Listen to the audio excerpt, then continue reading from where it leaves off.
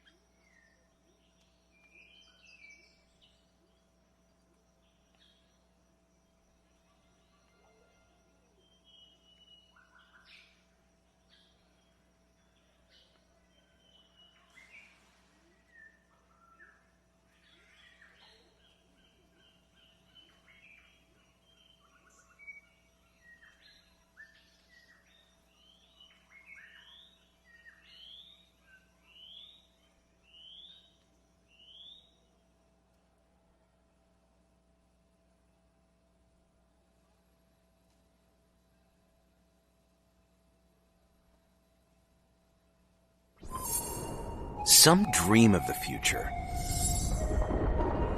We engineer it.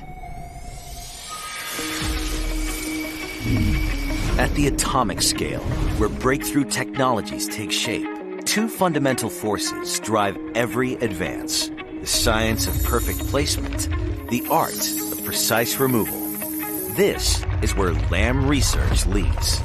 In the space between atoms, where angstroms define the boundary of what's possible. While others question if it can be done, we prove it. From advanced memory to logic, from cloud computing to artificial intelligence, deposition and etch drive progress in semiconductor manufacturing, and our innovations keep pushing the industry forward. Now, let's prove it. Lamb Research. Are you ready for the robotics competition that is changing the world? The first global challenge is coming to Panama. More than 190 countries, one arena, and one mission. Innovate solutions to our planet's greatest problems. October 29th to November 1st at the Panama Convention Center. A global festival of culture, international collaboration, and scientific innovation unite the next generation of STEM leaders. Join the live stream at first.global/live.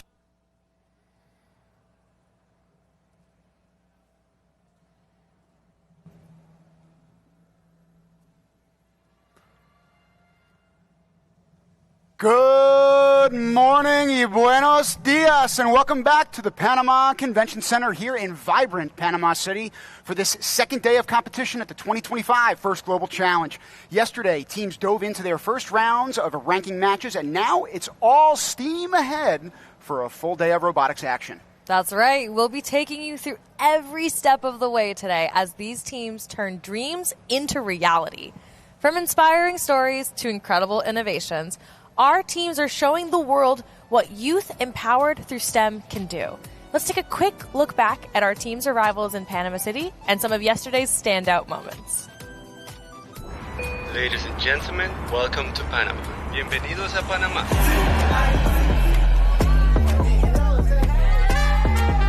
Team Ukraine, First Global Panama.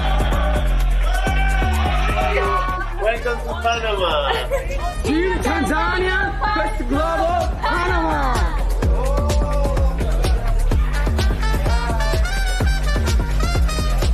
Team Kenya, First Global Panama.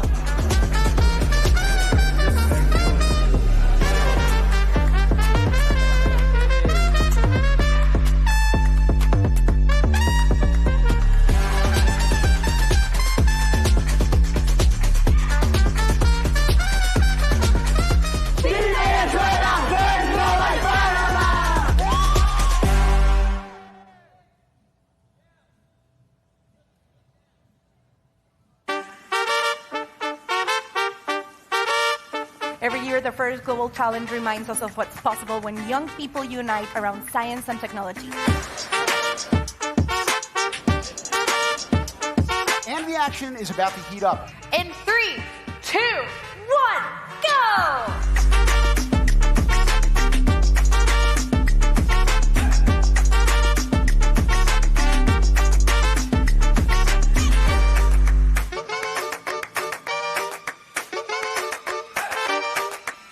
We're watching the future of global collaboration come alive.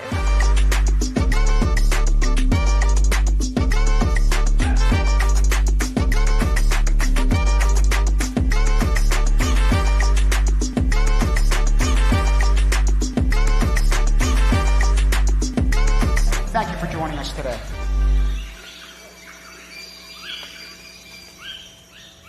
Non-stop action yesterday, Manisha, but it's only just beginning, and that includes today. We're starting off with teams Finland, Venezuela, and Lithuania at the top of the rankings, which we'll be able to show you in just a few short moments. But it's been incredible to watch the game and the strategy evolving, even that first day of competition. Absolutely. So the teams get a manual, and they get a game video explaining the game. But it really comes to life when they're all here together, pressure testing the boundaries of those rules and the design intention. This game is unlike any other. You're really incentivizing the global alliance, all 6 robots to work together on the field. It's not about blue, it's not about red, it's about everybody working together. And that's really had to change our team's strategic approach. So the robots they built may or may not complement the other 5 robots on the field. When you're thinking about that bigger global picture, everyone's bringing something different to the table, for sure. But getting on the field, communicating, figuring out, what is your strategy going into it? When things go wrong, how do you adapt? Overcoming language barriers. I'm in awe of what we've been seeing, and things are just picking up. Our students are getting in a groove, figuring things out. We're going to see some amazing action today. Well, and you talk about pressure testing specifically. Think about the environmental pressures that we're trying to emphasize when we're reflecting on eco-equilibrium, biodiversity, and ensuring that we're trying to do our best as a global community in combating that problem. So each team has its own journey in terms of getting here. In terms of the adversity that they've faced, the narratives have been very powerful to pick up on. We've had guests in the booth with us to learn from their example. It's something that every single year has really enriched my own experience. It's hopefully made me a better person. But again, it's this nonstop action here and that real personal connection. Even though it's a game with robots, it's so much more than that. And in terms of us trying to elevate this to a sport, trust me when I tell you that the amount of energy and zeal and enthusiasm we've seen, not just from the participants, but those in the stands, it's been truly infectious, Manisha. I would say that we've reached a sort of equilibrium here in the venue today between our teams, between our stands, people watching at home like yourselves. It really has been such a wonderful environment to be in. So to dive in a little bit deeper into our game as we kick things off, you can see that the fields behind us are ready to go for today's action. Let's take a look at the meaning behind this year's challenge, Eco-Equilibrium. Every day, millions of species work together to keep our air clean, food growing, water flowing, and climate stable. But they're increasingly under attack, threatening our world as we know it. In the 2025 First Global Challenge, Eco-Equilibrium, students from around the globe unite to restore the equilibrium of Earth's ecosystems in a high-energy robotics game modeled on real-world environmental solutions. The global alliance of 6 teams is faced with barriers blocking the achievement of healthy levels of biodiversity in ecosystems, from deforestation and overexploitation of resources to pollution and warming temperatures. These barriers must be removed through the efforts of mitigators to pave the way for biodiversity to return, similar to how conservationists build wildlife corridors, clean polluted wetlands, or pass policies to protect endangered habitats. With the barriers cleared, colorful biodiversity units are released, representing the teeming variety of species critical to healthy restoration. Teams work to add them to the ecosystem, similar to how scientists, activists, and innovators around the world reintroduce native species, regenerate landscapes, and boost diversity where it has been lost. To accelerate nature's comeback, robots activate the accelerator, showing how proactive efforts like data-driven conservation or the use of optimized technologies can speed up recovery. But biodiversity isn't just about adding more, it's about nurturing equilibrium.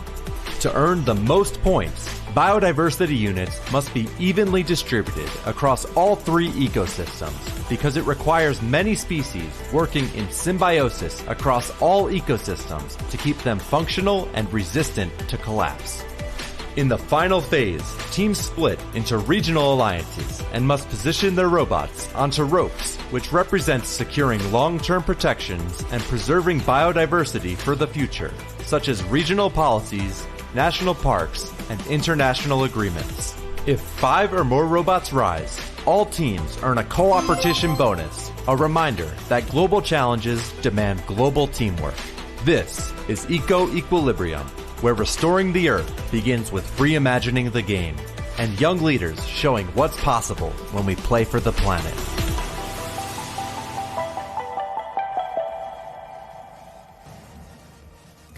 From the land of rivers and rainforests, Team Guyana celebrates biodiversity and innovation in equal measure. They're here to showcase how technology and nature can thrive together.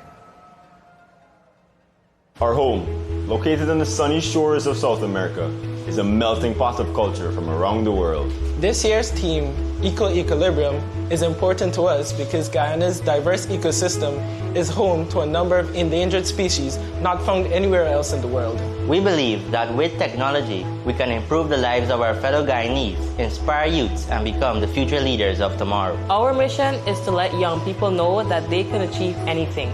so long as they put their minds and their hearts to it. What better way to do this than through STEM? And this year, we're coming to further our dedication in achieving our goals. See you in Panama City. We are. We are. We are.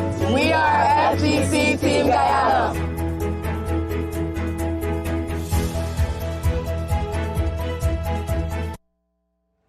190 nations in total. That's just one and the first of the day. We'll continue to bring each of these vignettes and narratives your way if you're tuning in at home.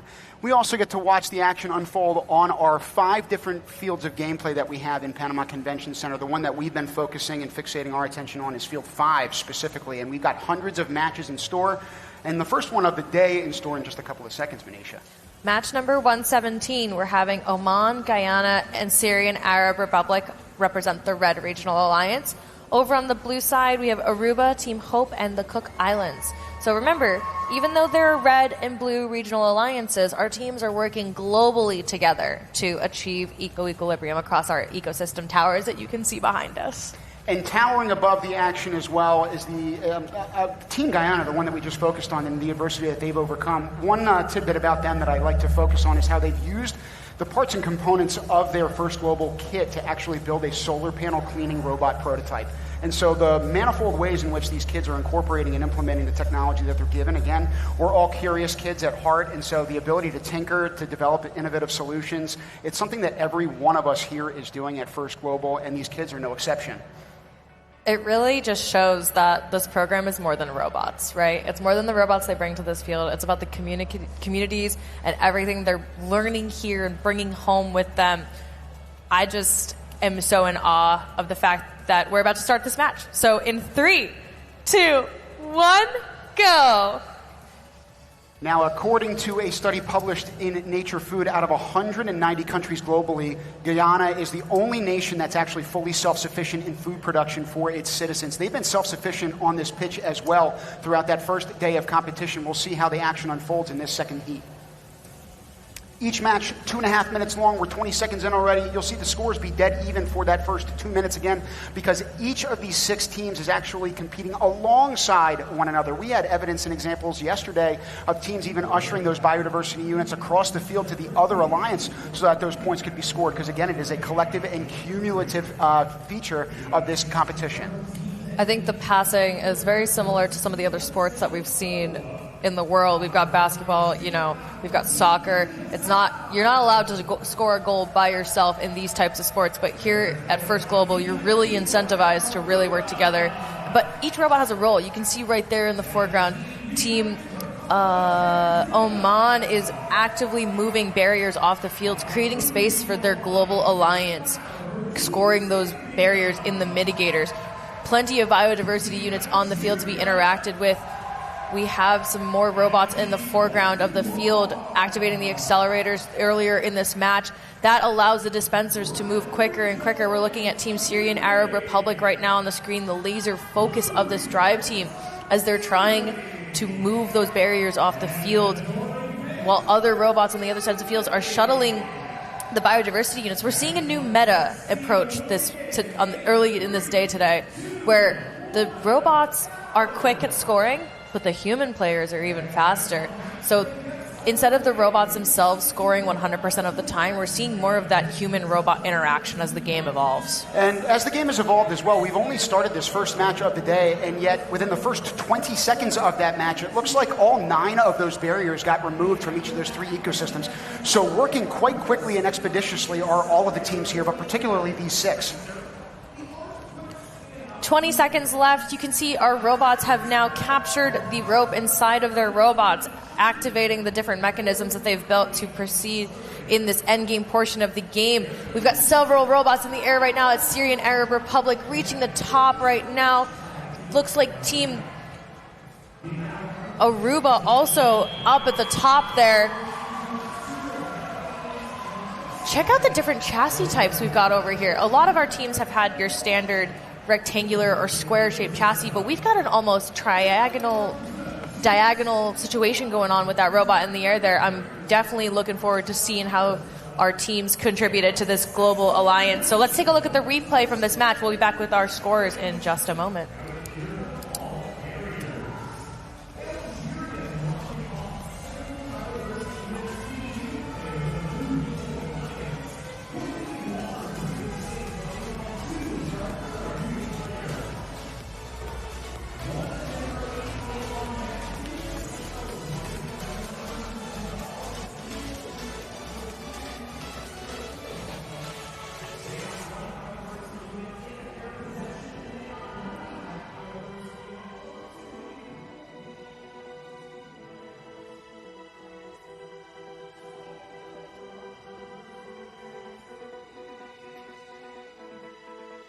Scores on the board here. Both of our alliances took home 76 points for that match.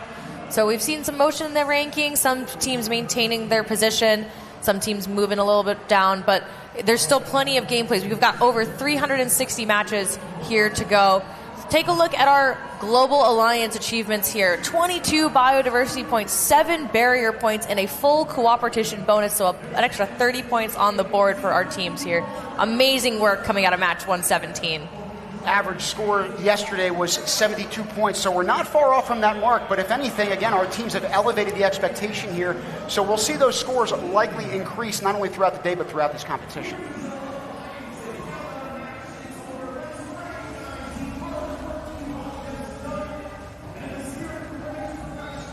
The discipline, teamwork, and athleticism on display by students at this year's event is proof of a simple truth, that robotics is in fact a sport.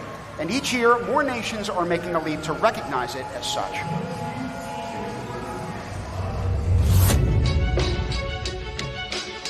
Success doesn't start on the playing field. It starts here. It takes strategy and countless hours of practice. It requires teamwork and adapting under pressure. Athletes aren't born, they are made, because progress doesn't happen overnight. You have to work at it, day in and day out. It's not about the medals, or the news coverage, or the fans. It's about the journey, the relentless pursuit of a better you and a better tomorrow.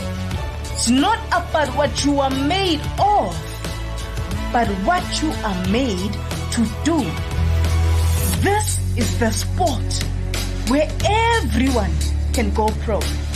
Because with the foundations of STEM, anything is possible. These are more than athletes. They are the leaders who will truly change the world. Robotics is a sport.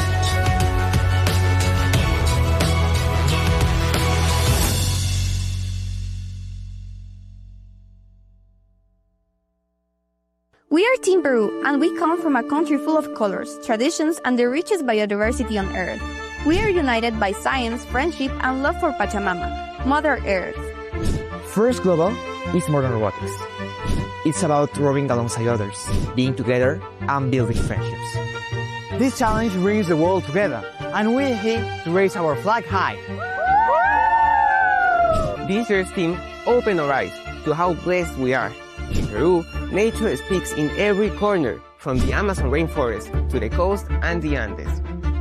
Robotics is energy, strategy, and emotion. It's a true sport. But here, we learn from each other. Differences become power. We compete, but we also connect. That's the spirit of competition, making an impact together. Together, we rise not just as Team Peru, but as part of a global family that dares to dream big.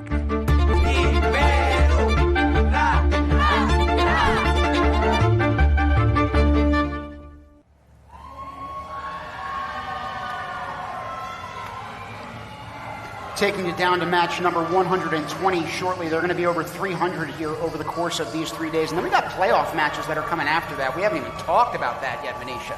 Things are going to be heating up over the next couple of days, and we'll be there every step of the way with you, explaining how things are going to heat up and ramp up for our teams. We're going to kick it to match 20 in 3, 2, 1, go! On the Red Alliance, we have Slovakia, Puerto Rico, and Peru, alongside in the Blue Alliance, Team Bahamas, Finland, and Mauritania. Immediate action in our freshwater ecosystems and marine ecosystems, removing the barriers and lowering the platform within our ecosystems. We're creating more space for those biodiversity units over the course of the next 2 minutes and 5 seconds here. We're looking at Team Bahamas and Mauritania right now, shuttling the barriers out of the drive team zone, that blue taped area on the field that you see. That's where our teams can interact with the game elements, such as the biodiversity units. You saw Team Bahamas right there picking up and delivering the biodiversity units to the human players on their alliance. Now, we talk about robotics being a sport. It is also a passion. And I say that because Team Puerto Rico, one of the 6 nations competing right now, they meet 3 times during the week for 3 hours a pop, and then once on the weekend for a total of 10 hours. So if you're talking about that immense level of investment in effort, in energy, again, it's not just for a pet project, it is for a passion. And these kids are demonstrating that in their work on this field. Our students show their commitment to their academics, their communities, and robotics. Really the most passionate people on this planet. Another cool piece about Team Puerto Rico, and frankly this whole competition in general, is how it's opening access to so many people who don't have previous experience, and Puerto Rico is no exception. And I say this because every single year they actually give new and other students the opportunity to experience this competition. That's certainly unique here at First Global. It's also unique as a team, and we celebrate that here. 45 seconds. You can see our human players are gearing up for the score potential in the last 40 seconds here. Our human players are making absolute buckets in our different ecosystems. Take a look at the equal distribution across the marine, freshwater, and terrestrial ecosystems. Our teams have realized the importance of equilibrium on the field. We're now in the last 30 seconds and counting down. This is the end game portion of our game where our teams are now going to be ascending these ropes in the center of the field with their robots. You can see Team Peru making their way up, joined by several other robots on the field as well.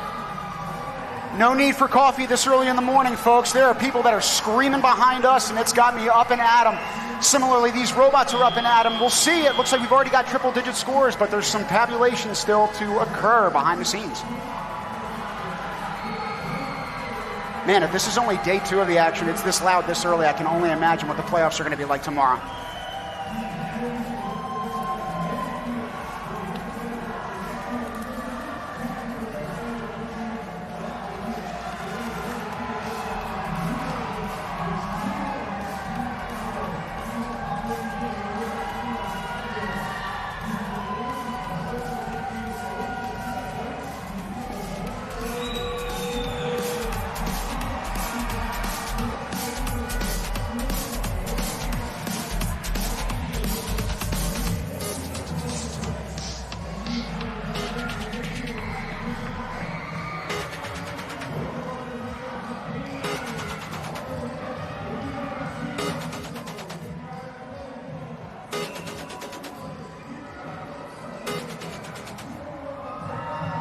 While we wait for the scores from that match, I just wanted to point out the aesthetics by some of the teams in that match, Team Slovakia and Peru in particular, really showing that they can integrate aesthetic, beautiful art, and all this amazing representation of their home nations while also being functional.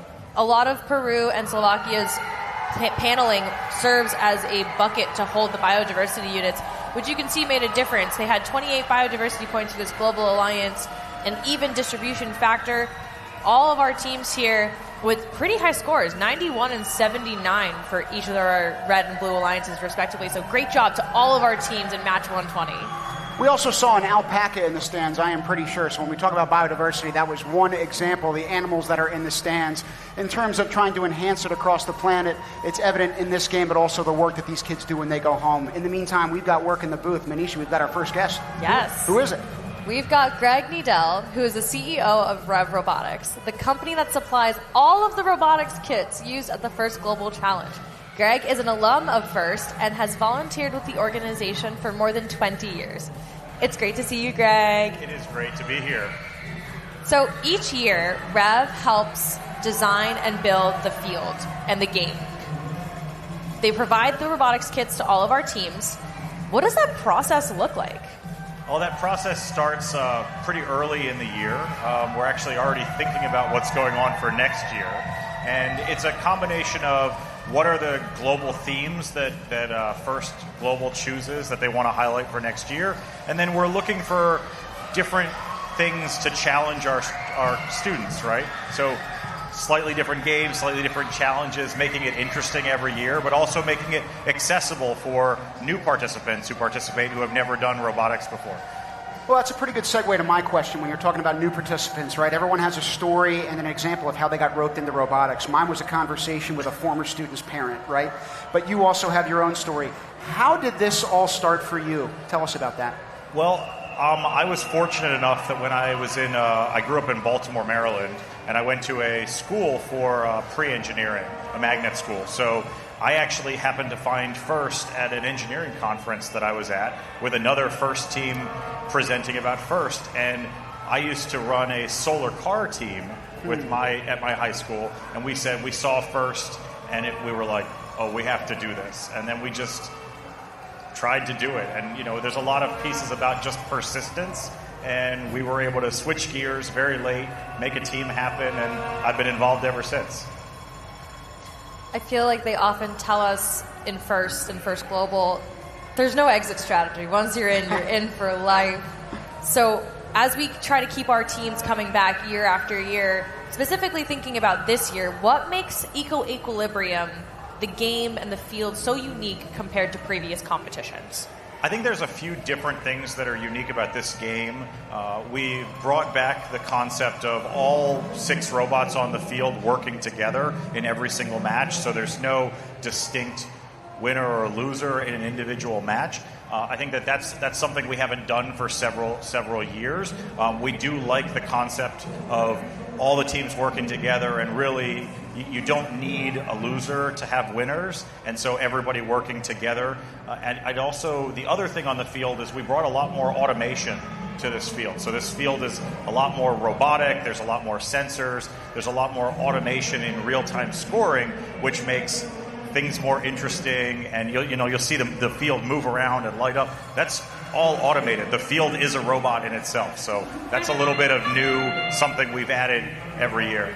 Well, in terms of the production that this event has become and the spectacle it is, you talk about automation. People at home probably watch this seamlessly behind us and thinking that it's all automated as well, but that's not the case. There's so much extra work that goes into this, and that includes Rev and what you guys have done. So everyone has an aspiration or a goal coming out of this event. What's yours specifically? My specific goal is really about making sure that students everywhere have access to STEM.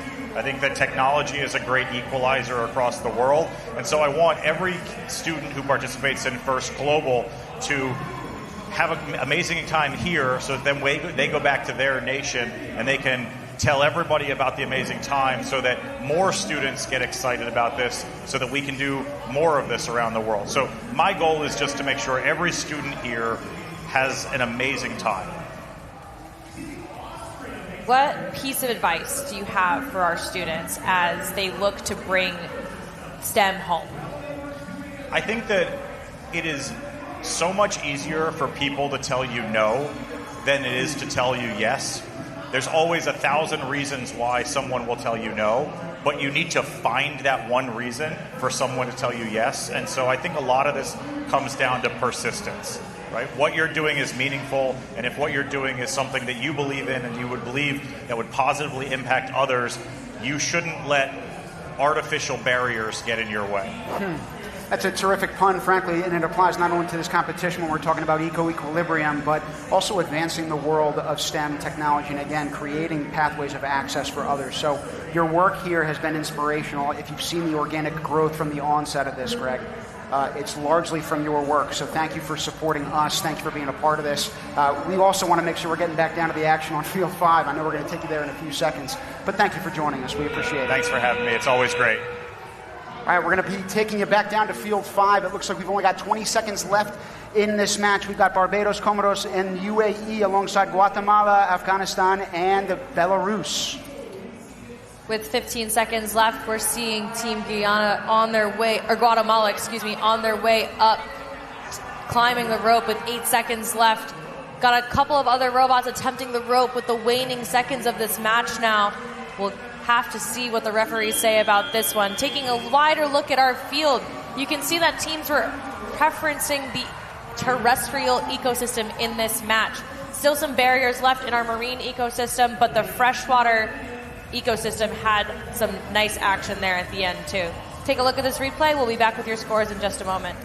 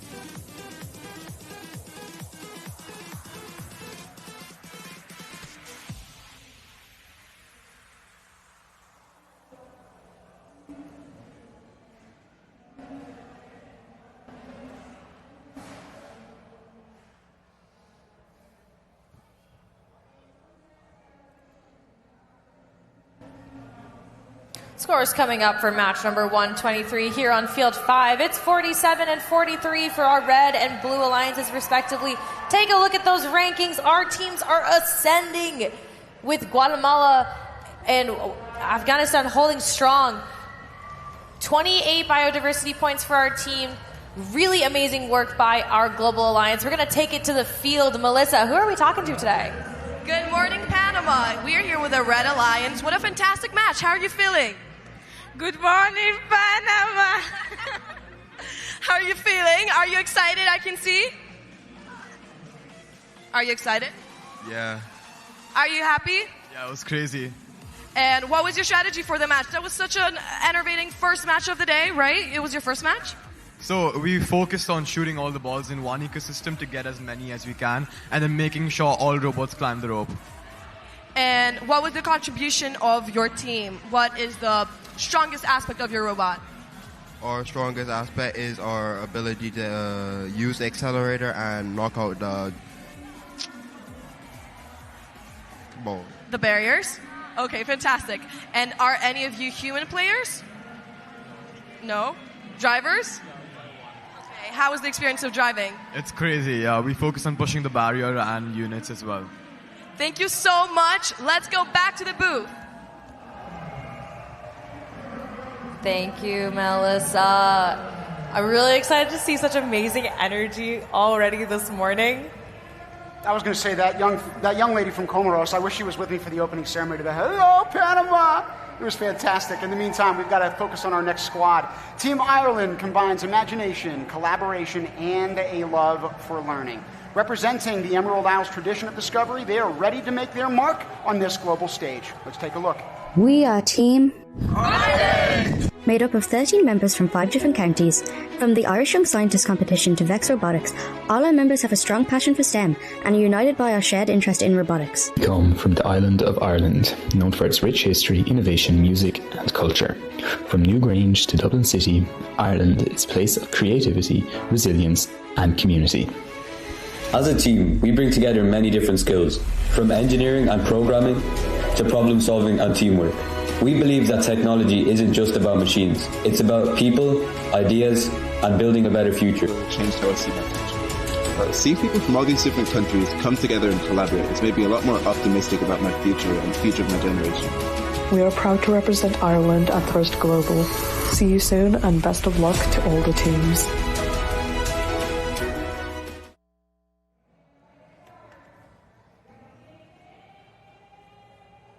Representing the Emerald Isle, we'll see Ireland on the Field 5 in match number 126 very shortly. I just love getting to see everyone's hometown. We come from such beautiful places in the earth, and they all mean so much to us. So to be able to get snippets of all of our different teams and what they call home has been just such a pleasure. We're going to be taking it down to their game in a couple of seconds here again on Field 5. 5 different fields that all of these 190 nations are competing on. We'll show you the next 6 in just a few seconds. We start this match up in 3, 2, 1, go!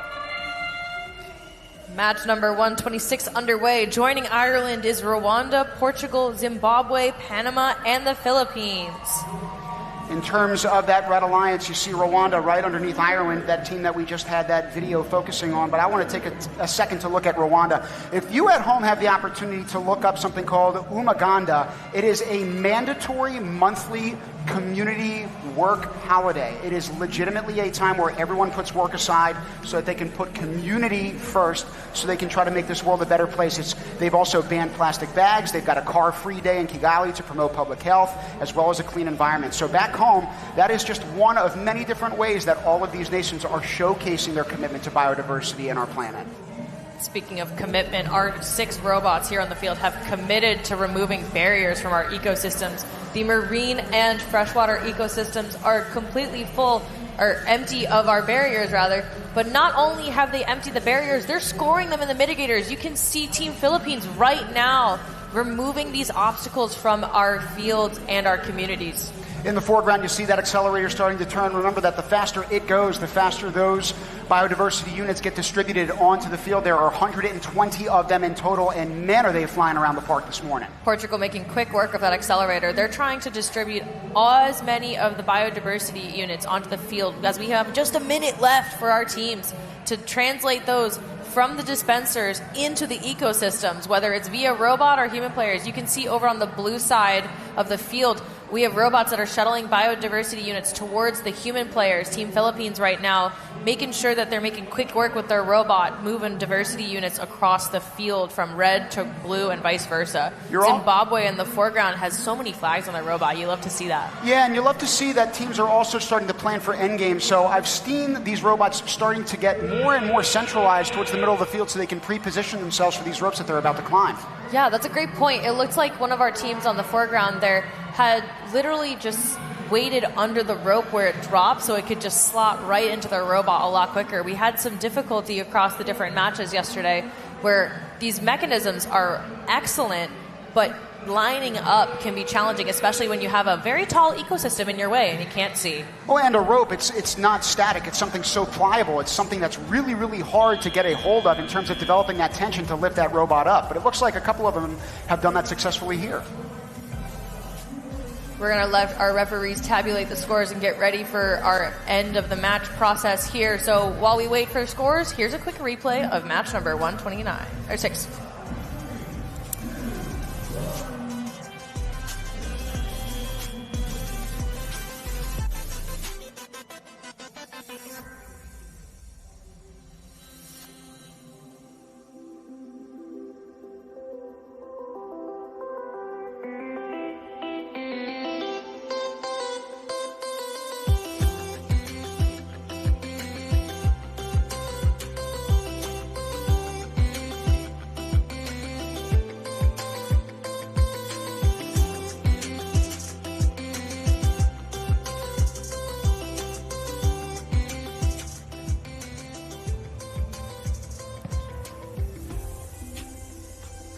Scores now up from that most recent match, a delta of 3 points. But again, all 6 of those nations ascending in the rankings as a result of those cumulative points that get added through each one of these ranking matches. Congratulations to both alliances.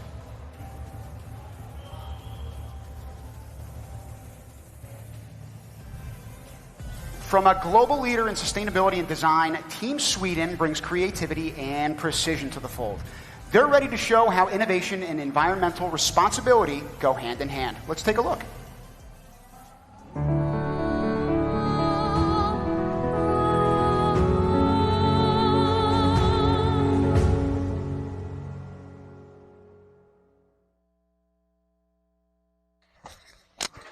Is this good? Nils. Yeah. Yes, Nick. Hi, my name is Pontus Fast. Nils Boman. And I am 15 years old. And I'm a member of Team Sweden.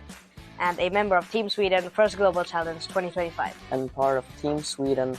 So I've been taught here at Kosmosklubben since I was a child. And then now I'm teaching here at Kosmosklubben with my teammate Nils. And one day our boss came to us and said, there's this cool challenge where you get to travel and be a part of Team Sweden's Robotics. And I was like, okay, it sounds fun, so why not give it a shot? I really look forward to seeing all the other countries participate, their robots, and seeing the people that made this FGC challenge happen. You know, it'll be really fun to meet new people and just have some competition. I'm also looking forward to seeing the other teams and meeting people from all over the world.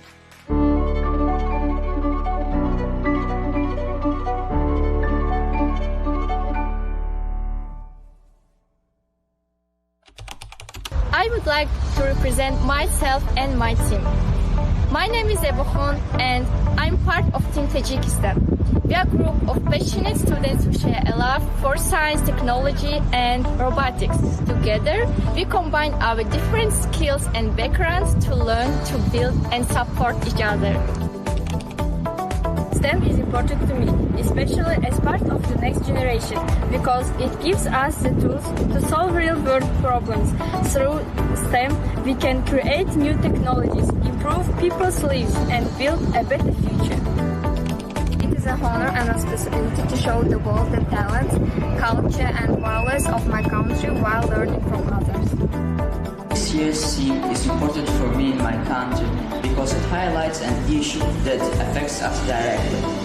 By working on this challenge, we are finding solutions that can help our community and the world. Participating in the first global challenge gives me opportunities to meet new people, learn advanced technologies, practice teamwork, and build friendship across borders.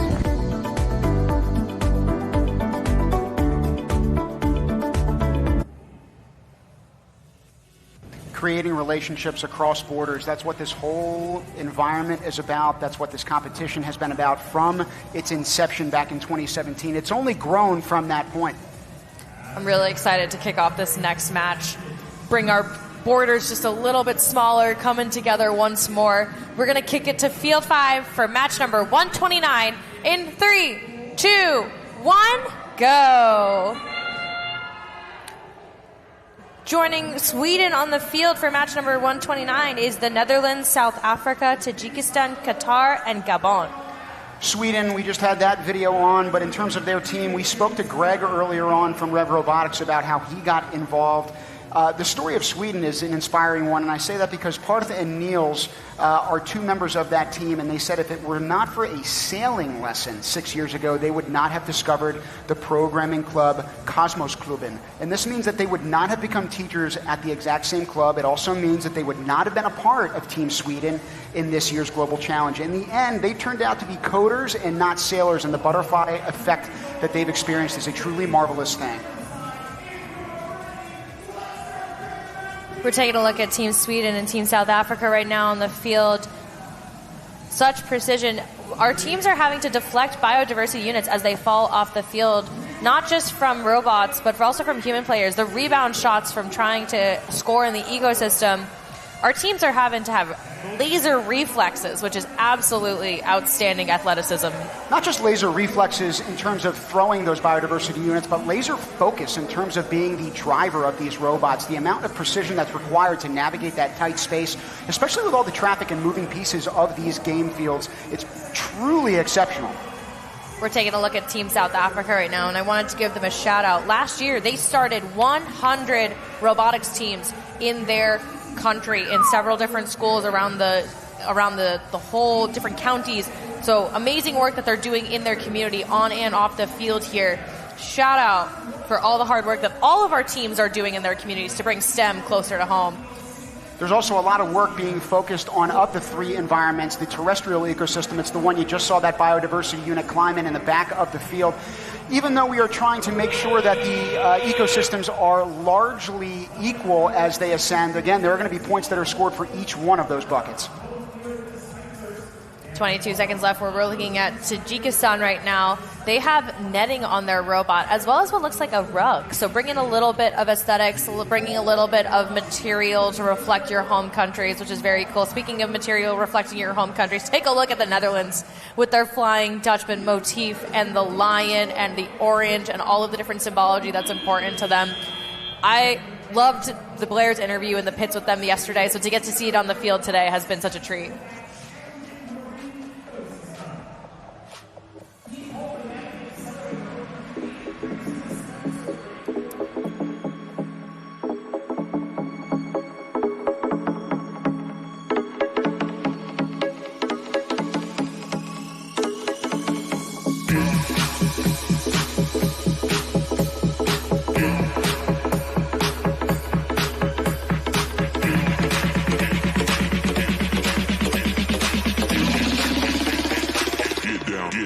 To the beat side.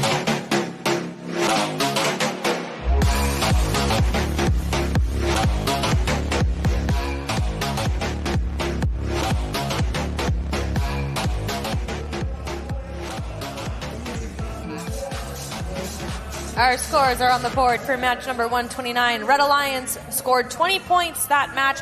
23 points for our Blue Alliance. Let's focus on the bigger picture here, though. For our Global Alliance, they got 1 barrier point, so it sounds like mitigating our barriers on our field wasn't the most important part to them in that strategy. The biodiversity is where they were putting in all of the work. 22 biodiversity points on the board there. Great work by all of our teams. We're now going to take it to the pit. Take a look behind the scenes. What's happening after they cut back from the field of play. This competition can be tough on the robots. And when the going gets tough, the tough get going. And where do they go? Right here. They get spare parts. They can get their battery charged. They get the machine shop with new parts. They can get tech support.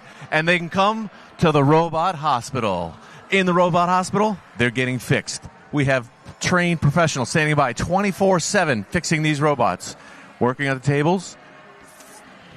Each team can come here when the robot needs a new part.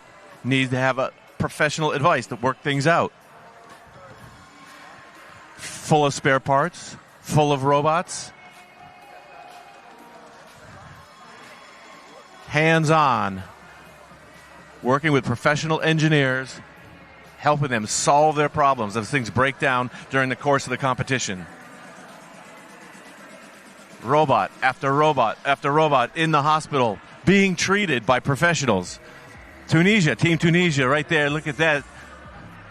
What was the issue with your robot? It did well. It did well. Now it's ready. Yeah. It's been fixed in the robot hospital. Behind the walls here, spare parts, the machine shop. You get the idea. There's a lot going on behind the scenes, and now we'll send it back to the booth. Thank you, Blair. There's a lot going on behind the scenes. There's also a lot going on in the booth, and we're going to take you to the next team of focus shortly. Here from the vibrant heart of South Asia, Team Bangladesh embodies resilience and imagination. Their commitment to problem solving and sustainable innovation reflects a nation looking to confidently strive towards the future.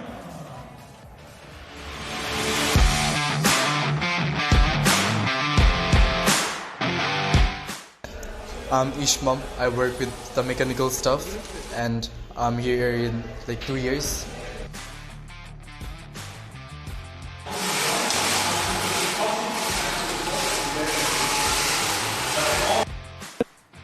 I'm pretty good at mechanical, but I want to improve on designing robots this year. My expectations are learning more things and do good this year. I've been doing robotics for a year.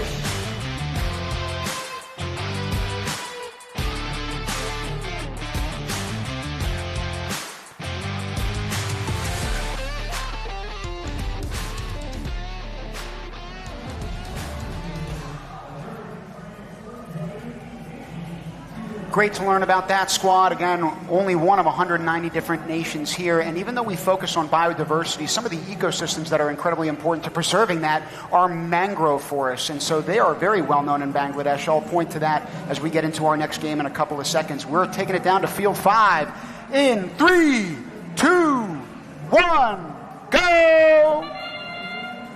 2 minutes and 30 seconds counting down. Joining Bangladesh on the field is Turkmenistan, Kyrgyzstan, Senegal, Hungary, and last year's host nation, Greece.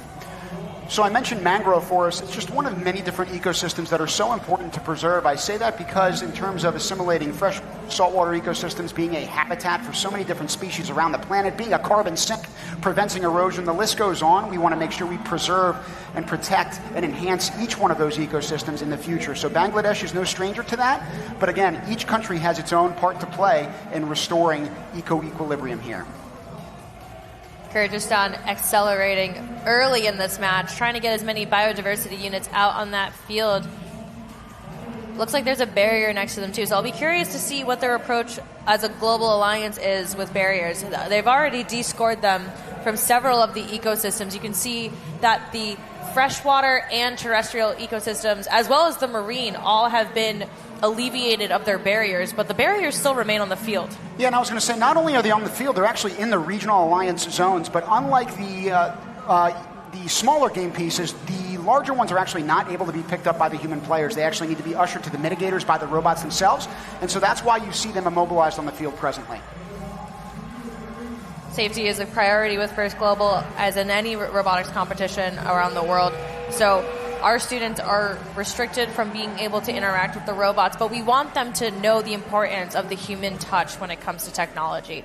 So you can see Team Hungary right there pulling in those biodiversity units. I'll be curious to see if they deliver them themselves via robot into the ecosystems, or if they will be delivering them to human players. Oh, let's check it out in the foreground. We've got a team at the accelerator. Looks like that's Team Bangladesh, who we just saw their video. Well, and I gotta love Hungary right now, because again, they're taking those biodiversity units in the hopper and immediately using the shooting mechanism to then launch it towards the human players to put them in those ecosystems. So again, good strategy there. 24 seconds and counting down in this match. We're taking a look at robots now. All six, actually, all gravitating towards the rope. Kyrgyzstan on its way up. I love that they have a double, it's like a bow tie shaped climber. That's so cool. So almost like a spool of thread that they're creating as the course of the match wanes here. I was going to say, I've tried to wear a bow tie once in my life. I watched YouTube videos, DIY. I tried for 2.5 hours to put the darn thing on, and it still didn't work. These kids are way more adept at the mechanized bow tie that you just mentioned, Manisha. Great for them. We have a replay for you in the meantime, folks. Check it out.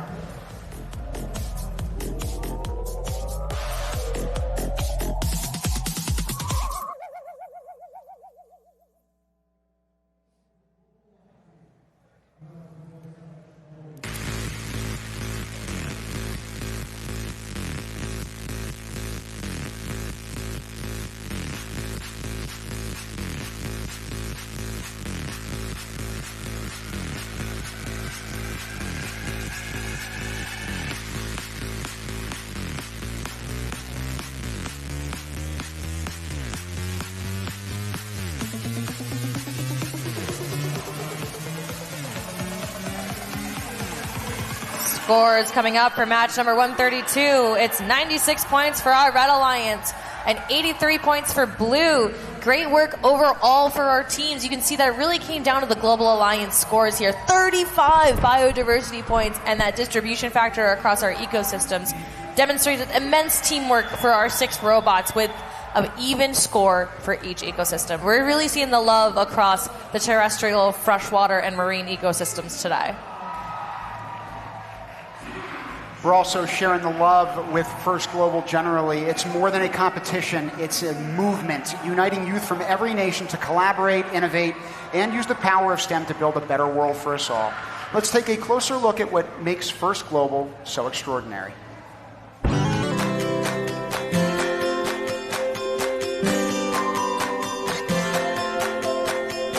Transforming the world starts here. It starts with her, with him, with them. There are many brilliant young minds with the potential to transform our world for the better. But not everyone has access to the opportunities that unlock their talent. But what if every child had the tools they needed to solve problems in their own communities? Our mission is to inspire leadership and innovation in youth from all nations by empowering them through education in science, technology, engineering, and mathematics, also known as STEM. With First Global, any student can bring their imagination to the table and receive the tools to make their vision a reality. We accomplish this by hosting the First Global Challenge, an annual Olympic-style international robotics competition. One team of youth from each country builds and programs a robot to compete in a game themed around an issue of global importance. But more than scoring points, these athletes score invaluable life skills by cooperating on alliances, surpassing cultural, geographic, and linguistic barriers to achieve their goals. We're bringing the same passion and energy of sports to the field, but using it to inspire generations of high school-age students all over the globe to think creatively, problem-solve collaboratively, and lead collectively. In doing so, we're creating the change makers who will work together to solve the challenges of an ever-evolving world in need of solutions. And is there a greater future than one created by ingenious young minds united for a better tomorrow?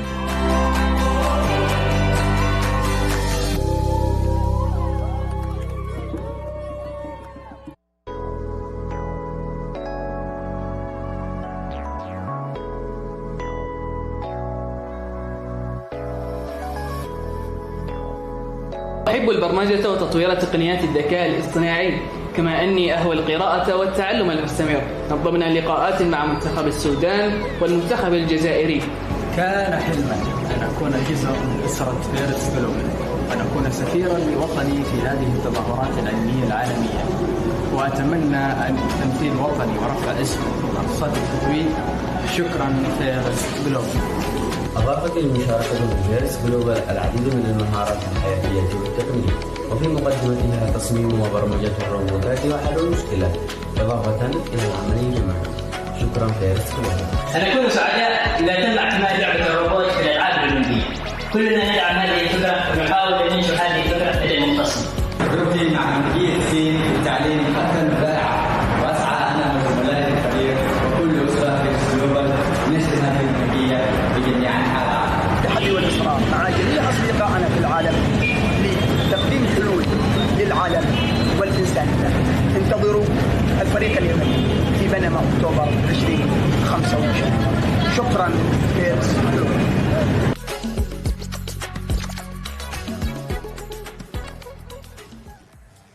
We are back in the booth. We're going to bring you back to the action shortly here for match number 135, but I also wanted to make sure I was introducing Marlene back for day number 2. Marlene, what's it been like watching so far today? Thank you, Tim. It's been so exciting. I actually got a chance to be down on the field with the students to go onto the pits. I got to see some of the matches live, not here from the booth, but right now we should be focusing on match 135 that's going to be happening right behind us. It's starting in 3, 2, 1, go! In this matchup, we've got the Dominican Republic alongside Guinea-Bissau and Dominica. They're squaring up with Congo, Yemen, and Sudan. It looks like we're starting this game with teams focusing not as much on releasing those biodiversity units as we had seen yesterday. We are seeing, though, that a lot of those barriers have already been removed from both the marine and the freshwater ecosystems. Let's see if they're going to be able to push them all the way out to the mitigators.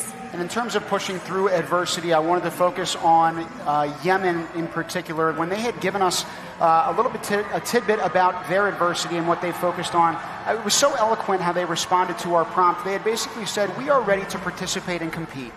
We strive to raise the flag of our beloved country high up on these podiums despite the difficult and harsh circumstances our homeland is growing through. That type of passion that they're bringing from back home to this stage is inspirational for us all. It really is. I also find very inspiration that we can see our students from Dominica right there. Look at how teams are on the game. Oh, I love that mechanism that just extends out and is able to deliver diversity units to the human players. As we mentioned yesterday, human players are able to go into the field when they are at the regional zone, when the robot is in the regional zone and touching the barrier. However, they are not able to touch the robot itself. So a mechanism like the one from the robot of Dominica that extends out and gives them the opening to touch in is going to come in very handy as the competition advances. It's amazing how much hard work and preparation has gone into this event, right? Some teams have had months to prepare, others really not as much time. It's dependent on when they get their kit and how they can meet with one another. There are so many different barriers to these teams trying to put these robots together even before they get to the field of competition. And once they're here, it's only 2.5 minutes for each game. Yes, we're down to those last 23 seconds. The teams are starting to congregate inside those ecosystems, trying to secure protection. Team República Dominicana starting to get that climb, and we see their partners.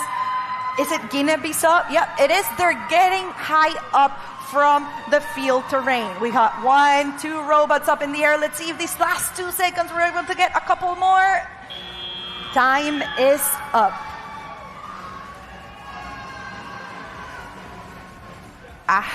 And once again, we have some of those robots still getting the climb after the buzzer came in. I don't think those points are going to come in available. Let's go see some replays from the match.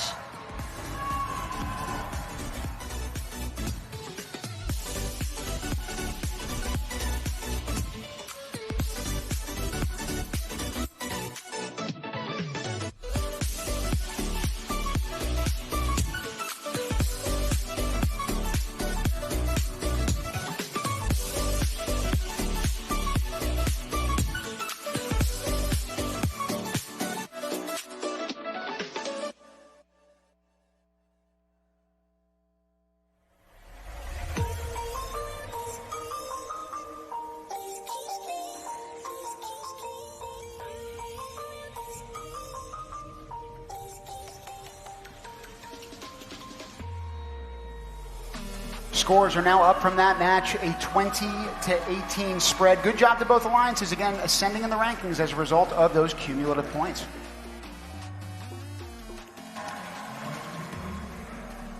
From a nation that bridges Central Europe and the Mediterranean, Team Croatia brings creativity and precision to this year's challenge. Their enthusiasm for innovation reflects the vibrancy of their homeland. Let's take a look. Bok, ja sam Marijan Večerin, a ovo je moj grad Vrgovac.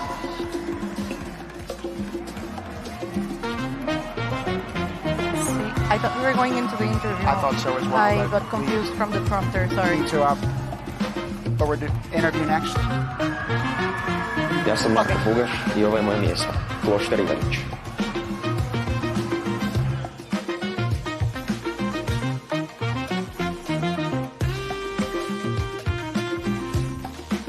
Dobar dan, ja sam Gašparović. Ja sam Veronika Mihinec.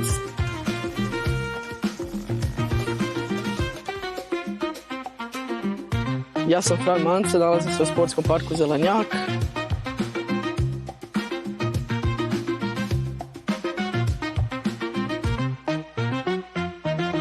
Nos vemos en Panamá.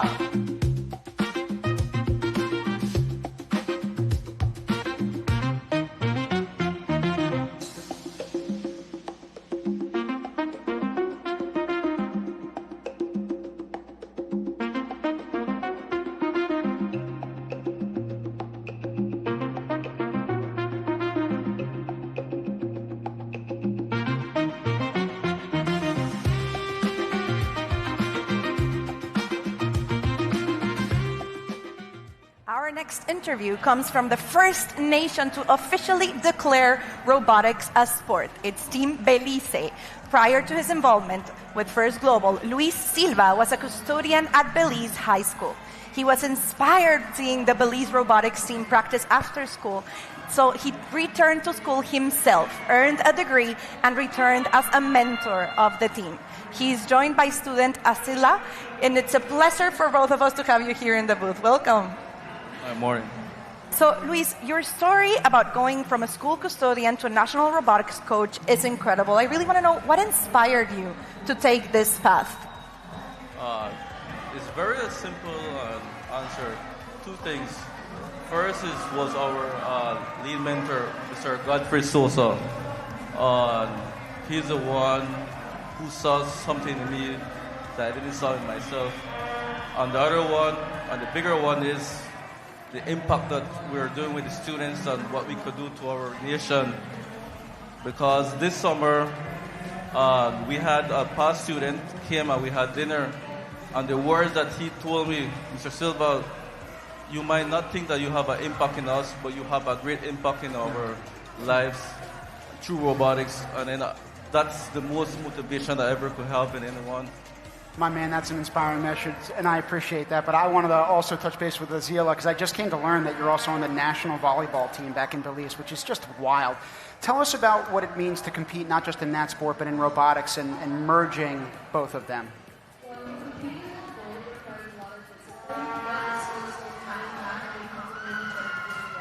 Because in robotics, you need to have quick thinking, perseverance, and you need to learn how to communicate. And it's the same thing in volleyball. Either working with a new alliance or trying to finish a set, it shows how similar they are. You don't have to choose between athleticism or academics. You can do both by doing robotics. Wow, Asila, that's a great example, and especially love the fact that you're bringing what you learn in one sport to the other. Thank you. Luis, we hear that Belize is creating youth spaces with robotics kits and 3D printers across the districts. How can other teams learn from your example and obtain similar results? Other nations could follow us. Very simple. Invest in the youth. Invest in technology. We followed those rules. We did alliance with our government through the youth spaces, and we changed the name to youth space. It's a space for you. Wow. Not for the youth, right? That's what we did. We just invest in technology and the youth and technology and everything. Use the resources that first give.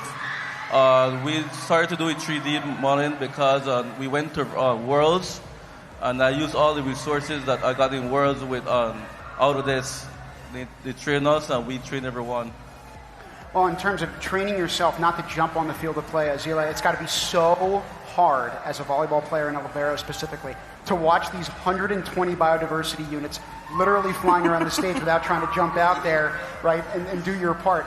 But in terms of doing your part in representing Belize, what does it mean to you to represent your nation here on this stage? It is a huge honor and an opportunity for me. And, I think that competing as a third world country, it shows that we have innovative youths that can stand with other larger countries because normally some countries look at us and think that we're not too good, but we can carry ourselves pretty well. And I want to inspire some of the Belizean youths, especially the young girls in rural districts. I really hope that they find their love for STEM and they have the opportunity to represent their country like I do. Thank you. Sila, thank you for giving, and Luis as well, thank you for giving such a great example. Coming from a third world country myself, I know how that is, and I really want to point out your team's philosophy. You're the greatest example of it. Learners today, leaders tomorrow. Let's hope we can see you lead as the competition goes. And now we're getting ready for the next match that we have down on the field, but it looks like we've got scores for ranking match 138. We have 57 points for the Blue Alliance, 52 points for the Red Alliance. Let's go down one of those interviews and see what the teams are doing. Thank you, Marlene. What an incredible match. How did you guys collaborate together? An incredible alliance. Yes, we're an incredible alliance. We focus on a strategy between the collaboration with robots and human players because that's the real concept of everything is how the robots can help us and how we can help the world with each other. That's the mindset. So what are your positions in the team? How did you help the alliance?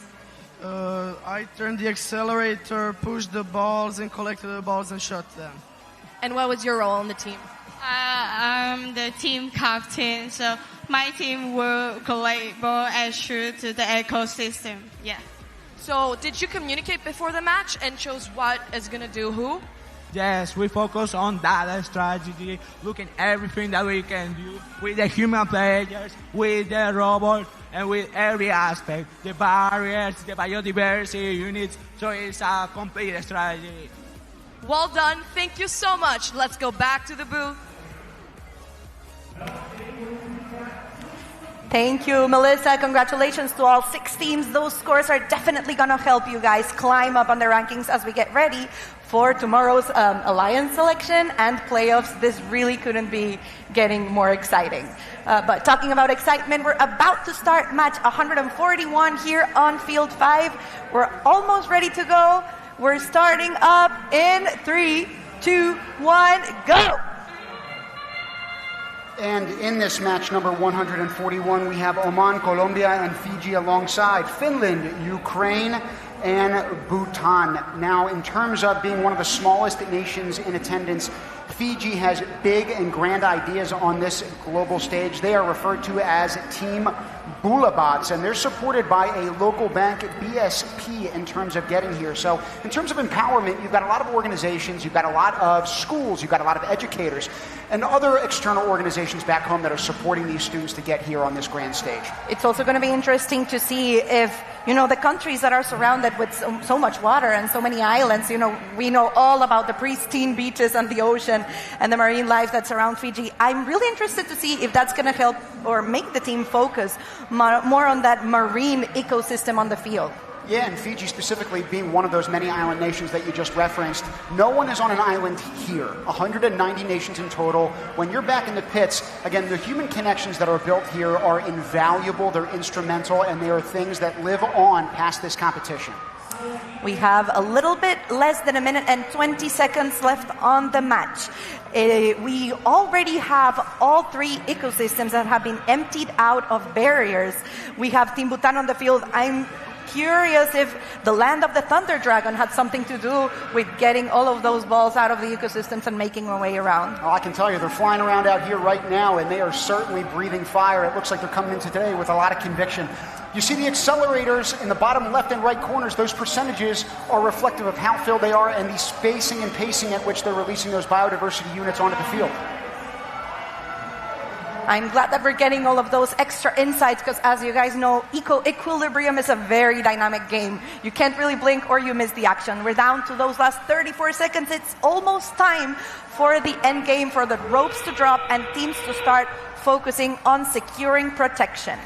If you're watching at home, you hear that train whistle at that 30-second mark. That's indicative of what Marlene is referencing endgame. Those ropes drop and these robots ascend. So you see contrary action. All of those 6 robots now in the middle of the park. It looks like some of them are starting to lift themselves off the field. I'm also observing on the field, and it looks like the distribution factor for this match might be fairly distributed. So that would be super helpful for all 6 teams. We have Team Oman all the way up on the climb. It looks like we've got 1, 2, 3. Is it at least 4 robots? Yeah, it could be. I was going to say that's for the field judges to determine. They have a harder job than we do in the booth. I do love that Oman is swinging back and forth with one of those biodiversity units still intact. It's almost like it's taking a souvenir to go. Robotics is an art. We've seen teams doing pirouettes all weekend when they're climbing up. We're going to go see some replays and take a look at the action.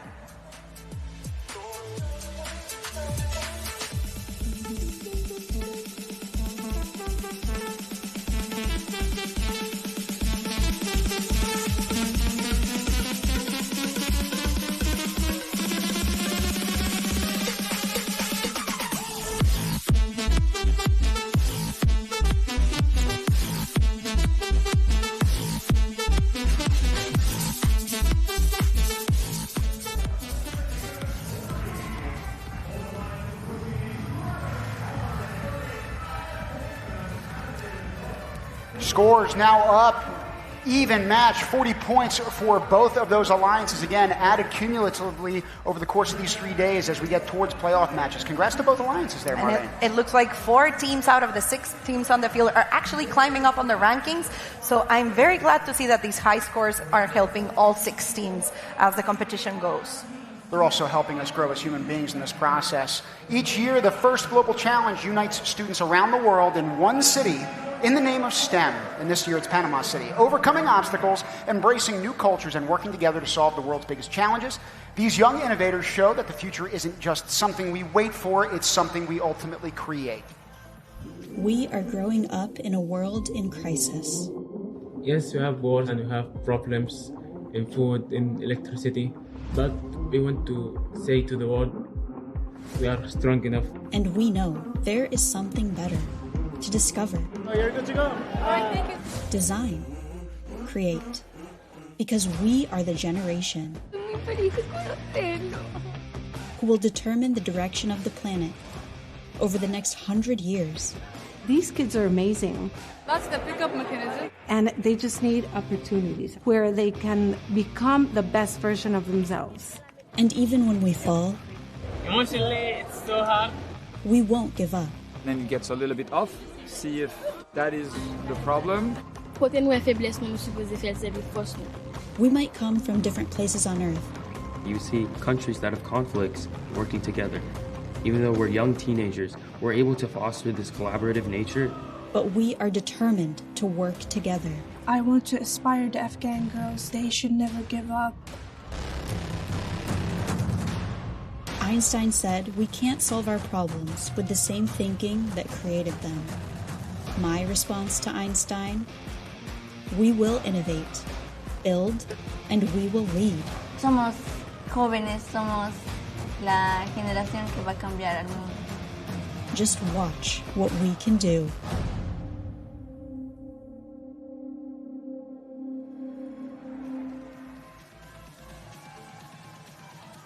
It truly is a global stage here at First, and the learning experience for the students is something that they are not going to be able to get anywhere else in the world. That's what makes First Global so unique. And the stories that we continue to bring you, right? Whether it's the videos that we're showing you at home or it's the interviewees that we're bringing up here to the booth, everyone has something to contribute. Everyone has a story to tell. That narrative is what's so empowering to the human endeavor and spirit that this event is truly all about. We're going to get you down to match number 144 in just a few seconds on field 5 behind us. Let's get rolling with this action in 3, 2, 1, go! We can hear the horn, and we're starting match with teams Madagascar, Cambodia, and Tunisia for the Red Alliance, playing with Team El Salvador, Sao Tome and Príncipe, and Indonesia in the Blue Alliance. Focusing on Cambodia specifically, they're one of many different examples here of the 190 teams where you've got former participants that then go home and build programs and then support future FGC participants as mentors. The majority of Cambodia's team were mentors of the FGC from 2018 to 2024, and now they're assisting everybody in this year in the technical and non-technical aspects of the journey. Good job to them. It's just first creates a legacy, and once you join us, it is a message, and that community, you really can't escape. You can't help it. It keeps you hooked in. We keep on wanting more. That's the only reason we're still here after 9 years, right, Tim? Absolutely, and these kids are hooked in on the action right now. It looks like the Blue Regional Alliance is doing a great job with the human players of putting those BDUs in that one robot. Yes, Team Indonesia, or the human player for Team Indonesia, playing all of those biodiversity units on top of the robot. Let's see if we get some fields. Oh, there we go. The barrier literally obstructing the path into the ecosystem, but they're going all the way up. Let's see if they're able to put the biodiversity units we're so in. Close! Let's go, Indonesia! Oh, my goodness gracious. It's just a mess of all those BDUs, but great job to that elevator lift. We'll see if it can get over that hump in the last minute of play. Good job to them and everybody else they're competing alongside. This just shows how the barriers, act as literal barriers down on the field if they're not able to locate them or there, but it looks like they're changing the game strategy, going back to the regional zone. Are they going to go for placing more biodiversity units, or are they passing it on to their human player? We're going to have to wait and see. Listen, I love looking at that team in particular and what they just did. It's a perfect example of how when you meet a challenge of any kind, instead of dwelling on the fact, think about alternative strategies and solutions. Good job to them going to the regional alliance station so the human players can then become involved. You adapt, and we're going to adapt our strategy as we're down to the last 24 seconds. Team hurtling down into those ropes to secure protection multipliers. We were previously seeing some of those biodiversity units flying into the two lower ecosystems, marine and freshwater, to try and get a closer distribution factor. But we got 1, 2, 3, 4, 5. Good Are we going to get 6 robots in the air? This is just I don't think we got the shot. We're going to have to wait and see what our referees determine at the end of the game. Remember, for everyone at home, the point that matters is the lowest point of the robot. That's where we're going to start to measuring the distance between the field surface and how high the robots climb. Let's take a look at some replays from the previous match while we wait for the final scores.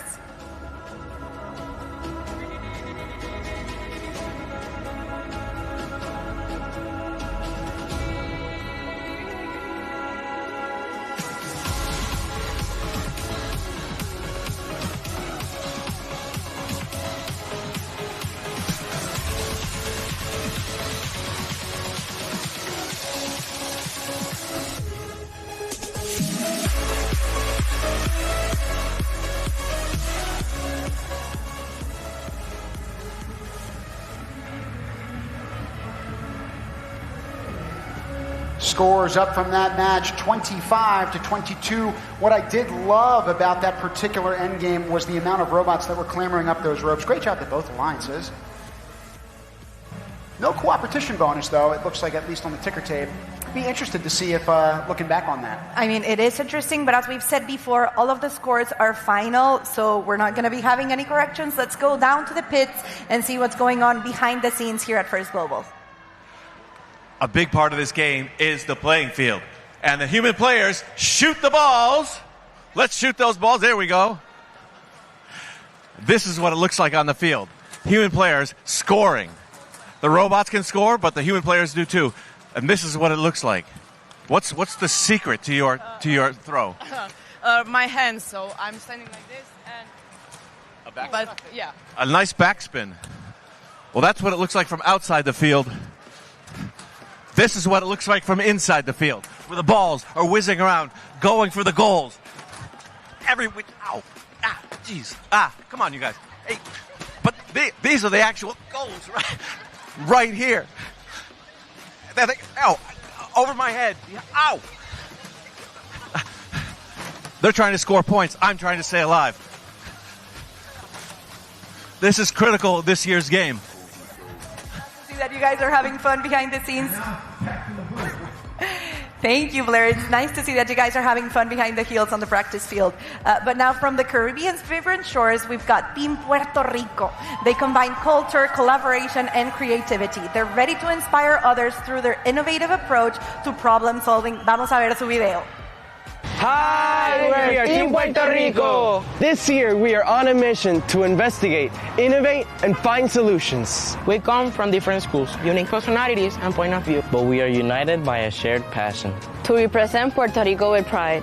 I knew I have the skills and the character to contribute. This opportunity will help me to achieve my dream to work at the NASA. I have many friends who were part of previous teams, and they inspired me to take this opportunity and pursue my dream of becoming a mechanical engineer and leave my mark as a woman in STEM.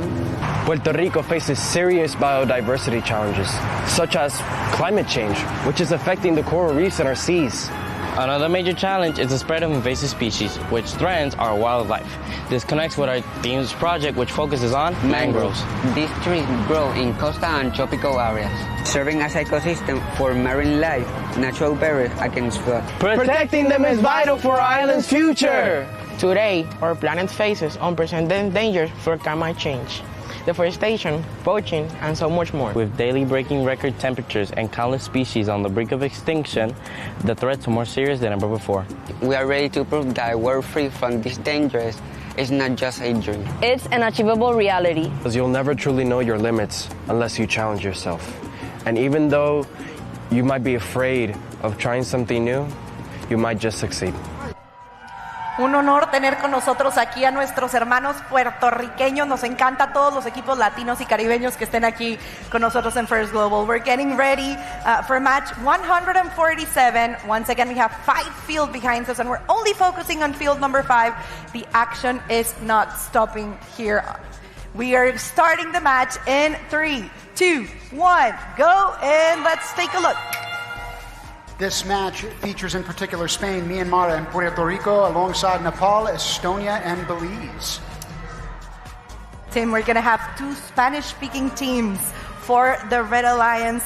It's going to be interesting to see if that language barrier not being as high could be beneficial for the teams. But if I'm being honest, it looks like communication hasn't been an issue for students. And Belize's presence here has been absolutely beneficial. We had them up here in the booth just a few moments ago. Again, their nation was the first to declare robotics officially as a sport. We are hopeful that the 189 remaining nations here emulate that as an example.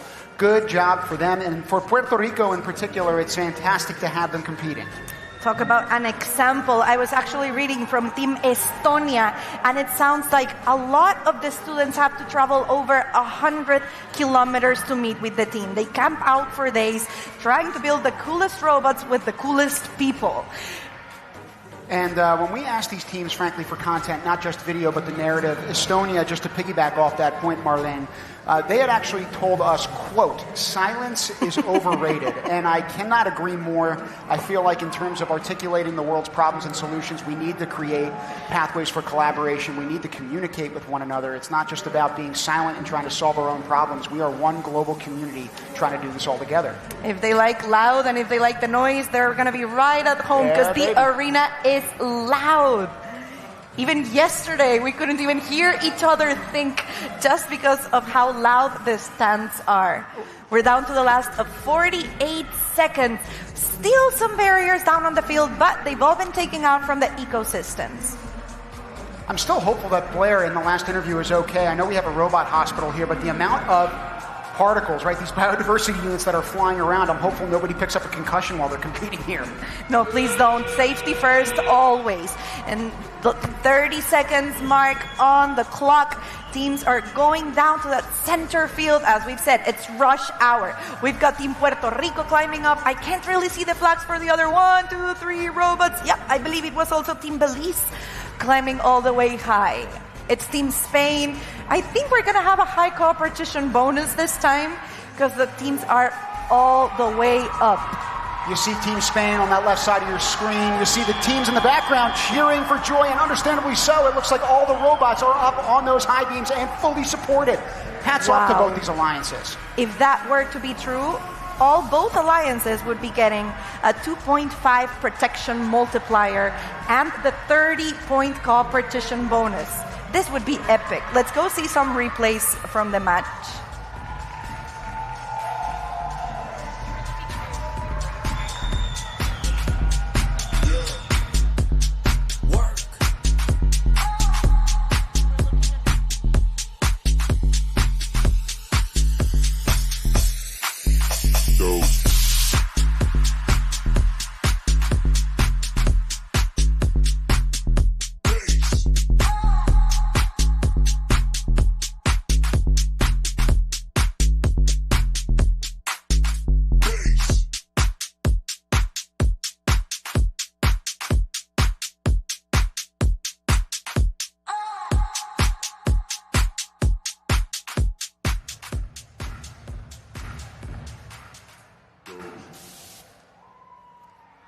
Scores now up, and it looks like we did in fact get that full cooperation bonus. Great job to both of those alliances.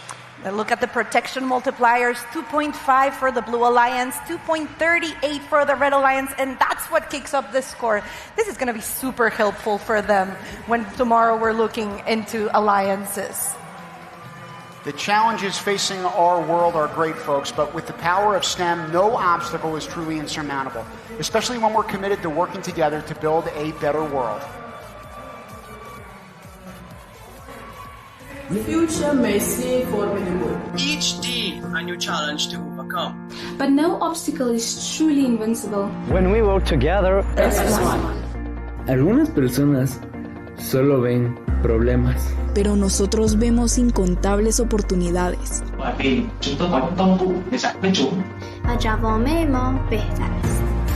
We may be young, but our paths are clear. IT specialist. Fondo Kashmir. Teacher. Ingeniero. Se trata de algo más que una carrera. STEM es un estilo de vida. Both big and small. 所以，不管我们的背景和教养， we are empowered to play our part in improving life for all. Podemos resolver los desafíos de nuestra propia generación. Ensure water purification. Enhance energy creation. Revolucionar a educação. Develop sustainable urbanization. Nature conservation. Further transportation. And many other innovations. And in the process, transform the lives and well-being of people from all nations. It now starts with me. With me? Sa akin. With me. With me. Y contigo.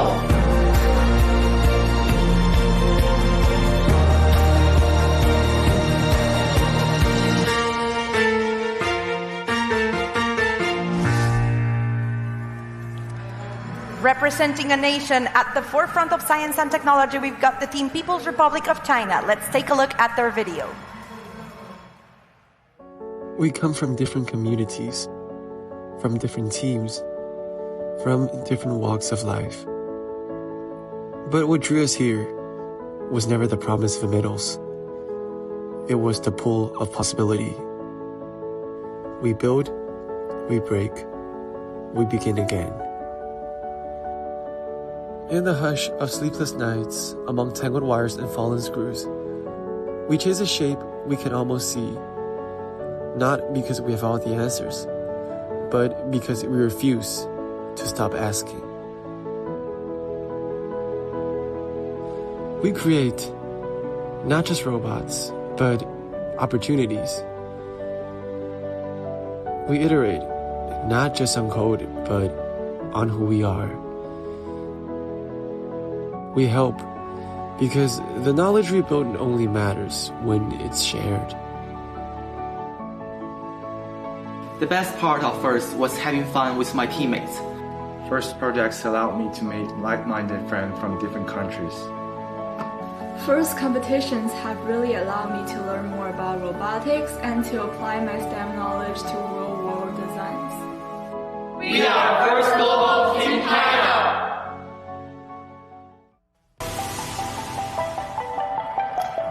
It's an honor to be joined by the students from Team People's Republic of China, and it's also an honor for the two of us to be here, being able to join you guys.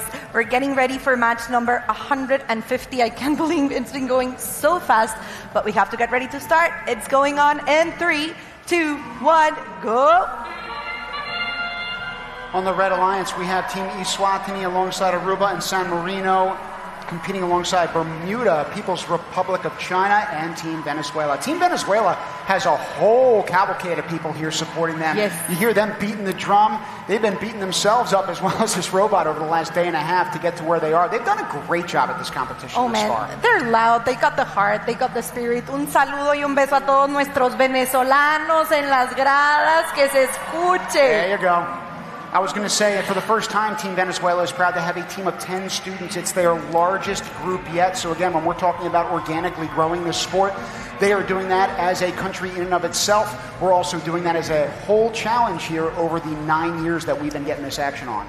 We're joined on the Red Alliance with Team Eswatini, and we were reading out about the challenges that the students face to join coming from so long communities. You know, we heard that some of the students actually walk up to 12 kilometers or take multiple buses to reach the meeting venue. And still, they had a remarkable 96% average attendance, even with those obstacles. These students truly are an example of determination. Literally moving us towards the future. So talking about covering all of those distances and all of the challenges that are before them. They've also done a great job doing the same on the field, removing all of just about except one, you see it on the left side of the screen, those ecological barriers that are preventing biodiversity from being increased on this field. We're currently seeing the robot of Team Bermuda heading to that accelerator, trying to get more of those biodiversity units on the field. I'm very pleased that we are seeing biodiversity units on all 3 ecosystems. It looks like the global alliances are starting to realize, hey, the distribution factor is actually a very important thing on this year's game. And I'm not going to lie, if you look at the speed at which those accelerators are turning, that left-hand side in particular, we've got to put some WD-40 on those gears. The amount of cycling that's got to be happening there is, I'm sure, turning up some steam and smoke. In the meantime, we've only got 25 seconds remaining in this match. We have one robot. Yep, that's the People's Republic of China climbing all the way up. Team Aruba also off the floor. I'm excited to see in the last 11 seconds if we're able to get more robots up. We have 1, 2, 3, 4. Is that 5th robot going to be able to get? Looks like it wasn't able to get there.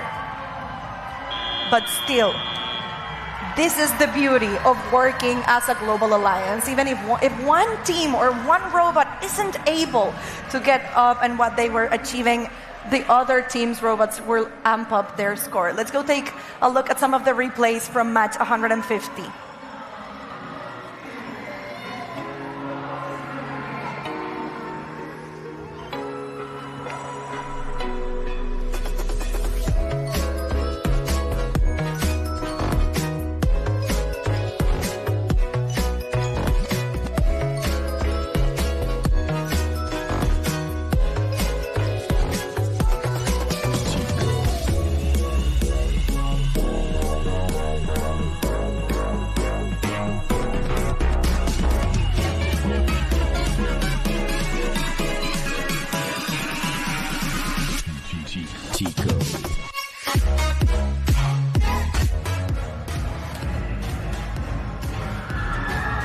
Wow, look at those scores, both in the double-digit range.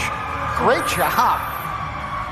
We have 2.5 protection multiplier for the Blue Alliance, 1.88 protection multiplier for the Red Alliance, and 3 teams climbing up and gaining an advantage in the rankings. I can't believe I just said double digit because it's triple digit. That's the first time we've had both teams in the triple digit zone, so apologies there. You can tell I'm tired. Live TV, guys. This is the magic of being on a live stream. Well, I was going to say the only reason why we're able to bring it to you is because of people like our title sponsors, Lamb Research. Thanks to them, let's take a look. Some dream of the future. We engineer it. At the atomic scale, where breakthrough technologies take shape, 2 fundamental forces drive every advance: the science of perfect placement, the art of precise removal. This is where Lamb research leads. In the space between atoms, where angstroms define the boundary of what's possible. While others question if it can be done, we prove it. From advanced memory to logic, from cloud computing to artificial intelligence, deposition and etch drive progress in semiconductor manufacturing, and our innovations keep pushing the industry forward. Now, let's prove it. Lamb Research. Thank you, Lamb Research. We truly could not be here without your support this past 3 years. And Team Poland, we're going to be talking about them next. They bring precision, creativity, and curiosity from a nation with a strong scientific heritage. They're ready to show how teamwork and innovation can shape the future. Let's take a look.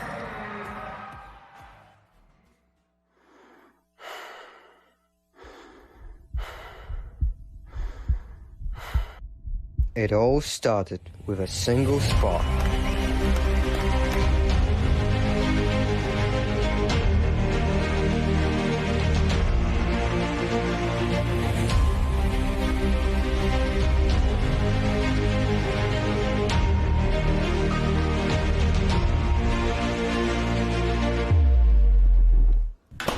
But the road has never been easy.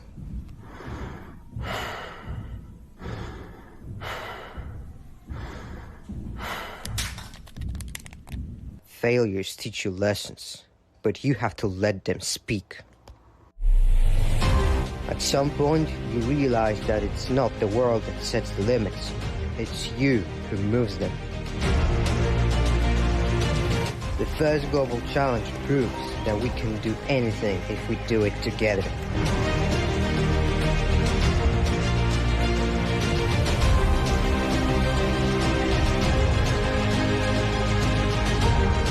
It's not over yet. See you in Panama.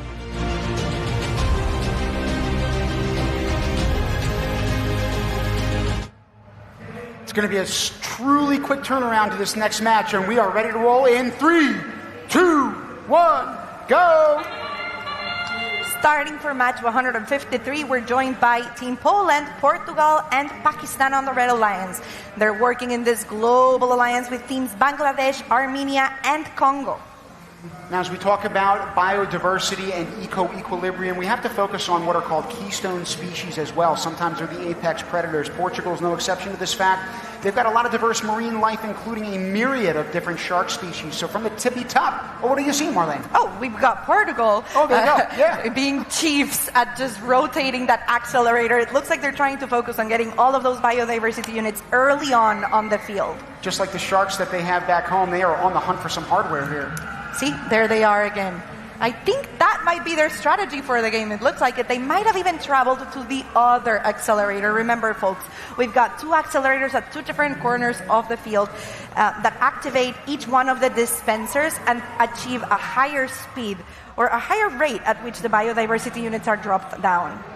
Yeah, so to get beyond that point, again, speaking with Greg earlier on from Robotics, he had picked up on the fact that yesterday, even though you've got these 2 regional alliances, they're all competing alongside one another, and so these 120 biodiversity units are up for grabs for both of them, and all of those points are shared. The same goes for the accelerator. Even though each of the alliances has their very own, any one of those 6 robots can truly impact the game by sharing their responsibilities with the other 5 nations. We were previously seeing a beautiful shot of one of the robots throwing mechanism, shooting the balls directly into the ecosystem. I personally believe having a nice shooter with good aim and drivers that are able to locate it is going to give an advantage to teams as the competition advances. And on each of those 3 ecosystems, you see those QR codes. That's a way to mechanize the shooters themselves and to program the robots to make sure that they're hitting their targets. So again, taking the human element out a little bit. There you go. It's actually Team Poland.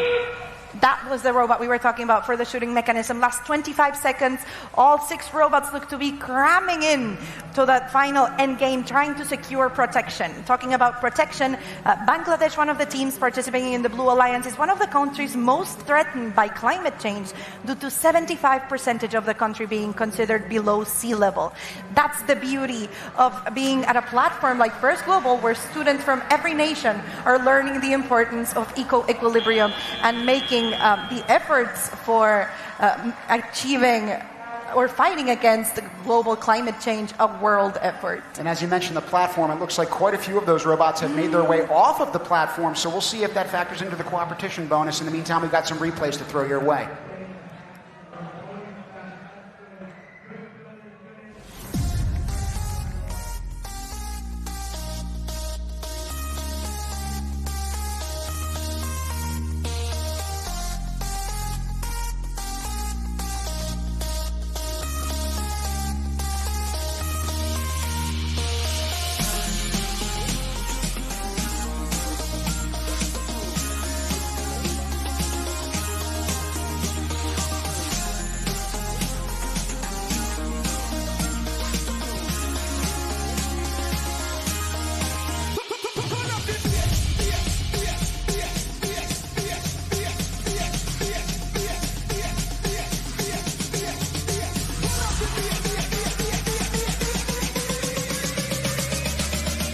Who did this? Who the freak ate my snack pack?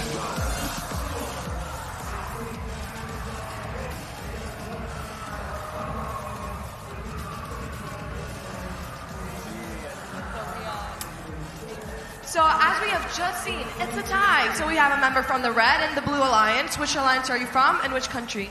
I'm from the Red Alliance and I'm from Poland. And you?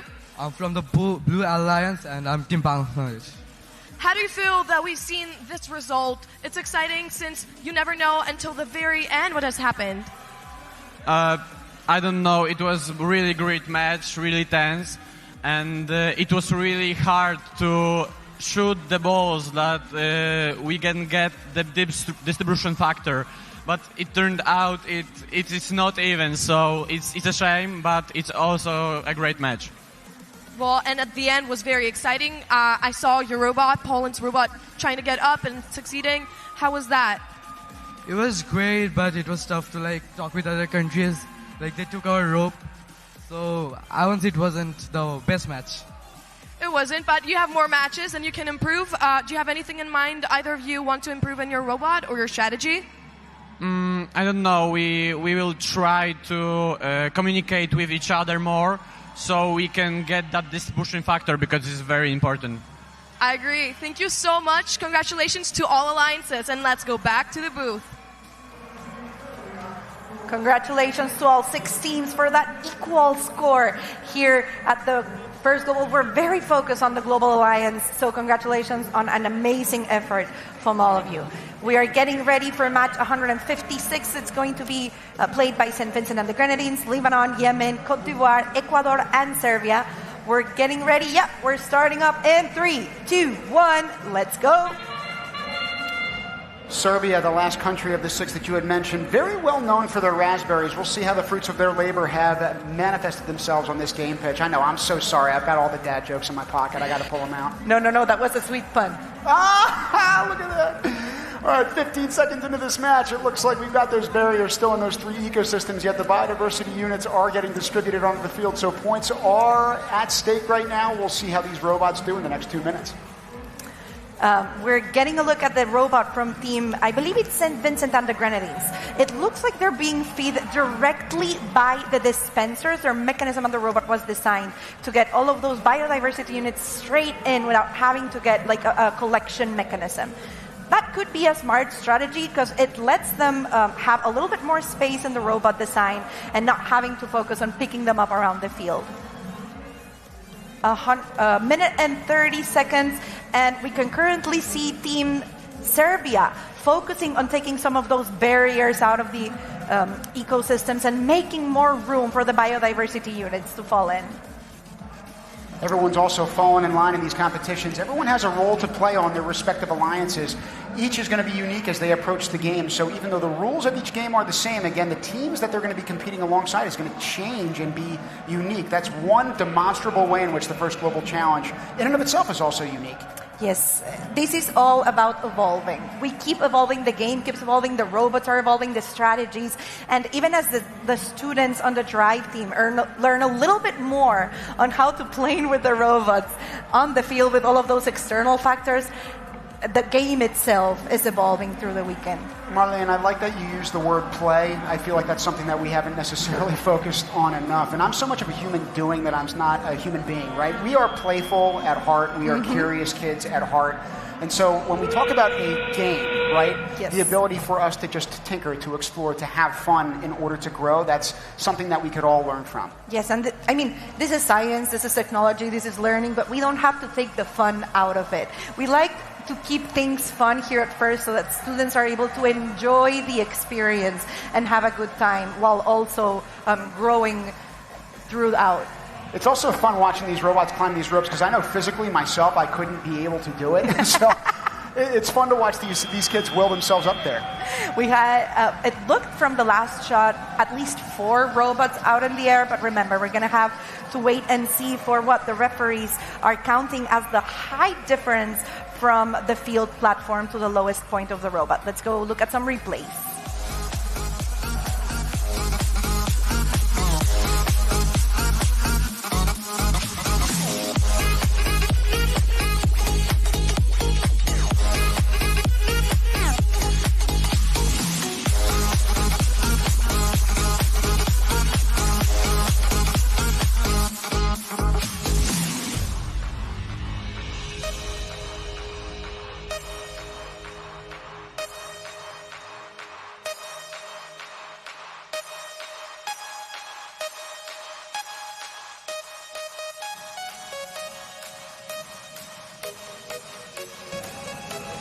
Scores now up from that most recent match. 78 points for that red regional alliance to 59 on the blue. Great job to all 6 of those competing nations.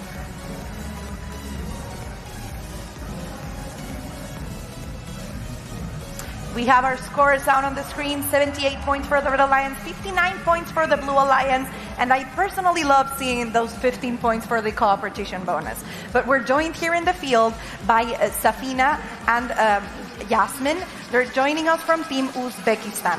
After their silver medal finish in Athens last year, the team was tasked by the president of Uzbekistan with the creation of a national robotics association and to found 208 STEM labs across the country.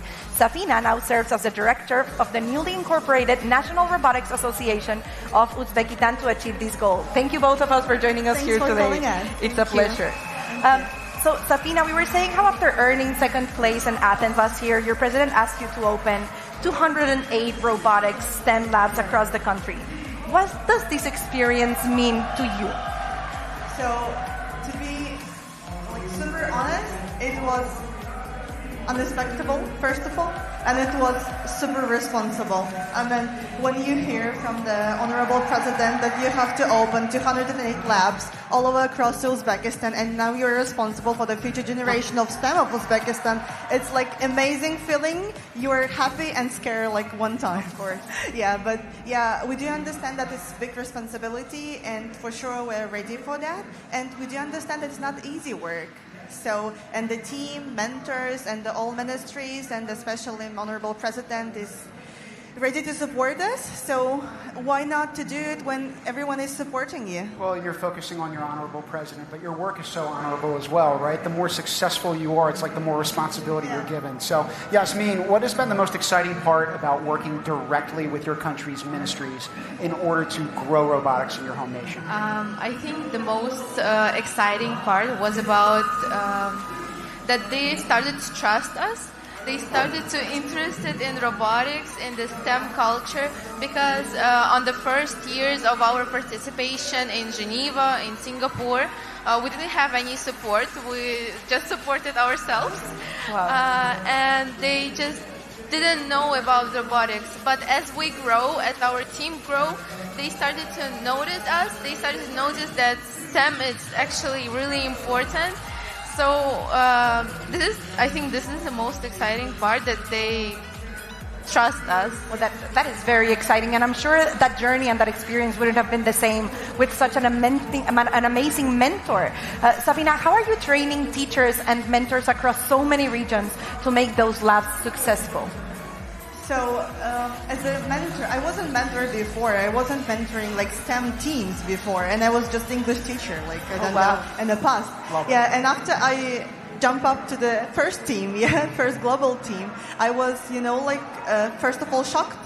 And then right now I do understand how I can help others because I felt that feeling that they're feeling right now.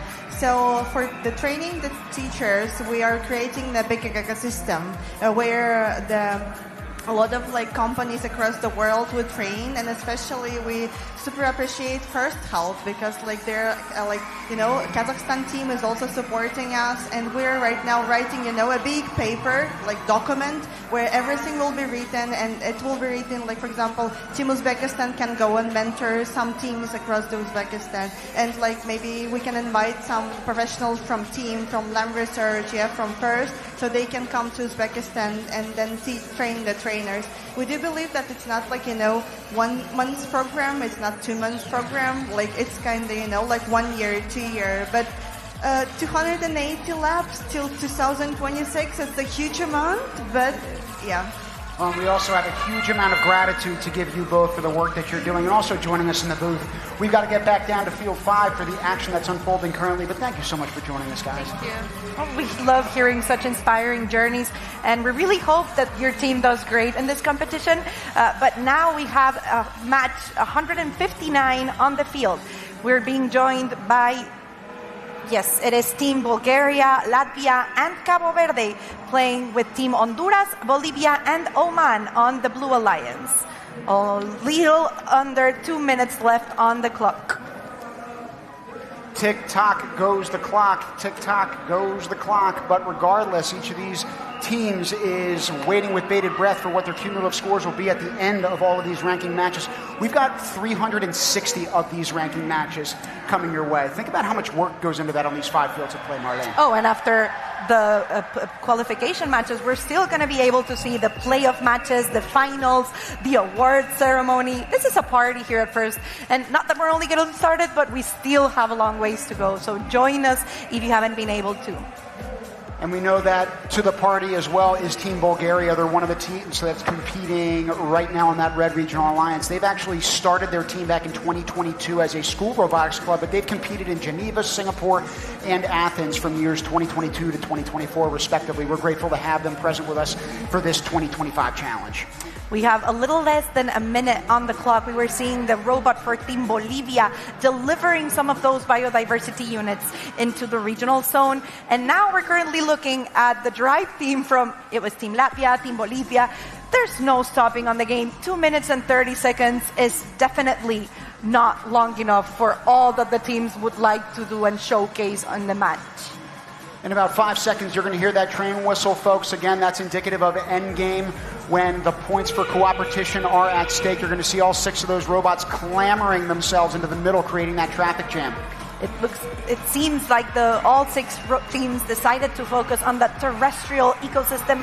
They might not get such a good distribution factor, but we've already got 1, 2, 3, 4 robots all the way up. Let's see if in this last 10 seconds, some of the over robots are also able to climb or at least get in contact with the ropes. That would still give them some of that protection multiplier. One thing I've really enjoyed about the matches thus far today has been the fact that both alliances end up cheering for themselves after the game has concluded. Again, it's reflective of this exercise and the fact that all 6 teams are competing alongside one another and helping one another. Look at that terrestrial ecosystem. It is packed. I can't wait to see. Yeah, there it is. Let's go to some replays and look at the game action.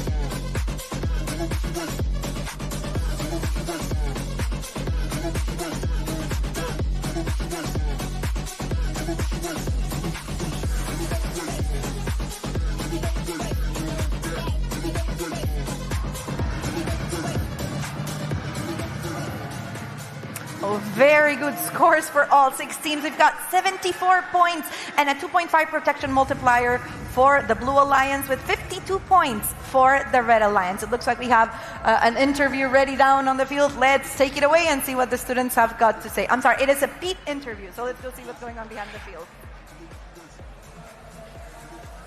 We are up in the control room. There's a look for the pits from up here. But this is behind the scenes. This is where it all happens. All of the lighting, the audio, the projection, the fields are run from up here. We start over here in the lighting department. Little wave, looking good, looking good, looking good. This is audio, so we can hear everything. Makes us sound good and look good. And now we go up here. Our next row is our technical director, Josh. Always working hard, or hardly working. Next to him, projections, screens, everything video that looks great. And up here, finally, in the top row, we have teleprompter operator. Our producer, Jeff, right here, is always working hard. And this is Flor, the show caller. She calls everything that we see. She's from Argentina. She has a fan base there. And we have a little present for her, all the way from Team Argentina. And there it is. Yes. Yes. That's what happens behind the scenes. It takes so many people to make First Global happen. And this is only one of our control rooms. There's a video village back there as well. They do all of the screens. What you see, we are good. But it's beautiful. This show is beautiful. Blair, thank you for that. For giving a super big shout out to all of our production team. We couldn't be doing this without their help. Flor, Jeff, kudos especially to you guys and everyone we don't really listen to in our ears. You are what make all of this stream possible. Y los jefes, muchas gracias y felicitaciones. Guys, here at First Global, you're only seeing a part of the action. So what we have so many elements that make up this event, from production, volunteers, judges, mentors, students, and especially the first staff that there will make us able to go and into this competition. We're ready to for match 162. We're starting up in 3, 2, 1. Let's go. The 6 teams that we have in this match are none other than one of our former hosts, Switzerland, alongside El Salvador and Haiti, alongside Israel, South Africa, and Germany. You were just mentioning South Africa. South Africa is actually home to the world's oldest mountain range, the Barberton Makhonjwa Mountains. Let's see if they're going to be focusing on that terrestrial ecosystem during these 2 minutes and 30 seconds of the match, making some sort of homage to their homeland. In terms of homage to Switzerland, I still have to tip my cap to them. The event that they had hosted years ago was phenomenal, but on average, I also need to point out that a Swiss person consumes roughly 11 kilograms of chocolate and 23 kilograms of cheese per year. That is just wild. I think I might have some Swiss heritage to me and I just didn't know about it. I like that lifestyle. We're down to 1 minute and 30 seconds on the field, and we can see once again most of the teams focusing on throwing those biodiversity units into the terrestrial ecosystem. It's going to be interesting to see if that strategy continues through the weekend, today and tomorrow, or if we're going to be seeing some of those throwing mechanisms working a little bit more on the marine and freshwater ecosystem. As you're talking about water, Marlene, I got to go back to Switzerland for just a hot second. Swiss tap water is considered some of the cleanest in the world. Their gameplay here has also been super clean over the last day and a half. Down to the last minute of the game. We're currently looking at the robot for Team Israel.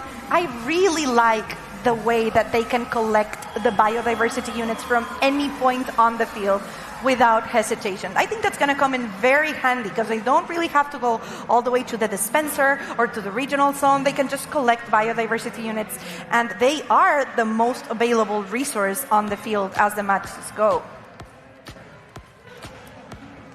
Make sure you also don't go away from wherever you are watching from. The action here has just begun. We're not even halfway through these ranking matches at this point, folks.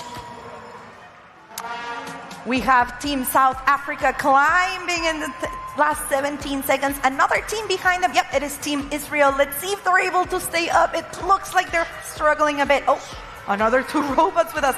I believe we have 1, 2, 3, 4, 5. Let's see if we can get that 6th robot in the sky. We got it. Oh, this is a very exciting. Baby. Let's go. A very exciting end game. Look at that global alliance. They're celebrating. They're striving for the highest protection multiplier for those 30 points of competition. Let's go take a look at some replays from the match.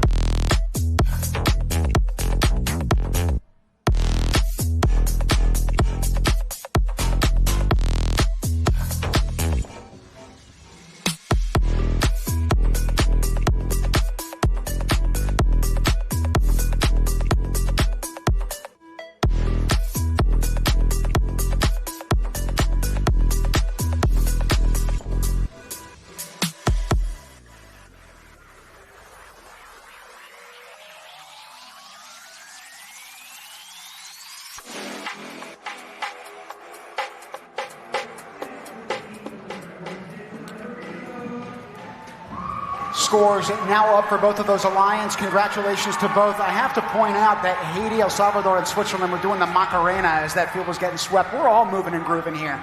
I feel just like I'm back home. I love that we're seeing the protection multiplier at 2.5 for the Blue Alliance, 2.13 for the Red Alliance. Scores are only getting higher as we advance. Listen, the first Global Bill of Responsibilities and the Declaration of Interdependence represent the foundational values of First Global. Let's hear participants affirming their commitment to this powerful video. We are First Global! But united in purpose. Because we understand the world's problems cannot be solved alone. That all people have special gifts that make them innovators, colaboradores, and change makers. Every person has a role to play. It all starts with you And me. The time has come to declare our interdependence. We are committed to a greater purpose. And when we work together, there is nothing we cannot accomplish. The greatest challenges we face do not stop at arbitrary borders. Global challenges require global solutions. In order to build a more peaceful world, we must embrace our interdependence. We declare the following principles to be true. Throughout history, innovators have risen from adversity. When we see past perceived limitations, we realize the strength of unfamiliar ideas. Our role is built on the shoulders of these visionaries. We must continue. Through science and technology, we can find unity. Our unity is a powerful tool to combat poverty, disease, hunger, and inequality without conflict or division. And now, more than ever before, we must promote opportunity for all. Y elevar cada mente from a citizen into a leader. Our shared goal is a sustainable, peaceful world. Build our mutual understanding. To embody this principle, we must be responsible to ourselves, our planet, and to one another. So we commit to the following responsibilities. 1. We foster peace by working in collaboration. 2. We display unqualified kindness to one another and always work hard. 3. and learn from each other. 4. We celebrate each person's success. Because the world does not need losers. To have winners. 5.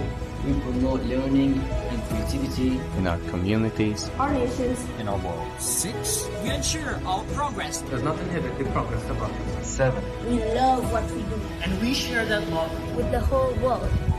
We are First Global. Our principles guide us. Our responsibilities bind us. And together, we can build a better world.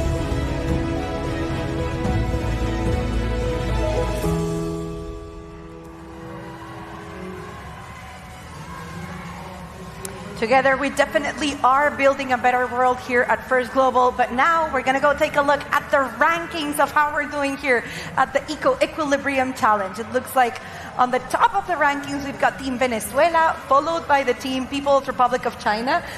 Manisha? We've got triple digits high scores here on the table, so we're just seeing the beginnings of Eco-Equilibrium. I'm excited to see our teams hit some more triple-digit scores on the field behind us.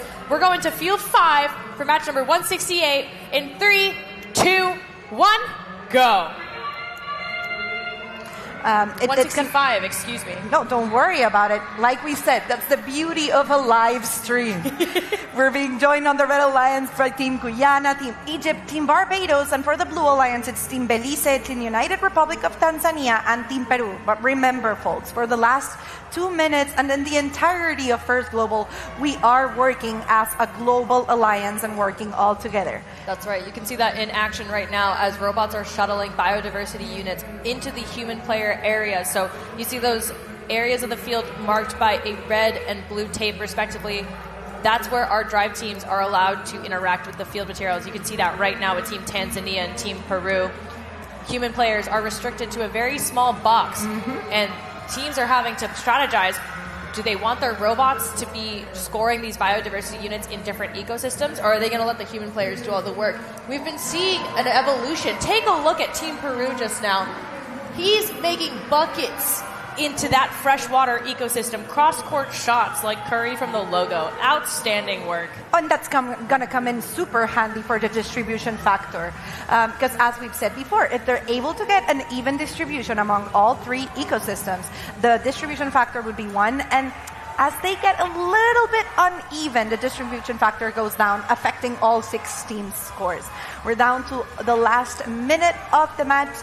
And it looks like teams are still trying to get those barriers out on the field through the mitigators. Yeah, we're seeing barriers still in the freshwater ecosystem right now. Marine ecosystem has been cleared of all barriers. It looks like the terrestrial ecosystem has also been cleared of the barriers, but they're still hanging on for dear life over there. So our teams are now going to hopefully migrate more of those barriers off the field with the mitigators. You can see the acceleration rates now. So on the red side of the field, the accelerator has not been activated, but over on the blue side, it's counting down. It means that our teams hit the peak speed for that right-hand dispenser, and slowly over 40 seconds, it's going back to its original distribution rate. Now we're seeing Team Peru ascend in the ropes in the center of the field, joined by 2-3 other robots with 10 seconds left of this match. Oh, come on. I mean, they've got Machu Picchu. They know how to work with heights. Un saludo a nuestros peruanos, but let's also focus on I think that's Team Tanzania struggling a little bit getting, United Republic of Tanzania struggling a little bit to get high, but they might be able to get that that one level protection multiplier. We're going to go see a replay for match 165.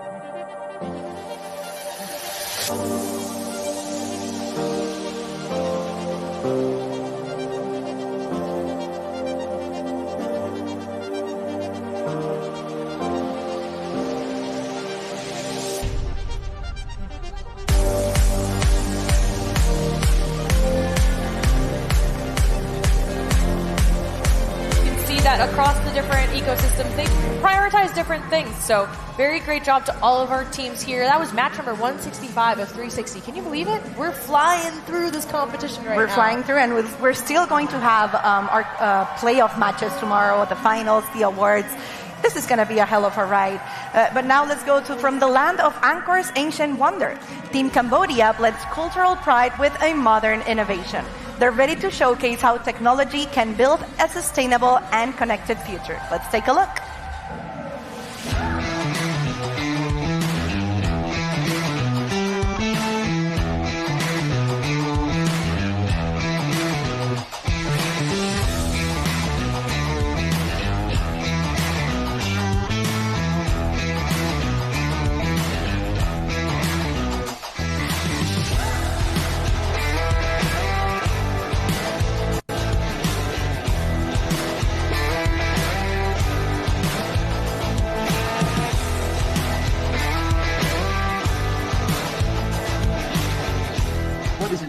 to represent Team Cambodia on the first global challenge. It is such great honor and responsibility.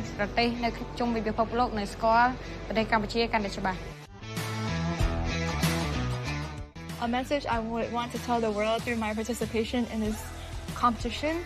Keep learning, stay curious, and use what you have learned to create the real change. ទោះបីជាពួកយើងមកពីតំបន់ផ្សេងគ្នាប៉ុន្តែពួកយើងសហការគ្នាដើម្បីសាងសង់ប្រទេសជាតិរួមគ្នា និយាយទៅកាន់ពិភពលោកថាប្រទេសកម្ពុជាតូចតែបេះដូងធំ Small country but big heart. Team Cambodia.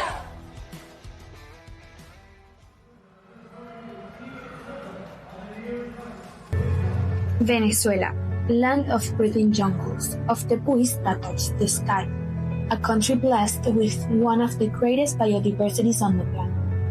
Here is born one of Venezuela's most important environments, the majestic Orinoco River and its tributary, the Caroni River, currents of life that flow through the heart of our nation, and nourish ecosystems vital for the balance of the world.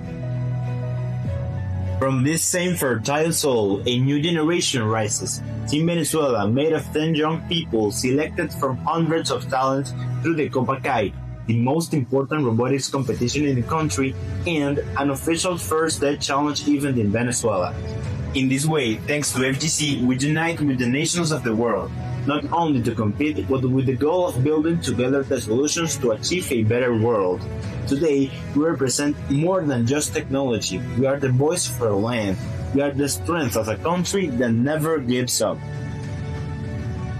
Today, the planet needs all of us, and we respond with purpose. We didn't get here by chance. We are here because we believe that together we can make a difference and defend what has no voice but has life.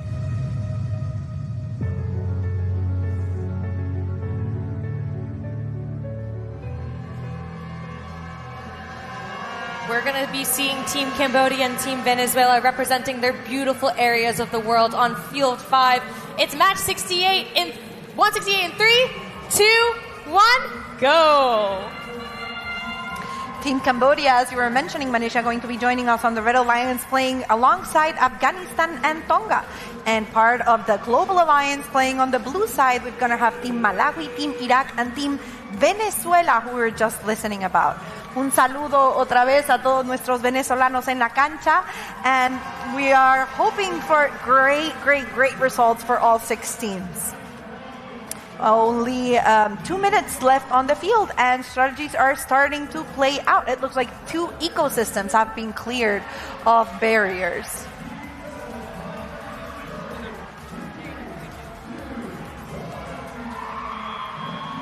Members of Team Afghanistan trying to work with the robot and collect those biodiversity units and get them thrown into the terrestrial ecosystem. Most likely that's the strategy that we're looking to play out. But we were also seeing one of the barriers being disposed through the mitigator. Team Iraq trying to activate the accelerator to get more resources down onto the field. Let's see if they're able to do it. Yep. They've got it. And just as a reminder for those of you back at home, the amount of time that the team activates the accelerator is going to affect the speed that the dispenser is able to reach and the duration of it as well. Speaking of duration, we got 1 minute and 6 seconds left in this match, and we are seeing biodiversity units spill onto our field from our dispensers thanks to those accelerators being activated by our teams. Taking a look at our ecosystems, barriers have been removed across 3 ecosystems, and biodiversity units seem to be funneling in at a pretty equal rate across all 3 towers. You can see that human players are now targeting more than just the terrestrial ecosystem. We're looking at marine and freshwater approaches as well. Blue Alliance side human players shooting for freshwater, while the Red Alliance side human players are shooting for marine. Immense teamwork across our global alliance, especially as we head into the next 30 seconds of this match. The ropes have descended into the center field, and you're seeing all of the robots congregate to ascend in these last 30 seconds. It's going to be very exciting to see. We've got 1 of the robots climbing up, 2 robots, 3 robots. I can't really, yep, that was Team Cambodia's robot we are seeing up in the sky. And I believe it's also Team Venezuela that we have on the right. Teams have 5 seconds left to see if we can get some others elevated on the platform.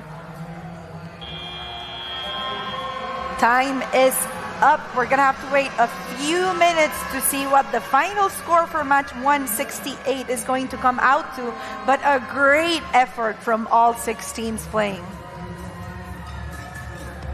Let's take a look at some replays of the most spatial strategies and plays during the match.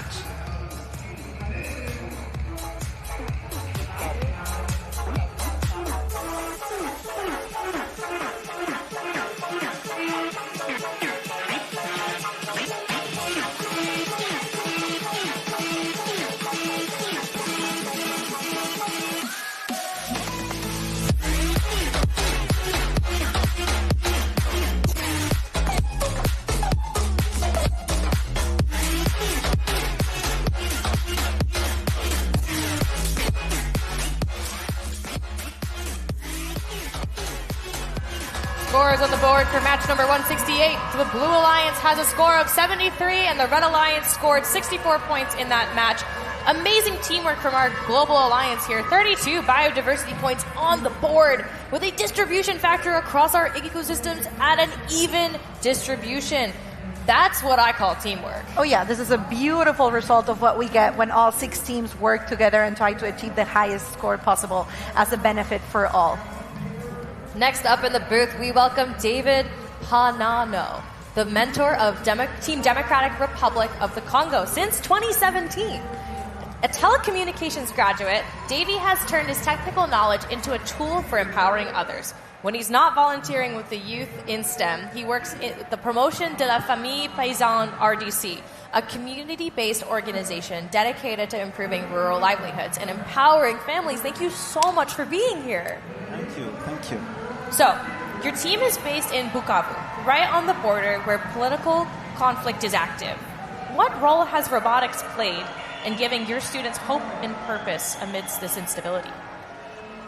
It has been very challenging, having to walk through all the issues like power cuts or maybe internet blackouts and security issues. I came with kids who, all of them have heard gunshots. And being able to thrive, work on robots and travel till here to Panama is something that has put hope in the heart of our children. And David, you talk about thriving through the adversity and thriving through those challenges. I really want to know what makes coming to First Global worth the effort? What makes coming to First Global worth all of this effort of overcoming the hardship? It gives the students a sense of hope and purpose and belonging, being part of a group which comes from all the countries in the world, and being able to work together. It brings them out of whatever whatever makes them suffer. It brings them out of that environment. Yes. So, given the resources in your program, what would you say has helped you the most with growing robotics in this area? It hasn't been easy. It has been very challenging since we never get the support of our government, but it's through determination and collaboration that we've been able to keep growing and participating in such events. It's thanks to some people who volunteer, some small companies who are able to give even a tiny bit of things so that we can go far and grow. So it's just that determination and collaboration which has made us grow. Yeah. Well, it truly takes a village to raise a child, let alone a robot. And we are so grateful about the fact that thanks to all that support, you guys are able to be here with you guys. If you could send one message from your team to young people across the world facing similar challenges, what message would it be? I would tell them, don't let the noise of your environment silence your dreams. Even if there are issues, you can still grow. Your mind is not imprisoned. Your mind is always free no matter what is happening. Okay, thank you. Forgive my French, mais c'est un plaisir que vous êtes ici avec nous. Félicitations pour ce parcours inspirant et bonne chance Merci dans la beaucoup. compétition. Merci. We're getting ready to go down on the field for match, I believe it is 171. No, it looks like it's already on the field. I'm sorry. We're down to the last 25 seconds. This is being played by Team Morocco, Team Kazakhstan, Team North Macedonia, and Team Kiribati, Kyrgyzstan, and Qatar. What an inspiring story of teams overcoming hardship and challenges just to join us here. We are on the last 5 seconds. We have at least 1, 2, 3, 4, 5 robots up on the field. I'm really excited to see those game replays.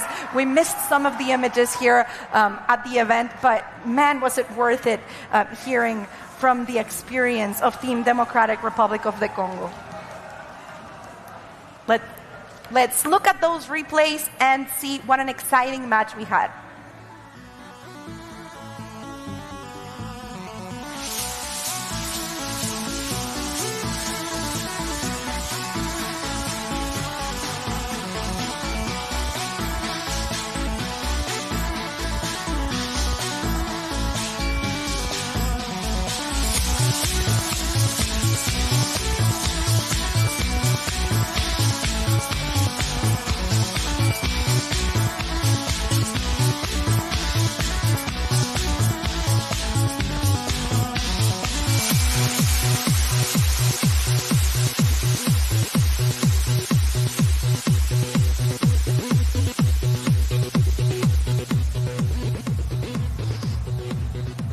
Scores on the board for match number 171, 85-68 for our Global Alliance contribution here. Let's look at the 40 biodiversity points on the board. Somewhat even distribution factor across our 3 ecosystems, but 40 is an immense number. There's a lot of dedication. You have such a limited time, so really huge shout out to our teams here.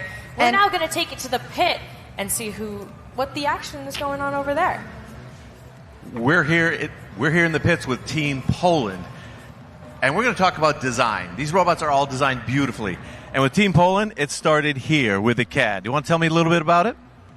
We have made the nearly full CAD of robot, which every team can come to our pit and see in every detail. See every subsystem, click it, and see every detail in our subsystems. And then from that, you built this machine. How long did it take? About 3 to 4 months. 3 to 4 months from design to fabrication. Right on here, you can see the artwork. This team is about branding and artwork. And they're very fortunate because they have a team artist who made this comic book. So stop by the pit, you can get that. This is Maja. She actually made a portrait of me and to Dean, and Dean just got one. This is Maja, or Maya. You are a very talented part of this team. Thank you so much. Do you integrate in doing publicity, marketing? It's not just about the machine, but the design and the artwork of this team is beautiful. How are you involved? So I'm a graphic designer, so everything I do is connected to arts. I love drawing, so it was a must to do a comic book for our new technology experience project. So these teams are more than just building robots. It's about art, design. It's really the full range, baby. Now back to the booth. You guys are great. It's lovely having Team Poland with us here at First Global. We were actually telling us how for their prototypes, instead of using this year's kit, they use leftovers from previous years. Talk about recycling and being resourceful. I love to see that from year to year, the base kits, the base materials are so similar that teams are able to be resourceful and reduce, reuse, recycle. It's an amazing testament to the program that Rev Robotics has helped us build. We're going to match number 174 in 3, 2, 1, go! on the field. Playing for the Red Alliance, we have Team Estonia, Tunisia, and Bosnia-Herzegovina.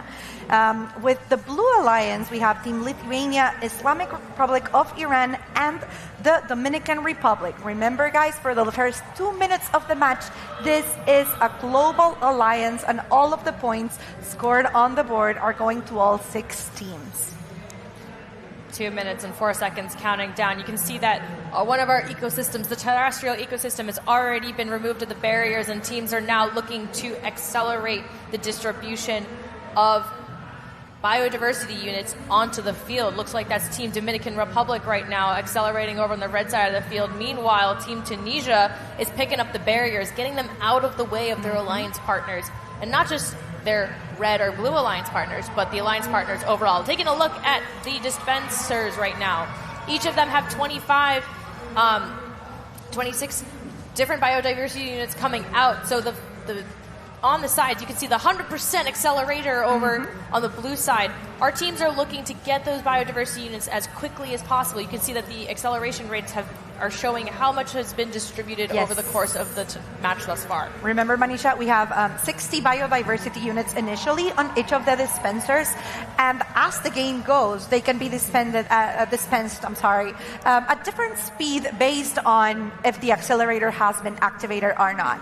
In my personal opinion, this is going to play a huge part on the strategy of whether the teams are able to utilize those resources on the field in a smart way, or if they might become an obstacle, just like the barriers, as the game goes by, if they're not able to locate them in the ecosystem or throw them out through the mitigator. Team Bosnia and Herzegovina in the middle right now, their intake system facing towards the center of the field, but that's probably because we're about to hit 30 seconds. It's now our end game aspect of our match.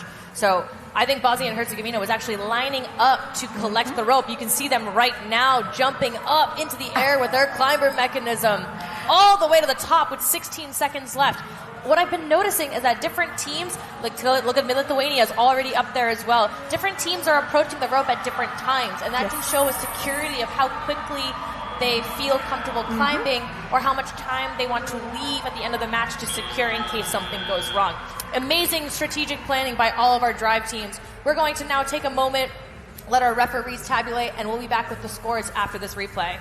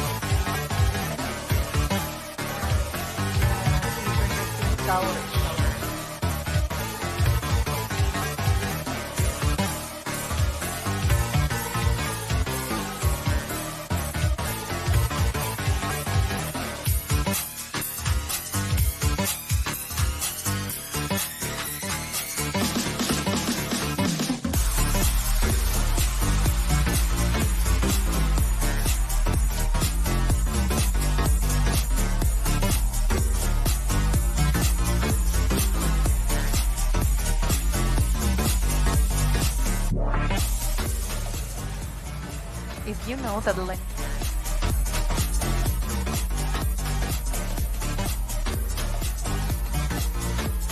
Score is on the board here. Match number 174, 45 and 45. Both of our red and blue alliances accomplishing the same score here.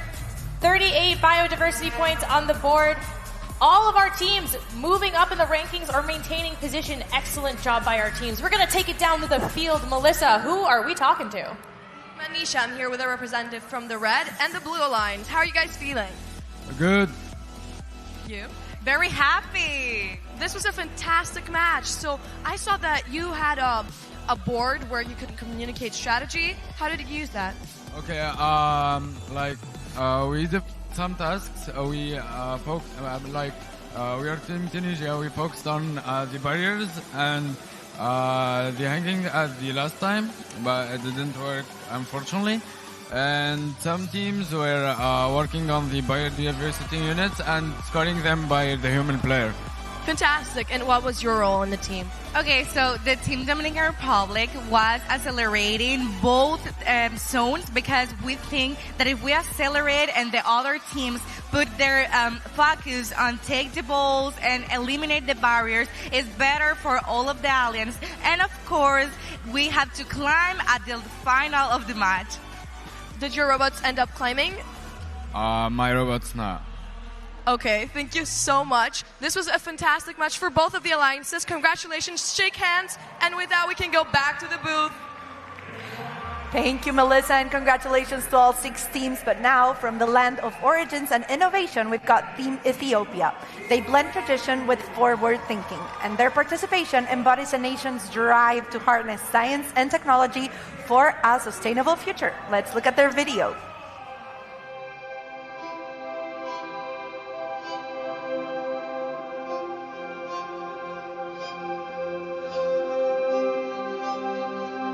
I'm Lydia, the spokesperson for Team Ethiopia. My role is to share our story, and Ethiopia's story begins with the land itself. Since 2019, our country has planted over 32 billion trees, a movement called the Green Legacy. It's one of the largest reforestation efforts in the world, and every tree is like a promise to our future. Hey, I'm Nathan, the technician. I keep things running up.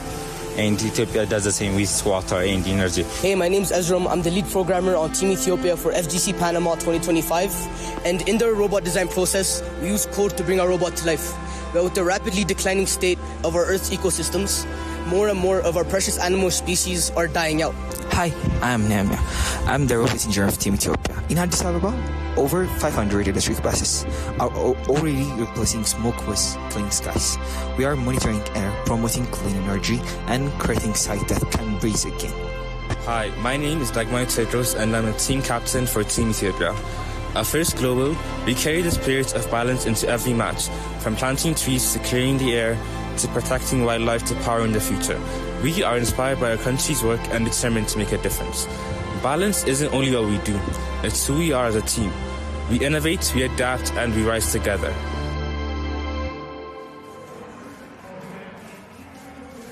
We're really excited to see Team Ethiopia on the field behind us. We're getting ready for match number 177. How do you feel about the competition thus far? Oh, I'm excited. And now that you're bringing up Team Ethiopia, they're actually home to Dalol, the hottest inhabited place on Earth. So I'm nervous to see if they bring the heat down on the field. We're getting ready to start match 177. And yep, we're coming along in 3, 2, 1, go. For this match, joining Ethiopia on the field is Romania, American Samoa, Fiji, Japan, and the hometown crew, Panama. Un saludo y un agradecimiento otra vez a todos nuestros panameños por ser tan lindos hosts y tenernos con ustedes esta semana. De verdad que ha sido un gusto para todos nosotros en First Global venir a conocer su país y gozar de su compañía. We're down to the last 2 minutes of the match. 30 seconds already flew by, and we're currently seeing the dry teams. I love looking at the students all focused. They're locked in. It takes a lot of practice at home to refine your robot, to find your strategy, and then to come here and do it on a global stage under the big lights in front of all those here, as well as those tuning in at home from all over the world. It is such a pleasure to watch these students get the opportunity to shine. We're looking at Fiji right now, heading over to the accelerator, spinning that really fast. Actually, I gotta point out Fiji. I haven't seen this yet. Most of our teams are interacting with the accelerator through the center piece. There's a slot that you can kind of fit into depending on what appendage you build on your robot. But Fiji, just put a wheel on it and just spin it. There's less precision required. You can approach the accelerator from different angles, and it's so much faster. So huge shout out to Fiji there. Sometimes less is more, especially considering that they're working with one set kit of parts, and that's all the teams can use. I mean, they're allowed some sort of parts here and there that are very cinchos, we call them in Spanish, and some other parts. But the fact that they have to work with a specific kit as their only resource, being able to build an entire mechanism using only one motor and one wheel, is impressive, and it's going to come in very handy. We're down to almost 35 seconds on the field. We're about to hear the alarm for that end game and the regional part of the match, and the ropes are falling down as we speak. There's that distinctive whistle. 24 seconds. Plenty of biodiversity still making its way around the field. Our human players are putting in the work in these waning seconds. Team Fiji gearing up. Looks like their barrier mechanism on their robot is also a bit of a assistive tool. They're another team that has a bow tie shaped climber to really pull that rope into their robot. So it looks like they're lining up, and actually that foghorn means that we have a field fault on field 5. So there were a few seconds left in that match. We'll be back in just a moment once we have a path forward for match number 177. Stay tuned. We'll be back.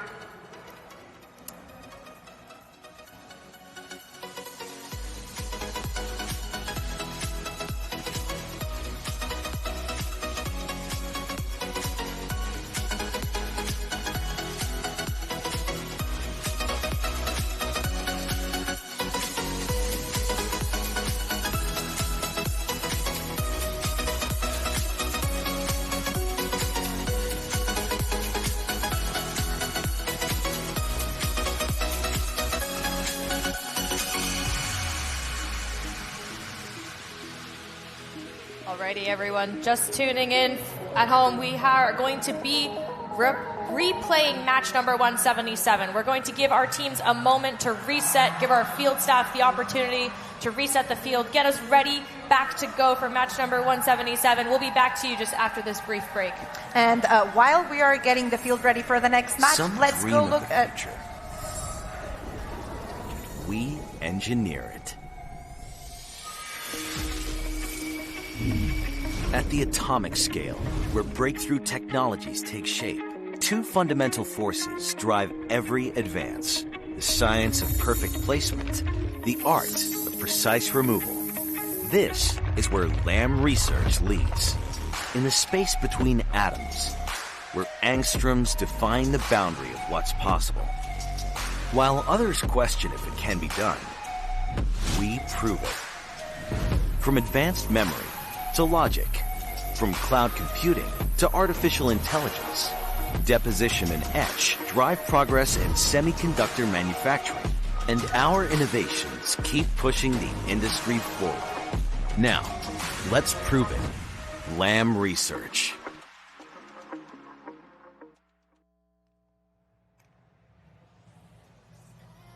Thank you once again to all of our sponsors. We really couldn't be having this competition without the support of so many amazing companies that are what are making this competition available. But now let's talk about Team Cuba. They arrive with passion, ingenuity, and pride. Their approach to robotics is as inventive as their culture, focused on finding creative solutions to global challenges.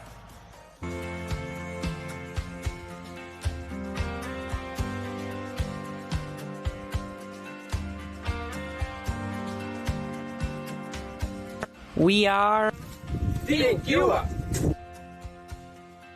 We recognize the contributions of others and learn from each other. We celebrate each person's success because the world does not need losers to have winners. We believe that all people have special gifts that make them innovators, collaborators, and change makers. Every person has a role to play. It all starts with you and me. The planet needs us. We will join skills, work as a team, and help save it.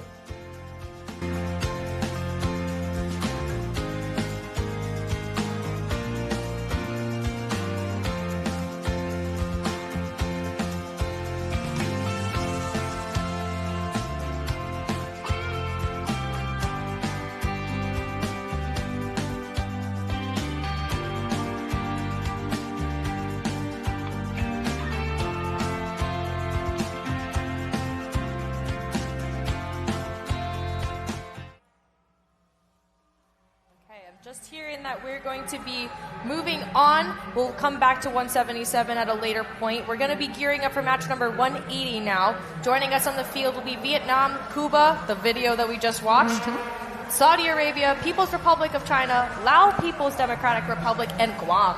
But in the meantime, we're going to go take a look at the video of Bosnia-Herzegovina. Let's take it away. I'm Fatih Ali. I'm Leona. I'm Hamza. I'm Kenan. I'm Eva. It means showing the world the creativity and potential that young people in our country have. Even though we spend our summer working instead of resting, we feel proud to carry our flag on the global stage. One of our biggest challenges was staying committed and motivated throughout the summer, while other people were relaxing and traveling. We were in the workshop making the robot and preparing for the competition. We stayed motivated by reminding each other of the opportunity we were given. Working together during the holidays required a lot of planning and patience.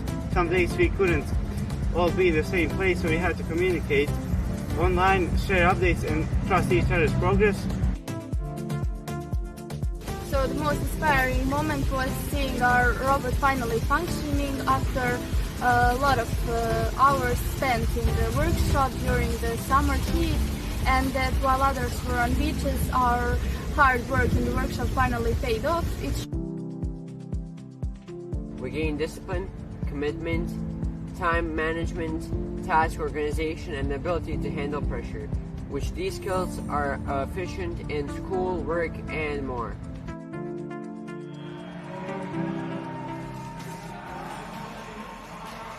It's been amazing to see Bosnia and Herzegovina on and off our field on Field 5. You can take a look at all of our other competition fields going on behind us. We've got 5 here.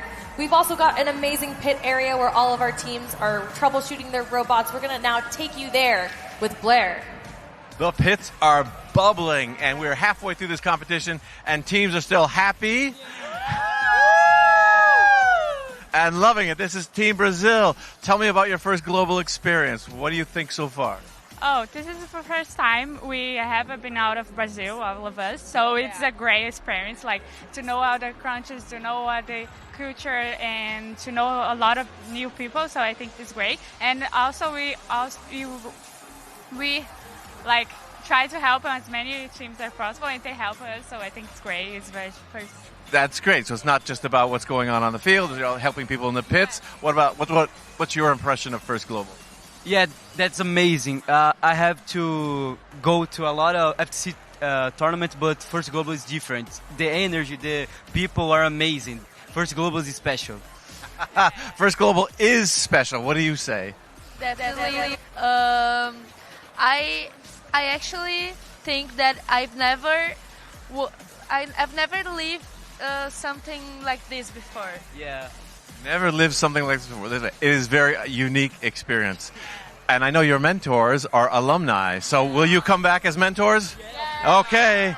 They made a promise they'll be back as mentors. Now we'll send it back to the booth. Thank you, Blair. I love getting to hear from Team Brazil. And hopefully we're able to join you guys some other year at First Global. Maybe we can go and take the Carnaval. But now we have a party going down on the field number 5. We're about to start match 180. It looks like the countdown is coming soon. Yep, we're starting in 3, 2, 1, go. On the field for match number 180, we have Vietnam, Cuba, Saudi Arabia, People's Republic of China, Laos, People's Democratic Republic, and Guam. Talk about a tongue tie. That Blue Alliance is definitely coming in powerful with names, robots, and even though we were only 20 minutes down on the clock, we're already seeing at least 2 ecosystems being emptied out of barriers. I had the pleasure earlier of visiting Team People Republic of China in their pit, and they had a sign that said, if anyone needs help, Team China is ready for them to go. And you can see that in action already this match as they're shuttling biodiversity units and barriers across the field over to the Blue Alliance side of the field and the Red Alliance side of the field. We also had the opportunity yesterday to talk to one of the students from Team Vietnam. She was telling us about their experience, about how they do kind of like a, I don't know how to say it in English, is it like a summer camp where all the students going together? They live together for, I believe it was a month. It sounds like a fun experience. As first alums, I think we can testify to the fact that the time you're spent with your teammates is what makes the team turn from a team to friends to a family. Absolutely. And FIRST is one of those beautiful organizations that the friends I had from high school are still really good friends of mine today over that common love of robotics that's carried us all the way through. And you can see that in action, not just within the countries, but across country borders. There are students that are meeting up annually at First Global on and off the field of play. Vietnam in the foreground right now, taking biodiversity units straight from the human players and then lobbing it into the ecosystems. Wow. Taking a look at our full field view now, you can see that barriers have been removed from our freshwater and terrestrial ecosystems. The marine ecosystems have also been removed, and now that platform has lowered to accommodate the more biodiversity units. Things look pretty even across our three ecosystems, especially as we enter the end game now. Teams are migrating their focus away from the accelerators and focusing on the ropes in the center of the field. You can see Team Saudi Arabia right now advancing higher and higher into the air along with Vietnam, and it looks like Laos, Democratic People's Republic. We're down to the last 3 seconds. I think we have 1, 2, 3, at least 4 robots up in the air. We're going to have to wait and listen from our referees and scorekeepers on what the protection multiplier will be. But remember, we're going to have our final scores in just a minute. Let's take a look at the replays from the match.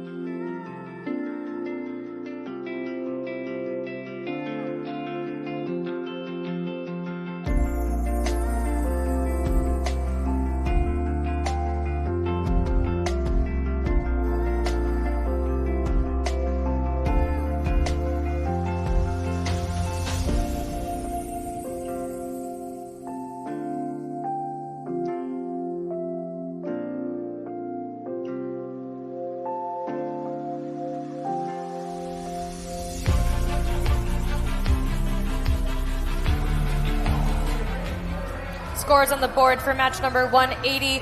It's 75 and 75 for our Global Alliance here. A true team effort on a global stage. 28 biodiversity points, even distribution factor across those three ecosystems. Outstanding work for our teams in match 180. Going back to match 177, that match will be restarted at the end of the day. So stay tuned for match 177 featuring Panama, Japan, Fiji, America Samoa, Romania, and Ethiopia. Thank you, Manisha, for the clarification. Embodying First Global's value of unity and collaboration, Team Palestine dedicates time each year to connecting with dozens of other teams from around the world, learning, exchanging cultures, and building friendships through STEM. Let's learn more about their experience. The atmosphere of First Global is very different than any competition I have participated in before. The collaboration, the unity between all of the teams, despite all of our differences and issues, we focused a lot this year on communication and collaboration with other teams, because we felt that the main purpose of First Global, beside the robot itself, is to communicate and to bring all of the nations closer together. We ended up having meetings with more than 70 teams to know more about their culture, as well as them knowing about our culture. And we felt like the meetings via Zoom we did with each team were very supportive, especially mentally, like seeing all the team working hard just as we were working hard. Unfortunately, Team Palestine wasn't able to receive the kit back in Palestine. So what we did to overcome this challenge was we built a robot using the old parts of last year's kit, and we had to kind of design it to a way for when we come to Singapore with the new kit, we can change the parts When we arrived here in Singapore, a lot of the teams, they have known us before because of the meetings we did with them. So they all were very collaborative and helped us build the robot. Going into a challenge, especially as a first timer, it's very, let's say, terrifying. So when you see that everyone else is helping you and they want to see you excel, you kind of just relax a bit and it makes you feel better. Team Palestine had that idea back in Palestine where we wanted to write encouraging cards for every team in their own language. We designed it, we wrote it, and the best moments when we gave the team these cards and when we saw the appreciation in their eyes and how they were very excited. To be a part of this grand challenge, First Global, it's been an amazing experience. So I'm doing this, but in a different way. To help not only the world, it can help my country, and it can help my community in general. It brings us closer together, and it makes us feel like we're world citizens, and we're all here for one purpose, which is to make the world a better place using technology and STEM and robots. We are Team Palestine. We are your brothers, your sisters, and your family. It's an honor hosting a team that, despite challenges, is still full of creativity and resilience. We were told by the students that the Palestinian students from the team are actually building a better future through STEM, from solar-powered devices to smart farming. So, like I've said, teams are getting the knowledge that they get here from FIRST into every area that they can think of in the country. We're getting ready to start the match, and we're going in 3, 2, 1, go! For match 183 on field 5. We're seeing Chinese Taipei, Ecuador, Marshall Islands, Dominica, Burundi, and Bangladesh on the field. Right away, we're seeing barriers being removed from ecosystems. Looks like it's both the terrestrial and marine ecosystems. Biodiversity units starting to flow onto the field. Team Dominica right now using arm-based approaches to shuffle their biodiversity units away from the ecosystems. You can see that there's a barrier that's slightly dislodged in the terrestrial ecosystem. I'm curious to see what our teams will do on the field in the next 150 seconds with regards to the barriers. Right now on the field, we have Team Ecuador playing for the Red Alliance, and they're actually home to Yasuni National Park, which is widely considered to be the most biodiverse place on Earth. It is home to over 130 globally threatened animal species. Talk about the importance of equilibrium. A little less than a minute and a half on the field, and we're looking at scores of 7 points, 8 points right now for both alliances. We're going to have to wait and see how this in-game points alter the score in the end. Teams are really focusing their attention on the terrestrial ecosystem here. Barriers are completely removed, and the accelerator over on the Blue Alliance side of the field is still in motion. So we're seeing some rapid delivery of biodiversity units with the waning minute here on the field. 63% acceleration rate over on the blue side of the field. The red side of the accelerator hasn't been touched yet, so it seems like all of the biodiversity units are congregating on the Blue Alliance side. Our teams globally will need to work together to move the Blue Alliance biased biodiversity units over to the red side. As you can see, they're already starting to do that. Human players are putting in the work with these last 30 seconds here, trying to make sure all of those biodiversity units that are left on the field make their way into an ecosystem. Our human players, if you guys do not decide to go after an engineering degree, most of you guys are probably able to go into sports like basketball. 10 seconds left here. Our teams are attempting to ascend here. You can see Team Ecuador over there. And the robot from Bangladesh climbing as well. Their climbing mechanism is very interesting. It's really centered in their robot and seems to be protected. So when they approach the end game, it looks like they're having to really guide the rope into their robot. That may have influenced their timing of when they approach the rope with the last 30 seconds of the match. We're going to take a look at this replay of match number 183. We'll be back with the scores in just a moment.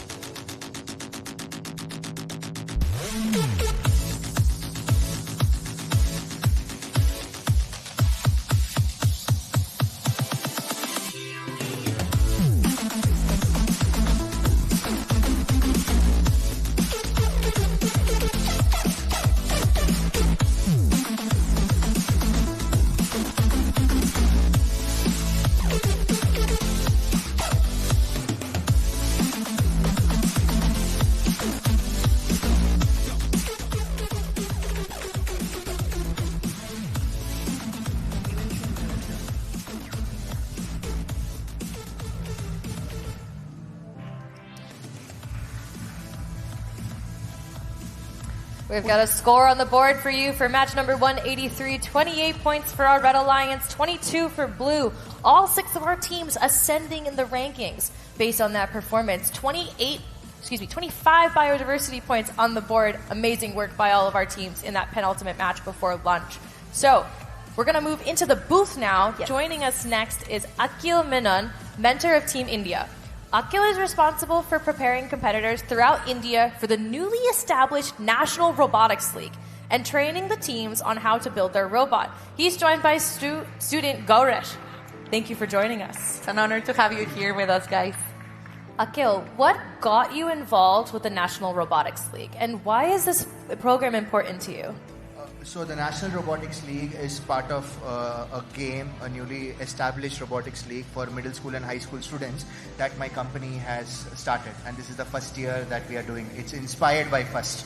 And it is built by the mentors, the students who have participated in FTC, FRC and FGC previously. For me, it is more important because I never got this chance. This is my first year in FIRST as well, as a FIRST Global Mentor.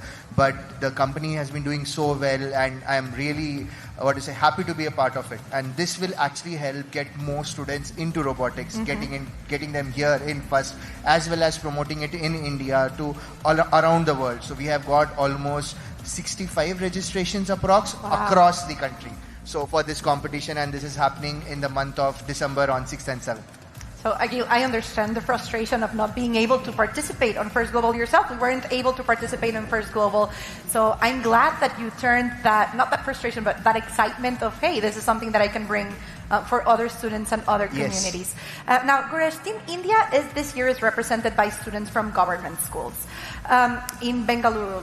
What does it mean for you to be here at First Global?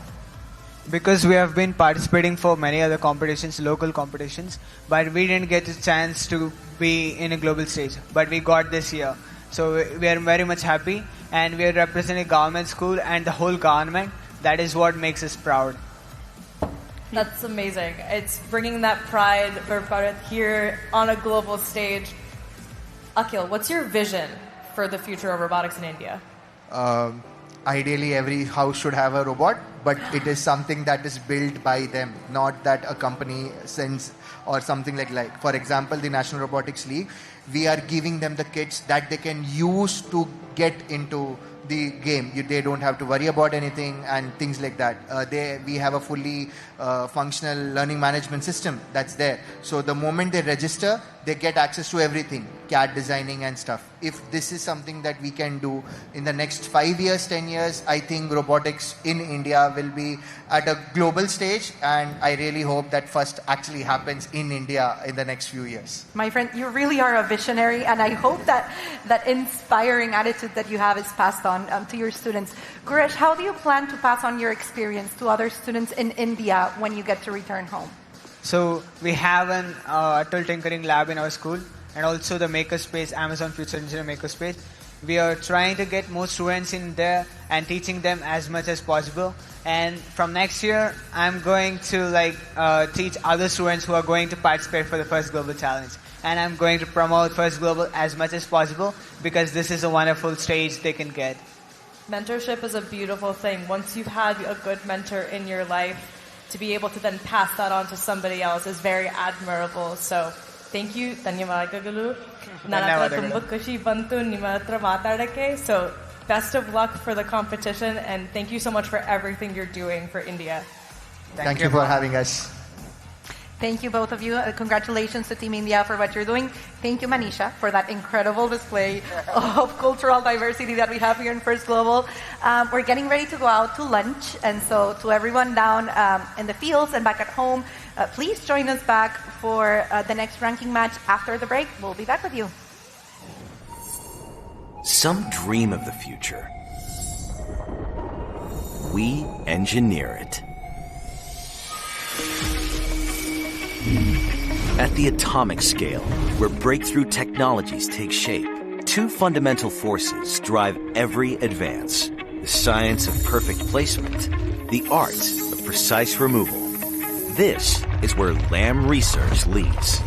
In the space between atoms, where angstroms define the boundary of what's possible.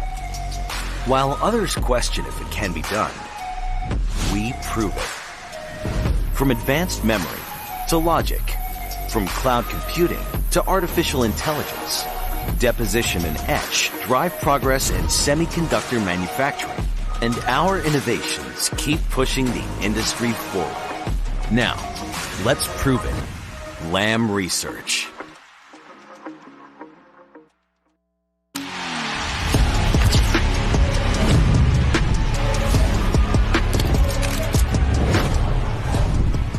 At the Tolman Family Office, we believe in unlocking human potential.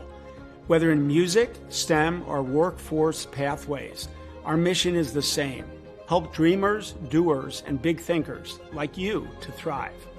When we speak of unlocking potential, we mean helping people see possibilities in themselves that the world too often overlooks. It is about giving individuals the tools, the encouragement, and the space to grow into the fullest version of themselves.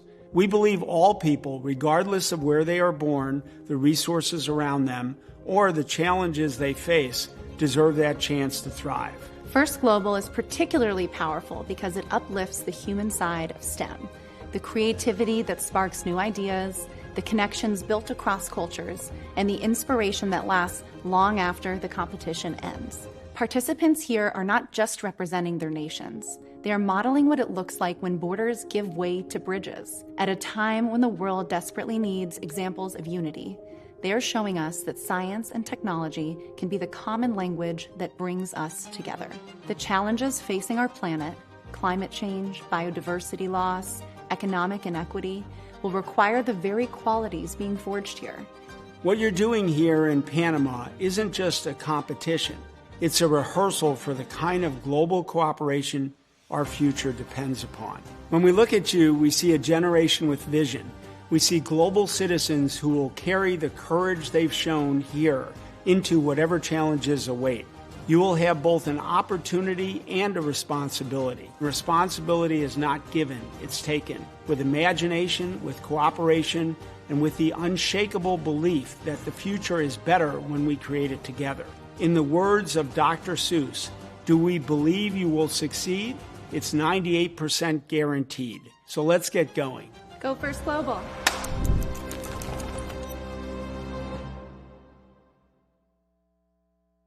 The big, shiny, really big watch. Classic corporate power move. But the real power move? Having next level control of shipments across your supply chain. Mark, do you mind? FedEx, the new power move.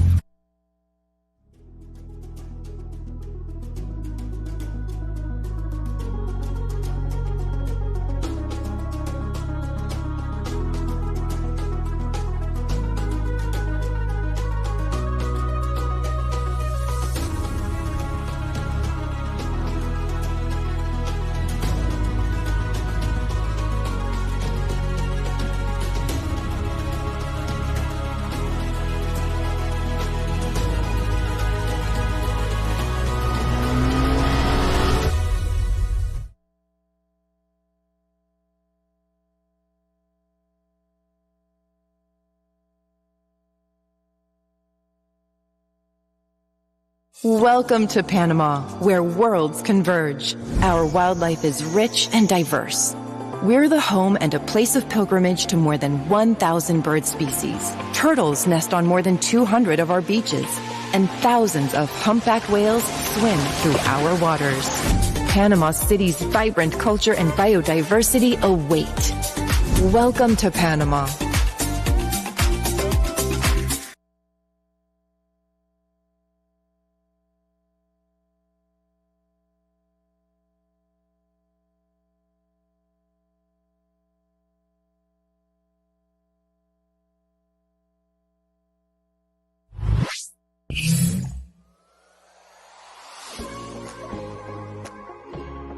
Hello everyone, I'm Annabelle. This is my second year of First Global.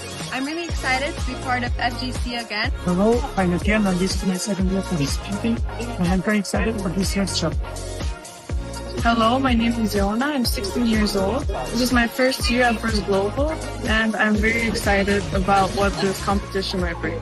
Hello, my name is Brandon Mucha. I am 16 years old, and this is my second year participating in the first Global Challenge. I am Martina Gomez. I am 17 years old. This is my first time participating in the first Global Challenge.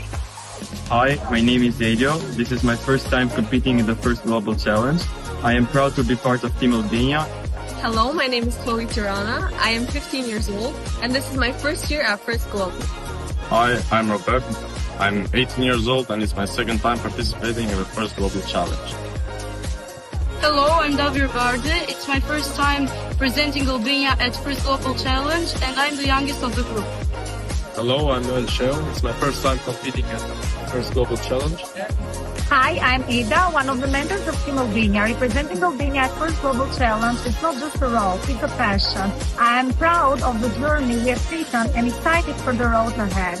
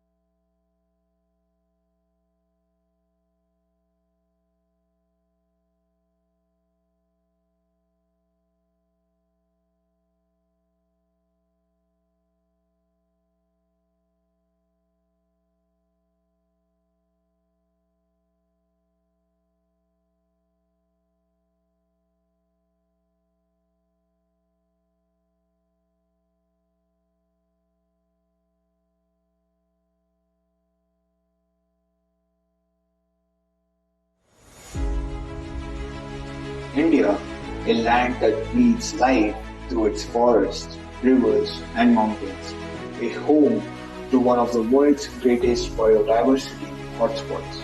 But our story doesn't end in nature. It flows into our fields, farms, and our labs. We are Team India, where culture meets innovation, where diversity fuels strength, and where every heartbeat says the same thing. We build, we create, we rise. Being a part of a team is a responsibility. It teaches that global collaboration is very important to make this world as a better place and to be together in every moment. Showcasing our culture, tradition, creativity, and building connections with other countries. Exploring strength helps in building the future bit by bit. It is important to celebrate robotics as a sport. In traditional games, we use physical strength to perform our skills, but in robotics, we use physical strength and mental health and skills together. Different stories, one dream. Different voices, one mission. We are not just a team, we are the future, carrying our nation's spirit of innovation to the world. We are Team India, and we rise together.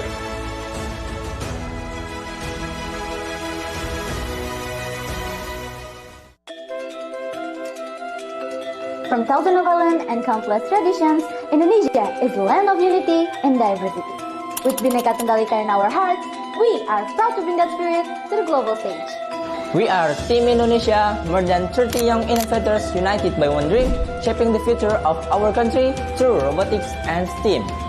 Our vision is to prepare Indonesian youth to be innovative, collaborative, and globally competitive towards Indonesia Golden 2045. To achieve our vision, our mission is to inspire creativity, encourage leadership, and shape character to face global challenge. Beyond the FGC, we share our passion with others.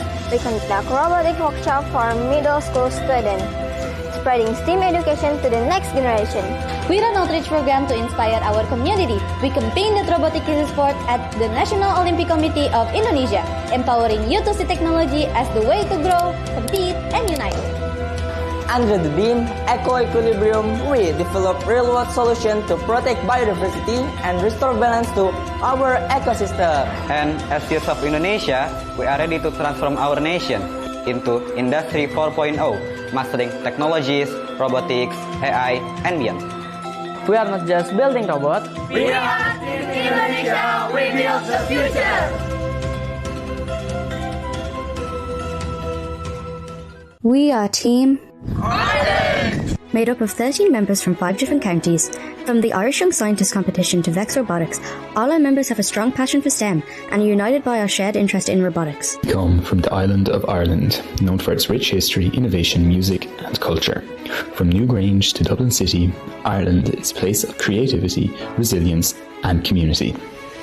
As a team, we bring together many different skills, from engineering and programming to problem solving and teamwork.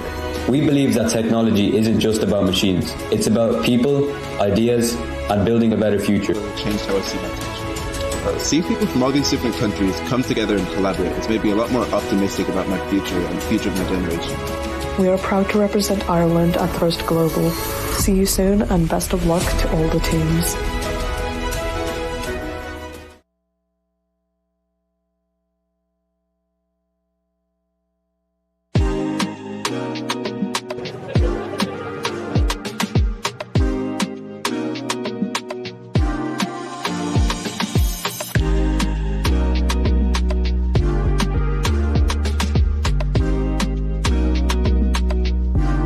Team Israel is a team made from a lot of talented teammates and mentors. What's special about our team is that everybody here is from different religions and nationalities.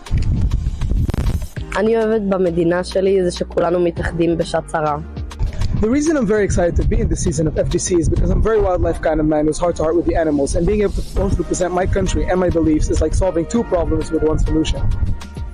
אני באה לתחרות השנה כי אני רוצה ללמוד להכיר אנשים חדשים מרחבי העולם, כי אני יודעת שללא עבודה משותפת בינינו לא נוכל להמשיך לשמור על כדור הארץ שלנו בר קיימא.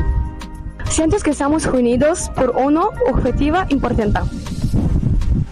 كنت أحس بالمتعة وكل يوم أتعلم شغلات جديدة وأنا كثير مبسوطة إني من ضمن الفريق. I am excited from the competition and from the robot that works precisely and on its own. أنا متحمس أكون جزء من هالمسابقة ببنما.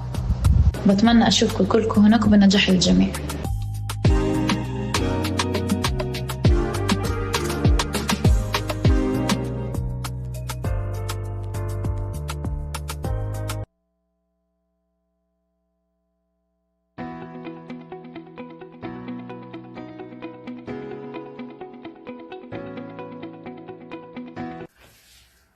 L'Italia, terra dove la storia antica incontra paesaggi mozzafiato, è una gemma senza tempo dell'Europa meridionale. Dalle Alpi innevate alle coste bagnate dal Mediterraneo, offre un mosaico ricco di cultura, arte e sapori. Culla dell'Impero Romano e del Rinascimento, il suo patrimonio vive in ogni vicolo e affresco, che si navighi tra i canali di Venezia o si cammini tra le colline toscane. L'Italia regala un viaggio indimenticabile tra bellezza, passione e tradizione. Oggi siamo qui per presentarvi brevemente l'Italia. All'estero siamo famosi per la pizza.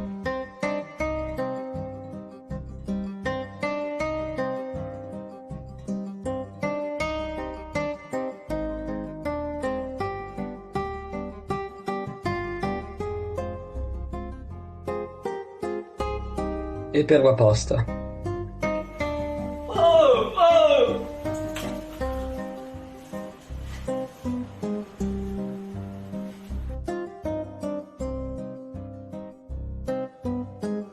L'Italia è un posto bellissimo. Siete tutti benvenuti. Vi aspettiamo.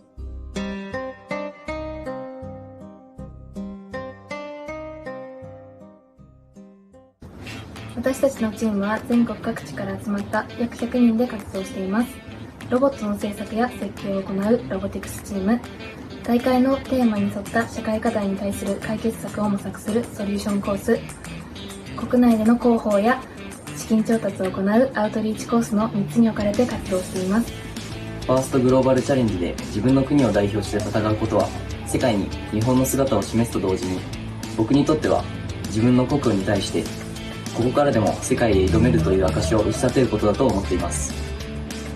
今年のテーマであるイコイクリブリアムを日本は今後より一層意識していかなければなりません。温暖湿潤な島国である日本の豊かな環境はたくさんの固有種を含む無二の生態系を育んできました。国全体が一つのビオトープなんです。この調和を保全するための活動は日本の最優先課題の一つです。私にとって協力とはお互いの力を認め合いながら成長していくことです。メンバーそれぞれ得意分野が違いますが、その違いを密に共有して補い合うことでチーム全体の大きな強みとなります。ロボット競技はただの技術の祭典ではないと思っています。その過程には本気や熱狂、努力が詰まっていて、それはスポーツと同じくらい、あるいはそれ以上に心を熱くさせる物語があります。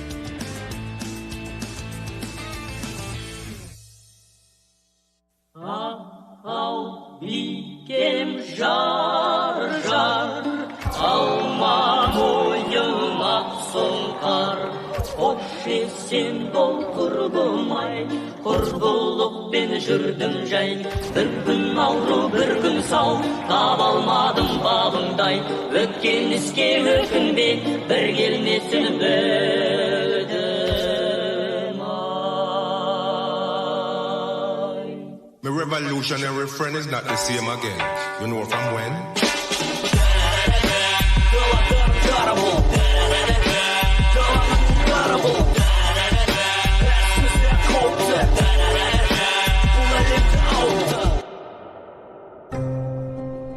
Kazakhstan is the 9th largest country in the world, a land of vast steppes, towering mountains and unique ecosystems.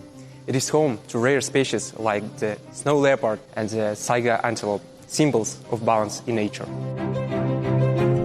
We are Team Kazakhstan and we proudly represent our country on the global stage.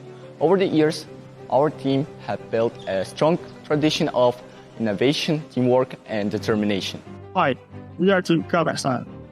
We have been awarded Grand Challenge Award for 3 times in a row.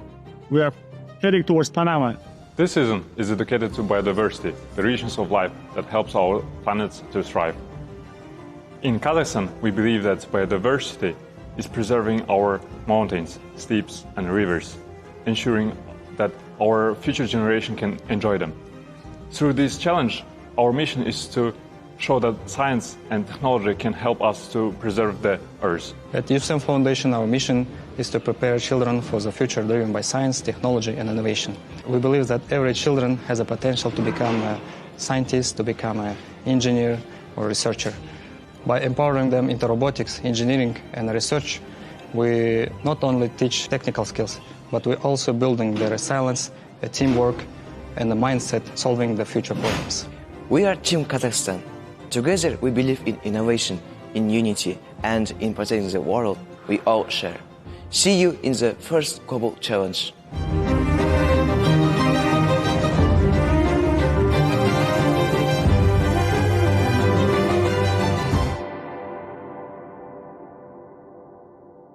Hello everyone, this is Team Kenya. Hi from Digital Robotics. Robotics has helped improve my communications and leadership skills. It made me go from a timid and uncourageous person to a much more courageous and I would say fulfilling person. At Team Kenya, we are driven to design solutions that move and interact with the environment. FGC to us means interacting with the youth and learning different cultures from them. And giving us an opportunity as the youth to safeguard our future through technology. When we look up, it's the same target, different roles, same mission. Failures are signal, not noise. We iterate together, faster than ever. In the end, robotics isn't just about technology. It's a journey where teamwork transforms challenge into progress. Go Team Kenya!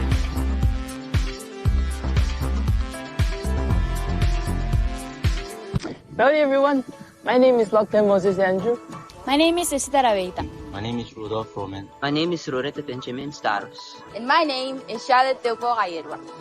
We are a team of 5 passionate students coming together for this robotics challenge. Just like our islands are connected by the vast Pacific, our team is connected by determination and hope. The Team Eco-Equilibrium is deeply personal. Everything we do, our culture, food, and traditions depends on the balance of land and sea. But this balance is fragile. We face rising seas, coastal erosion, and ecosystems under threat. STEM is very important to me because it helps me learn new skills to solve real problems. As part of the next generation, I want to use my skills and knowledges based on STEM to make a better future for me, for you, and for our beloved country, Kiribati. With this experience, I intend to promote environmental stewardship by engaging communities in conservation and protecting mangroves and marine life, and ultimately to contribute to global efforts that safeguard ecosystems for future generations. The sport of robotics has helped me gain and improve my understanding about the fundamentals of STEM. It has helped me and my team learn how to communicate and cooperate with each other, fulfilling the true meaning of teamwork.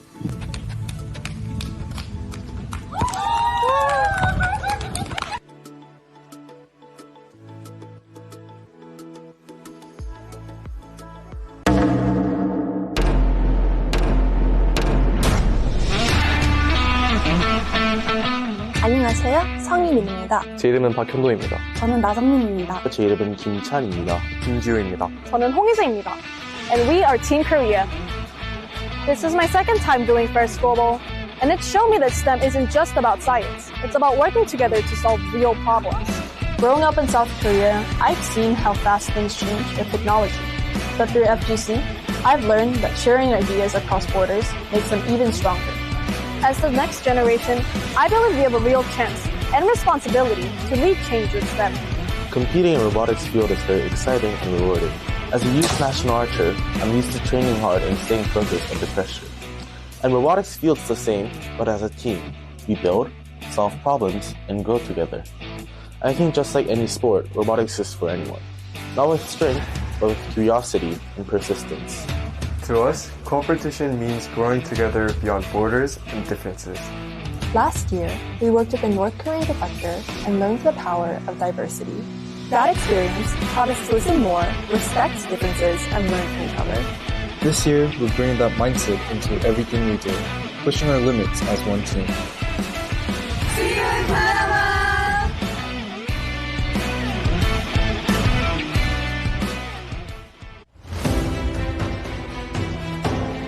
I've grown up with FIRST, from 2017 as a student and now on to 2025 as a mentor for Team Kosovo. Kosovo is a small country in southeastern Europe. It is not well known, but FIRST gives us the international platform to really show off its qualities. Kosovo is a wonderful, wonderful place with a lot of biodiversity relating to the topic this year. And it has a wonderful nature to explore. From mountaintops to valleys and everything in between, it is really worth exploring. Then moving on, the food is absolutely delicious, and also the dances and just the culture in general and the language are really, really rich. The most important part are the people. The people are the most hospitable people and the most resilient. They've been through so much and they've never stopped having the strength to continue pushing forward. These are the exact qualities that we want to bring to FIRST too, that this team wants to bring to FIRST. FIRST starts with a few extrusions and leads us to complex mechanisms that can really win medals. And this is our journey that we're seeking to do. We're seeking to represent Kosovo in the best way possible and to start learning about robotics, learning about STEM, learning about how it all relates to biodiversity and how we can really truly do some cool projects to implement all of the knowledge that we learn. So we're ready. I think the team is ready. See you in Panama.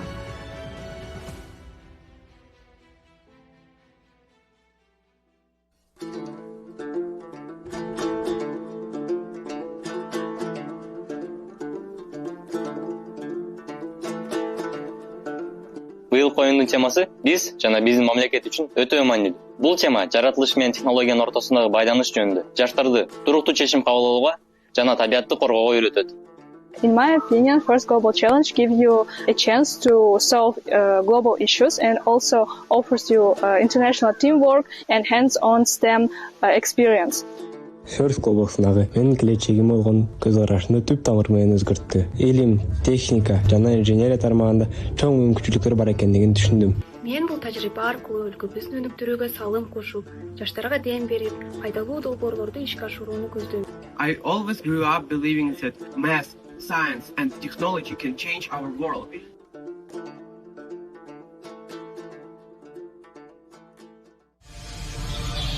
Swaidi.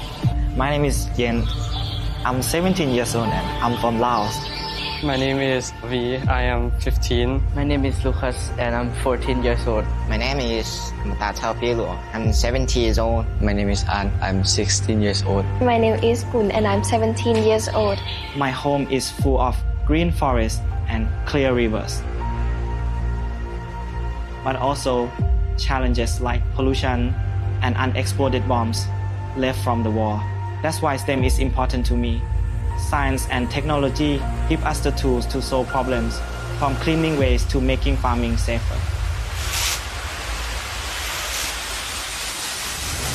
For me, eco-equilibrium means building balance between people, nature, and technology.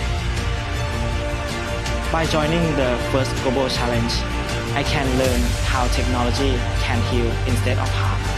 This experience gives me and my team a chance to show that even a small country with big challenges can create hope for the future.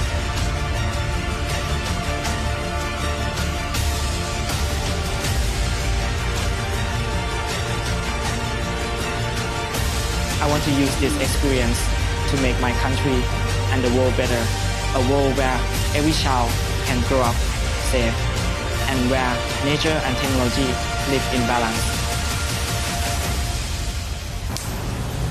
Fighting, fight! Building future, change makers together. See you in Panama.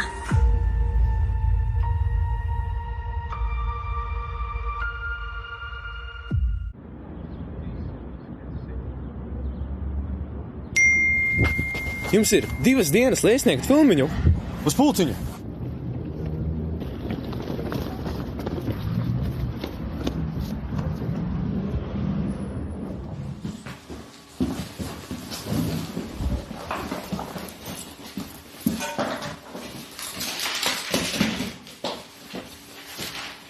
Kādreiz piedalījies First Global Challenge? Nē, šī būtu man pirmā reize.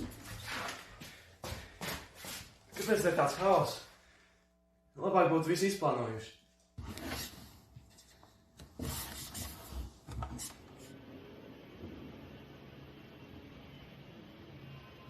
Kāpēc vēlaties piedalīties? Es vēlos piedalīties First Global Challenge, lai gūtu pieredzi un iemācītos sadarboties komandā. Kas tavuprāt ir lielākais izaicinājums piedaloties advocacy? Manuprāt, tas grūtākais ir organizēt komandas darbu.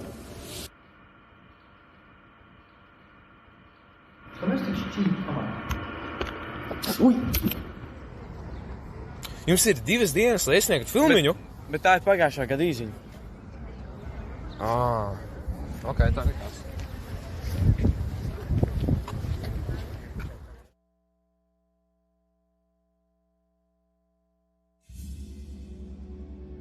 من أرض الأبجدية، من بلد البدايات. جايين نقول لبنان حاضر بالمستقبل. مثل ما لبنان عطى العالم بداية الكلمات، نحن اليوم بدنا نشارك ببدايات جديدة. من 2022 تيم لبنان حمل اسم لبنان بالفيرست جلوبال، ورحلتنا كانت مليئة بالتحديات والإنجازات. نمثل لبنان يعني نحمل قصة بلد صامد، وهي مهمة مش سهلة. بس الفرق إنه شبابه اليوم رافعين راياته بالإبداع والابتكار. روبوتكس بالنسبة لنا مش مجرد علم، هو ساحة منافسة فيها تدريب، تكتيك وإصرار. مثل أي رياضة تجمعنا روح الفريق. ومنافسة بتفتح مستقبل جديد. من خلال فيرست جلوبال تعلمنا إنه المنافسة بتخلق تعاون. وإنه اختلافنا هو قوتنا. وأكبر مكسب إنه صرنا جزء من شبكة شباب مسؤول من كل العالم. التنوع البيولوجي بلبنان مش تفصيل، اللي هو ثروة، ودورنا اليوم نبرهن إن شباب لبنان قادر يحافظ عليها للأجيال.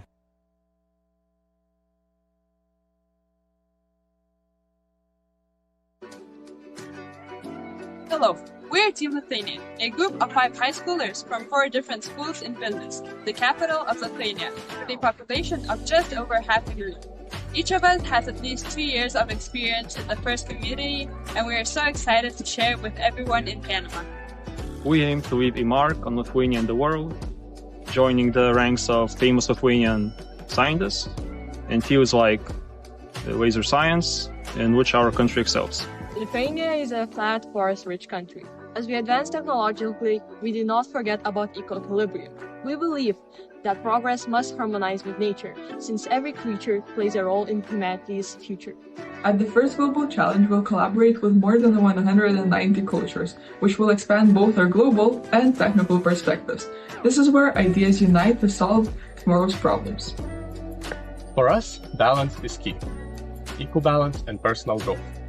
At FGC, we want to teach and learn from others, engage with every culture, and most importantly, have fun while making a difference.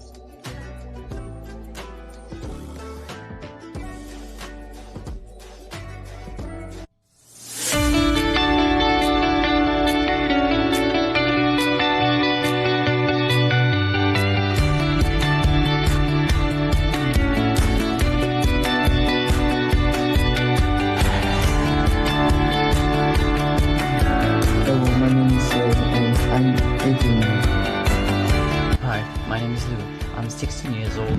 Hi, my name is Marcus. I'm 17 years old. Hi, my name is Carolina and I'm 18.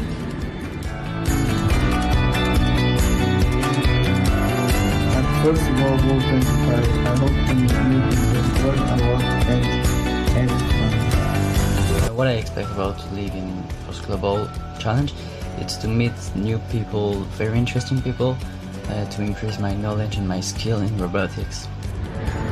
I've already joined competitions in Switzerland and the US, so I'm looking forward to more unique experiences and meeting new people at the First Global Challenge in Panama.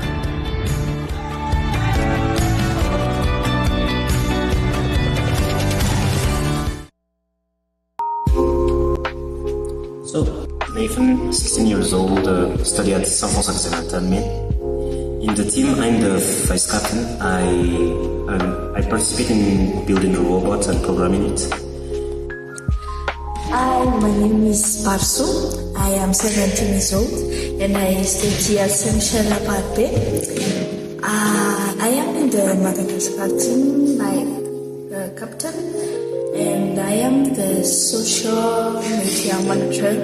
My name is Silvio. I'm 14 years old. I'm from Team Madagascar. In the team, I'm the programmer and a robot maker.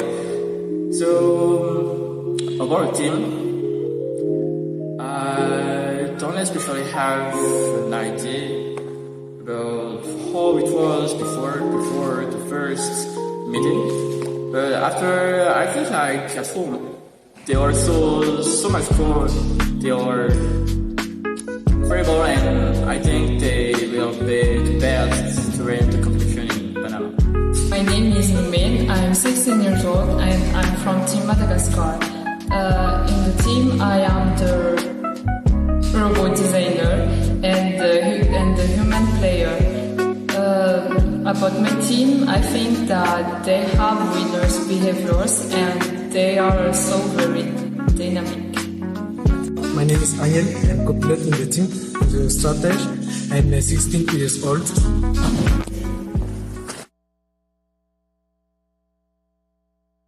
Hi, my name is Ryan Kosam, team captain for Team Malawi, and these are my teammates. Hi, I'm Blangi Yasu. Hi, I'm Victoria David.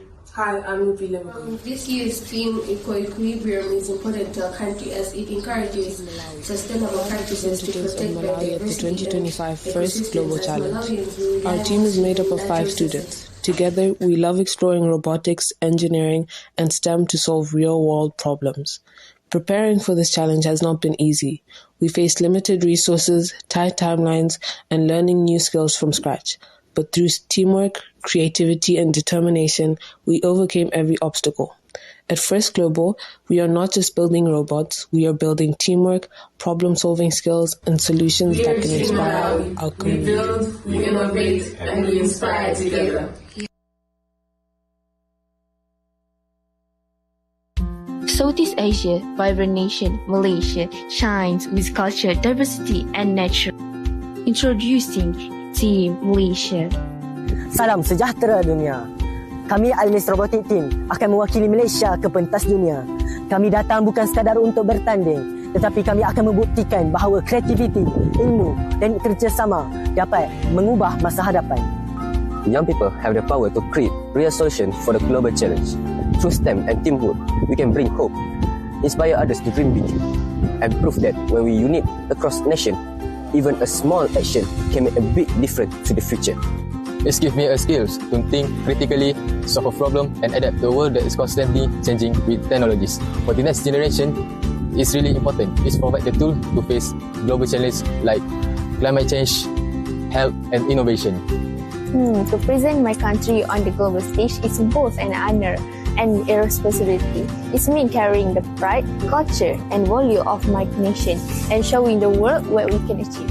So we as a young generation who wants to continue the legacy in the field of STEM will change our country into a developed country in the future. So with this experience, we are ambitious in developing the country and the world because every problem must have a solution.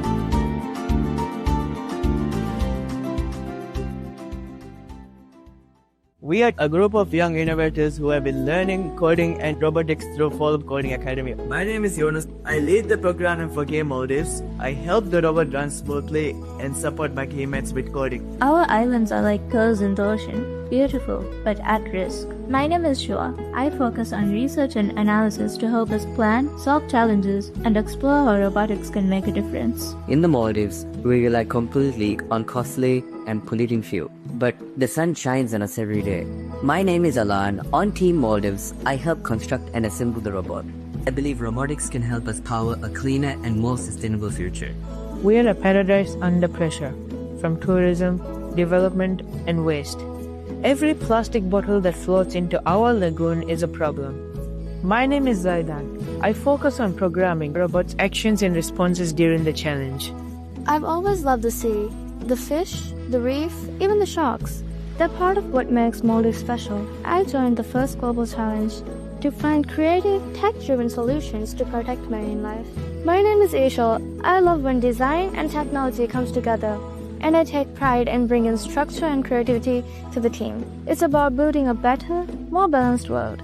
राज्य के रीति कमा नाजुक तिमाव शिमाय कुरमा उफेदुन तरी जीले बिना कुरंजे है अलगन में मीदानी एमासे के कुरमो मी दिवे ही राज्य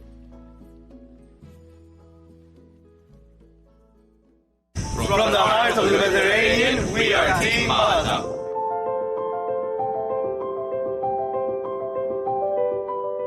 Biodiversity isn't just about nature, it's about the delicate balance that sustains all life on Earth, from the smallest pollinator to the vast oceans. And here in Malta, surrounded by sea and rich in unique species, we've seen how human impact and climate change are threatening that balance. This year, our mission is clear, not to build a robot just to compete, but to build something that represents the power of science and technology in protecting biodiversity. Our robot simulates real-world solutions, sustainable farming, reforestation, and marine conservation. We believe technology can drive global change. First Global is more than a competition. It's a movement, bringing together young minds from every corner of the world. We designed, we tested, we failed, but we learned and innovate. We took our mission beyond the robot, from local cleanups to school workshops. We empowered our community to take care for our biodiversity. We're excited to connect with teams from across the globe, sharing ideas, cultures, and a common goal, a more sustainable future. Innovation, inspiration, and impact. That's what drives us. We are Team Malta, and we are building a future where biodiversity thrives.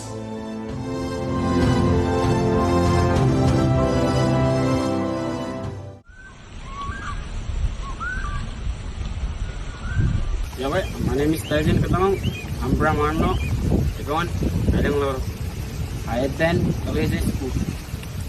Yeah, what? My name is Dimitri Stern. I'm from Medjugorje and I attend Develop SDA School. Yawa, my name is Rhea Nathan. I'm from Aur, Mile, Jaloj, Pudarok, everyone, and I go to school at Medjugorje Baptist Christian Academy.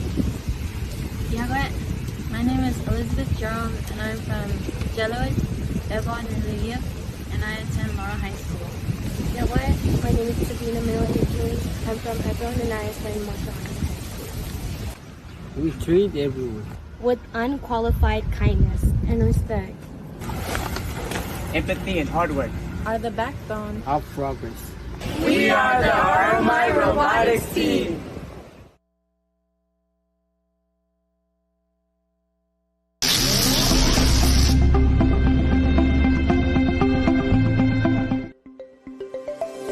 Welcome to Mauritius, a paradise island in the Indian Ocean, where nature, culture, and history blend beautifully. Once home to the legendary dodo, Mauritius is proudly known as the Dodo Land. A melting pot of cultures: Creole, Indian, African, Chinese, and European, all in harmony.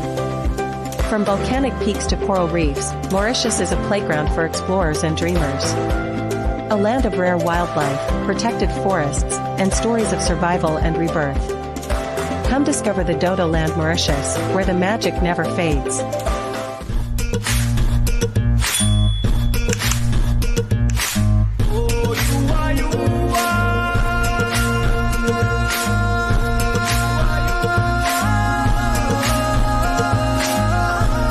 Hi, we're Team Mexico 2025, a group of 8 students and 4 mentors from Torreón, Coahuila in northern Mexico. We're established in Colegio Cervantes de Torreón, a school where robotics is more than a hobby. It's our passion, our family, and our way to connect with the world. Our journey began in late May, competing alongside the best teams from across the country in a national robotics tournament. After more than 6 hours of learning, teamwork, and excitement, we were honored to be named the official Team Mexico for First Global Challenge 2025. From that moment, everything changed. We began the greatest adventure of our lives, building not just a robot, but our leadership, our friendship, and our purpose as a team. Having the opportunity to represent our country in a world-class competition has opened the door for us to organize a team outreach and collaborate with other teams from around the globe. First Global has shown us that education and technology should be for everyone, and we're proud to be part of a movement that's changing lives, including ours. For us, it's a true honor to represent our country and over 129 million Mexicans on a global stage. To all the teams, we wish you the best. And from the heart to our team, to yours, Viva Mexico! Viva Mexico! Viva Mexico! Viva Mexico! See you in Panama!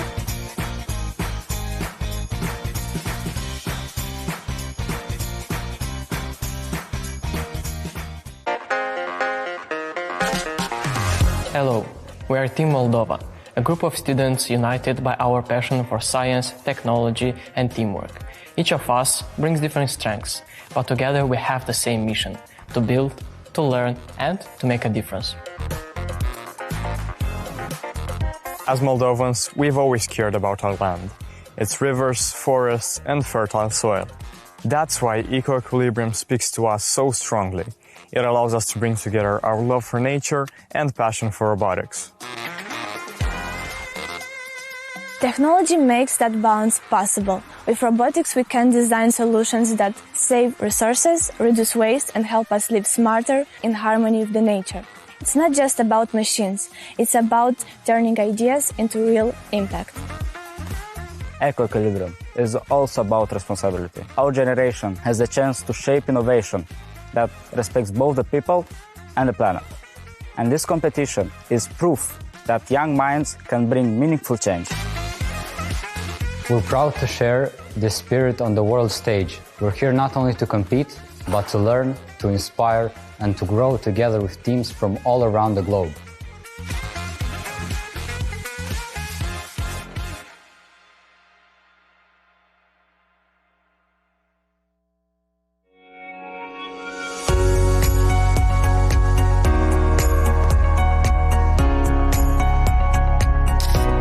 My name is Bakhnur, and I am the leader of Team Mongolia.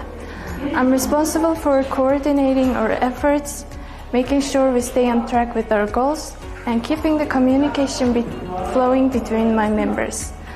Leadership for me is about bringing out the best in each of my teammates, whether it's coding or building. Together we push each other, think outside the box, and face every challenge head-on. And we are looking forward to seeing you guys on the competition. Hi, I am Alijan, the driver for Team Mongolia. I control the road to the competition.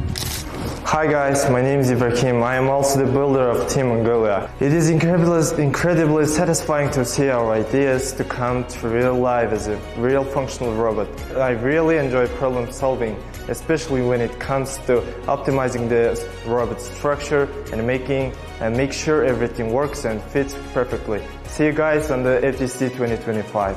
Hello, my name is Kausar. I'm the programmer of the Team Mongolia. I'm responsible for programming our robot and making sure it can complete the mission successfully. I enjoy problem solving and creating strategies with my team. Together we are excited to share our creativity and passions for robotics with the world.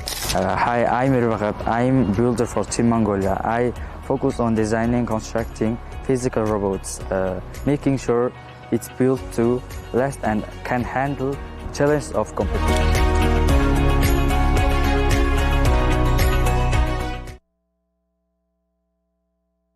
Welcome to Morocco, a land of mountains, desert and ocean, a land of history, culture and innovation.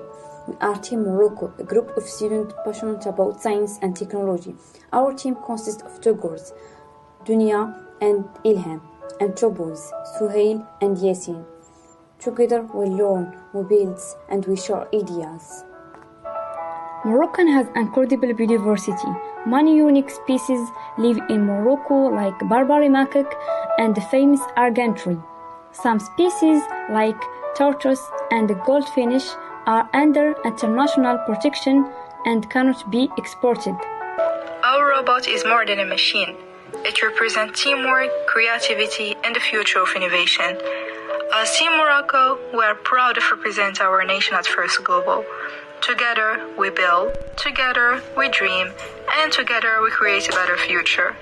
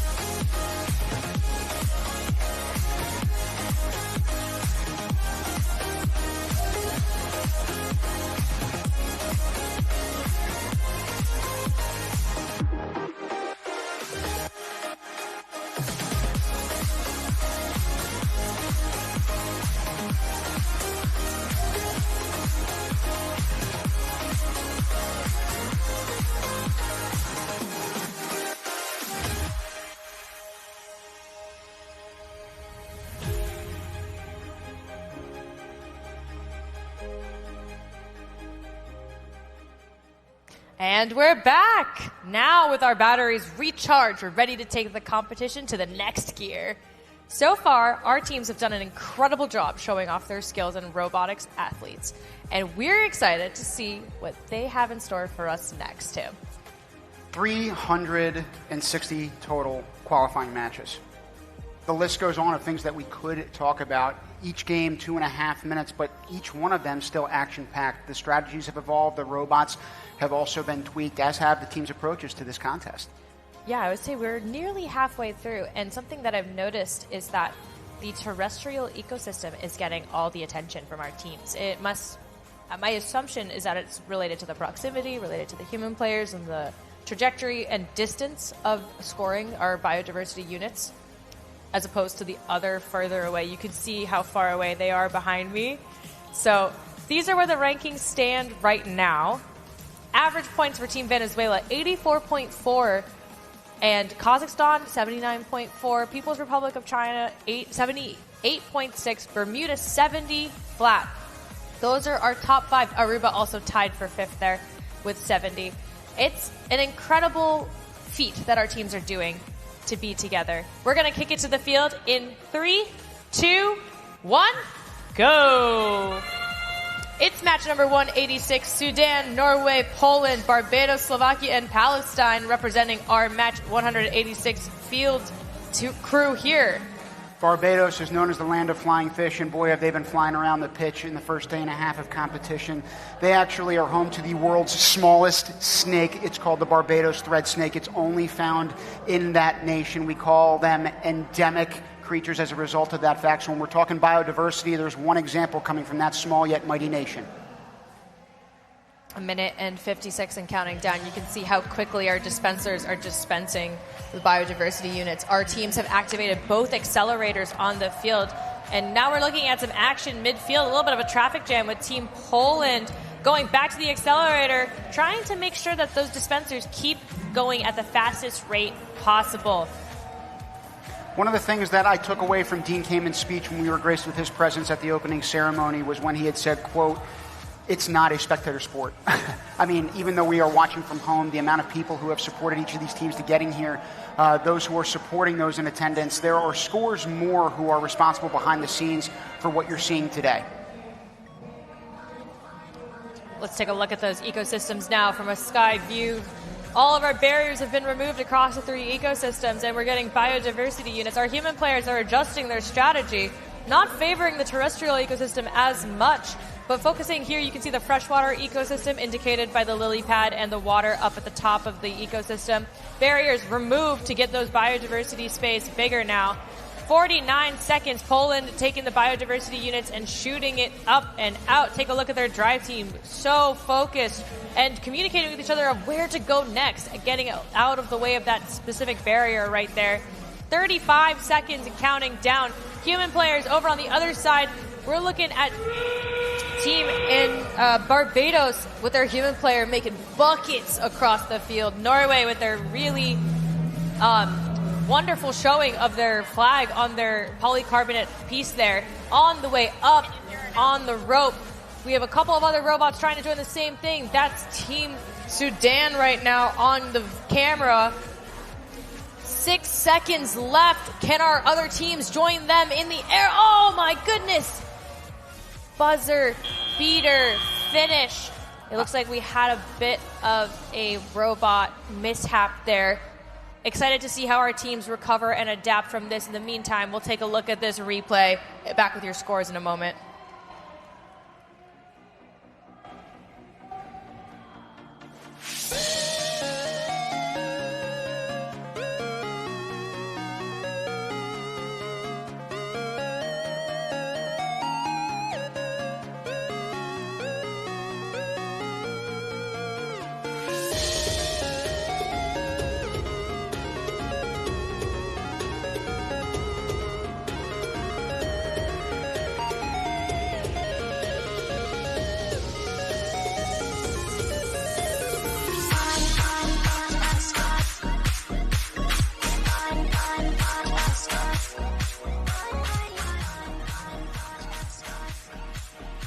Scores coming up. 62 for the Red Alliance, 40 for Blue. Biodiversity points, 28 on the board. A little bit of barrier points on the board as well. Distribution factor was focused on that nice equal distribution across our three ecosystems, and it's evident there in our score. All of our teams working together in such a wonderful way during that match. We're now going to take it back and showcase one of our teams here. Team Hungary draws from the legacy of great thinkers and inventors. With precision and creativity, they're ready to show how innovation continues to flourish in the heart of Europe.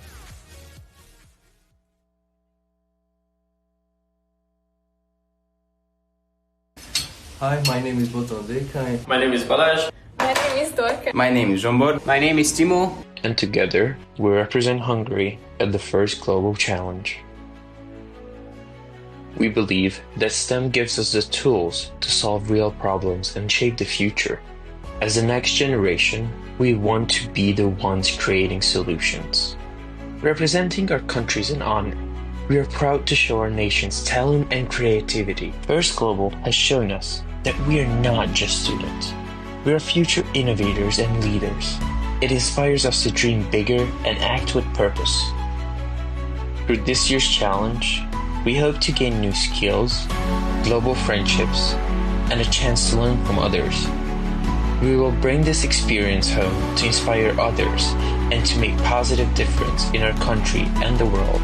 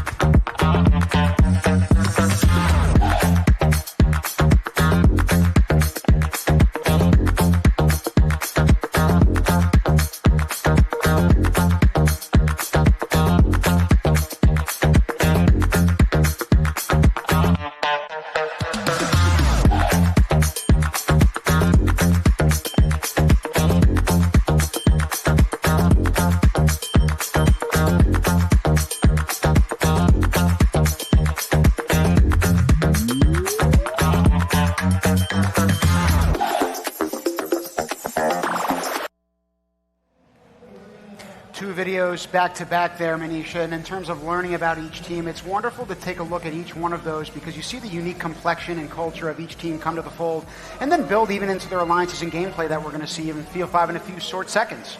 I'm excited to kick things off in match number 189. We're going to see both of those teams on the field behind us. Should we take it down to the field first, Global? In 3, 2, 1, go! On the Red Alliance in this matchup, we've got Pakistan, Morocco, and Namibia squaring off alongside Germany, Hungary, and Mozambique. Now, I want to focus on Pakistan super quickly because the color of their flag is indicative of so much that we're trying to do here at First Global. The green represents Islam being the majority of Muslims in Pakistan. The white represents the religious minorities living side by side and in cohesion. The crescent and stars stand for progress and enlightenment, respectively. I had alluded to Dean Kamen earlier on, and in terms of another tidbit he gave us in his speech, he had said it's in the enlightened self-interest of all of us to collaborate. And so, again, you see it on their flag, you see it in gameplay, and you see it in their work here at First Global.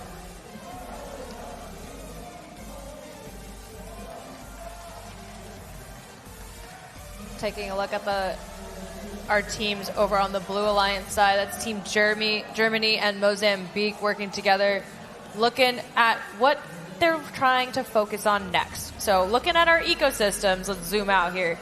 We still have barriers in our freshwater and marine ecosystems, but our terrestrial ecosystem is taken care of. Biodiversity units being delivered to the terrestrial area, but human players are also focusing on the marine environment as well. Now let's look over at the Blue Alliance side. We've got a team working on the accelerator over by Team Germany right now. So hoping to distribute, you can see that there's 47 biodiversity units have been dispensed thus far this match over on the right side. And each of the two hoppers that distribute those biodiversity units has 60 of those a piece. And so you're talking about 120 moving game pieces, projectiles that are flying around on this field, whether they're thrown by the human players or whether they're hooked up there by the robots themselves. That is one full ecosystem, very biodiverse terrestrial ecosystem over there. Not as much of attention on the marine and freshwater. Something that we've been exploring over the course of the competition is why teams may or may not be going for it. What they're going for right now is our end game phase of this match. 18 seconds and counting down. Biodiversity units still being delivered into the terrestrial ecosystem closest to the human players, while 3 robots make it all the way to the top like a synchronized swimming performance up in here with its Morocco, Mozambique looking to join them in the end there. We'll have to see how that one shakes out. Namibia also put in some fantastic work in during that match. I'll tell you, that last image, bracing for impact. We've got some replays to show you here in the meantime.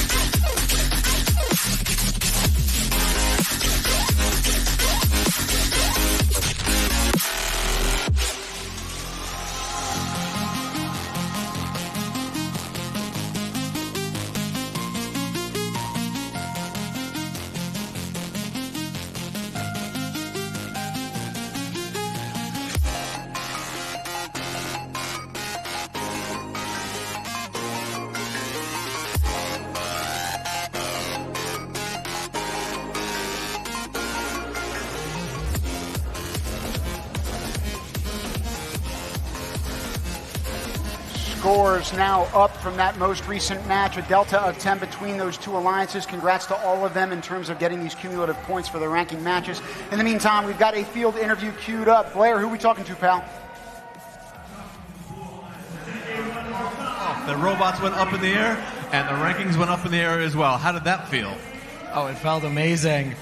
Going into this game, I wasn't sure if we would be able to carry the strategy as well as we did, and I'm really happy with all of our performance. I think everybody on both teams did really well, and the Global Alliance performed amazingly. The Global Alliance did perform. You're losing your voice because you're the coach out there yelling. How did that feel? It feels amazing. We planned it really good, and it's really nice to see that it worked out. So we're all very happy. And when the strategy works, it really works. Germany, you guys are moving up those rankings quickly. Yeah, we did some last changes to the accelerator. Our robot is now able to do every task on the field, so we're really flexible, and it worked great. So that was good. Well, on the field here, these teams are getting more and more experience. And, as we get towards the end of the event, each match means a little bit more as they try to accumulate their high scores to keep going up and stay in those rankings so they can get into the playoffs. Are you confident? Yeah. Yes, they're confident. All right, we'll send it back to the booth. Good luck in all your future matches. Back to the booth. Thank you, Blair. It's amazing to see the confidence not be shaken. Right? Across different matches, so many things happen. Good things, things you feel might need improvement, but at the end of the day, seeing our students so excited to be here and just for the love of the game, have a good time, be with each other, it keeps me motivated as things start to pick up. I was going to say, in terms of motivated, we know that this next nation we're going to focus on also possesses the same qualities and strengths. From the twin island nation of Antigua and Barbuda, let's take a look at this team.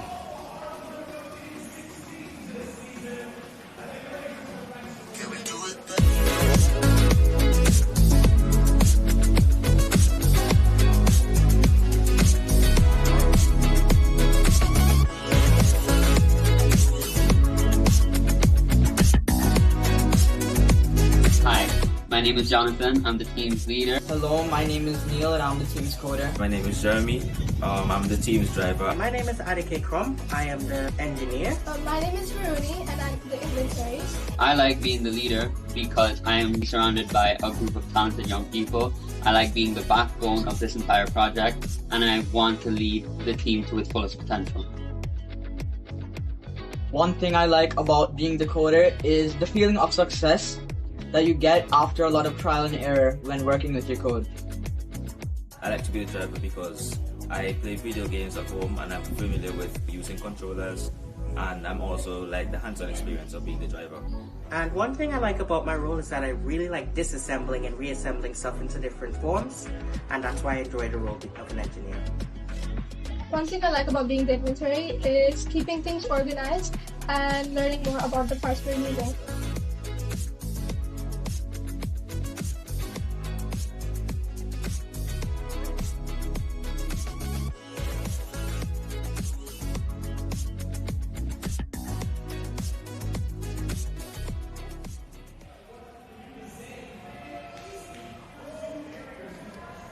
I'm so excited to see Antigua and Barbuda on the field joining us. We're gearing up for match 192 on field number 5. Joining Antigua and Barbuda are Myanmar, Niger, Hong Kong, China, Cambodia, and Honduras. Shall we take it to the field, Tim? Let's get it rolling. In 3, 2, 1, go!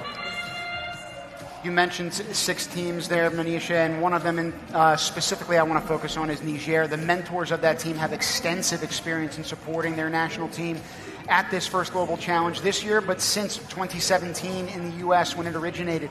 They've got nearly 20 years of experience in the field of technology and training young talents. We're looking forward to seeing that talent on the pitch today. 30 seconds into this match so far, you've seen the accelerators hard at work, much like the other 6 robots that are out there. Again, 190 of them in total that we're bringing you here on Field 5 over 3 whole days of competition. Scores dead even, at least for that first 2 minutes, and again, that's because they're working in cooperation with one another. 120 of those BDUs, aka biodiversity units, alongside 9 of those inhibitors, basically the barriers that limit biodiversity. So there are 2 real objectives as we even start this game, and then one final kind of task and challenge in the remaining 30 seconds that will be left, but we're about a minute left from that time. Taking a look at our ecosystems on the field right now.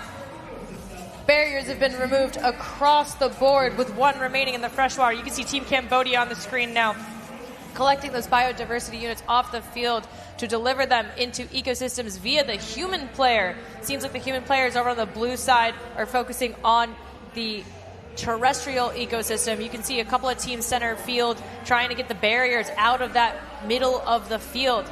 Getting ready for the end game a little bit early by clearing space for 6 robots to ascend to the top of the bars there. We've got 33 and 34, 35 now of our biodiversity units distributed onto the field. 48 seconds and counting down. We've got a team in the middle ground here, have multiple biodiversity units in their robot. That's Cambodia as well, collecting the biodiversity units that have fallen to the side of the field.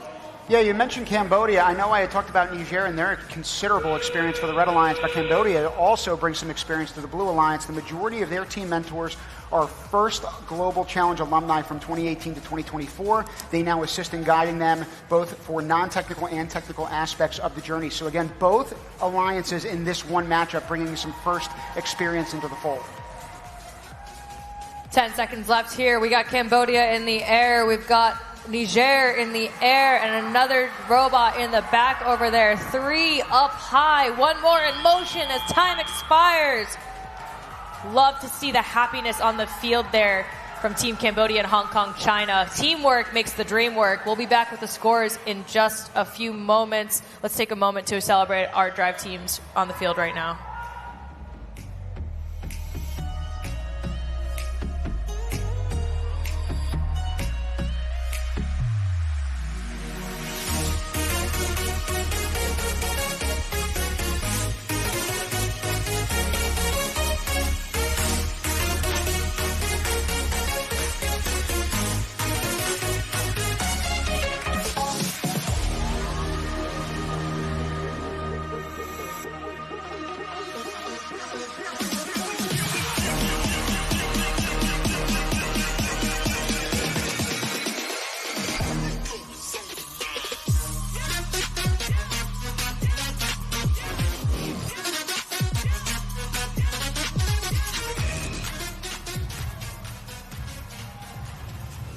The music level is picking up, but so is the pace of play. The point valuations for both teams there, 74 points to 70. Again, the averages have only been increasing as we've gone through not just our matches of competition, but days of competition here. Congrats to both those alliances. 31 biodiversity points on the board for this Global Alliance. A full cooperation bonus of another 30 points on top of that. Well done, teams, for match 192.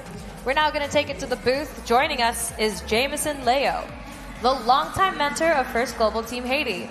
He's overseen the growth of robotics in Haiti and watched as their robotics team has become a source of national inspiration. Jameson, it's an honor to have you here.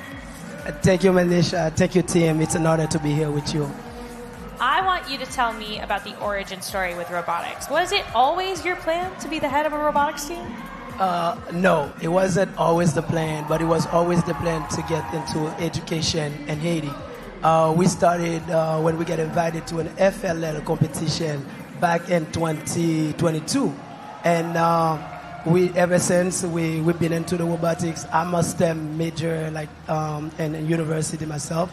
So going back to Haiti, it was, when we get to the FLL, our team become the national champions. We get invited to Singapore with you, and ever since it's been really inspiring, and we are going to keep doing that. Listen, you say going back to Haiti, I want to mention that journey for you going back home after such success. You had a top 10 finish last year, if I'm not mistaken, in the new technology experience last year.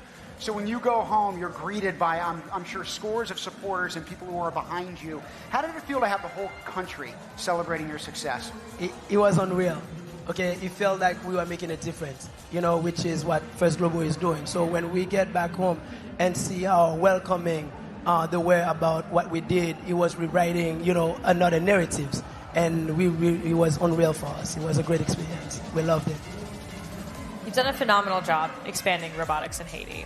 And even in areas that are, currently controlled by other groups.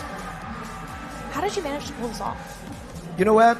That's an easy question to answer, though. Thank you for asking. It's using the same core values as First Global, collaboration. We're now teamwork. So we have a really good team back home, and we collaborate with a lot of people. So places when we can go, we would ask somebody else that is already there to do what we need to do, and then they will send it back to us. So it's all about collaborating with other people to make the dreams work. Listen, I've got 4 sisters. I'd be remiss if I didn't acknowledge the fact that 85% of your team this summer were girls, if I'm not mistaken. That's so powerful. What's it been like to see young women joining the robotics movement in Haiti from your work? It's been exceptional because back home, it's not something that you see, especially with technology. Technology is not big in Haiti, right? And seeing the young girls being part of, and I will tell you, for our team, the coding, the programming team, all girls. All of them, all girls. So they did the programming for the robot, and the robot is working perfectly. So I think it's important to have women and young girls being part of STEM, and we love to see it back in Haiti. Well, thank you so much for sharing your story and your passion, and more importantly, bringing that back home with you and creating this environment for the next generation to grow and thrive. Jameson, all the best. Thank you very much, and thank you, First Global, for doing this. We're going to take you back down to Field 5, folks. We've only got a minute left in this game, and it features Estonia, Czechia, and Argentina alongside Ukraine, Brazil, and Montenegro. Argentina is one of the most biodiverse countries on the planet. They know full well what it means to try to achieve eco-equilibrium in a real, tangible way. They've also done a great job in gameplay thus far. We've got some laser focus from Team Argentina on the field right now. They're trying to put biodiversity units into their Red Alliance area, where human players from their alliance on the red side, Czechia and Estonia, are trying to collect the biodiversity units to deliver to the human players. Take a look. They're shooting in the freshwater area of the ecosystems.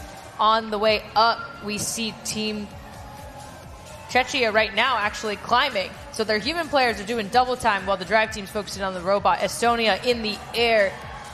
We also have Argentina in the air. Vamos! Last seconds elapsing in this game. Even though the timer is off, the work really on that field just begins. You've got judges and volunteers that not only need to sweep the field, but to also score the many different ways that points can be accrued in this game. We've got a bunch of the biodiversity units still over by the dispensers, as well as the red side accelerator and driver area. Something that I noticed in a previous few matches is that some of the teams are sharing between the alliances. So we'll see if that evolves in the course of the next few matches. But we'll check out this replay from this past match for the moment.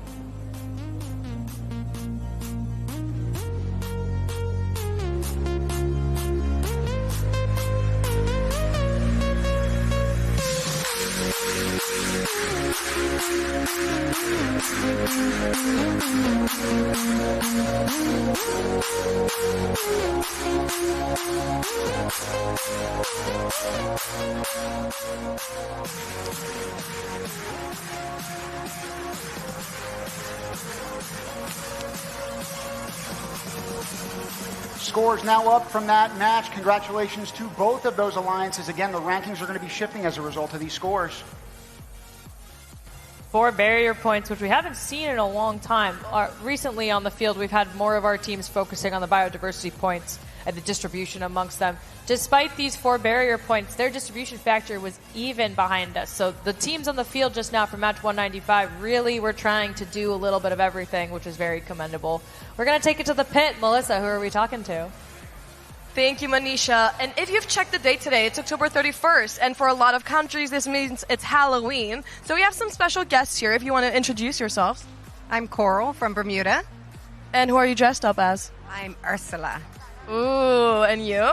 I'm Sloan from Bermuda, and I'm the evil queen. So we see 2 villains this way, Disney villains. And how about you? So I'm Joe. I'm coming from the United States, and I'm Harry Potter. Okay, I'm kind of scared, but at least we have Harry here to save me, you know. So how do you feel about this competition? I can see that you have treats. Are you doing trick-or-treating? So we've been handing out candy, so kind of anti-trick-or-treating. We're giving the treats, but we're having a lot of fun while we're doing it. And have you had any fun interactions? What's the most fun interaction you've had so far? Oh, just meeting all the different teams. All of the mentors have been awesome. Fantastic. And then, what's the most magical thing, the most magical moment you've witnessed? I mean, hey, it's an easy ask, but just watching the collaboration between all the teams here has been good for the spirits in all senses of the word. So thank you so much. Thank you so much. Now let's go watch a video. Since I joined robotics, I have learned that we have to work as a team, as well as collaboration with others, setting our differences aside in order to achieve the best of our common goal. And this year's theme reminds us that true progress means finding a balance between technology and sustainability, between the human needs and the planet's limits. This means that it's on our hands as the world to ensure that we take the pledge to protect the balance of life. I am a builder and programmer for Team Botswana. I want to learn the basics on how to code, which is going to be beneficial to my career pathway, which is software engineering. Through this year's theme, I feel as if the youth are going to be taught on how to take care of their environment, which is going to benefit the future as ecosystems will be preserved. I joined robotics because it brings me a step closer to becoming a great innovator, just like Elon Musk. I joined robotics because I have a passion for technology. I joined robotics because it helps me move one step closer to my dream job of being an engineer.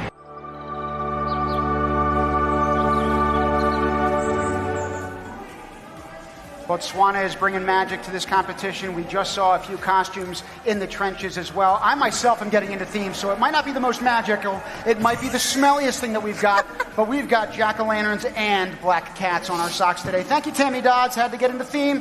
Had to give you the shout-out. We want to make sure that the 6 teams on Field 5 also get the necessary shout-out. We're taking it back down to Field 5 for the next game in 3, 2, 1, go!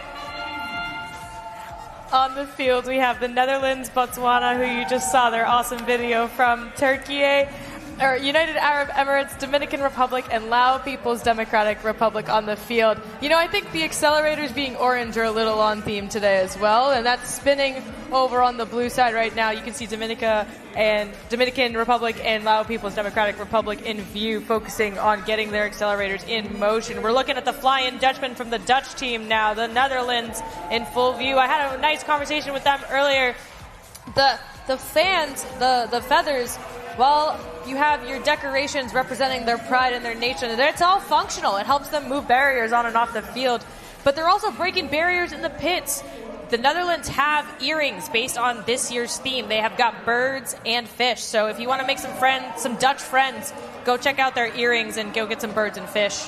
You're talking birds and fish. I got to go into mammals for a quick second because we're focusing on biodiversity and it's across all different kinds of species. Laos, People's Democratic Republic, is one of the only landlocked countries in the entire planet to actually have what's called a dolphin. And in fact, it's the endangered Irrawaddy dolphin. So back home, there are initiatives trying to maintain that population and grow it.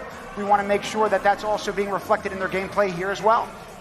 So while we're on the screen here, I'm going to show you there's a barrier right here. One of our teams is trying to dislodge it right now to get the maximum space. There we go. Now the platform went all the way down for the the freshwater ecosystem. You can see that the accelerator is going back in motion over here. It was almost at 0, going back up for a little bit, and now we've got 51 biodiversity units dispensed on that right accelerator.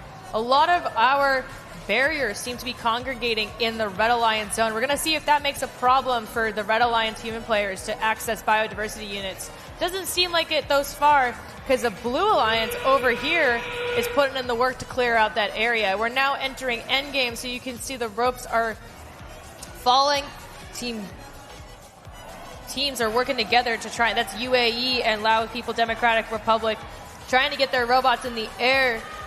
We've got Dominican Republic in the air. Other teams joining them. Netherlands. That looks like Estonia. With 3 seconds left, our teams have had to get that timing of their climbers down to a science in order to make sure that they're up in the air and stable, as our teams can't progress further once the time runs out. Rounds of applause on both sides, rightfully so. We're going to take you into some instant replays of that most recent match in a couple seconds. Check it out.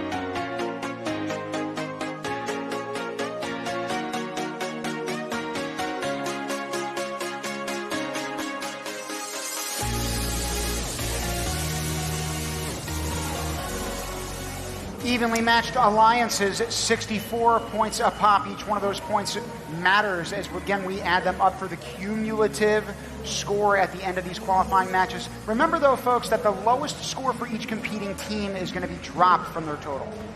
34 biodiversity points, even distribution across our ecosystems. Amazing work. I misspoke. I said Estonia earlier. It was Team Botswana that was up at the air at the end. So great work to all of our teams. We're now going to take you to one of our awesome videos for a team that's making a name for themselves on the musical stage. It's time for their second original song, Panama. Here we come.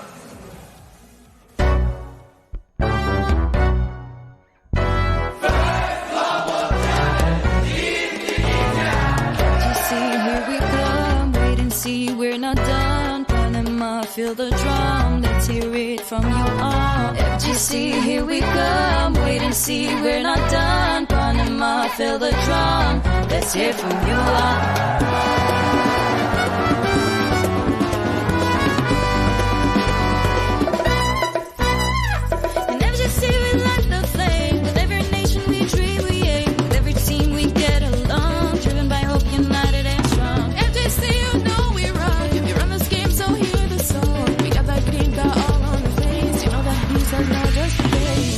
Today's our day, we feel it. Let's keep it this way. Dream it, believe it, and bring it all today.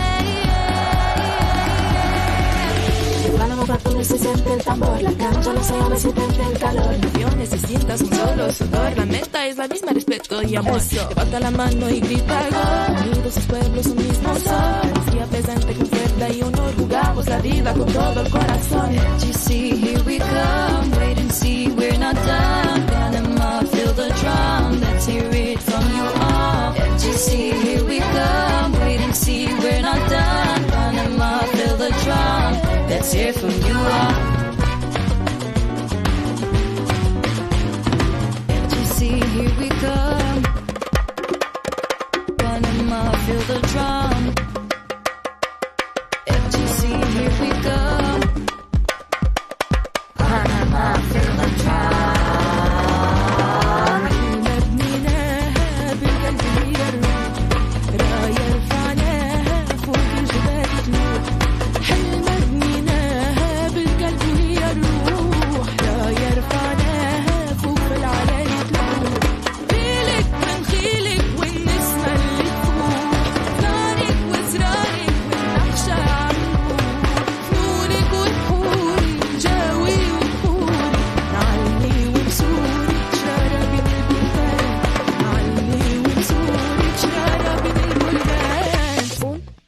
Tres, dale.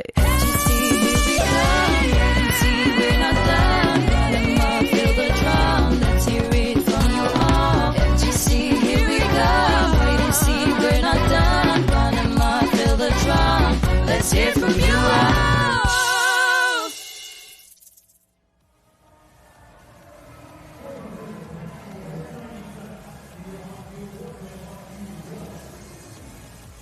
Tunisia, I'd be lying if I told you that I didn't listen to that song while running on the Amador Causeway, but I know that I was not going as fast as some of those robots. Meanwhile, we've got the most recent rankings at the bottom of our screen. Currently, Venezuela is at the top. Again, the average over 84. That's over 10 points higher than the average of yesterday's games in total across all 190 countries. Highest score from Team Venezuela is 128. Bermuda also had a high score of 128. One of our other teams had a high score of 128. So I'm curious to see how that average score and the rankings are going to get shaken up when the lowest score gets removed. We're kicking it to match 201 in 3, 2, 1, go. Squaring up in match. Guys, we're at 200. We're at over 200 matches now. This is match 201. We've got Mexico, Kiribati, and Benin alongside Bosnia and Herzegovina, Ethiopia, and Colombia.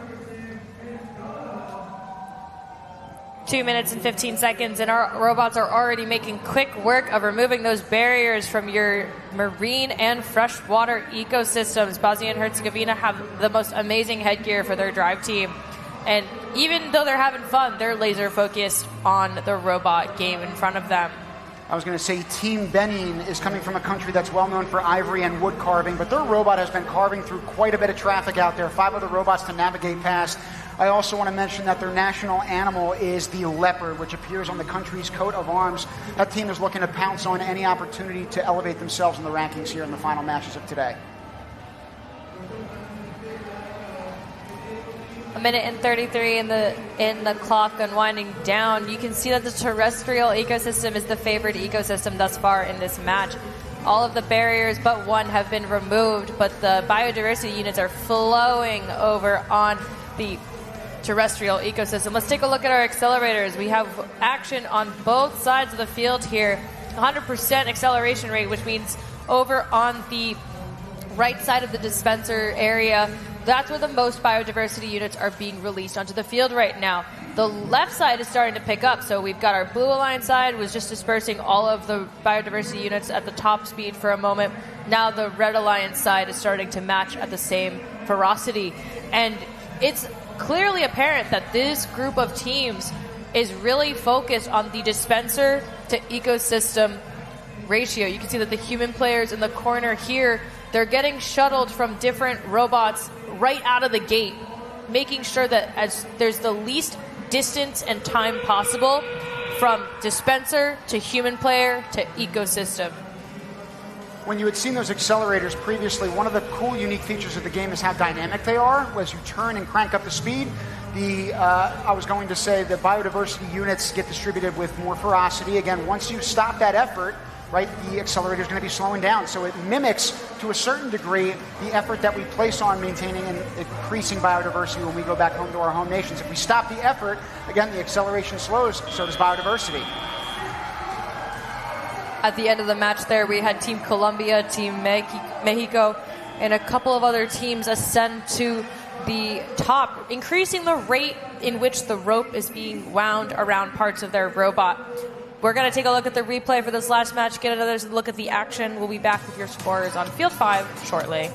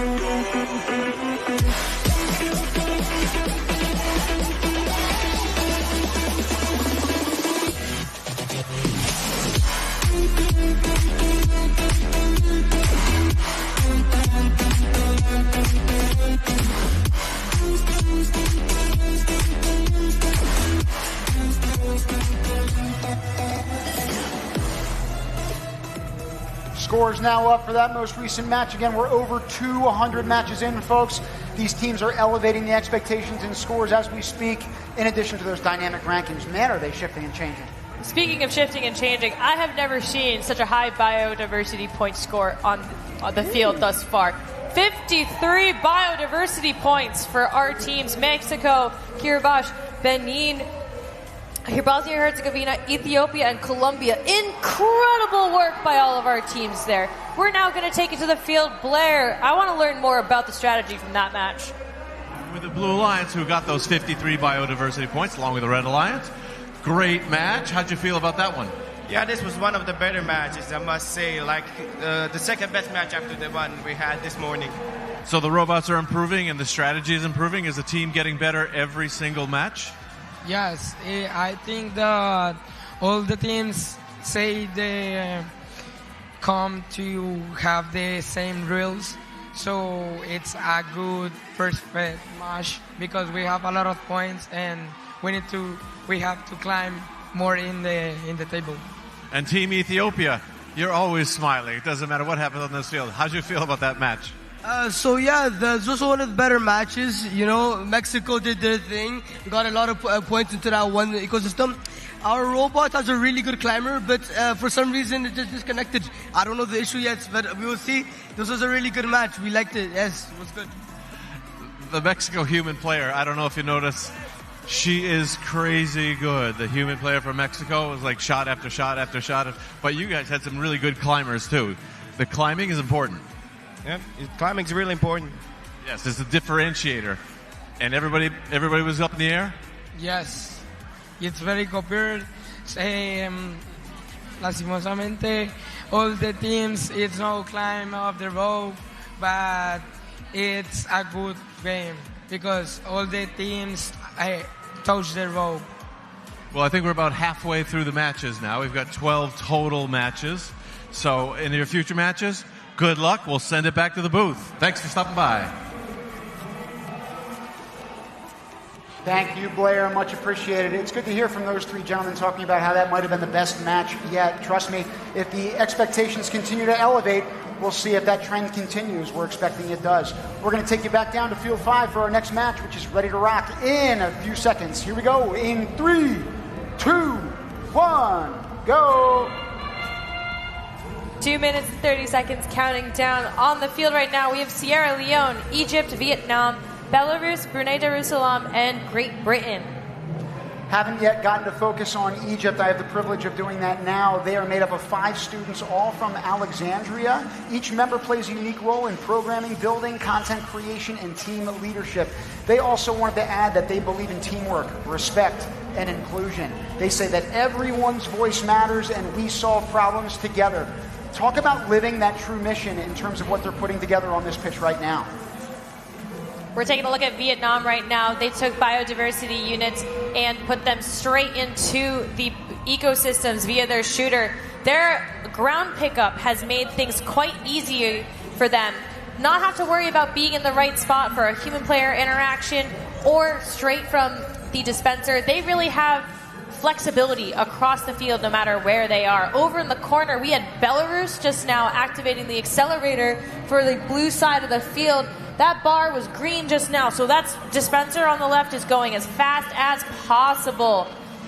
In the foreground right now, it looks like it's Team Vietnam now. Manisha, we've talked about the different roles and responsibilities that each one of these people has. Only one of them has their actual hands on the controllers, but yet there's guidance, there's insight, there's opinions for everyone else in the team, right? Yeah, let's talk about the drive team roles real quick. You have drivers, 1 to 2 drivers. They're using the controllers. So if you play video games at home, that's another option for you on the team.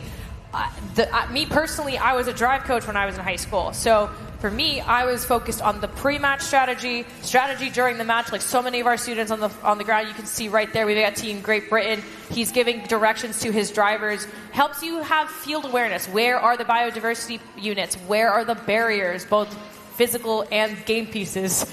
And also keeping an eye on the clock. As it is right now, we've got endgame. Ropes have descended across the field. And our teams are starting to now congregate in the middle to ascend to higher levels. Belarus right now expanding their robot to make room for their climbing mechanism. Vietnam trying to help them out with some space over on that side of the field. Taking a look at the holistic part of the field now, there are 4 robots in position to start climbing. Great Britain ascending biodiversity in their robot while they're on the way up. We'll see if that makes an impact on the level they can reach. Oh, buzzer beater status here. We'll see what the referees have to say about that one. But a great job by all of our teams in match 204. Got some replays for you, folks. Let's check them out.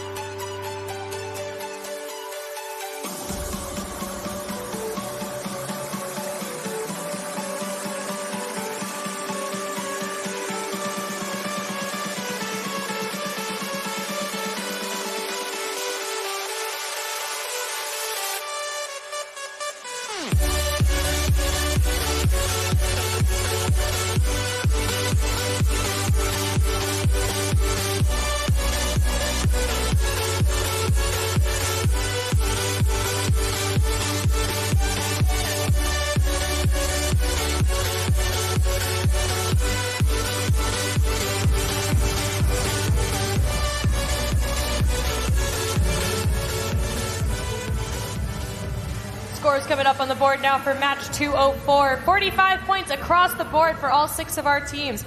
Movement in the rankings. 5 of our robots are ascending in the rankings. Team Sierra Leone holding strong at their position. We still got a ways to go here. It's 204, but there's 360 qualification matches to play. And we're seeing that in that match, our teams had an even distribution across our 3 ecosystems. A job well done. We're now in the booth, joined by Roxanne Reddy and Jared Reddy, mother-son duo leading Team South Africa since 2017. This year, their team led a grassroots initiative to found 100 robotics teams across the country in just 1 year. Their efforts were successful and culminated with the nation's first ever national selection tournament. Thank you so much for joining us today. It's my pleasure. Thank you for having us. So, you spent the past year founding 100 robotics teams across South Africa. What inspired that goal, and what did it take to make that happen? Yes, Manisha, this year we spent all year founding 100 teams across South Africa. And the reason we did this is because we wanted to create a platform where all students in South Africa have an opportunity to actually be part of something so great We saw the impact that just one small team had in our country and the excitement that it created. And we wanted all students to see that STEM belongs to them as well. It took a lot of hard work. It took a lot of heart and perseverance. But we worked with regional mentors and champions in the 5 different provinces that helped us roll out the Springboks competition this year. And it's been amazing. For us, it was never about the robots. Well, and you mentioned heart and hard work, and some of that is involved in traveling to remote areas to try to promote STEM. And I'm sure that was a part of your work. Jared, tell us what that was like for you. So traveling to all of these different areas, we realized that talent has no postal code. Talent is distributed equally, but opportunities aren't. And what we really realized is that in South Africa, our students make up for the lack of resources that they have with their passion and their creativity. Our students are so determined to make the world a better place that they want to be involved with these initiatives. And I think one of the biggest lessons that we learned is that there's something that we have in South Africa called Ubuntu. And we've seen Ubuntu in education. And what that means is basically that we can help one community, but by helping one community, we strengthen our entire nation and our entire country. And I think something that was very heartwarming for us is going to these communities with a lack of resources. We realized that a real change doesn't come from our comfort zones. We need to go out, we need to go and reach out, and we need to go and be the change that we want to see in the world. And I truly believe that this experience has been an amazing experience, and I hope that we have touched the lives of many in South Africa and Africa. I am so inspired by all of the work that you've done and clearly have helped. You've already helped so many people. So, Roxanne, you're amongst the people leading the charge to declare robotics a sport in your country. How would South Africa benefit from declaring robotics a sport? So Manisha, I mean, being a robotics student yourself, I mean, you've come through robotics. You understand the different skills that you learn during robotics, teamwork, problem solving, creativity. And we believe that by declaring robotics a sport, robotics is going to get the attention that traditional sports gets. It's going to get the backing, the funding. It's going to get people behind us. And that is going to allow every country, not just South Africa, to create engineers, to create doctors, people that are going to cure diseases, create innovations that are going to cure problems that we face throughout the world. So we really believe that declaring robotics a sport is going to have a great impact, not just for South Africa, but the world at large. Well, you both strike me as two people who are certainly not complacent, right? You've seen such success already, but I actually put you as a quote here, Jared, that real change doesn't happen from our comfort zone. So now that you've experienced such success, what's next? What are the next dreams that you got up? So yes, 2025 was an amazing year, creating 100 teams across South Africa. So next year we want to go bolder and we want to go bigger. We wanted to create, and we are going to create 1,000 teams in South Africa with more than 5,000 learners. And our goal is also to reach out into Africa, because we've done the 100 teams, and we believe that with the 1,000 teams, we can also expand into Africa. And on top of that, we have been in talks with different provincial departments of education to declare robotics a sport and to get robotics into the curriculum. So I truly believe with the 100 teams, with the initiatives that first have, they allow us to create 1,000 teams in our country. And in doing so, we are going to create robotics. We are going to create robotics in our curriculum and make robotics a sport in the South African curriculum. So we're really excited for next year, and we know the future holds bright things in store, and the future looks bright. Listen, you say 1,000 teams, 1,000 thanks could not be enough for the work that you're both doing. We're so grateful to have you in the booth with us. I know that your home nation is saying the same thing back home when you return. Good luck with your work, and good luck in the rest of the competition. Thank you so much.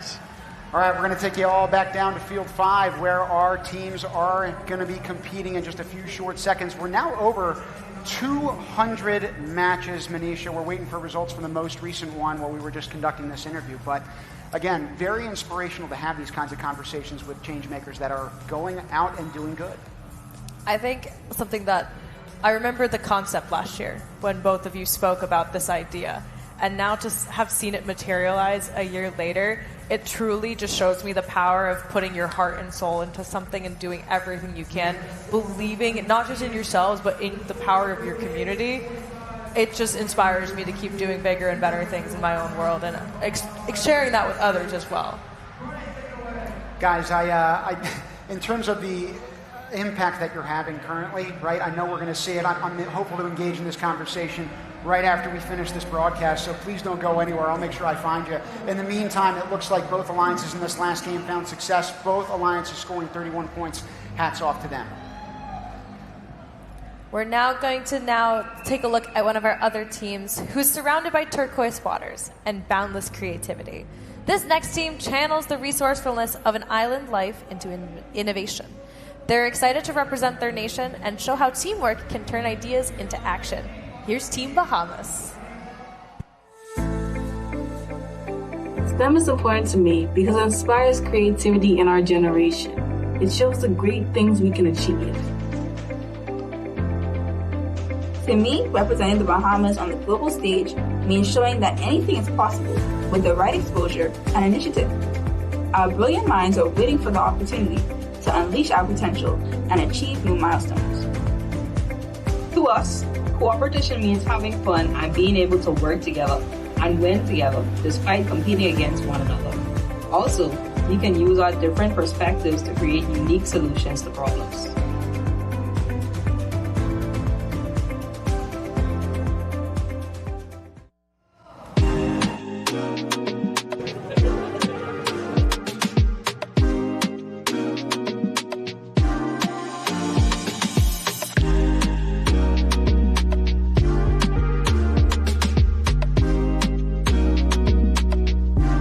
Team Israel is a team made from a lot of talented teammates and mentors.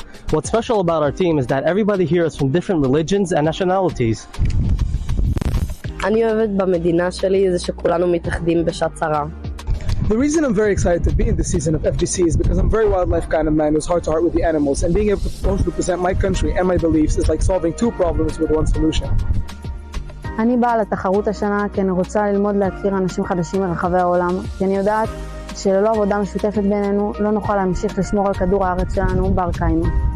Sientes que estamos unidos por una objetiva importante. كنت أحس بالمتعة وكل يوم أتعلم شغلات جديدة وأنا كثير مبسوطة إني من ضمن الفريق. I am excited from the competition and from the robot that works precisely and on its own. أنا متحمس أكون جزء من هالمسابقة ببنما. بتمنى أشوفكم كلكم هناك وبنجح الجميع.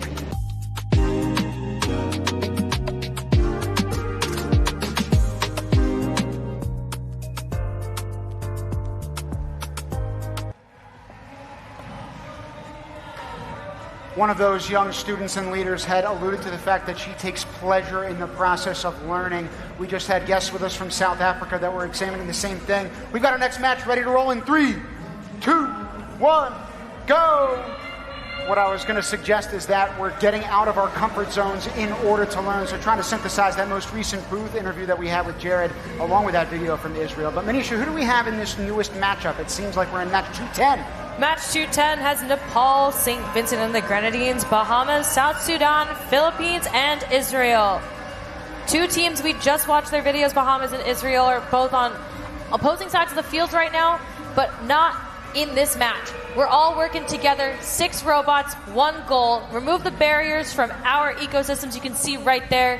1, 2, 3 in motion by the Philippines right now, using extending arms to poke out those barriers. A multi-pronged approach, so to speak. Takes a lot of effort and initiative to try to withhold the barriers or try to eradicate them, I guess, from biodiversity. But at the same time, it also takes effort to make sure that we are restoring biodiversity. So 2 different efforts and initiatives that are required in order to solve this global problem. Right now, you see one of those distribution systems putting those biodiversity units onto the field of play. Biodiversity units making it into the terrestrial ecosystem, with the human players over on the blue side of the field making buckets over there. Marine ecosystem looks like it needs some love. The barriers are still in play there. Freshwater ecosystem has a couple of the barriers removed, some of which have been already mitigated, meaning that they were taken off the field via the mitigators over on the side of the field. Accelerator right now in high gear, thanks to Team Bahamas spinning it as fast as possible. We've got a team over on the Red Alliance side trying to move those biodiversity units out of the way. Most of our based on the counts on the screen right now, most of our biodiversity units are actually in the field of play already. There are 60 biodiversity units in each dispenser, so 120 biodiversity units for our teams to work with. Now we're entering the end game. Go ahead, Tim. I was going to say one of the smaller nations in attendance, St. Vincent and the Grenadines. Tobago Cays Marine Park is world-renowned for snorkeling and diving as a destination. It's often described as a real-life aquarium. Man, is that team swimming in success here in Panama City. 13 seconds left. We got some teams in motion here. Take a look at Bahamas and the way they pulled the rope into their robot. We've got 5, 4, 3, 2, 1. Get there. Oh my goodness, buzzer beater climbs in action. That's what I love about the end game aspect of the first global challenge. It all comes down to the last second with what our teams are able to accomplish together. We're going to take a look at the highlights from this last match, and we'll be back with your scores soon.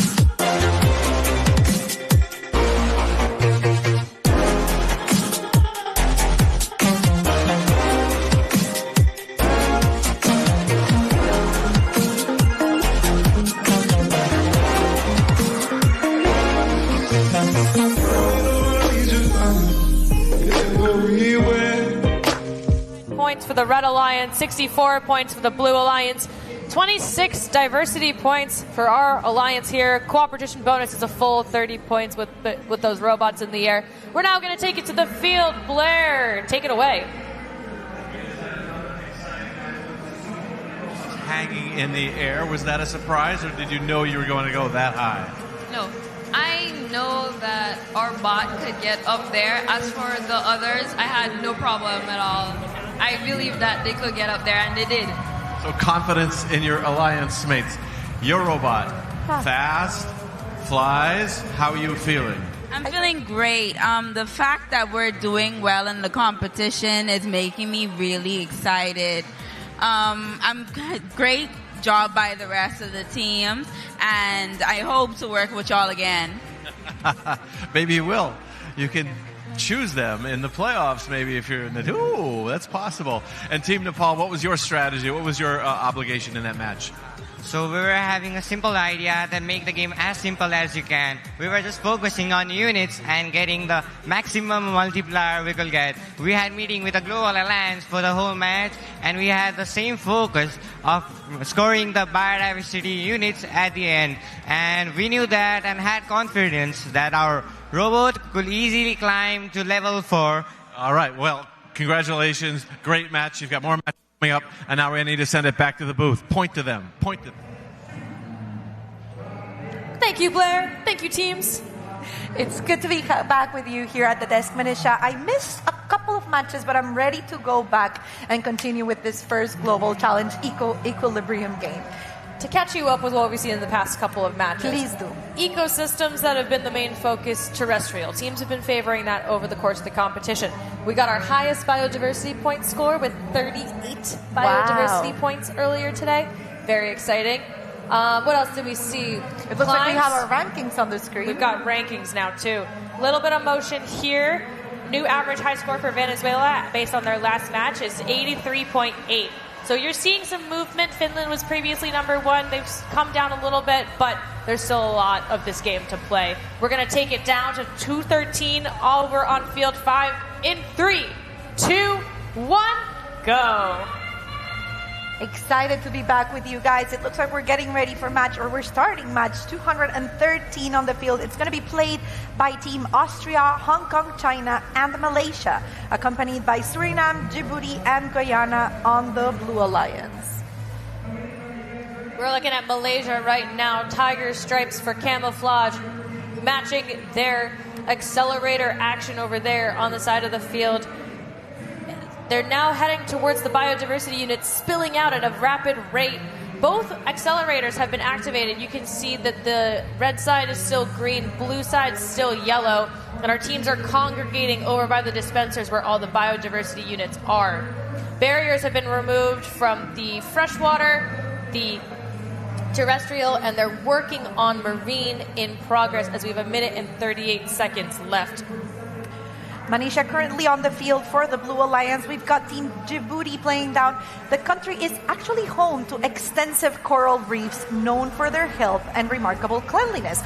I'm interested to see if they're going to bring that geographical characteristic from their home country, into focusing on the marine ecosystem on the field. As you were mentioning before, it looks like most teams are favoring the terrestrial ecosystem instead, which we're seeing in this match right now. But the freshwater and marine ecosystems are also in play, unlike some previous matches. Things seem to be pretty evenly distributed across the 3 ecosystems. Plenty of biodiversity still on the field, and there's 50 seconds left. Look at Team Malaysia right now. Buckets, all the way into the marine, just short of the marine ecosystem. We were talking yesterday about the fact of, do you think human players are getting in some practice before coming on the field? And I love that yesterday, was it yesterday or today when Blair brought us on to one of those pit interviews? We went on to the field practice, guys. All we could see was student players just throwing those colorful footballs at the ecosystem. I think that's paying off. Because look at the score of 29, 30, 31 points based solely on the tiny, colorful footballs of biodiversity units. There you go. We're down to the last 3 seconds of the match. We've got at least 1, 2, 3 robots climbing high. Wait, I think that's 5 instead. So we've got Djibouti in the air. We had Hong Kong, China up in the air there as well. Brunei, Jerusalem also in the air. Not Brunei.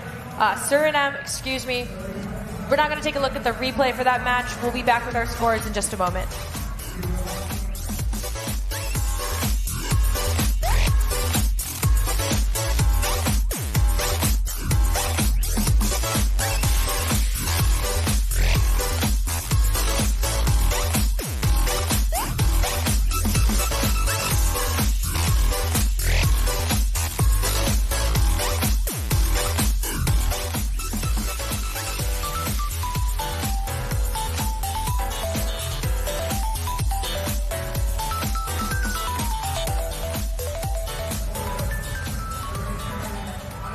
We have our scores. The Red Alliance teams are taking 83 points to their average, while the Blue Alliance teams are getting 63 points. 4 teams going with higher ranking places after this match. This is incredible.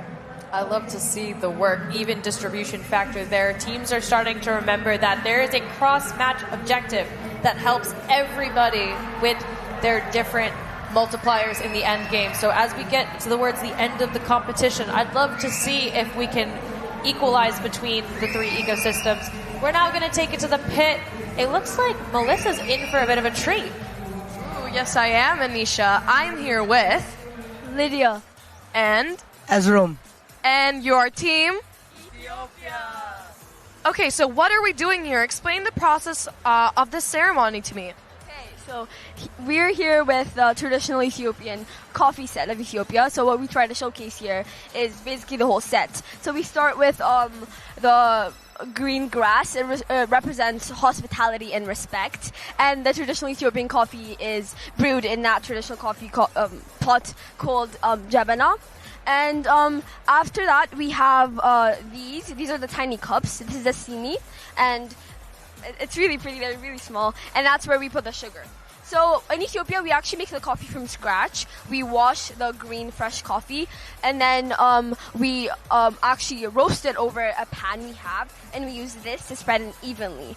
And then after that, we crush them. After they're brown and shiny, we crush them. And then we put it in the jabana as strong as we want. And then basically like the whole thing together, and it's a really fun and nice thing in Ethiopia, and we really wanted to show that. Thank you so much. This is incredible. Now let's go watch a video. It started with an application, an interview, training, competition, and then welcome to Team Algeria 2025. Our beautiful country is rich in culture, in history, in landscapes, and in biodiversity. But our biodiversity is at risk. Over 70% of fishing zones are overexploited, and plastic waste is threatening marine life along our Mediterranean coast. This is why this year's challenge is devoted to us, and we believe robotics is a sport where creativity, teamwork, and technology come together to solve the challenges of today and protect our tomorrow. FGC taught us prototyping, programming, electronics, and strategy. But even more, it brought us together. It turned strangers into friends and showed us that we're capable of more than we ever imagined. Also learned how to coordinate as one team and manage our time under pressure. We even connected with teams all over the world and inspired our own community through outreaching and workshops. We're not just teammates, we're a family from the same dream. To inspire, to innovate, and to leave our mark. With the support and guidance of past members and mentors. We will continue our legacy, live our identity, inspire the next generation, and shape the future.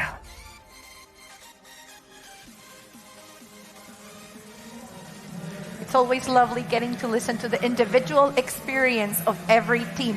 That's the beauty of First Global. Every single country, even though they are in the same competition, they have a unique experience. That's what makes it valuable. We're now going to take it to field number 5. We've got match 216 on deck. That is Algeria, Yemen, Kenya, Malawi, Morocco, Barbados in 3, 2, 1, go! We're starting the 2 minutes and 30 seconds of our match, already seeing some action with regards to taking away those barriers from the first ecosystem. I think it's 2 ecosystems. 3 ecosystems. I'm sorry, I can't even finish the sentence by the time the teams have already moved along on the game. They're moving all of those barriers. We've got 6 barriers across 3 ecosystems already in the field of play. And it looks like one of our teams on the Red Alliance side is shuttling it towards the mitigator. Team Morocco on the blue side is spinning that accelerator as fast as possible, trying to get more distribution of biodiversity units onto the field. 148 seconds, or excuse me, 1 minute 48 seconds left in this match. Over on the other side of the field, the Red Alliance is looking to match the same acceleration. It's Team Yemen right now accelerating and moving a barrier out. Look at that robot. We've got a big delivery of biodiversity units to our terrestrial ecosystem here. Oof, I think it's going to be important for these types of mechanisms that go all the way up. They have to be careful about the center of gravity for that mechanism, because as the elevator goes up and up and up, the weight alters the stance of the mechanism itself, and that can affect how they place the biodiversity units in. It looks like they almost got it. Let's see if they're able to put them in. Right now they're gently nudging the biodiversity units. It appears that they're a little bit stuck, so just a few more taps. But like as you said, Marlene, they have to be careful of their center of gravity and not tipping over. It looks like they're getting caught in the ecosystem right now a little bit. We'll take a look and see what the other teams are doing, just so we can give this team some time to figure out how to get those biodiversity units out of their robot. Over on the other side of the field, that's Team Barbados in view, and Team Morocco as well. They're trying to shuttle some biodiversity units out of towards their human players for delivery here in the waning seconds of this match.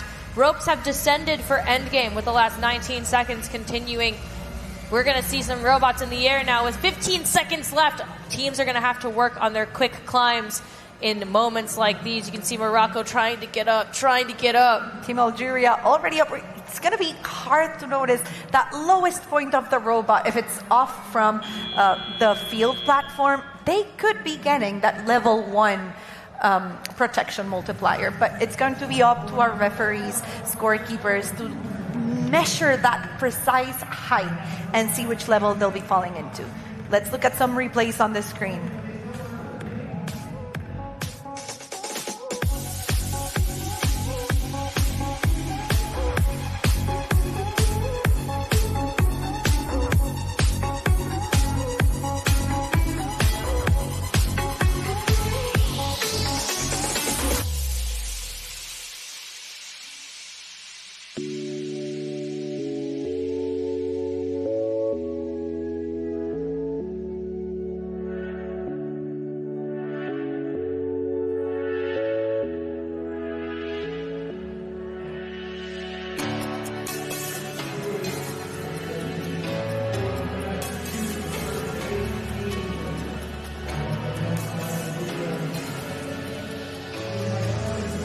We've got scores on the board for match number 216. 20 points for our Red Alliance, 17 for Blue.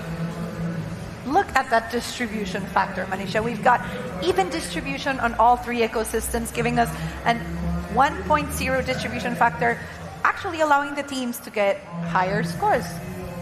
I love to see it. And what I also love to see is the stories of First Global students. So next up, we've got the story of a First Global student who was so motivated by his experience that he became a team mentor who is leading the charge in making Venezuela a robotics powerhouse. Here is his story. For me, First Global literally changed my life. I went from being a high school student to an advocate of changing the culture of my country. And I know that sounds great, but it's what we want to do. I started in 2017 as a student. Honestly, I didn't know anything about robotics. I always had a curiosity of mechanics, electronics, but never had that opportunity of testing that or doing something related to it. But First Global gave me that opportunity. And I didn't know it was going to be that change maker in my life. When I was in the hall in Washington, I remember seeing all those robots and saying, wow, it's amazing what they can build. And I said, I know that our people can do that too. So I said, I want to learn more so I can share it with more people. And that's what we started doing. Our intention was to take First Global to Venezuela. We want to show people that you can come to an event like this and you can build a robot and it can change your mindset, that it can change how you think and how you see the world. And from there, well, we have been doing this for quite a long time and it has been a great journey. Representing Venezuela in First Global means hope. Venezuela is a country that really has had a rough time. In the first years, I remember one year exactly where we visited 60 companies and we were asking for sponsoring, and none of those in that time could help us. Before 2022, there was never a competition in robotics in Venezuela, so we had this initiative. We made a pilot edition, but this year we wanted to do it bigger, and we took First Tech Challenge to Venezuela.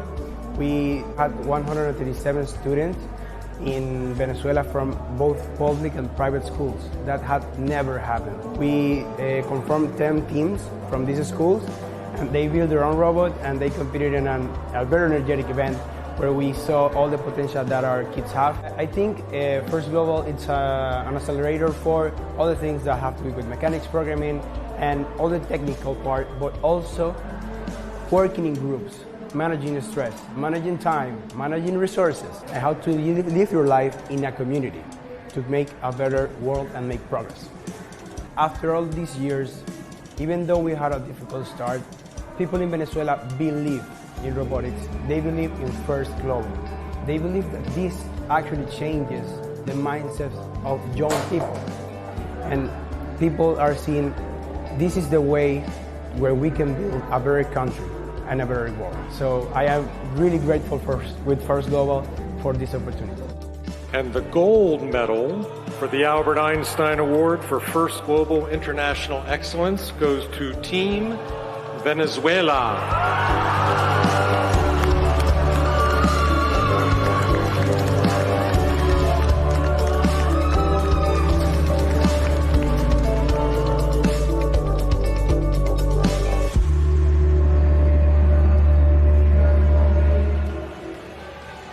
Always lovely to hear of stories of like the one from Emmanuel, where he starts as a team member, he ends up as a mentor, maybe sometime soon as a volunteer. And for now, we're going to go back on the field. We are starting the next match in 3, 2, 1, go. It's match 219. We've got Palestine, Jordan, Ukraine, Pakistan, Puerto Rico, and Indonesia on the field right now. Right now, right out the gate, we've got one of our teams accelerating the accelerator. Yep, on the blue side of the field, it looks like they're trying to prioritize getting as many biodiversity units on the field as possible. They do not want a desert down there where they wouldn't have any resources. And talking about desert, Ukraine, who's playing with us on the Red Alliance, is actually home of the Oleshki Desert, the second largest desert in Europe.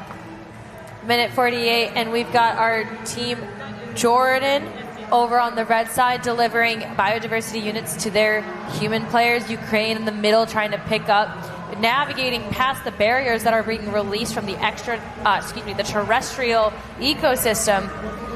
Human players from Jordan once again picking up biodiversity units, and the key thing here is that they are passing them to the other human players, so that way our teams are able to focus on the position and not clutter certain areas of the team. Robots are doing the same exact thing. We got a robot right now focusing on the terrestrial ecosystem, staying out of the way of marine and freshwater.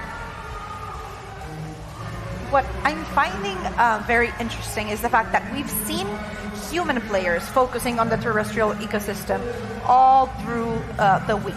Why? Because of location. However, since we are looking for an equal distribution, I believe that most of the robots would worry about dispensing the biodiversity units into either of the other two ecosystems. But then again, we're not down on the field. We don't know the strategy. We haven't talked to the teams personally. Hopefully we get a chance to do so after the match with some of the field interviews to get a little bit more insight. But, you know, it's interesting. Every single match is different. We're down to the last 22 seconds. And once again, robots are running into that center field for the end game. Right now you can see that teams did not focus on the marine and freshwater ecosystems here. Barrier still intact. It really was all about the terrestrial, and like you said, Marlene, I think it has to do with the fact that the terrestrial location is closer. Take a look at that robot right there. We have not one, but 6 biodiversity units as they attempted to climb. In the end, there are a couple spilled out. We'll see if that made a difference at the end. Let's look at some replays from our previous match.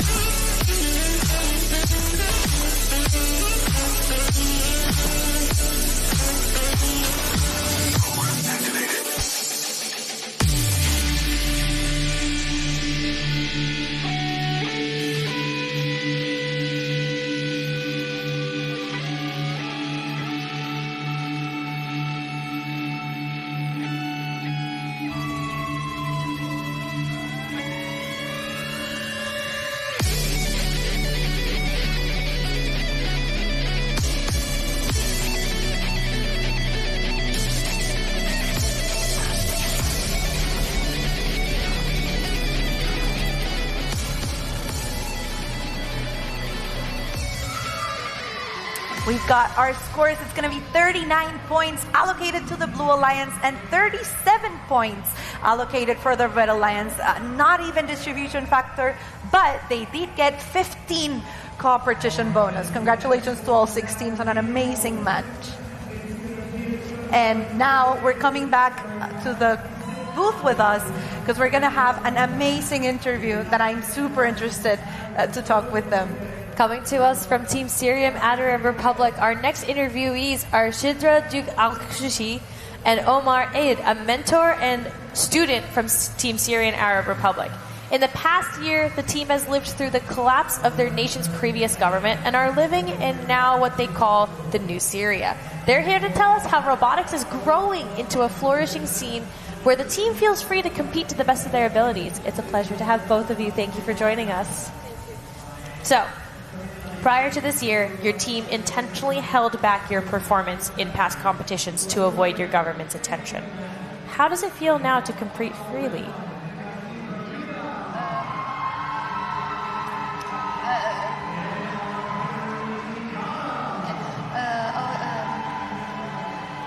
Can you repeat the question? Of course.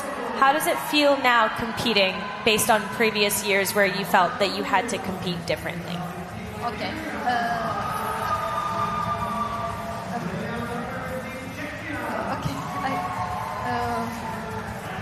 How does it feel? Okay, so I want to talk about how long have we been longing for this moment and how long have we been dreaming of it. You can say that we've been dreaming of this very moment for our entire lives, something like that. If you want to describe the new Syria is a place that we can learn freely, express ourselves freely, something that we've been taken away from us. There was chains around our words. And now for us as students of this generation to rebuild our country using knowledge instead of violence, using collaboration instead of control. And we want to prove to the Syrian youth, that very one who grew up in these war trenches, that we are going to rebuild Syria using technology. I love that. Competition in Syria, competition in Syria,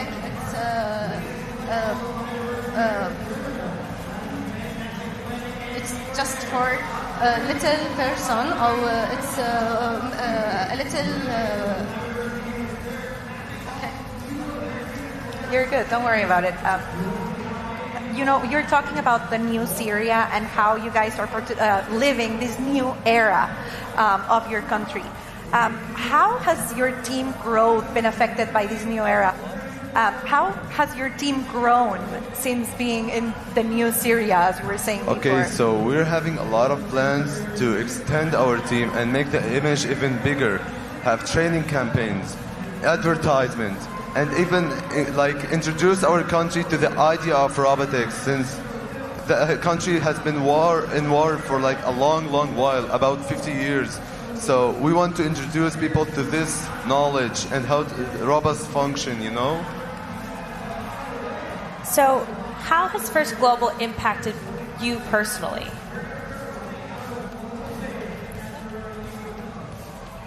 Or both of you. How has First Global helped you through all of First this? Global. And yes, of course, the competition. By far, I'm loving the atmosphere. People are so talkative, so social, and it's just so beautiful to see all the many teams participating and having one goal in common, which is have fun, make memories, and most importantly, make friends. And it's just so beautiful seeing all these people learning about each other's culture, making friends. I adore it. Well, Cedra, Omar, it's been a pleasure having you guys here in the booth. You truly are an example of thriving and overcoming after hardship. Thank you for being here with us. We have to go back on the field as we currently have a match going on. It looks like we're down, to the last second of match 219 on the field. We'll take a look at the replay coming up on the board. Thank you so much for joining us. And we want to add one. Is it done? Sorry.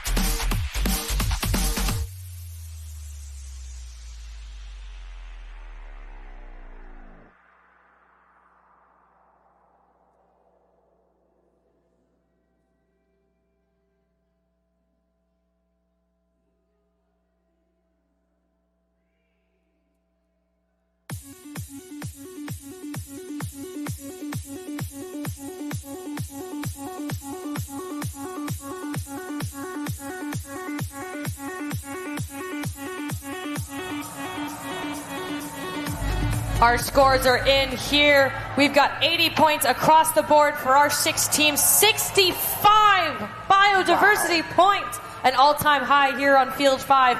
Outstanding work by our teams in match 222.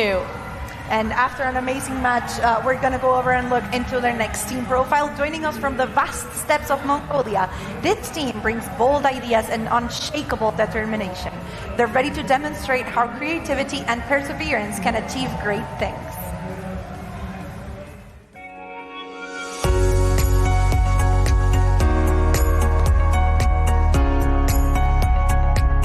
Hello, my name is Bakhnur, and I am the leader of Team Mongolia.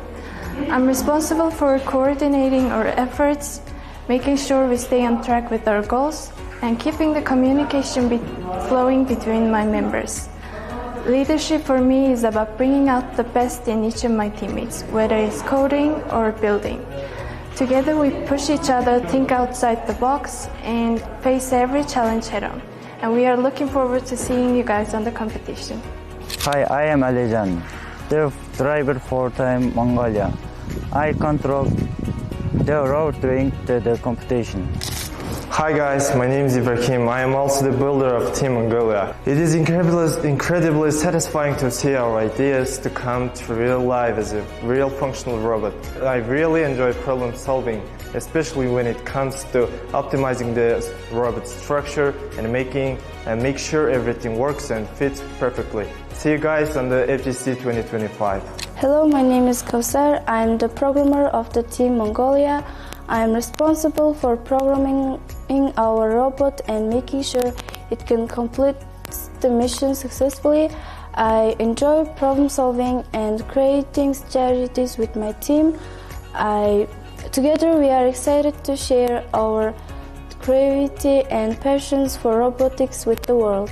Hi, I'm Irvaqat. I'm builder for Team Mongolia. I focus on designing, constructing physical robots, making sure it's built to last and can handle challenges of competition.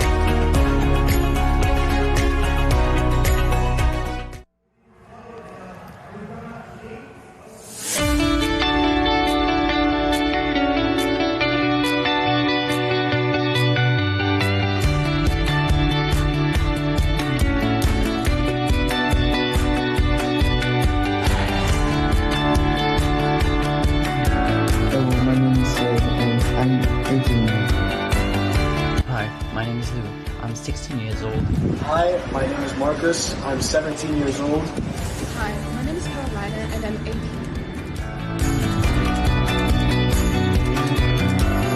At first Global 25, I hope to meet new people, learn a lot, and fun. What I expect about leaving Post Global Challenge is to meet new people, very interesting people, to increase my knowledge and my skill in robotics. I've already joined competitions in Switzerland and the US, so I'm looking forward to more unique experiences and meeting new people at the first Global Challenge in Panama.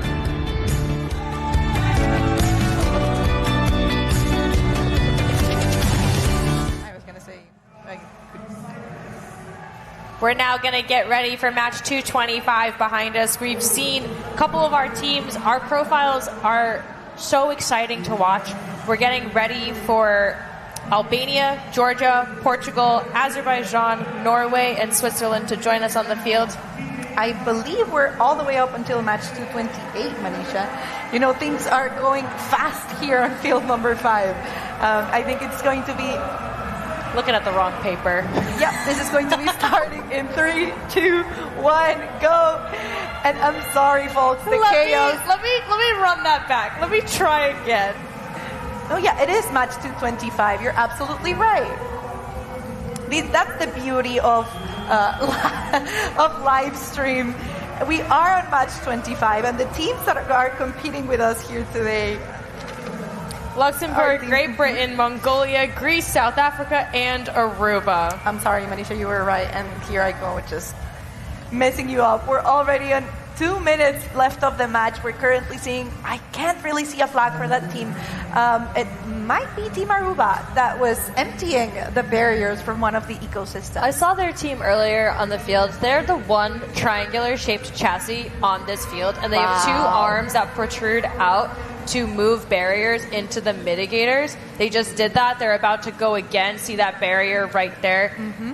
So please shove over to the mitigator area. Go ahead, please tell us a little bit about the benefits that a triangular chassis could have over a square chassis. That's kind of dependent on the team's goals. I'm not sure if they had an aesthetic approach or if they were thinking about the way that they could try and, go up against the wall and push different units. They're all spherical this year. Yeah, you're so right. the biodiversity units and the barriers are able to be moved away from the different areas, like over by the accelerator. It's a kind of a tight corner, maybe around the biodiversity unit dispensers. They want to just try and help it shuttle. You can see that right now with Team South Africa. They're bringing the mother load of biodiversity units over to their drive team. It's crazy looking at how the teams approach one challenge with one kit of parts, one game, and all of the robots end up being so unique. We're looking at Luxembourg and Great Britain now over on the Red Alliance side of the field, moving barriers and biodiversity units alike towards their drive teams. It's now the end game, so we're looking at the center field. 4 different robots with ropes in their robots for real. So South Africa in the air, Luxembourg in the air, and it looks like that's Great Britain in the background as well. Greece trying to get up in the air with 8 seconds left.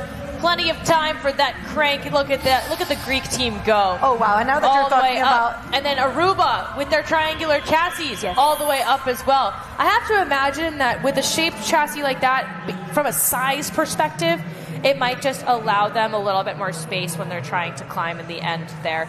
We've got a replay for you of that last match. We'll leave you to it, and we'll be back with your scores in just a moment.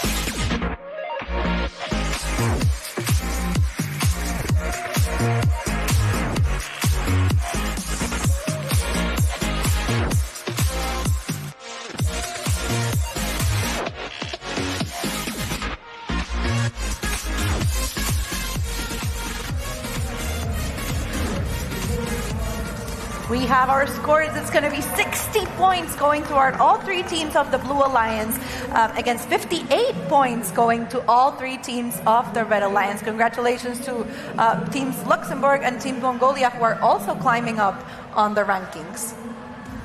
We're now going to take a look at one of our teams joining us in our next match, Team Cayman Islands. Joining us from the Caribbean, they bring the warmth, creativity, and determination of their island home. They're ready to make waves on the global stage with their performance here in Panama.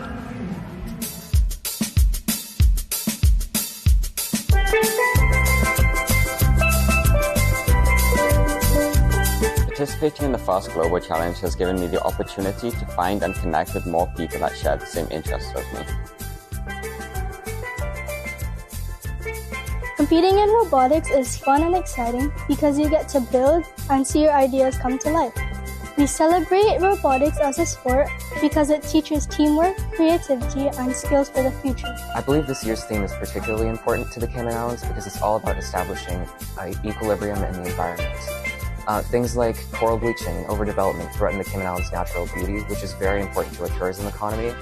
I believe robotics will play an integral part in solving these problems in the future. Often technology is associated with negatively impacting the environment. We want to spread the word that it can be implemented without negatively impacting the environment, as well as used as a tool for restoration, preservation, and raising awareness about the natural world around us all.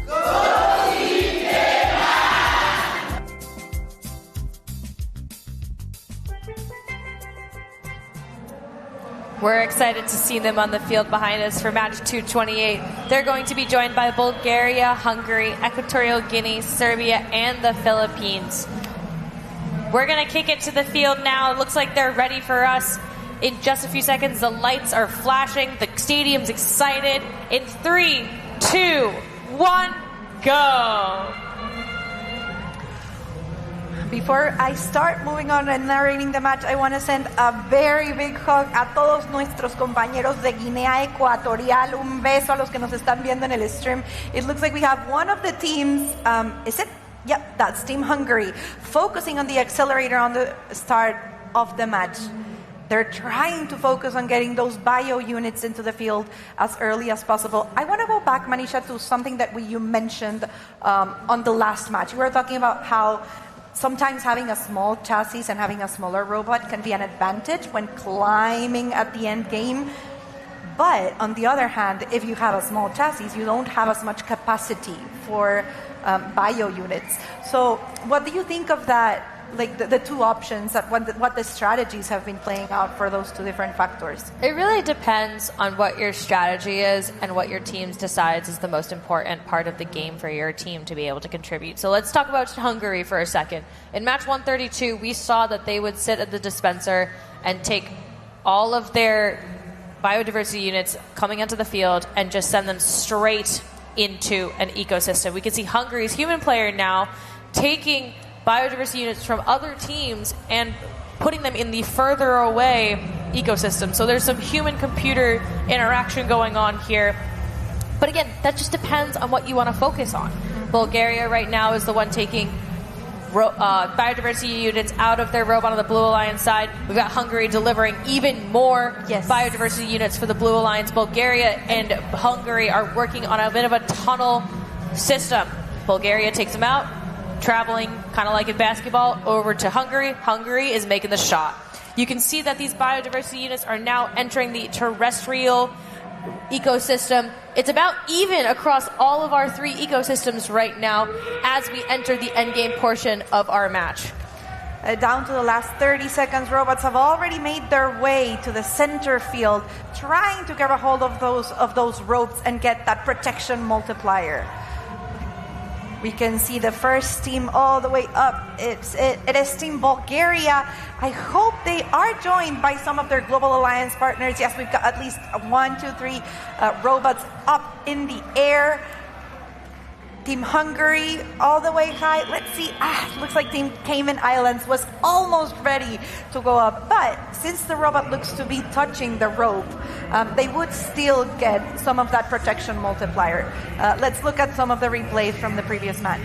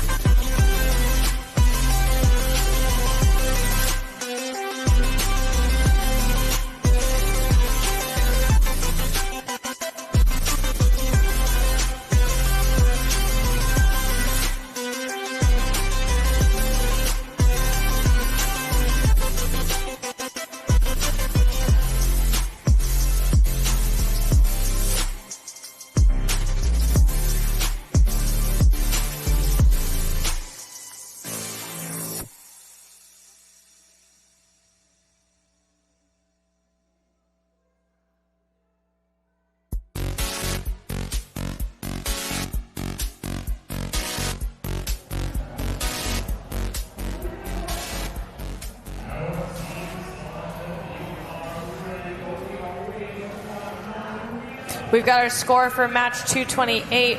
66 points for our Blue Alliance, allowing all three, Hungary, Bulgaria, and Cayman Islands, to maintain their spot in the rankings. The 49 points for our Red Alliance teams allow Serbia to maintain their spot, while the Philippines and Equatorial Guinea to rise in the rankings.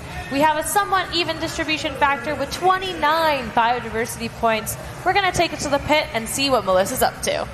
Thank you, Manisha. I'm here with Team Jamaica. How are you guys feeling? How are you feeling? It's the third day of the competition. Feeling quite happy to be here. I feel great. Happy to be here. We're happy to have you. I know it was a difficult journey. Can you describe how was that for you? So the journey to get to Panama was definitely a lot of ups and downs, but we're really grateful to have made it here anyway. We had a little bit of a catastrophe, bump in the road, but we're definitely here and we're ready to show out. We're so happy to have you here and so grateful you guys are here. So how's the competition been going for your team so far? The competition has been really great. It's been really fun seeing all of the teams that we met with online and getting to see their robots. And the experience has definitely been really fun. The judges have also been really sweet, and I'm really grateful for everyone for being really accommodating of us. Any highlights from the event? So far, we're just very happy to, in the morning, it was very nice to see the music and the conga line, everyone dancing and cheering. It was a great experience. Were you here at the cultural night yesterday? We actually got in late last night, so we were unable to attend. Okay, so as your first day, has it met all of your expectations? Yes, definitely. This has been really exciting and we're glad to be here. We're so glad to have you once again. Thank you for being here, and let's take it back to the booth. Thank you, Melissa. We're so happy that Team Jamaica was able to join us. Our hearts go out to Jamaica and all of you recovering from the hurricane. We're going to take it now to Field 5. We're going to kick off match 231. Marlene, want to count down? I am ready when you are ready. It's going to be played by Team Myanmar, Canada, Tonga, Malta, Marshall Islands, and Panama. Ready? Yep. In 3, 2, 1, go. We're starting the match on 231. Myanmar, Canada, Tonga, Malta, Marshall Islands, and the hometown crew, Panama, back in action. Myanmar right now jumping straight to the accelerator over on the red side. They want to have as many of those biodiversity units put onto the field as possible right from the start of this match. Over on the other side, we're looking at Team Malta working with their alliance partners, Marshall Islands and Panama. Myanmar and Canada are working together right now over on the Red Alliance side of the field. You can see Canada moving towards the center of the field with their biodiversity units in hand over by the terrestrial ecosystem. Malta, tiny but mighty. The country has 7,000 years of history, and they're trying to make history here today. It looks like all over on the blue side of the field, we have one of the robots trying to take control of those barriers and located in the mitigators. They're trying to push it in, but once again, yep, there it goes. It's all about precision and getting that huge gray silver beach ball out on the mitigator to get the point. A minute and 10 seconds left in the match, and we're looking at our accelerators in motion. Panama, the hometown crew, they're shuttling biodiversity units over to the blue side of the field, trying to make some space for their global alliance partners in this match. 54 seconds left, and you can see one of our human players carrying not one, not two, but that is the only location that our teams are able to shoot biodiversity units into the different ecosystems. That is a couple more. Malta human player on his way to deliver more biodiversity units for this global alliance team.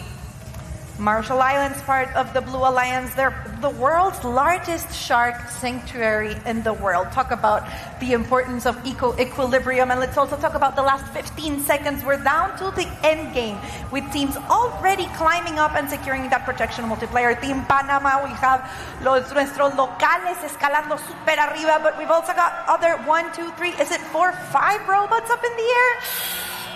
Time is up, and we're gonna have to see what our referees decide on which levels they were able to achieve for the protection multiplier. We've got 4 robots up high, one in the middle there, referees to deliberate. Plenty of biodiversity units on the field in the end there. Let's go look at some replays.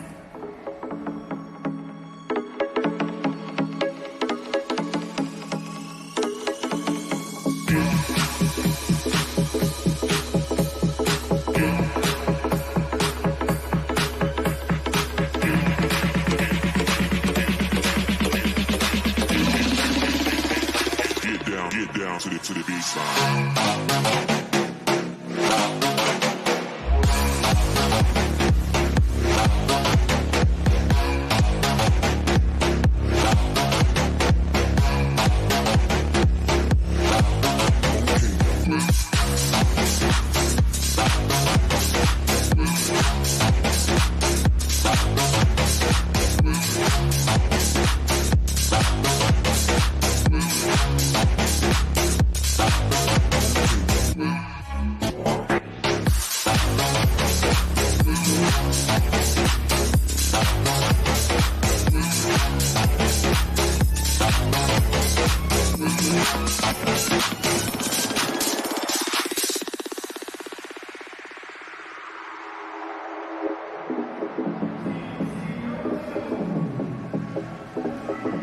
Scores coming up on the board here. It's 59 for the Red Alliance to 62 for the Blue Alliance. 23 biodiversity points cumulatively for our Global Alliance. Great work by all of our teams. And we now have the pleasure of speaking with the man who brought First Global to Panama this year. After 18 years in the Panama maritime industry, he dedicated his life to developing and promoting STEAM education. Within his new mission, he created the National Foundation for the Development of STEAM, also known as FundSTEAM. Marvin Castillo, it's a pleasure to speak with you. Mucho gusto tenerte aquí con nosotros. Thank you very much, and it's a pleasure for me to be here. So, Marvin, tell us a little bit more about the mission of FundSTEAM and how are you working to achieve it? So, our mission is very simple. We want to break the equation of poverty through the development of STEAM across Panama and Latin America. And to achieve that, we are working with schools, we are working with teachers, we are working with teams to develop competitions where they feel that they are learning problem solving and they can also enjoy and have fun. Yes. So what was your motivation to bring First Global Challenge to Panama? Well, the first time we participated on any first event was in 2015, and I was shocked by the amazing experience that my own children, had on the competition. And then we were invited to become the first global team of Panama back in 2017 in Mexico. And it was an amazing experience to have our teams going through the flag parade. So it was a dream. And last year, when I heard there was an opportunity, I traveled to Greece, tried to convince them. I didn't know that they already have some ideas to make it in Panama. So I was making myself very convincing to bring them to Panama, and here we are. I'm so glad to hear that you're a parent from one of the students. Like we keep saying, once you join us, you really get stuck here in First Global. And talking about surprising, going from shipping to education seems like a very big career shift. It is. What inspired you to make that change? My children. Looking at my children, my son, my daughter, and now my youngest son that is here, and he just competed with Panama team a couple of minutes ago. Is looking at them having fun, improving their life, and now, last night, he made his application to the universities. Wow. So it's a process, and I want to bring the same experience to Panama children and all across Latin America. So it was not really difficult. It was just a decision that made my life more happy. That is amazing. I can really see the joy and the passion. It sounds like it's all in the family for you, and you'd like that family to grow. So through FundSTEAM's programming, what future do you envision for Panama? Well, I want to have Panama as a hub of first FTC. And I envision a future in 2 years where we can do another event like this one, maybe not so big and so beautiful as First Global, but exciting and fun as well with FTC. So we want to make Panama an FTC hub for countries in Central America, Caribbean, and South America to visit our country and transit and compete, all of them. Well, Marvin, thank you so much for having us here. Muchísimas gracias de verdad por traer este evento aquí para Panamá. Ha sido un gusto para todos nosotros poder conocer el país, poder conocer a la gente bella que son los panameños. Espero, como dices tú, que Panamá se pueda convertir en ese first hub que estabas comentando y que podamos estar de regreso con ustedes. Muchas gracias a ustedes y diviértanse en Panamá. Son bienvenidos. Welcome to Panama. Muchísimas gracias. We're down on the field currently playing match 234, a little over 50 seconds on the field. We're looking at Team Bolivia right now. They're pretty focused, and now we're taking it to the field to see our terrestrial ecosystem is nearly full. Barriers in the marine and freshwater ecosystems untouched as we enter the end game. Teams are not really focusing on those ecosystems here today, but it sounds like they really want to make the most difference in their terrestrial ecosystem, as you can see with our human players continuously delivering biodiversity units even at this point in the match. Down to the last 15 seconds, we have Team Bolivia for the Blue Alliance trying to climb up. Team Egypt is already way high. I can't believe we have 5 different robots climbing, and I'm not able to look at the flags, but I have a feeling this is going to have a very high protection multiplier score by the end of the match. While we wait for our scores, I just really want to talk about our guest we just had in the booth, Marvin. He really... Just kidding. I will come back to you after this replay. Look at the teams collaborating at the beginning of that match.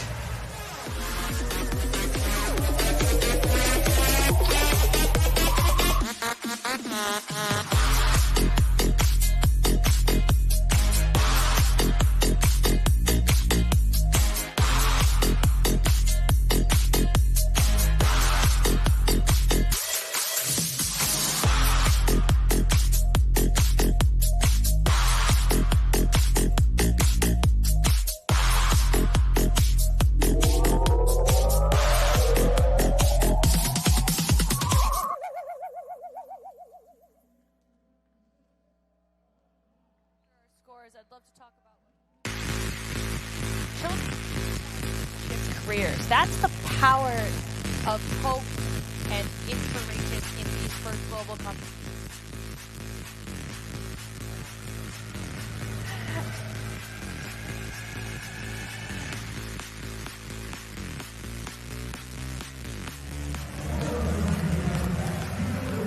I need a coffee. I've got...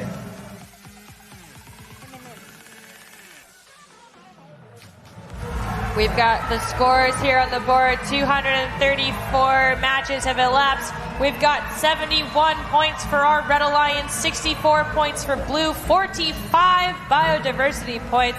An excellent job well done across all 6 of those teams in that last match for that true Global Alliance score. Coming up next, Team Eritrea reflects resilience and resourcefulness driven by the determination to make a difference through science and technology. They're ready to showcase their ingenuity and teamwork on the global stage.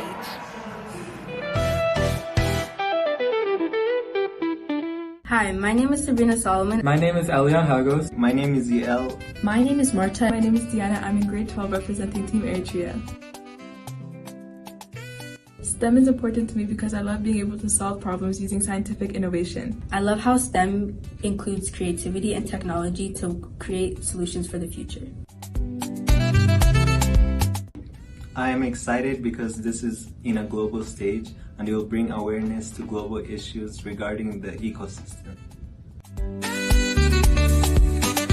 Eco-equilibrium is important to me and my country because Eritrea is home to lots and lots of different ecosystems, including juniperous and riverine forests, coral reefs, and different types of traditional farming systems. This means that it is also home to lots of biodiversity, including 700 plus species. However, in the past 30 years, the biodiversity has been suffering due to unregulated farm use or agriculture use and also deforestation. Eco-equilibrium teaches us that this is not how it should be and that we should find equilibrium in what we do in our environment. I'll use this experience to gain skills and knowledge that I can share with others and inspire other young people in Eritrea to pursue STEM. I'll also use it to try and make an impact not only in my community, but worldwide.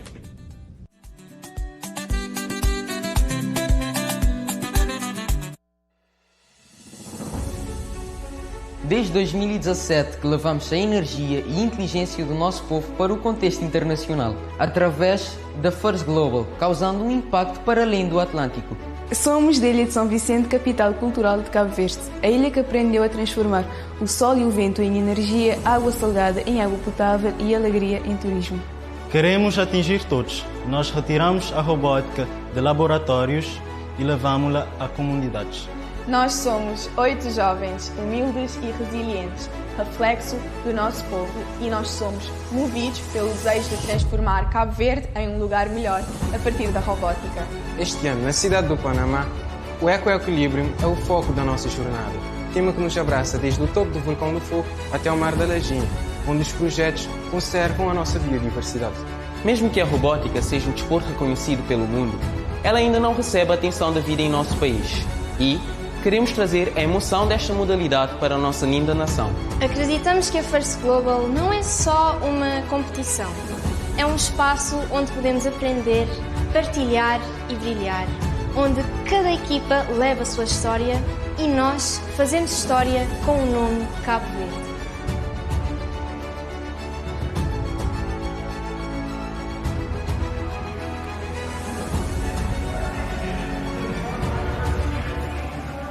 We were just looking at the video from Cabo Verde. They say we have athletes, musicians, and even aspiring painters, as robotics unites more than just coders and engineers. We're almost ready for match 237 right behind us on field number 5. Manisha, can you help me count though? Ready to go? In 3, 2, 1, go. Playing with Cabo Verde on the Blue Alliance, it's Team Vietnam and Zambia, and they're going to be playing with the Red Alliance, Team Eritrea, Estonia, and Lesotho. Right away, our teams are gravitating towards removing barriers in our terrestrial ecosystem and our freshwater ecosystem. We have accelerators in motion as well, as we've seen a rapid distribution from the dispensers of these biodiversity units. We got a spin move from one of our teams, I think it was Team Lesotho, trying to migrate those biodiversity units over to their, not just their alliance partners on the red side, but their blue alliance partners on the blue side. You can see over on the other side, we just had some of the human players on the blue side pick up the biodiversity units, red side doing the same thing. I really want to see which robot it is that was taking control of one of those barriers, and it looks like it might be throwing it out currently at the mitigator. It's a smart move to clear out the field and get more room for the robots to roam by, for those biodiversity units to get to their place. Not to mention the point value of getting the barriers and the mitigators. It's not just about removing barriers, but processing them. It fuels change, metaphorically on the field, but also in our world. So now we're looking at a cross view of the field. We're looking at the acceleration and the distribution of biodiversity units across the field right now.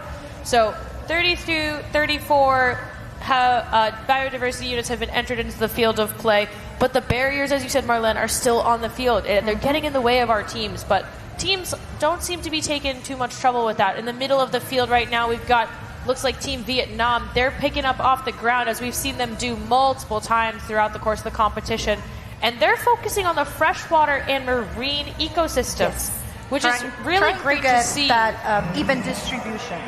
I also want to point out, in this particular match, we haven't seen the accelerators being activated as much as we have on other matches. It's a different strategy, and it looks to be playing out very well. We have 42 points, and we're down to the last 20 seconds. Robots starting to climb up. Resource management, especially in a field of this size, with robots of these size, it sounds like these teams really wanted to make sure that once they were introducing things into the field, let's keep it clean, keep it clutter-free, as we try to ascend into the late stage of this match. Vietnam looks happy, as well as team members over on the red side from Lesotho and Eritrea. We'll see how the scores shook out, but for now, here's a replay of that last match.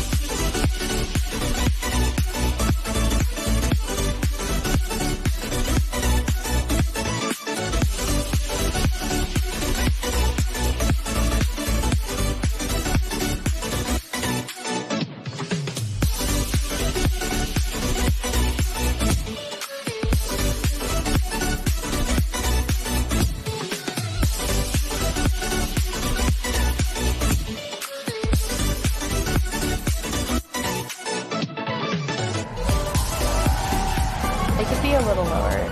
Match 237 scores on the board here. 68 points for our Blue Alliance, 56 points for Red. 30 biodiversity points for this global alliance. And, you know, I really admired that in that last match, our 6 robots really went for even distribution across the 3 ecosystems. So really amazing stuff from our teams. And now from first global participation in 2017 to graduating from MIT with a master's degree, this first global alum has gone on to fund a technology company and became mentor to the very team he once participated in. Here's more on Keegan from St. Lucia. When you participate in FIRST, you kind of come out with a really good story. To me personally, I think FIRST Global really gave me my first opportunity. I think it's given me the chance to get a really good education, moving from the Caribbean to studying at MIT. I think it inspired what I became today, a mechanical engineer in my studies and founding a company. In 2017, I was reached out by my ministry in my home country to form what was our first global robotics team. Before I even had the first global experience, I wanted to go into economics and business. I was originally from a small island and I didn't think that much about having a global impact. But I think when I took part in the program and then when we went over to the first global robotics challenge in Washington, D.C., and so where we learned so much about engineering, building robots, so many people solving different problems, and we really got that global experience. And I felt, okay, the work that I have done can be recognized on a global stage. And that's really what inspired me to say, okay, can I do this for a living? Can I become an engineer? Can I have a global impact?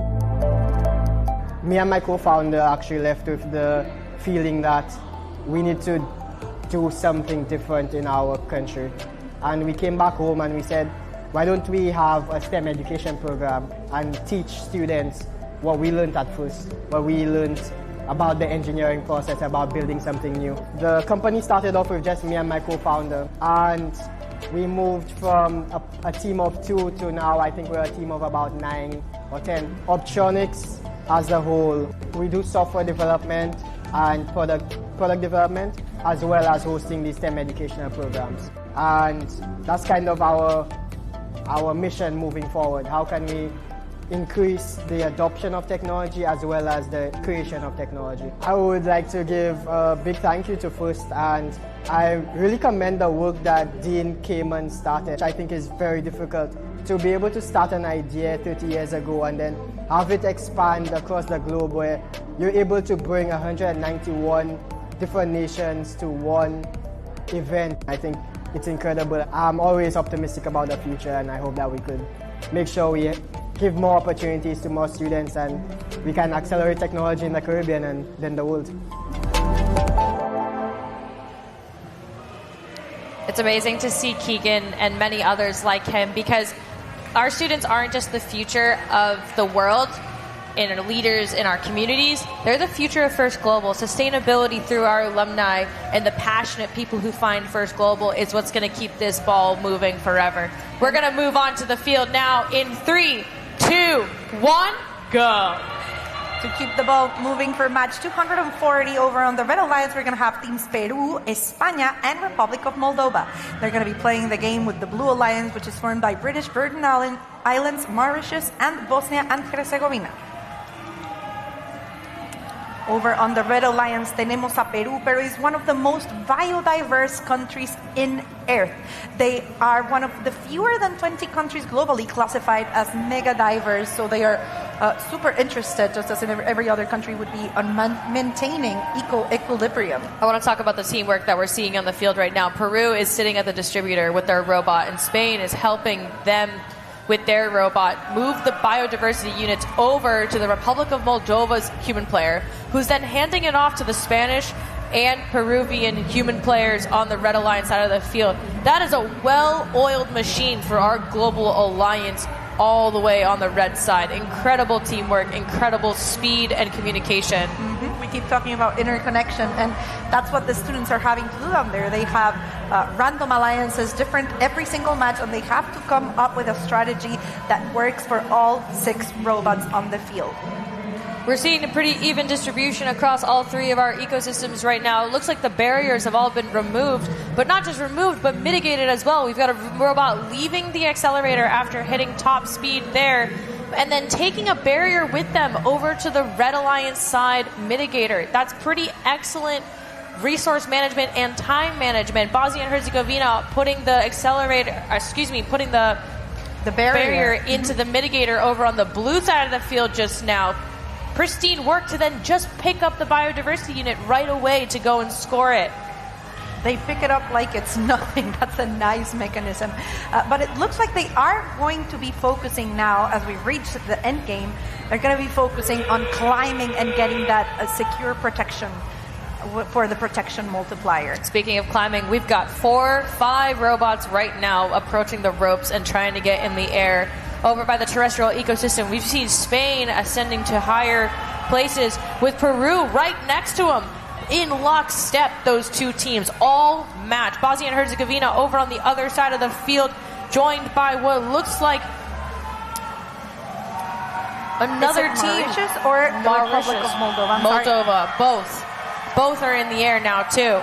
It's so hard looking at all of the action of all 6 robots at the same time here on the screen. But we're going to wait and see what our referees give us as a final score for the game. Let's take a look at some of those replays.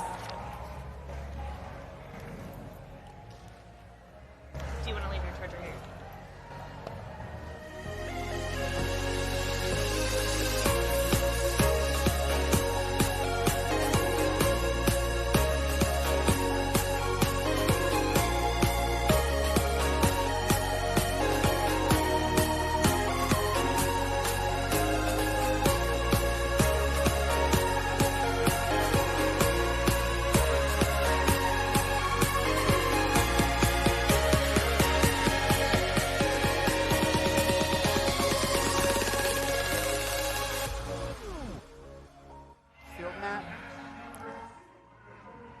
We have final scores for the match. It's going to be 67 points for the Red Alliance with a 2.5 protection multiplier, and 60 points for all 3 teams on the Blue Alliance with a 2.13 protection multiplier. Let's go down to the pits to see what's going on behind the scenes. Melissa, take it away.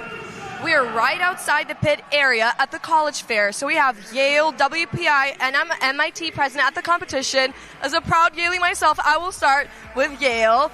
We're here with Amelia. And here you have a lot of visitors, a lot of kids coming and asking questions about the university.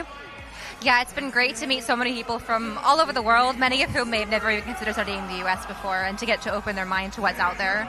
That's fantastic. Now moving on, we have WPI and Steffi.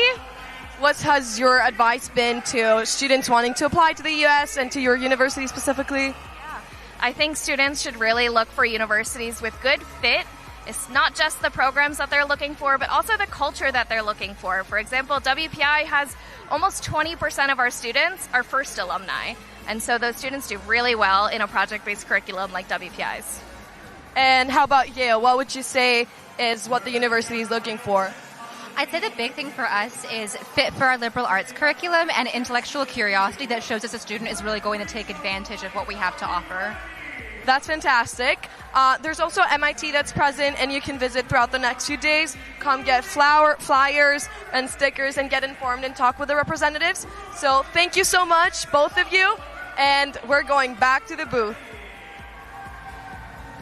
Thank you, Melissa. Back on the booth, I have team accompanying me. But I really want to point out, students, if you have the opportunity to go by the stands of the universities, please go, make the most of this opportunity, get some of that information, because sooner than you can think about it, you are going to be applying to college, and hopefully it'll be just the one you wish for. We're getting ready for match 243 behind us in the field. We're about to get ready. Team, do you want to help me do the countdown? Absolutely, not a problem at all. We're getting down to field 5 in 3, 2, 1, go. For this match, we're going to be accompanied in the Red Alliance by Team Botswana, Bermuda, and Palestine. And over for the Blue Alliance, we've got Chad and 2 Eastern European teams. It's Team Georgia and North Macedonia. In terms of North Macedonia, their previous robot was named TEA, which stands for the Explosive Ivar, inspired by traditional Macedonian pepper spread of all things. This name reflects the cultural pride that they have, as well as the robot's powerful and spicy performance out there. We're currently seeing Team Palestine getting fed some of those bio units directly into their robot from the dispenser. It looks like they're taking the strategy of going into the regional zone, passing it over to the human player, and having them throw into the ecosystem. It looks like they're focusing on the terrestrial ecosystem like we've seen on other matches. As I've taken a break away from the booth, I've gotten to look at some of the quotes from interviewees that we've had to be up here with us in the booth. Again, blessed for every one of those experiences, of which I've learned from. And earlier on today, we had heard from Jared from Team South Africa. He had said real change doesn't come from our comfort zones. What I love about this competition every single year is seeing teams with little to no experience stepping into the fold and giving this a crack for the first time. No comfort zones here. They're all striving to do their best. And talking about best, we've got Team North Macedonia activating the accelerator and then trying to drive straight into collecting all of those bio units that they were able to get down on the field. They have a very nice collection mechanism and then like a storage unit, like a storage area on the robot where they can collect those balls before they go and either throw them into the ecosystem or take them to the human player on the regional zone. I was going to say, it looks like a couple of seconds ago we had North Macedonia with what I want to say are about 20 different distribution units that they had in the hopper. So again, each one of those worth points. We'll see if they can actually get them into those ecosystems. Ropes drop for endgame though. Team Chad getting ready to climb and try to secure that protection.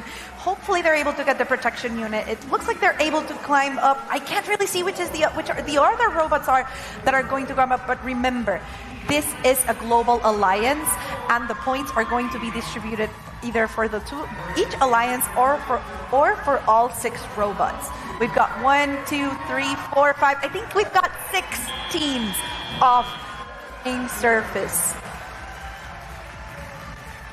We have to wait and see what the referees are going to say on regards to which level they were able to climb and how they're going to be awarded the protection multiplier. Let's look at some of the replays from this match.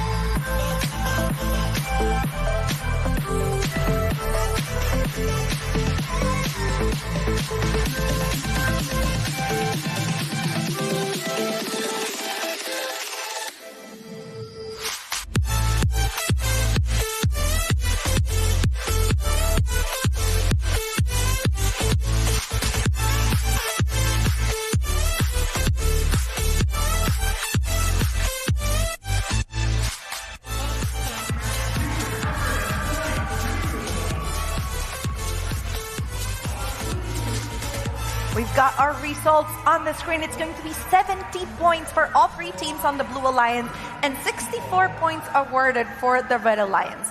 28 biodiversity points and 30 full competition bonus. Congratulations to all 6 teams.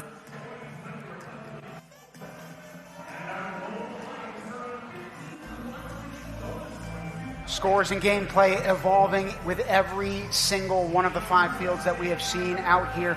We're having teams rotate through field 5 for you, but in the meantime, we got to get down to the pits for an interview. Melissa, who do we have with you? We are here at a core part of the competition at Pit Admin. We're here with Cheryl Will. And Cheryl, we know that you've done Pit Admin a few years now, haven't you? Yes, I have. Can you tell us more about your experience working here? It's been an amazing experience working with all these teams, these kids from around the world. We get to inform them what's happening throughout the day, get them to lunch, make sure they make their bus on time, things like get to their matches. Very important task. What would you say is the biggest challenge? biggest challenge is herding kids and herding volunteers. Yes, so punctuality is not the best fit of everyone? No, not at all. But you're here to say that. How about you? What's your name? Sally. Have you done pit admin before, or is this your first year? This is my second year doing pit admin. What made you come back? Cheryl. So you didn't force her into it. You were just lovely. That's what she means. No bribery involved. So you must have, as much as it's challenging, there must be many rewarding moments. How many years have you done this? I've been participating since 2019. Okay, so 6 years now? Yes. And what has been the highlight? Oh, working with my fantastic team, having them come back year after year to support me and support this wonderful organization. Thank you so much, Pit Admin, for your work. Now let's watch a video. Some dream of the future. We engineer it. At the atomic scale, where breakthrough technologies take shape, two fundamental forces drive every advance. The science of perfect placement, the art of precise removal.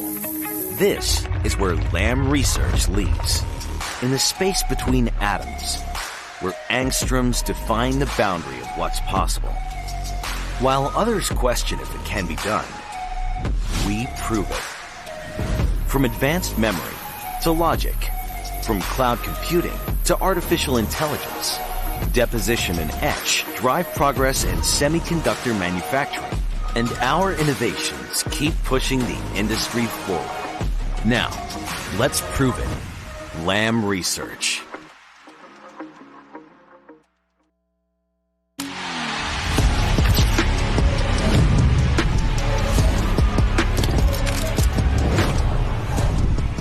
At the Tolman Family Office, we believe in unlocking human potential.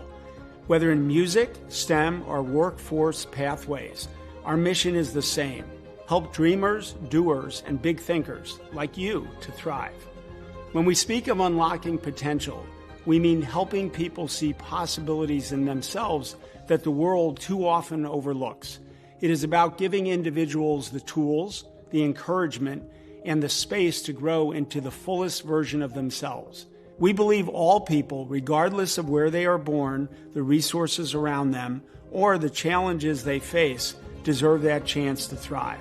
First Global is particularly powerful because it uplifts the human side of STEM, the creativity that sparks new ideas, the connections built across cultures, and the inspiration that lasts long after the competition ends. Participants here are not just representing their nations. They are modeling what it looks like when borders give way to bridges. At a time when the world desperately needs examples of unity, they are showing us that science and technology can be the common language that brings us together.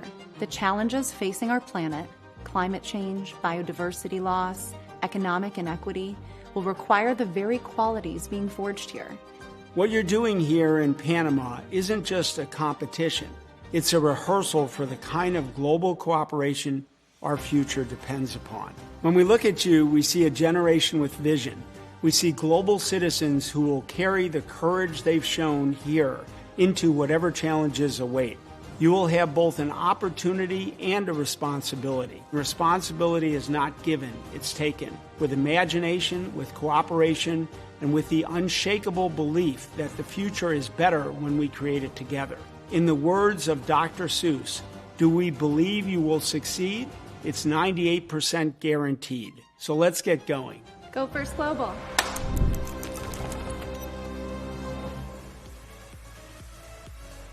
We are now joined in the booth with Said Eduardo Perez Pofe. He's a university professor and founder of First Global Bolivia. Since 2017, they have inspired more than 20,000 young Bolivians through robotics program. His success has made robotics an institution within Bolivian STEM education. Muchísimas gracias por acompañarnos hoy aquí en First Global. Es un placer que estés con nosotros. Muchas gracias. Hello, everything. So, Said, please tell us, Bolivia just hosted its large national selection tournament. Please tell us more about the program and its reach. Yes, we did the largest ever competition of robotics in the history of Bolivia. We have two categories. One category is similar to First Global Challenge, but we have another category, the second category, that is only for people from rural and indigenous areas. Wow. This closes the gaps, the technological gaps, the educational gaps in Bolivia, and it is great opportunity that we have a multicultural team, and we change the life not for the people from the cities, also from all the corners of Bolivia. Well, you're changing quite a bit because you just talked about educational gaps, and my understanding is that robotics is now a compulsory sport. It's required in terms of curriculum in Bolivian schools. And how did you go about getting that change, and what has that been like? Yes, we are absolutely certain that STEM education will provide better opportunities to our country. First Global Bolivia tournament is organized by AGETIC and the Ministry of the Presidency in Bolivia. If definitely First Global Bolivia was a fundamental part to expand the science and technology in the education of all schools in Bolivia.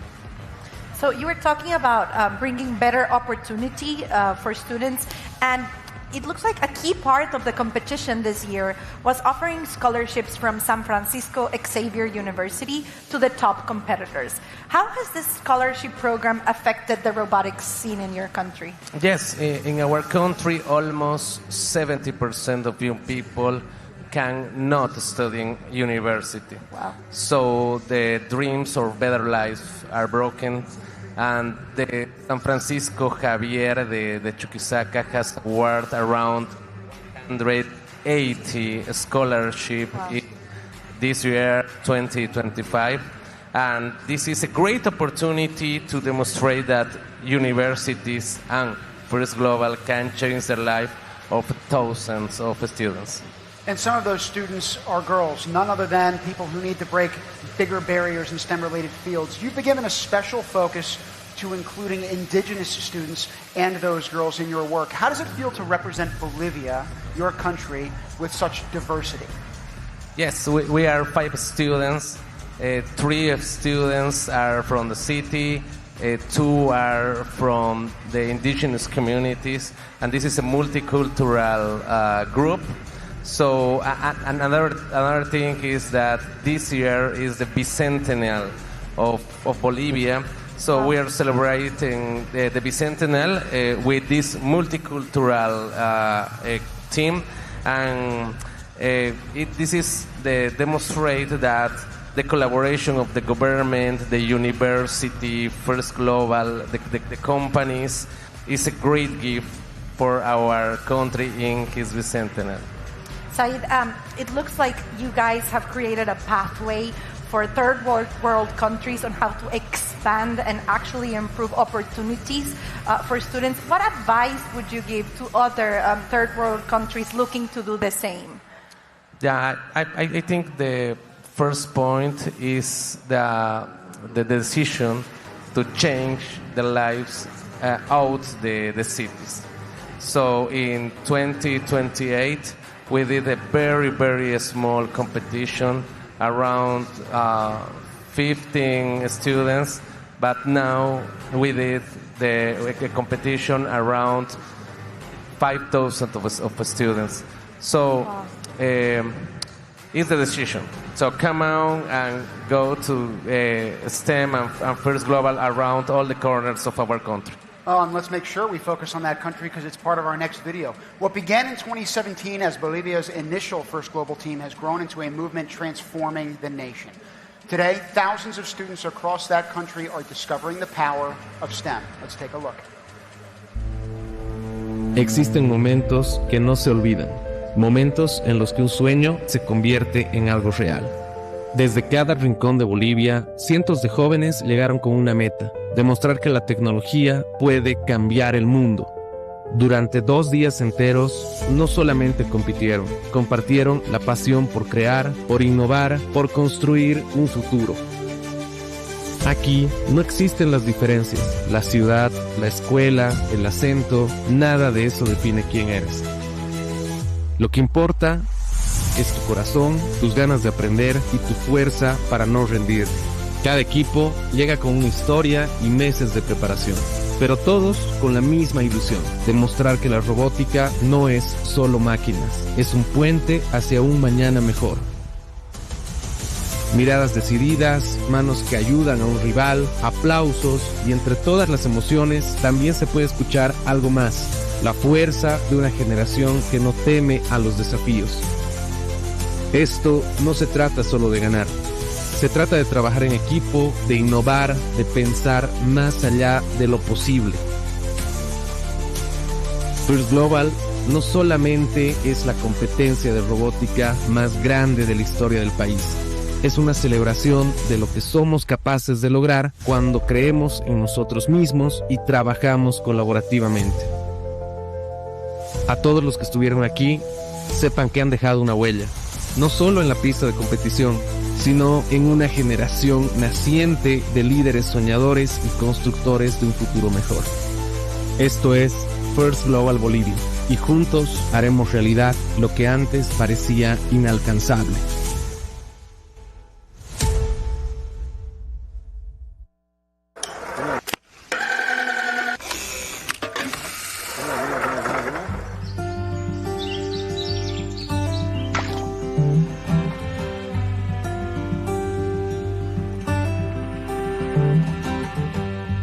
Hi, I am Eric, the mentor of Team Armenia. I am Vanik, I'm responsible for electronics. I am David, the team responsible for the overall robot. I'm Onik, and I'm responsible for electronics. Parev, I'm Mary, and I'm responsible for programming. For us, eco-equilibrium means balance between people and nature, biodiversity and technology. Armenia is small, but our ecosystem is precious. Protecting it means protecting our future, and robotics gives us the tool to act. In our community, we are problem solvers. When something is broken, we fix it. When the environment is polluted, we clean it. All by building robots and using technology. We are Team Armenia, rising from the highlands of a land with rich biodiversity. Over 3,600 plant species thrive here. To this natural diversity, we add the power of human creativity. We are Armov, a group of engineers whose presence can be felt in every school across our country. We develop systems that significantly reduce energy consumption during the robot's operation. This means that the robot's motors work under less load and can operate for a longer time. We have built this robot which cleans the environment from waste, giving new life to the lake. It is not only educational, but also serves its community. With every robot we build, we move one step closer to restoring a balance, not only in Armenia, but in the world.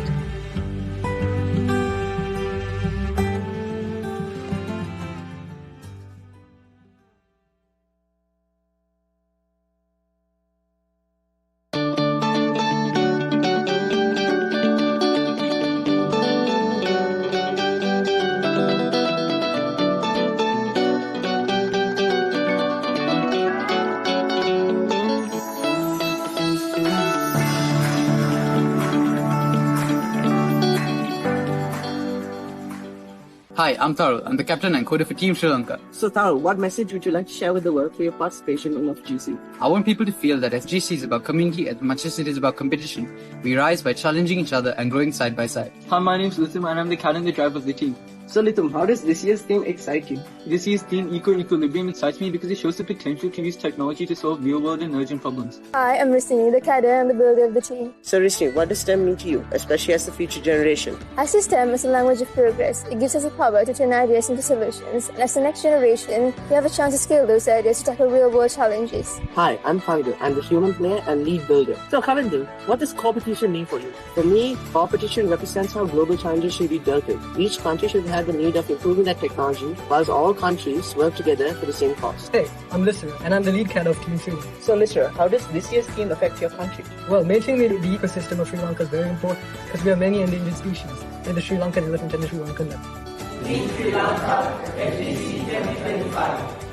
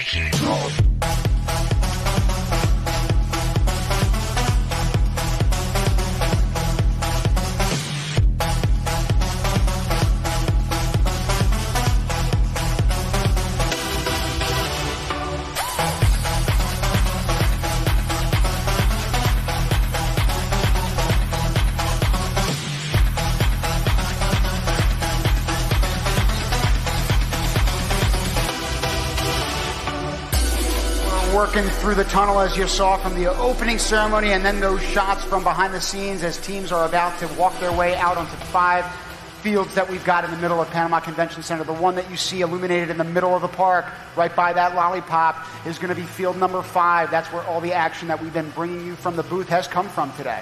This year we are focusing on the eco-equilibrium game.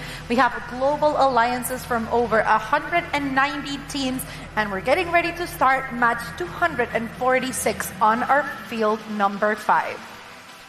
The robots are ready, the teams are ready. We're just waiting for the countdown clear. I hope you guys at home are ready to watch the action. We're starting in 3, 2, 1, go! For this next match, we are joined on the red side with Team Azerbaijan, Bulgaria, and Israel. They're playing this match with Team Belarus, Islamic Republic of Iran, and Team Morocco. The first team that you mentioned, Marlene, is none other than Azerbaijan. Please know, if you don't know anything about the country yet, that the amount of protected land in that country has doubled in the last 10 years. It shows a long-term dedication to the protection of biodiversity there. The theme of this year's game is really focused on that. There are different ways that we can accomplish that goal, whether it's mitigating and eliminating the barriers to biodiversity, or whether it is trying to augment biodiversity by the introduction of native species.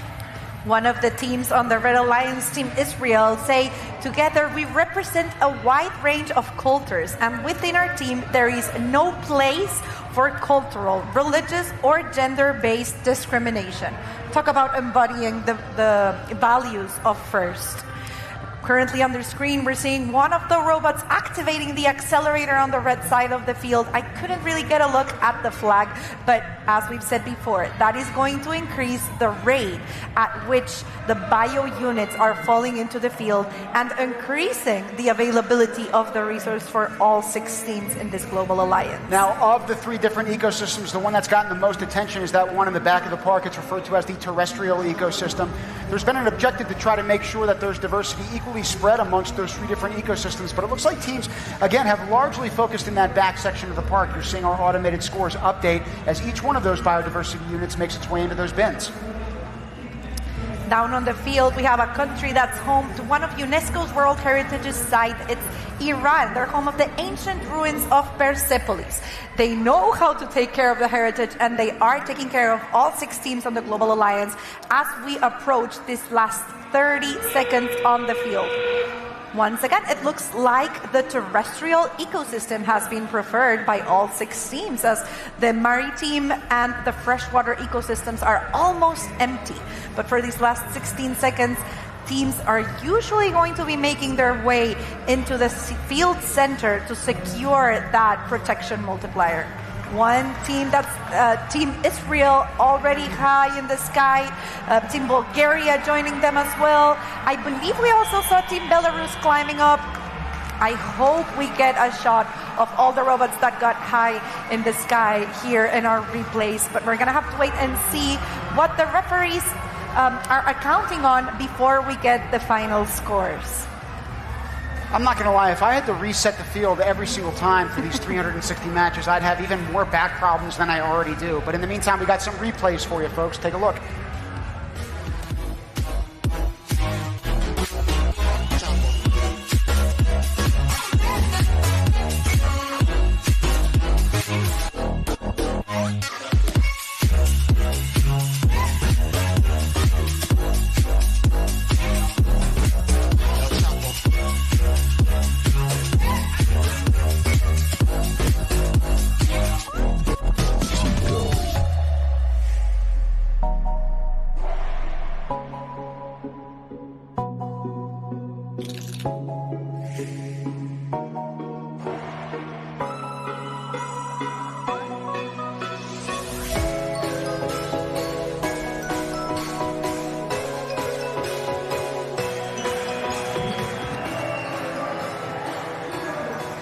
Scores are in. We have 29 points for all 3 teams on the Red Alliance and 22 points for the 3 teams on the Blue Alliance. 23 biodiversity points.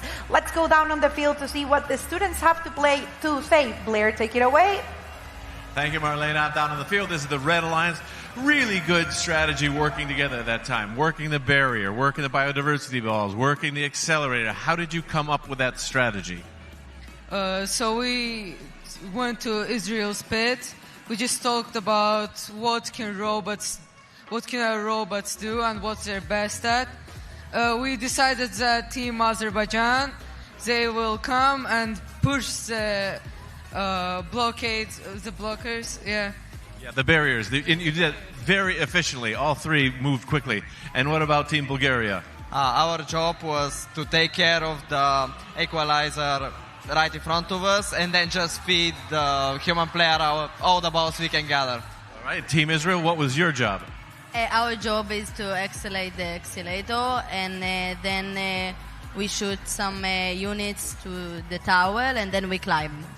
Well, it was executed perfectly because the accelerator was spinning, the barriers were moved very quickly. Your robot collects so many of the biodiversity balls. So great job. Good luck in your future matches. And now we'll send it back to the booth. Point right there. Point to them. Yeah. I really like that handshake. We're with you. Thank you, Blair, for that. Congratulations to all 6 teams. We are getting ready for ranking match 249. That match is going to feature Qatar, South Sudan, and Tonga alongside Bhutan, Democratic Republic of the Congo, and Equatorial Guinea. 190 nations participating in this year's competition. They're coming from all walks of life and corners of the globe.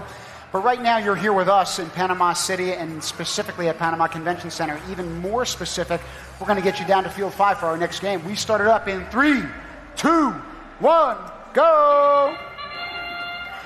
Starting match 249, and I want to point out, I don't think we've discussed here in the booth the skills challenge that we have going on behind on the pits. Have we talked about it, Tim? I don't think so.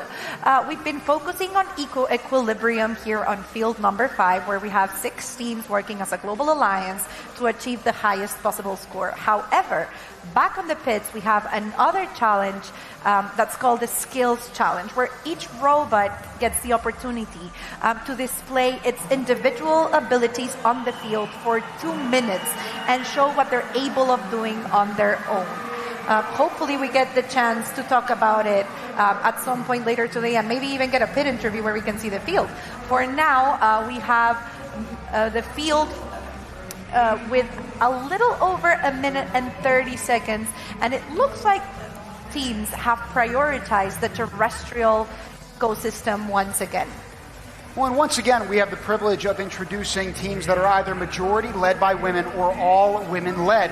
And that's not just with the mentors and coaches, it's with the students. Team Equatorial Guinea is made up of 5 different students, 3 females and 2 males. So when we're talking about gender equality in STEM-related fields, this is a perfect manifestation of how there are tangible and concrete ways for us to create more equity across genders within the sciences. It's spectacular to witness from afar. Currently looking at the human player for Team Tonga, throwing those biodiversity units into the terrestrial ecosystem. I hope they're able to focus as well on that maritime and freshwater ecosystem to try and get that distribution factor a little bit more even. But hey, teams have got to focus on their strengths, and if their strength is the terrestrial ecosystem, power to them. We're down to the last 30 seconds. We've got the horn right there. And it's time for rush hour. All 6 robots running to that center field, trying to secure protection. I was going to say, growing up in Philly, it kind of looks like the Schuylkill Expressway. It's super jam-packed, super tight, and yet some good driving on these roads. I can't say the same for the DMV area in Washington, D.C., where I live. Everyone blames Maryland. Everyone blames Virginia. I blame them all, frankly. But these drivers are exceptional navigating traffic out here. Yeah, they've got practice. They know what they're doing. We've got Team Tonga already levitating. I believe it's also the robot for Team Bhutan that's higher up. We're gonna have to wait once again for our referees to measure the lowest point of the robot before they decide which level they were able to achieve on the protection, on securing protection. Let's take a look at some of the replays for match 249.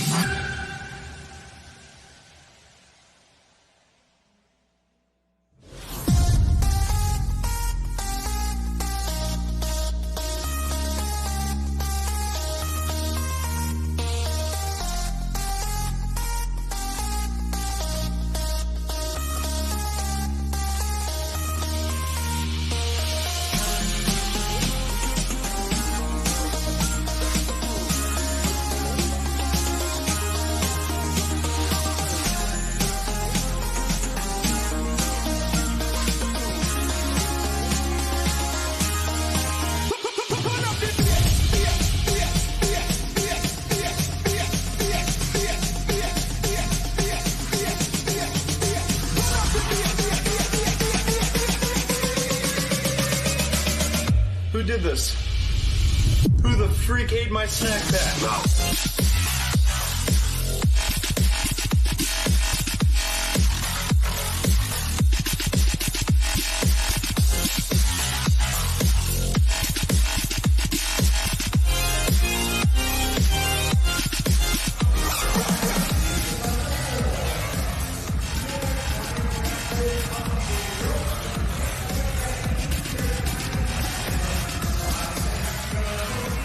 We've got our final scores. It's going to be 39 points going to all three teams from the Blue Alliance and 36 points going with 36 points for the Red Alliance. We've got 44 biodiversity points, and it's that distribution factor that is going to take a toll on the final score. We're going to be taking it down to the pits at present. Melissa, you're in the trenches. Who's with you? We have just exited the arena, not the trenches. And we're here with Team Belarus. How do you guys feel about your match that you just did? Can you repeat? How do you feel about the match that you just did? I feel good. It's so good. Yeah, I like it. You like it? Yeah, so good. Who are you playing with? Who was your alliance? My alliance is blue with Montenegro and Iran. Was it a good collaboration? I think yes, but Montenegro has broken his robot, and we are playing only with Iran. Okay. And how did you communicate before the game with them? Can you repeat? How did you talk with them before the game? We discussed about the strategy, how we can play, but before game, we understand that no one is collecting balls, so we wanted to turn the accelerator, but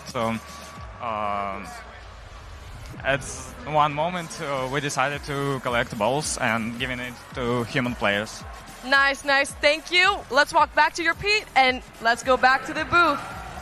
Thank you, Melissa. It's always great hearing directly from the teams, especially now from Team Belarus, and getting to hear their experience, their perspective, and how the event is going specifically from the point of view of the students. We're getting ready for the next match down on Field 5. The excitement is high. I don't know if you guys can hear the cheers, but we're getting ready for the match. We're starting in 3, 2, 1, go!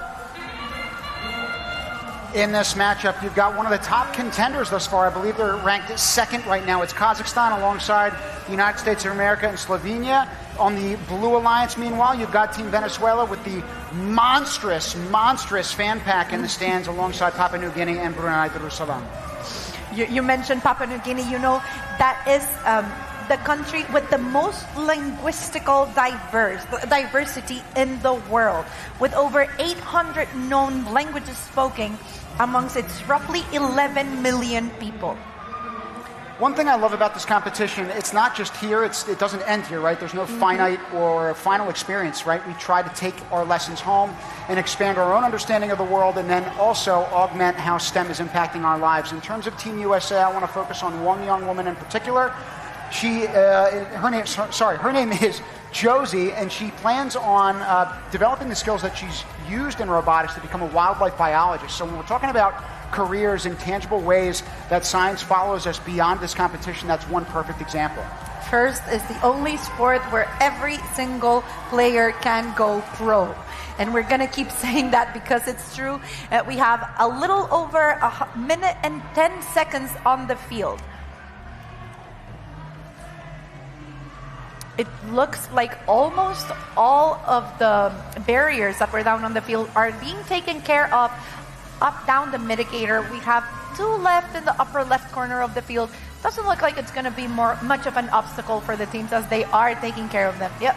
Now, what I do like to see is the fact that those other 2 ecosystems are actually starting to get targeted by those human players. Most of the competition is focused on the terrestrial, but right now you're seeing both marine and freshwater being the point of focus, trying to see if there's even distribution across all three of those ecosystems. We keep seeing the even distributor factor is so important at the end of the match for the score for all 6 teams. If they want to start focusing on getting as high scores as possible, they need to focus on getting those biodiversity units split evenly all over the 3 ecosystems. And speaking of high scores, I was just made aware of the fact that in match number 236, which was only a few minutes before this, we've had the high score of the entire event thus far with 130 points. I have a feeling we're going to break that record very soon, because are you seeing the amount of robots that are climbing 5? I think we got at least 3 robots, 4 robots that are elevated. Look at the students and the excitement. I can't wait to see what that protection multiplier is going to look like once we get the final scores. In the meantime, we got replays from that very exciting match. Take a look.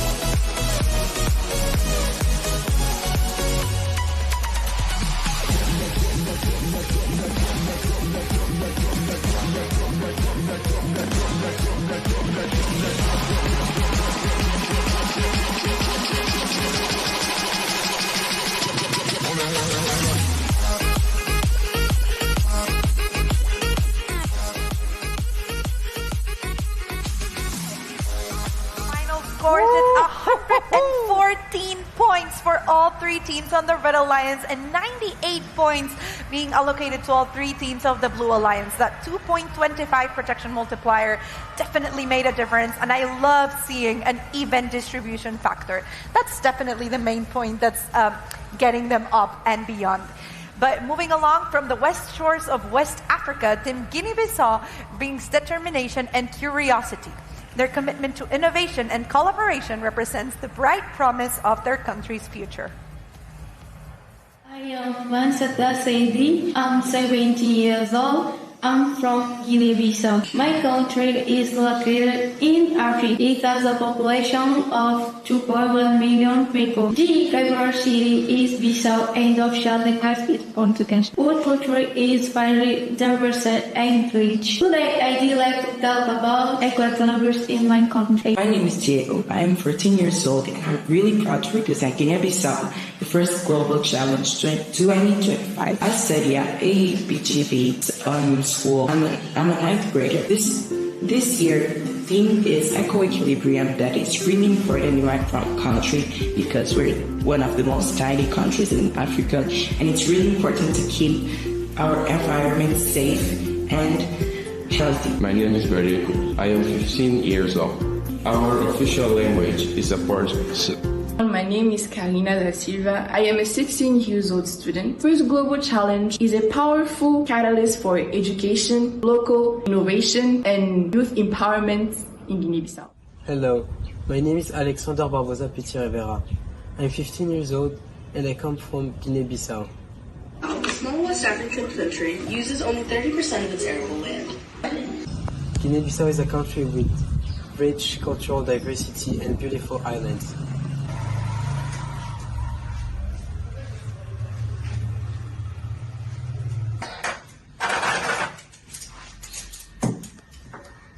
I believe that technology can open new doors for education, problem solving, and creating a better future for Africa.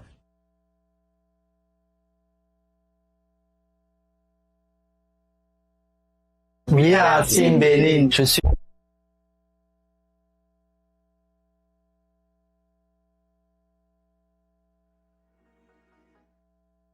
David Koba. Je suis Divine Akora. Je suis Richmond Dossou. Je suis Ariel Senouva. Les STEM sont essentiels car ils nous permettent d'appliquer les mathématiques et les sciences pour résoudre les problèmes concrets. Les STEM représentent l'avenir. Le First Global Challenge nous a montré que nous pouvons rêver grand, que la science et la technologie peuvent réunir les gens du monde entier, peu importe nos langues, nos cultures. Nous pouvons travailler ensemble, comprendre les autres et être capables de résoudre des problèmes globaux. Ils nous donnent des outils pour résoudre de grands défis de demain. Nous y voyons plus d'opportunités de carrière et des initiatives technologiques très innovantes et utiles. Pour notre génération, elles nous aident à pouvoir innover et contribuer au développement de notre pays. Représenter mon pays au First Global Challenge est un grand honneur pour moi. Cela signifie que je porte avec mon équipe les couleurs et les valeurs de ma nation. Le thème de cette année, Eco-Equilibrium, est important car il met en relation le rapport existant entre la technologie et la nature. Concourir en robotique, c'est motivant et amusant parce qu'on apprend en travaillant en équipe et en relevant des défis.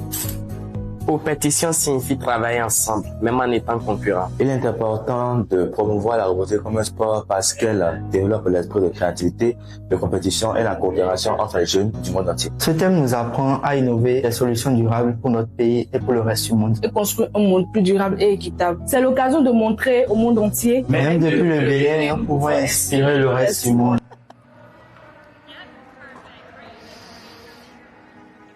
It's always inspiring hearing from the students personally and their experience and everything they've done preparing for this week here at the First Global Challenge. We are getting ready to see the rankings of how teams are doing along up until this point. Remember, we are doing our ranking matches right now, and yeah, we've got them in. On the first rank, we've got Team Venezuela.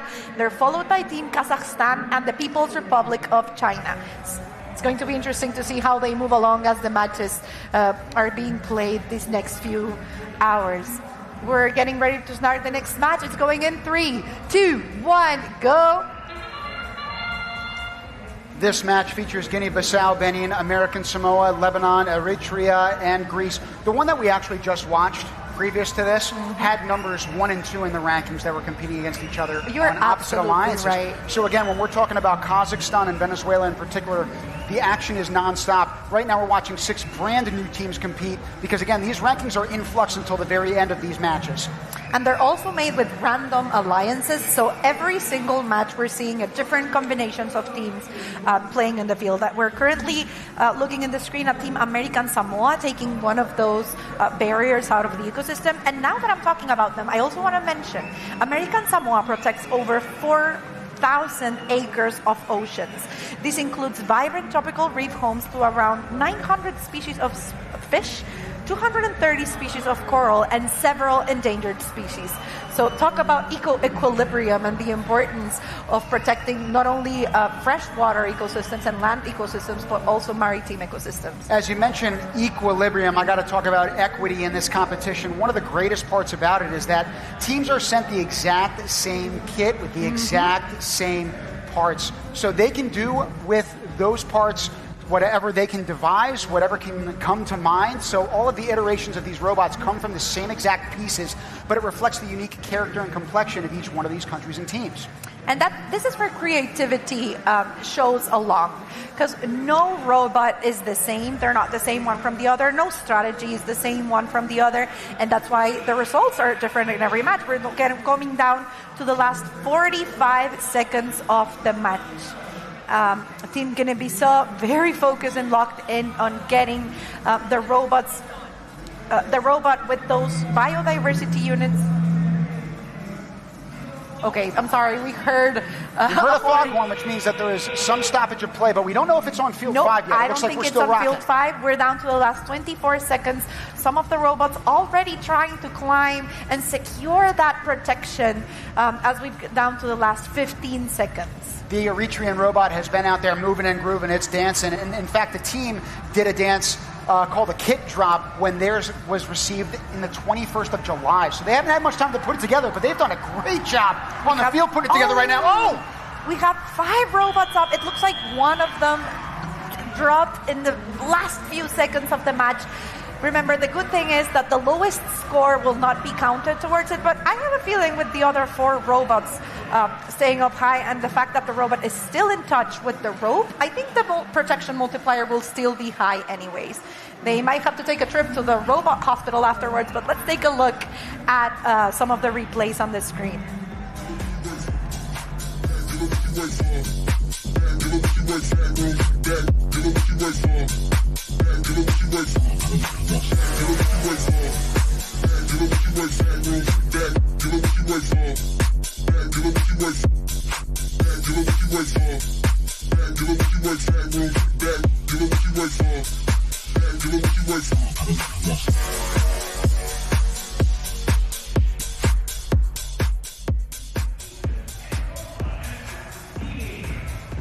It's Scores from that most recent match are up 43-40. Congrats and hats off to both of those groups and those 6 nations. Great job.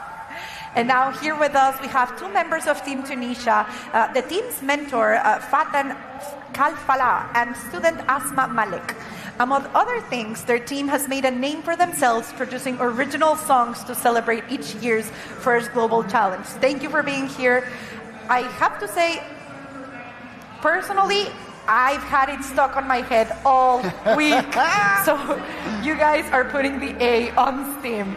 So Asma, from music to workshops, Team Tunisia brings the A in STEAM, as we were saying, to life. Tell us more about your team's inspiration in making songs for each event and the process that goes into it. Okay, so for us, we personally think that we should go beyond robotics. We try to include the A in STEM, just like you said. We try to include arts. We focus on robotics, we focus on technologies, we focus on mechanics, but we also want to include arts because people excel in different fields. Some excel in robotics, but some others excel in music and arts as well, and they all deserve to be included. So that was our main inspiration. And we also think that music is a universal language. It's a way to unite the whole world, and I hope that our song succeeded in uniting the whole world here in Panama and last year as well. And we hope that this was achieved. For the process of creating the song, it was a little bit tiring, I will have to say. It was exhausting, it was challenging, but we enjoyed the process of creating the song. I would love to thank A.M. Alul, Shams Jarad, and Mahmoud Zorgani for making a lot of efforts in producing the song. The team members wrote the lyrics. We thought of rhythms, we thought of different melodies, and we tried to make this whole song come together. We hope that you really enjoyed it. Thank you. We do. I was going to say, Faten, your organization, First Skills Club, has hosted workshops and activities to inspire kids back in Tunisia. Why are those opportunities to promote STEAM so important for the youth back in your home country? Okay, so let me say, when I'm thinking about a kid, so when I give a robot in the hand of the kid, I'm thinking about the possibility. He's not focusing on the components of the robot, but he's focusing on how can I make it. So this is like motivate the kids to question, and when we teach kids to question, to create, to care, so we are like planting the seeds to that nothing can erase it. No climate, no crisis, no time can eliminate it. So these opportunities are engaging the kids to learn and also to share this knowledge, to give back to everyone who learned them or taught them, and to let Tunisia powerful by the skills they have, and also be like one of the shining countries in this world. Well, you're doing a great job at inspiring with joy and with enthusiasm. And we know your team has a tradition of each year's students return as mentors for the next year. So Asma, how has this impacted your experience as a student? So these alumni that were previously participating in First Global are my best friends, my friends, and so seeing them be members in previous editions inspired me to be here today. It's a whole cycle of learning and sharing. They have more experience, they've been through it before, they learned a lot of things, and then they are delivering this experience to us. So this inspires me to become like them someday. That inspired me to be here today, and I really want to thank them for all the experiences and the knowledge that they've shared with me and with the whole team. And I hope that I will be like them someday. I don't think you have to hope at all. I think you're putting that work and time in right now. It'll show for itself. But frankly, the First Global Challenge has also put a lot of work in. Tell us what it means to you to be a part of this experience. Okay, let me say, when I speak about the future, so I'm speaking about a generation that has to create the future, not to follow the future. So if we are engaged in such opportunities like First Global, for me, is something that is pushing me and pushing the people behind me. So we will be able to be like a big unity of this world, that we will change the world, that we will make it better via education, technology, innovation, creativity that are blending together to make this world a change. So we need like people that are not competing with technology, but completing each other via this technology and making it a possible solution for everyone here in this world. I would like to thank everyone who supported this initiative, and especially my husband, Reba Hamouda, who is mentoring with me, because without him, also, this is not possible. We are a family, and we engage First Skills as a family and First Global as a family too. First really is a family. Thank you so much for inspiring us with so much joy and so much enthusiasm about inspiring change and creating a world with more joy for technology. We have to go back to the field as we just finished match 258, I believe, on field 5. It looks like we had United Arab Emirates playing with Philippines and South Africa. Playing also with Team US Virgin Islands, Team Peru, Team Latvia, and a special guest down on the field, our amazing Lama, had to be featured. Let's look at some of the replays from that previous match.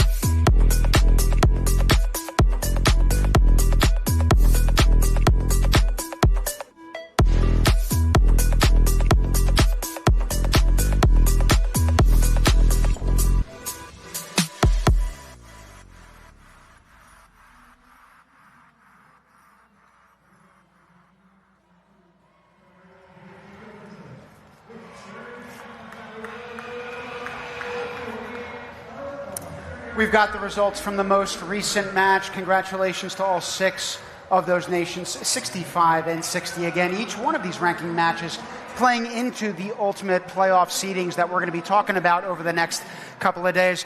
We also are joined by another guest in the booth that probably understands me even less than at times my wife does, but at the same time, I can't help but be grateful for its presence. We talk about biodiversity, and none other than the best guest that we had in the stands that we found to come up in the booth. I would ask it some questions. I'm sure you've got questions at home, but we've got this wonderful alpaca from Peru joining us in the booth. So when we're talking biodiversity, we've got to take care of these guys, but we've also got to get down to the field. We've got an interview ready to go. Who's with us? Tim, that alpaca, you two look like you're very good friends. Keep it up. I'm down here with the Red Lions, who just had a fabulous match, and they said their strategy played out to perfection. What was your strategy? So our strategy for the Red Alliance is for the Philippines is to get as much barriers to the mitigators as much as we can, and thankfully we've gotten like a lot of barriers to the mitigators. So UAE did well also with the biodiversity units, which helped us to shoot more balls for the human player. And for UAE, they accelerated and they did well too. South Africa, what was your job during the match? So our job was to go and do the accelerator thing and go collect the biodiversity units from the dispenser. So this game was quite interesting because it is one of our best games. So yes. One of your best games. So the games are getting better, easier, or more difficult?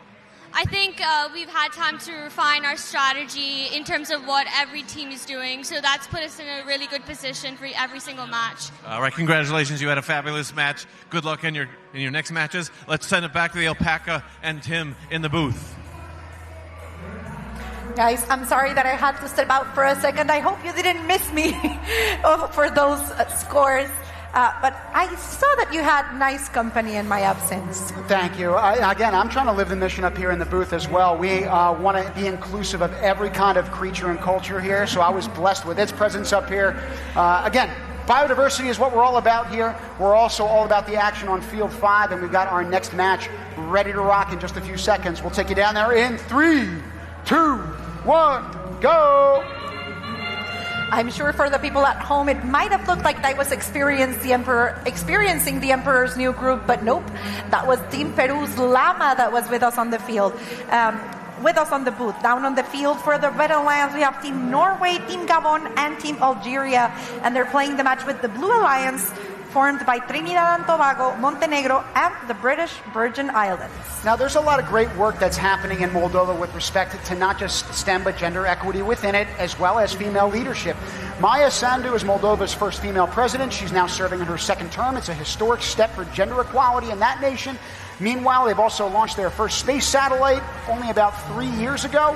And additionally, when we're talking about their specific team, this was the first full FTC season that they have participated in.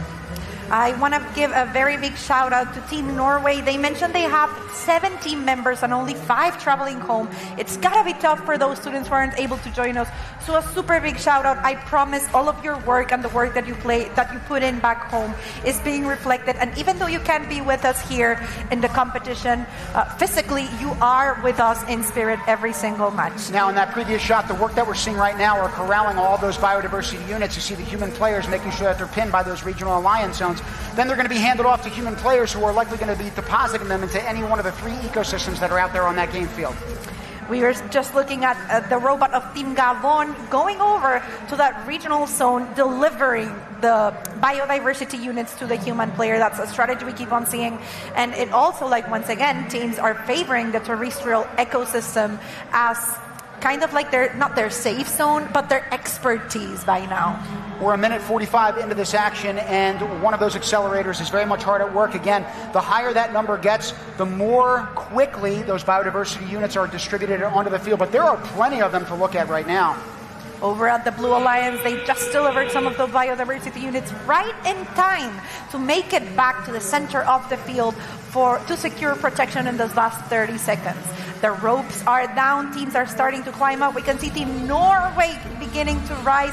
They got another robot. It's a buddy lift! 2 robots behind them. I can't really get a look of the flags that they are. Let's see if we can get all 6 robots elevated on the field, or at least touching the ropes to secure some sort of protection multiplier. Team Montenegro was also elevated. This is going to have a high score. I talked about Norway yesterday, levitating up that rope and also doing a 360 on the way. They look like a Cirque du Soleil dancer at this point. Talking about infusing art into STEM. Tim, I'm still singing the song for this year's season. Let's look at the replays for this match once again.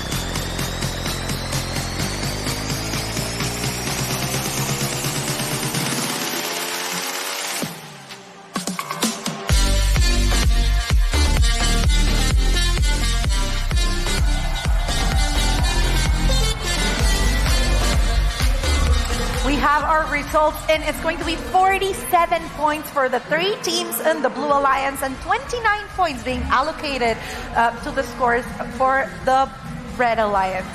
And now First Global is a community of innovators striving to make the world a better place through STEM.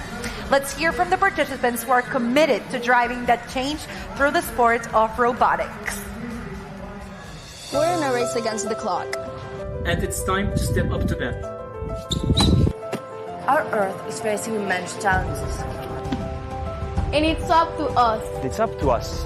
It's up to us. It's up to us. To tackle it. Each hurdle is an opportunity. Aprender. To grow. And to lead. To out a global community. Of robotic athletes. United to our determination. To make our world a better place. Equipped with the tools of science. And technology. The mindset of engineers. And the hearts of innovators. We do more than maneuver through obstacles. We score solutions. The sport of robotics coaches us in more than technical skills. It's a training in the value of collaboration. To foster peace and common understanding. And the power of respect. Empathy and perseverance. Making progress. In the arena of life. We know that the strength of a team is in learning from one another. Because it's in passing the torch of innovation. Then we can achieve collective success. The future is not something we wait for. It's something we build.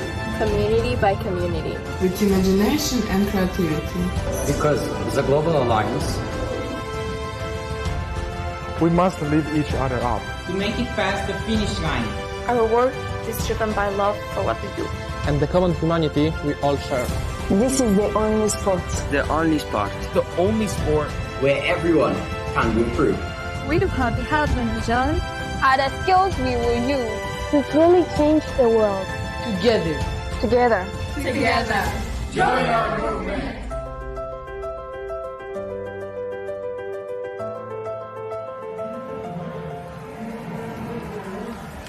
The action continues here. We've got a whole slew of more matches on field number 5 and then 4 other pitches that have just had nonstop action. The scores continue to augment and heighten themselves. The top score is over 130 today, Manisha. I've seen some pretty high biodiversity scores across the different fields. I got a chance to walk around these behind me. We're hitting triple digits across all of our 5 fields here. We're going to start 264 on field 5 in 3, 2, 1, go.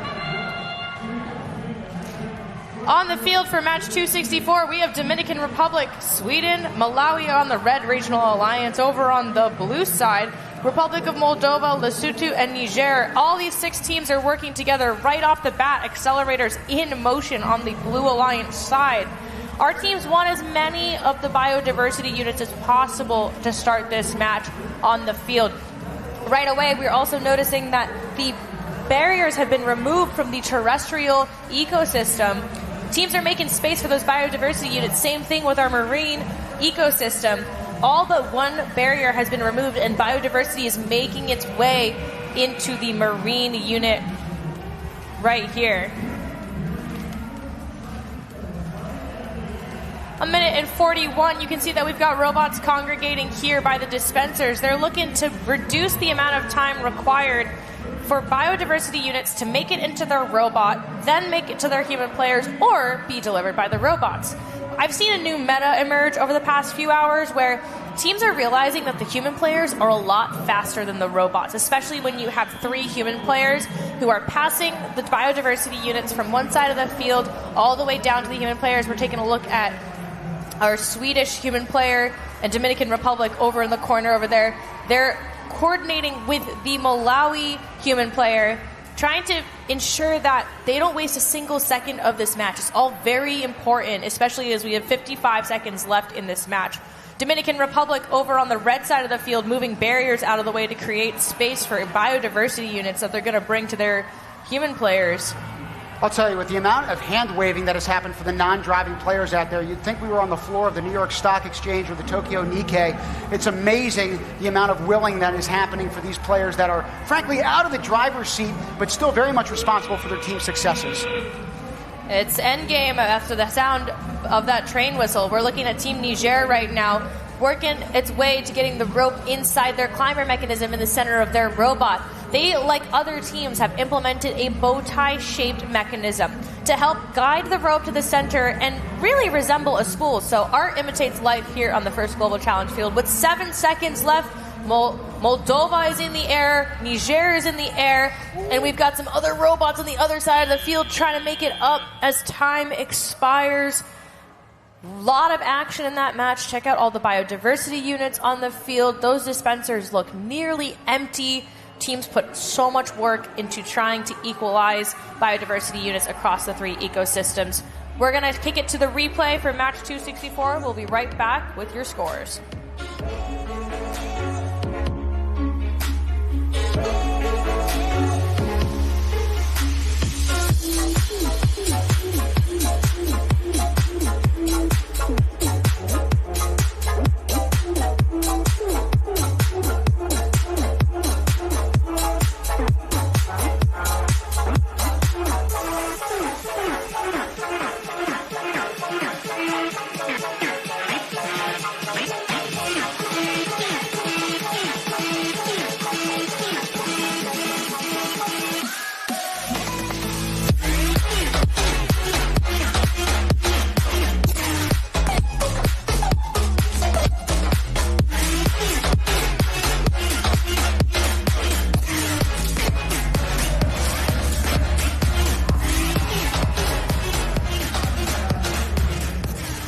scores on the board here for that last match. 21 biodiversity points on the board for this global alliance. 24 going to blue, 19 going to red.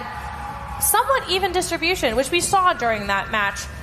Teams slightly favored the terrestrial ecosystem, but we're going to now take you down to the pit and see what's going on over there. Thank you, Manisha. I'm here with Carlos Oliveira. And which team are you representing? We're representing the team São Tomé and Príncipe. Fantastic. I can see that you have a bunch of treats here. Do you want to show me? Sure. We have many fruits from São Tomé here. We have the doce de coco, which is cocoa. We have açucarinha, that is the same thing. This is fried bananas. We have here a food that I don't remember the name anymore. And we have some, doce de jogumba. And we have banana seca. And which one is your favorite? Oh, to be honest, I love the açucarinha. But I eat more fried banana because it's more cheap and you can eat with rice and many other foods. Oh, so many variations. Yes. And also, can you tell me a bit about your lovely mascot here, please? Sure. This is a turtle, turtle sada. It is an endemic turtle in São Tomé and Príncipe. And Team Colombia proposed a challenge to many teams to do a mascot, an official mascot. So we think too much and we realized, why not make a turtle? So our mentor did a handmade turtle, like everything, and we did the base. So it is Rev Robotics parts in there, and then we have a handmade turtle. So you could even make it move? Yes. That's so cool. Thank you. And has it brought luck to you think? Has it been a lucky charm? Sure, because many teams now know our country. I think that is an unknown country. And thank you so much. Let's go back to the booth. Thank you, Melissa. We had earlier on in the booth a mammal, but biodiversity applies to all different kinds of species. That includes the reptile with that turtle that we just saw, even microorganisms, right? We also want to microanalyze this upcoming matchup that's coming to you from Field 5. We're going to bring you down to that field in 3, 2, 1, go! It's match 267 here on Field 5, our center field. We're looking at Tajikistan, Burundi, Armenia, working with St. Kitts and Nevis, Barbados, and St. Vincent and the Grenadines. Looks like the accelerator is already hard at work for that red regional alliance, already at 100%. Meanwhile, the blue is responding in kind. Great job for both. Our teams are looking to get as many of those biodiversity units. We've seen some alliances, the global alliances, trying to manage the amount of biodiversity units on the field. As Marlene mentioned earlier, the field can get cluttered. So if you're regulating the amount of biodiversity units you're introducing to the field, it might create more space for you. However, some teams are oversaturating the field with biodiversity units because they want to migrate those as quick as possible to their human players so that they can deliver them to, just like that, deliver them to the different ecosystems.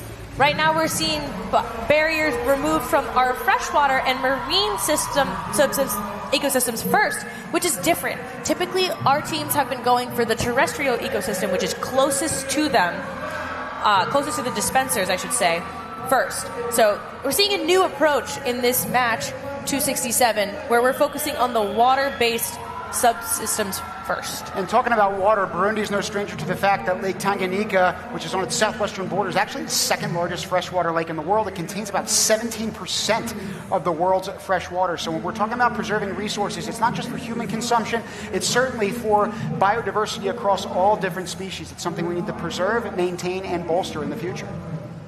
48 seconds left, and we were just looking at one of our teams who, I believe it's Tajikistan, they have a netting system. So some teams are using polycarbonate, some teams are now using netting, all available within the same kit. So it's a beautiful thing to see with the same materials, what diverse different solutions our teams are coming up with.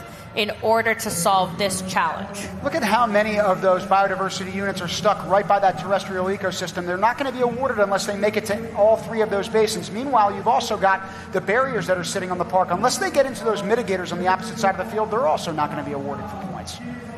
With 10 seconds left in the match, we've got one robot all the way up to the bar between the ecosystems, with a few other robots trying to line up just right for the rope as time runs out. We'll see what the referees have to say about that one. It all comes down to the last second sometimes with endgame.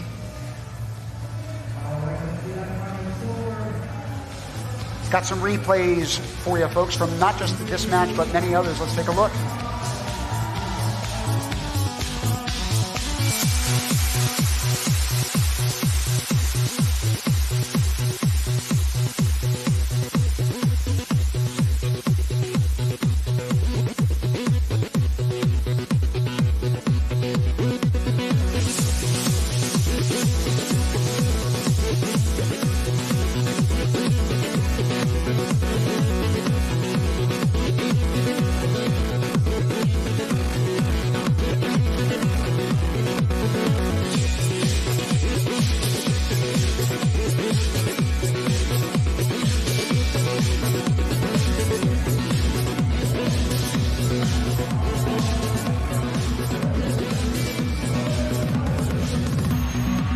We've got a score on the board for match number 267. 16 and 13 respectively for our red and blue alliances. 18 biodiversity points. A lot going on during that match. So we'll have to see how our teams continue to adapt as the competition evolves. And if having that many biodiversity units is really the move, the meta is continuing to evolve day to day, and I love to see what our teams are doing. In the meantime, we're going to take you to one of our team profile videos. Known as the Spice Isle, Grenada brings warmth, energy, and originality to the challenge. Team Grenada is ready to show that from big ideas can come from even the smallest island. I've always had a passion for creating and learning how things work. Now in robotics, I get the opportunity to learn more about software and mechanical systems, along with building robots with driven and passionate individuals. I began my interest in STEM at a young age, and I've always been fascinated by solving problems through structure and design. To me, robotics isn't just about building machines. It's about creating solutions that bring hope, sustainability, and a better future for everyone. What inspired me to join robotics is my passion for engineering and the belief that STEM can help solve challenges in my country. This competition provided me with hands-on experience, taught me the importance of teamwork, and demonstrated how creativity can make a genuine difference in the world. All my life, I've been interested in STEM. I enjoy understanding how things work, solving problems, and creating innovative mechanisms. So naturally, I joined robotics. In the club, I learned that there is so much more than just building and coding like I thought, but also a very important factor, teamwork. I developed an interest in STEM at a very young age, and I've always been captivated by creating mechanical solutions to everyday challenges. Now, I see how STEM can not only be used to improve our lives, but to protect ecosystems, maximize biodiversity, and create sustainable technologies for our future.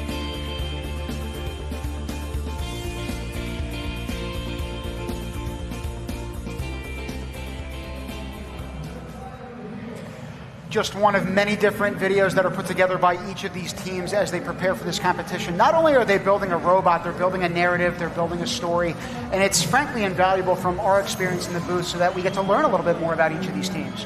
For sure.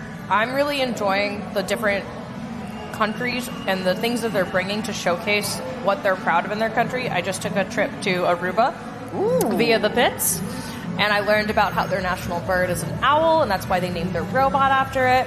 Magic numbers are in play for a lot of these teams. We're now going to magic number match 270. We're here on field 5 in 3, 2, 1, go. In this matchup, we've got Grenada, Italy, and Kiribati alongside Sudan, Burkina Faso, and Myanmar. We just watched a video about Grenada as a nation, small yet mighty, and that includes this action that's been occurring in Panama over the past couple of days. Meanwhile, you've got Italy. It's got the most UNESCO World Heritage Sites of any country. It includes the Colosseum, Pompeii, Herculaneum, the Dolomite Mountains, and the Amalfi Coast. But no one's coasting here in this action. What do you see, Manisha? Absolutely not. I'm seeing a lot of really big action across the field. The terrestrial ecosystem has been removed when it comes to barriers. And then all of the biodiversity units are being currently focused there. We haven't seen any biodiversity units make its way to the freshwater or marine ecosystems yet, but focus on terrestrial doesn't mean that the water-based ecosystems aren't getting any attention. We're looking at the barriers being removed from our marine and freshwater ecosystems as the minute and 30 seconds left in this match. You can see that our teams are starting to shuttle biodiversity units over to the human players as well. Haven't seen the accelerators in motion. Just kidding. It's like they read my mind. Over on the blue side, we have some accelerators in motion. We're looking at Team Malaysia right now.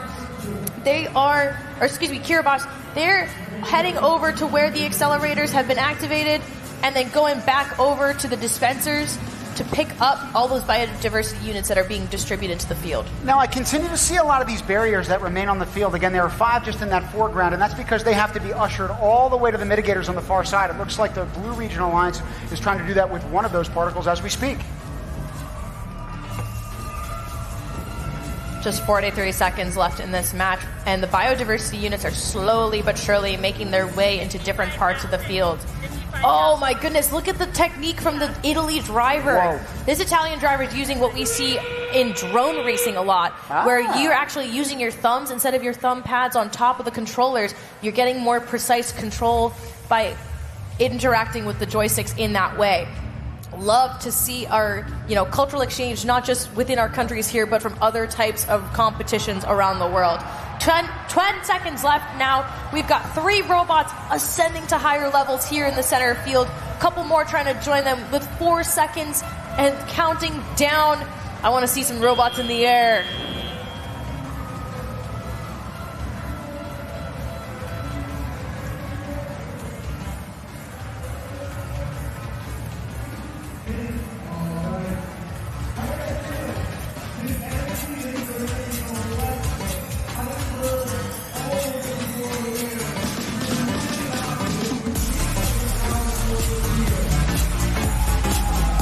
Got some replays to show you from that match. Great job by all 6 of those countries.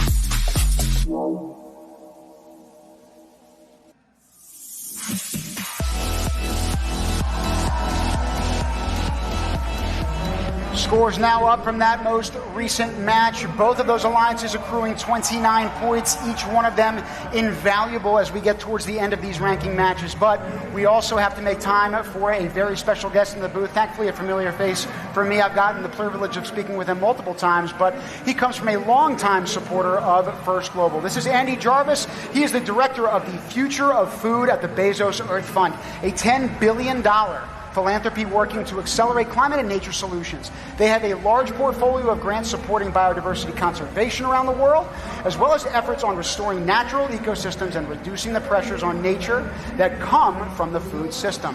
Andy, thank you for joining us.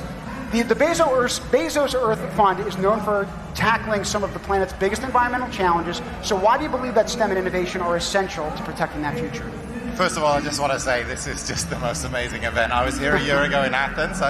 Every time I'm like a kid in a candy shop coming to this, man. So all of you viewers that are watching this online on your screens, next time make the effort, come here, because it's electric out there. It's just amazing, It always fills me with enormous hope seeing this innovation, right? So onto the question. We're living in this period of extreme change. There are so many challenges. In this job, the hazard is you get overwhelmed with negative headlines. You know, you're just always seeing all the numbers going in the wrong direction. But we're also in this period of incredible technological innovation. I mean, it's an amazing time to be alive right now. And I believe that our future lies in this innovation. It is STEM, it is technology that's going to get us out of this problem right now.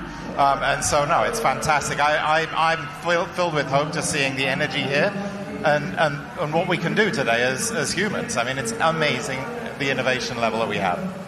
So, speaking of innovation, you're an expert in sustainable agriculture, which ties into the theme of last year's challenge, Feeding the Future.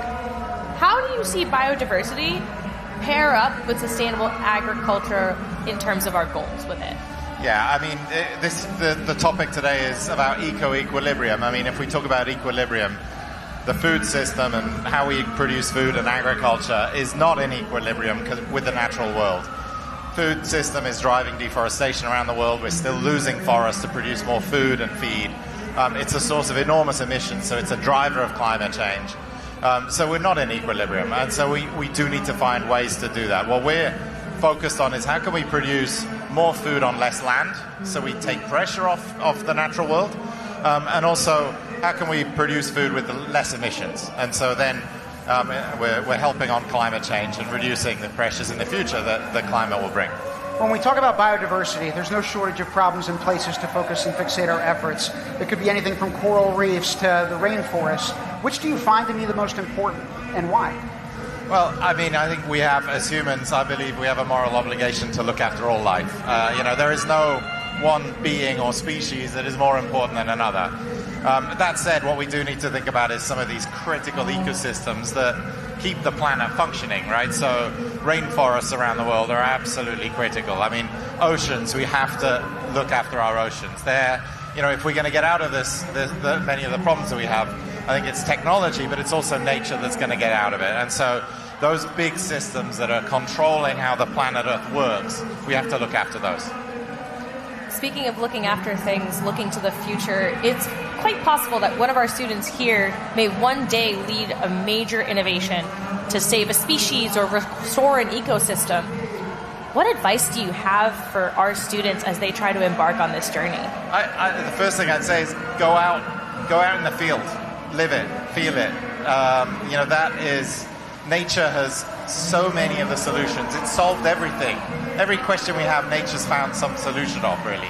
Go out there and observe it and live it and feel it. And I think field experience then just drives your mission orientation. You become really committed to what you're doing, and I think and it just gives you that knowledge that you need to thrive. So go out in the field and then do your technology and your innovation. And I would say for those of you watching at home, go out and follow examples like Andy, especially at the Bezos Earth Fund. We're so grateful to have you with us. I know this is not hopefully the last time I get to speak with you and learn more about the work that you've been doing, especially in trying to inspire the youth around the globe to follow in your stead. So thank you for joining us up here in the booth. We appreciate the time. I'll come here every time you invite me. I just love it. These are the best days of the year.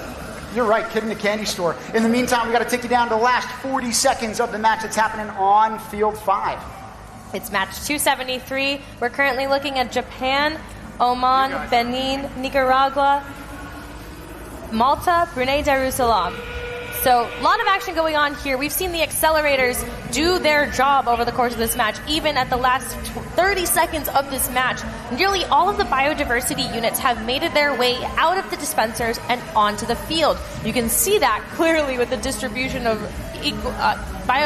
biodiversity units around the different ecosystems. But as Tim said before, in order to get the points and credit for it, they have to make them into the ecosystems. Right now, all 6 of our teams are focusing on that end game climb as time expires. Looks like our teams are happy with the performance that they just put out on the field. I see 6 robots in the air. I'm looking forward to what the referees say about this match. Replays coming your way, folks. Take a look.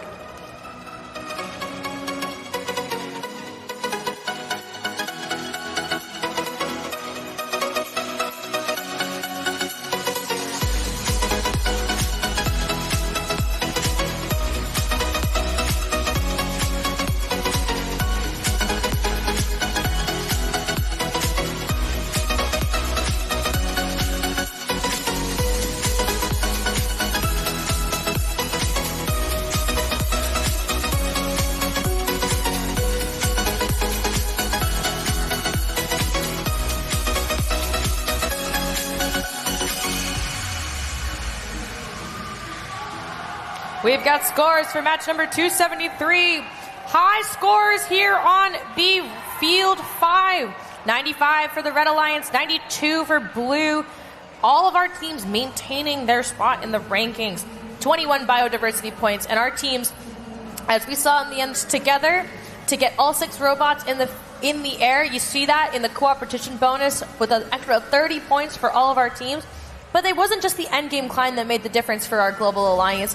They evenly distributed all of their biodiversity points across the 3 ecosystems. I love to see it. Do you want to hear from the students, Tim?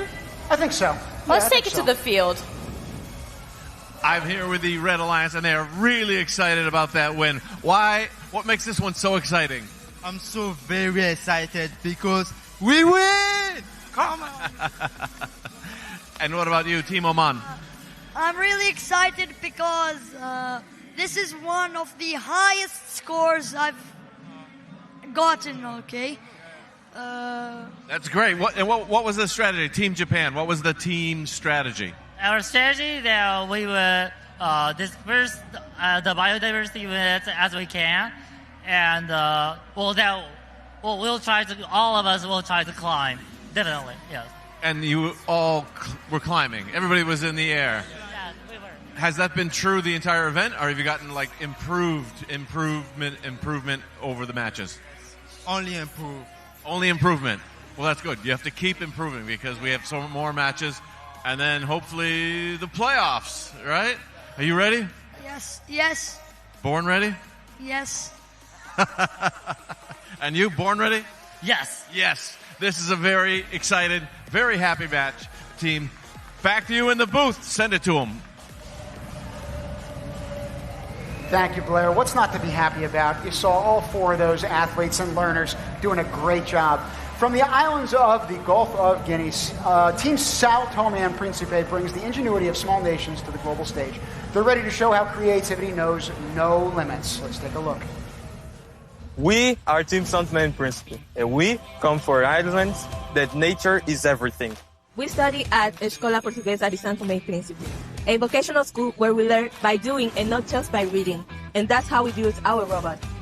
I'm Carlos, the team leader. I try to keep us focused even when things go wrong. Hello, I'm Anna and I'm the team designer.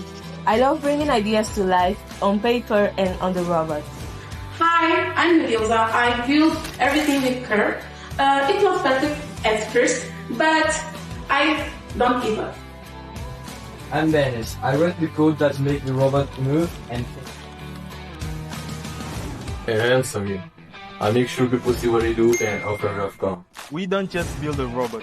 We build trust, discipline, and real friends. Sometimes we argue, but we always left to the end.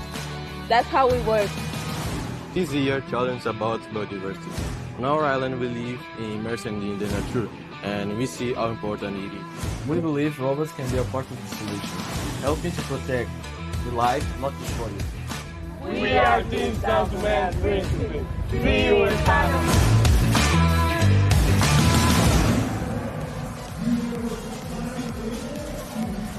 Really excited to see Sao Tome and Principe up in our next match. But for right now, we're going to take a look at our rankings. We've got some new high scores to showcase across our top 8 teams. A high score of 130 for Venezuela, 128 for People's Republic of China, 125 for the Netherlands. The ceiling of this game keeps going higher and higher and higher. We have a new high average for Venezuela, as well as Kazakhstan, 91.4 and 85 respectively. That's consistency at play, and I'm excited to see how our teams are going to do in match 276 in 3, 2, 1, go. In this matchup specifically, we've got Bhutan, Sri Lanka, and Sao Tome and Principe. Meanwhile, on the Blue Alliance, we've got Angola, Hong Kong, China, and South Africa. Immediately jumping into action on the terrestrial ecosystem, we're looking at barriers removed over by that ecosystem that's closest to our teams. Accelerators accelerating over on the blue side of the field. That looks like one of our teams, Hong Kong, China, over on the Blue Alliance side. We're now taking an aerial look at our field because the teams all across the field are putting in some big action, big plays. Barriers have not only just made it out of the ecosystems, they're all congregating on the far side, away from the mitigators. So I'm curious to see if our teams are deprioritizing the barriers and focusing on our biodiversity unit distribution. We've got human players over on both sides. You can see the Sri Lankan human players. They're actively shooting all of their diversity units into the terrestrial ecosystem. On the blue side, they're focusing a little bit of the attention on the freshwater ecosystem. Haven't seen a lot of movement for marine other than the removal of barriers. I take that all the way back. We have 2 robots tackling the marine ecosystem, so there's some even distribution in motion here. There you go. And Manisha, when you're talking about prioritization, part of the way that we create effective solutions in making sure that biodiversity is preserved around the planet is through education. You only know what you know. So as we increase access to education around the globe, we only take a page out of Sri Lanka's playbook. They have the highest literacy rate in South Asia. It's a testament to their strong education system, which is a foundation of STEM development. Want to take a look at the Red Alliance for a moment here. Their accelerators at 100%, even as we approach the end game, the last 30 seconds of this match. They're really trying to maximize the distribution of biodiversity, and it's even up until the last second, because your human players, even while your robots are climbing, as you can see 4 or 5 of our robots are congregating in the center there, our human players are still trying to put in the work by delivering biodiversity units to the different ecosystems. South Africa right now in the air, waving their flags loud and proud. Hong Kong, China joining them on the higher levels of the ecosystem structure here. Sri Lanka trying to thread the needle, get in the air with 2 seconds left. Can they do it? Remember, as they're there, the lowest point of that robot is what gets measured for some of those end game bonuses. So again, these judges have a really, really hard job ahead of them. We're going to give them a few seconds to do that, but while we do that, here's a replay for you to take a look at.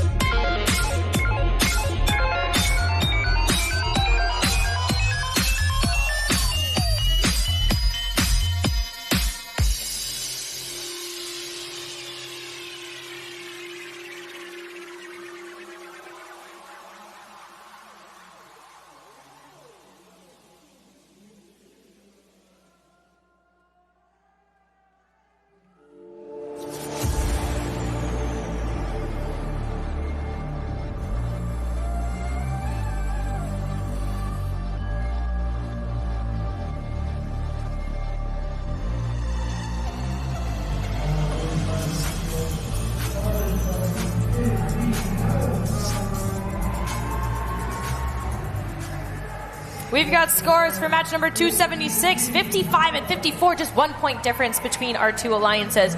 But that overall global alliance score, 4 barrier points. So some of their attention was actually focused on the barrier during that match. And then 28 biodiversity points. Pretty solid performance from all of our 6 teams here. We'd now like to share one of our stories that really showcases a powerful part of First Global. And it's seeing what students are passing when they've learned something. So that pass forward mechanism of learning something new. In this video, 3 incredible young women share their First Global experience to inspire more girls to step into STEM.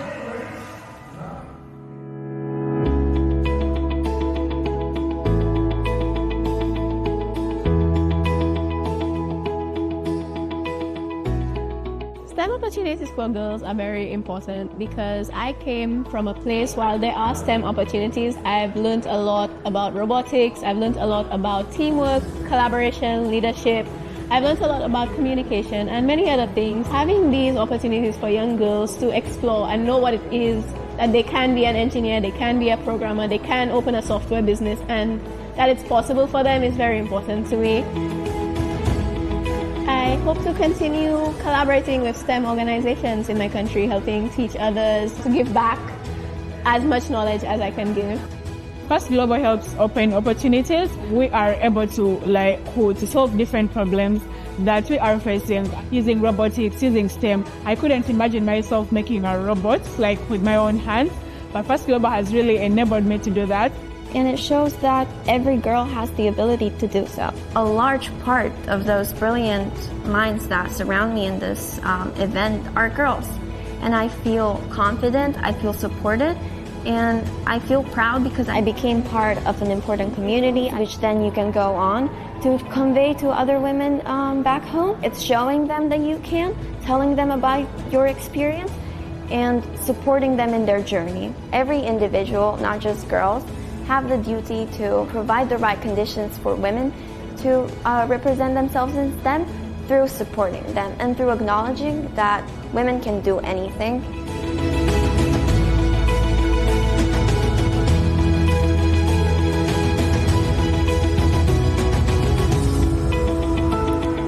Seeing these girls raising the bar in their communities for girls just like them really brings me a lot of hope in the terms of accessibility. Education is empowerment, and we're going to take it to match 279, taking the spirit of that excitement and passion for learning with us.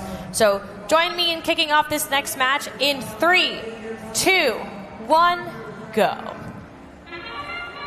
5 more matches on field 5 today, folks, and this one features Zambia, Indonesia, and Timor-Leste alongside Spain, Ireland, and Hungary.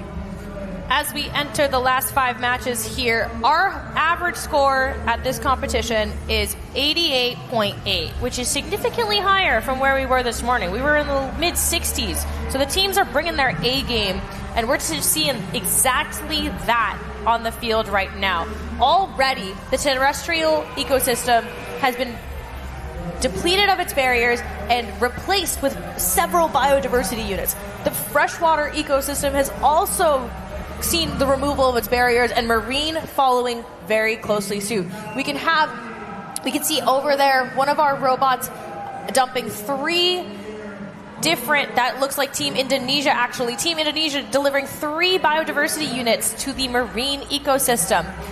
Seen a lot of different approaches to the robots. I think it all depends on what you prioritize. Do you prioritize a one-stop shop where you take, 6 or 7 or 8 or 9 like Indonesia is capable of, and at one time deliver all of them into an ecosystem, versus like some of the other teams that we're seeing on the field right now who are single shooter robots, or teams who don't even focus on the shooter, they go straight for the accelerator like Spain over in the Red Alliance corner, or teams that are delivering. You can see on the Blue Alliance and Red Alliance sides that the human players are very quick at work to fill up that terrestrial ecosystem. Indonesia back for more in the marine ecosystem, terrestrial ecosystem.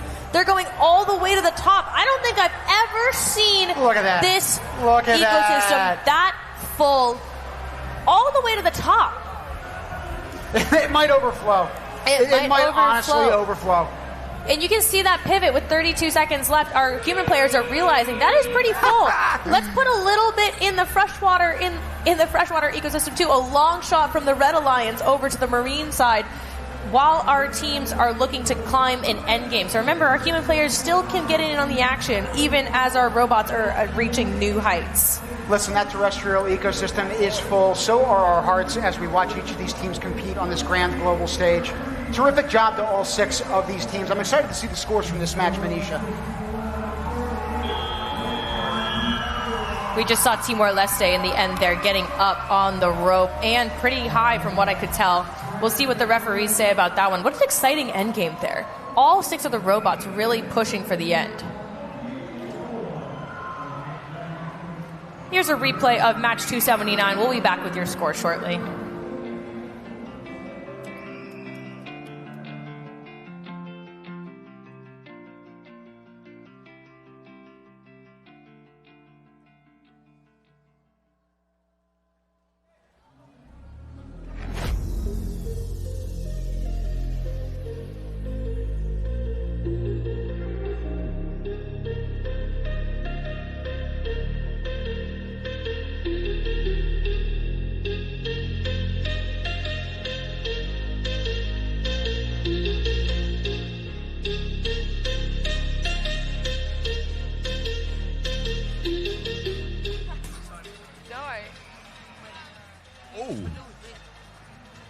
it looks like they're ready for us. There they are. So this is the Red Alliance. And tell me about that match. You're so excited. It was very exciting and awesome. We had a good collaboration in this competition. Yeah. So awesome. Awesome, yeah. And how did you feel about that match? It was very amazing. I was so excited that we can all collaborate on each other. We get to have a match that we all come together, work together, make a difference. Yeah, and that's... Teamwork makes the dream work. And that is right. The cooperation in that match was extraordinary. You could see how each team brought out the best in the other team and they were helping each other. Because I think before the match, there was one robot that couldn't climb the rope properly. So we came together and fixed that robot so that it could climb the rope. And in the end, we all did the best. And there are your scores up there. 186. Moving up in the rankings. All right. Put your hands in. Put your hands in. Here we go. And nice job. 3, 2, 1. Back to the booth. Blair, I know they caught you by surprise with that last interview. They also caught us by surprise, filling up that entire terrestrial ecosystem, Manisha. Unprecedented thus far in the competition, but it clearly paid off for that Blue Alliance 100-point score. Curious to see how those teams' averages will ascend or descend depending on how the next few matches play out. We're now going to take it to the pit. Who are we talking to, Melissa? We are here with Team Mozambique! And they have prepared something very, very special for us. Tell me more about what you have prepared. So we have a song about our team, and it explains how our culture is. It also talks about every person on the team.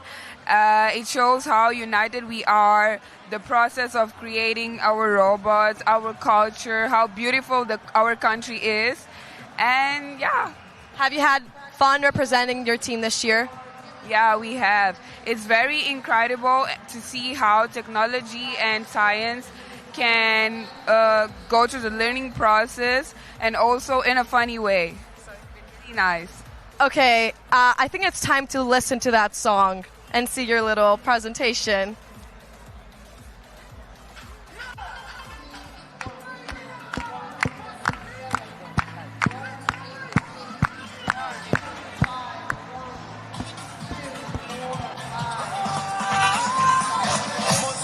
Let's rise. Together we dream. Together we shine. We're right there with you. Having a dance party in the booth. We're having such a good day. Happy to see all of our teams doing the same thing over here. I was going to say, I'm working the spindle as well. We're trying to climb those ropes ourselves. We look like robots, man. Goodness gracious.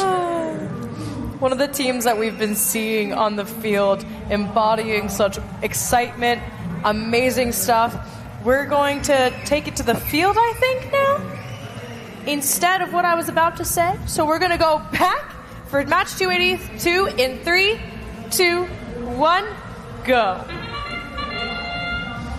On the field right now, we have Finland, Trinidad and Tobago, Estonia, Switzerland, Lebanon, and Zimbabwe for our global alliance here. Right off the bat, immediate action over on the Red Alliance side, accelerator all the way to the top. So we're going to have a very quick dispenser over on the right now. You can see that in play right now. Twice as many biodiversity units coming out of the dispenser, filling up that robot. My goodness, I need to see what team that was. All the way to the top. Teams are looking at the terrestrial. Again, terrestrial is the fan favorite here at this competition. Barriers already gone, already being full of biodiversity units.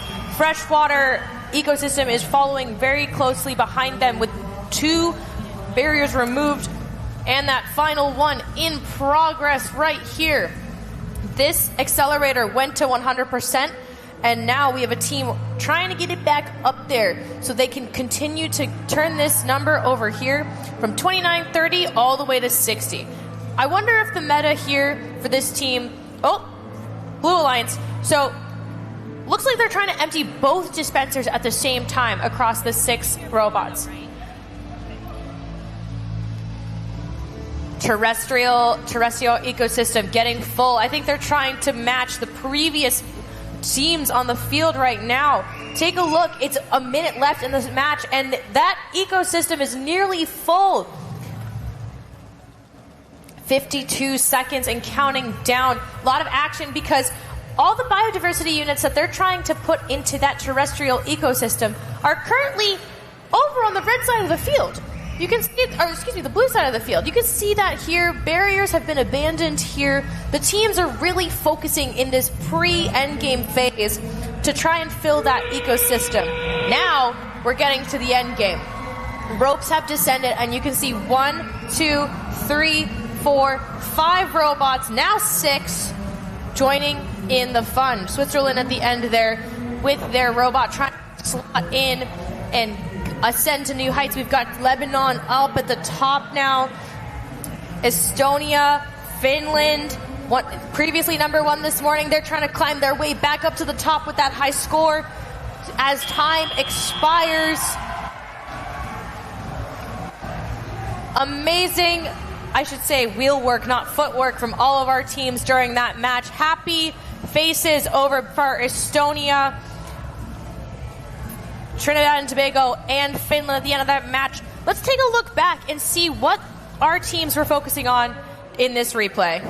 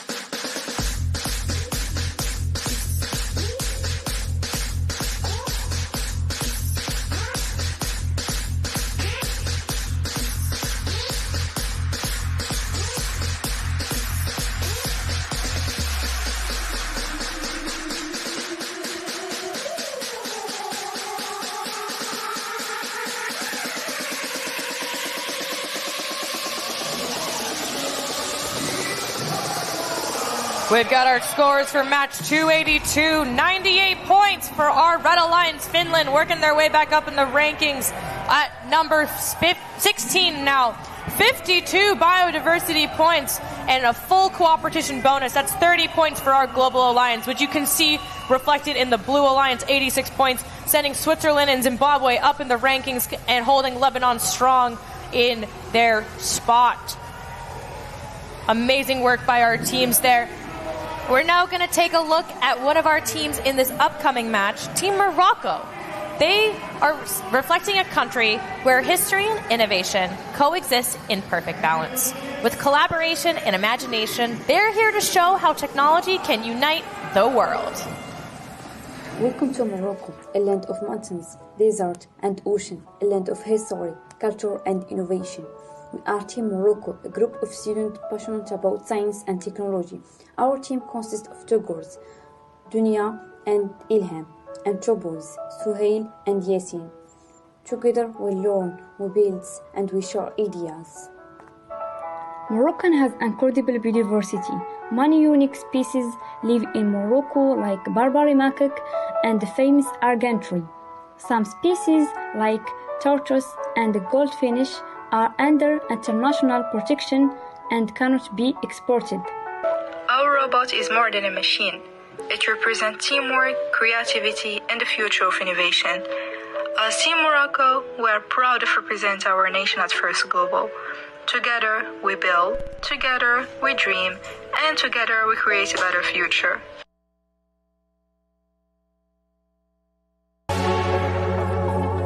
love most about my team is that we always collaborate with each other to get our goals done.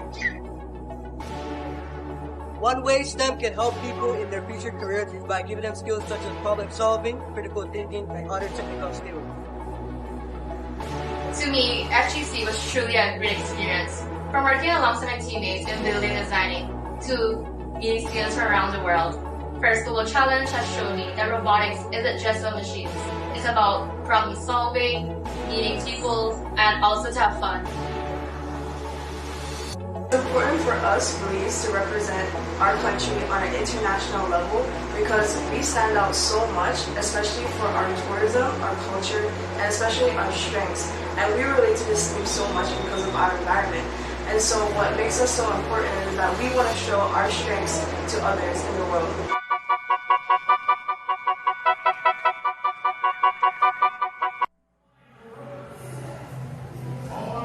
Biodiversity on full display there from Team Belize. We're going to see them in our next match. We have 285 on Field 5. Working with Belize's U.S. Virgin Islands, Georgia, St. Vincent and the Grenadines, Morocco, and Montenegro. Our teams are ready. We hope you're ready.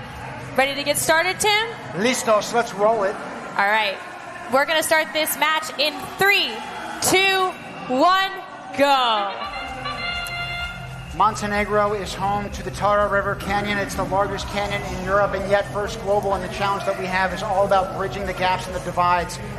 These kids are living that mission. It includes the 190 nations in attendance and the 6 that we see competing over this next 2.5 minutes. We're seeing Team Belize on the field right now. We just took a look at their hometown, and I think they're looking to bring that biodiversity and equilibrium across ecosystems here on the field of play today. Terrestrial barriers have already been removed, marine following very closely behind them. Fresh water seems to be on deck. Our biodiversity units have not been accelerated yet, but we're on the way here. I can see a robot lining up downfield for the red accelerator right over here. And there they go, 56, 66, all the way to 100% for that accelerator. They're looking to release all of the biodiversity units on the left side right now. We'll see if the Blue Alliance side is going to be activated in the next couple of moments. So it seems the flood of biodiversity units onto the field is really helpful for teams, as even with just, this is Team Morocco activating the accelerator over on the blue side. Even just now, you saw the biodiversity units bounce in and out as they come out of the dispensers. So teams are actually using this quicker speed to their advantage to force these biodiversity units out. Hopefully they come in contact with the robot and then they bounce in and out, so they gradually, naturally make their way over to the human players and are not bottlenecked by robots having to deliver them. We have an amazing spin wheel here from our team, U.S. Virgin Islands. They have a flywheel on the inside of their robot that allows them to just lob the curve in. The quicker the wheel spins, the farther up it shoots in a straight line, and it'll kind of lob it in like a basketball. Very, very cool stuff. Also very cool is the last element of each of these games. It's called Endgame. You see those ropes dropping. You see those 6 robots descending to the middle of the pitch. Each one of those robots has some variation of a mechanism in order to lift and hoist itself up. It's been wonderful to see all the different variations in play today. With 13 seconds left, we got 1 robot in the air, 2 robots in the air. Are we going to have 3, 4, 5, 6 joining them? That's Georgia up in the air right now. Take a look at that. As time expires. You know, Tim, we talked about these spindle-like climbers earlier. Georgia had a pretty smooth ride to the top, but in the end there, not sure what happened, but hopefully Georgia can get back on their feet for their next match. And we'll let the referees let us know what the final score is there.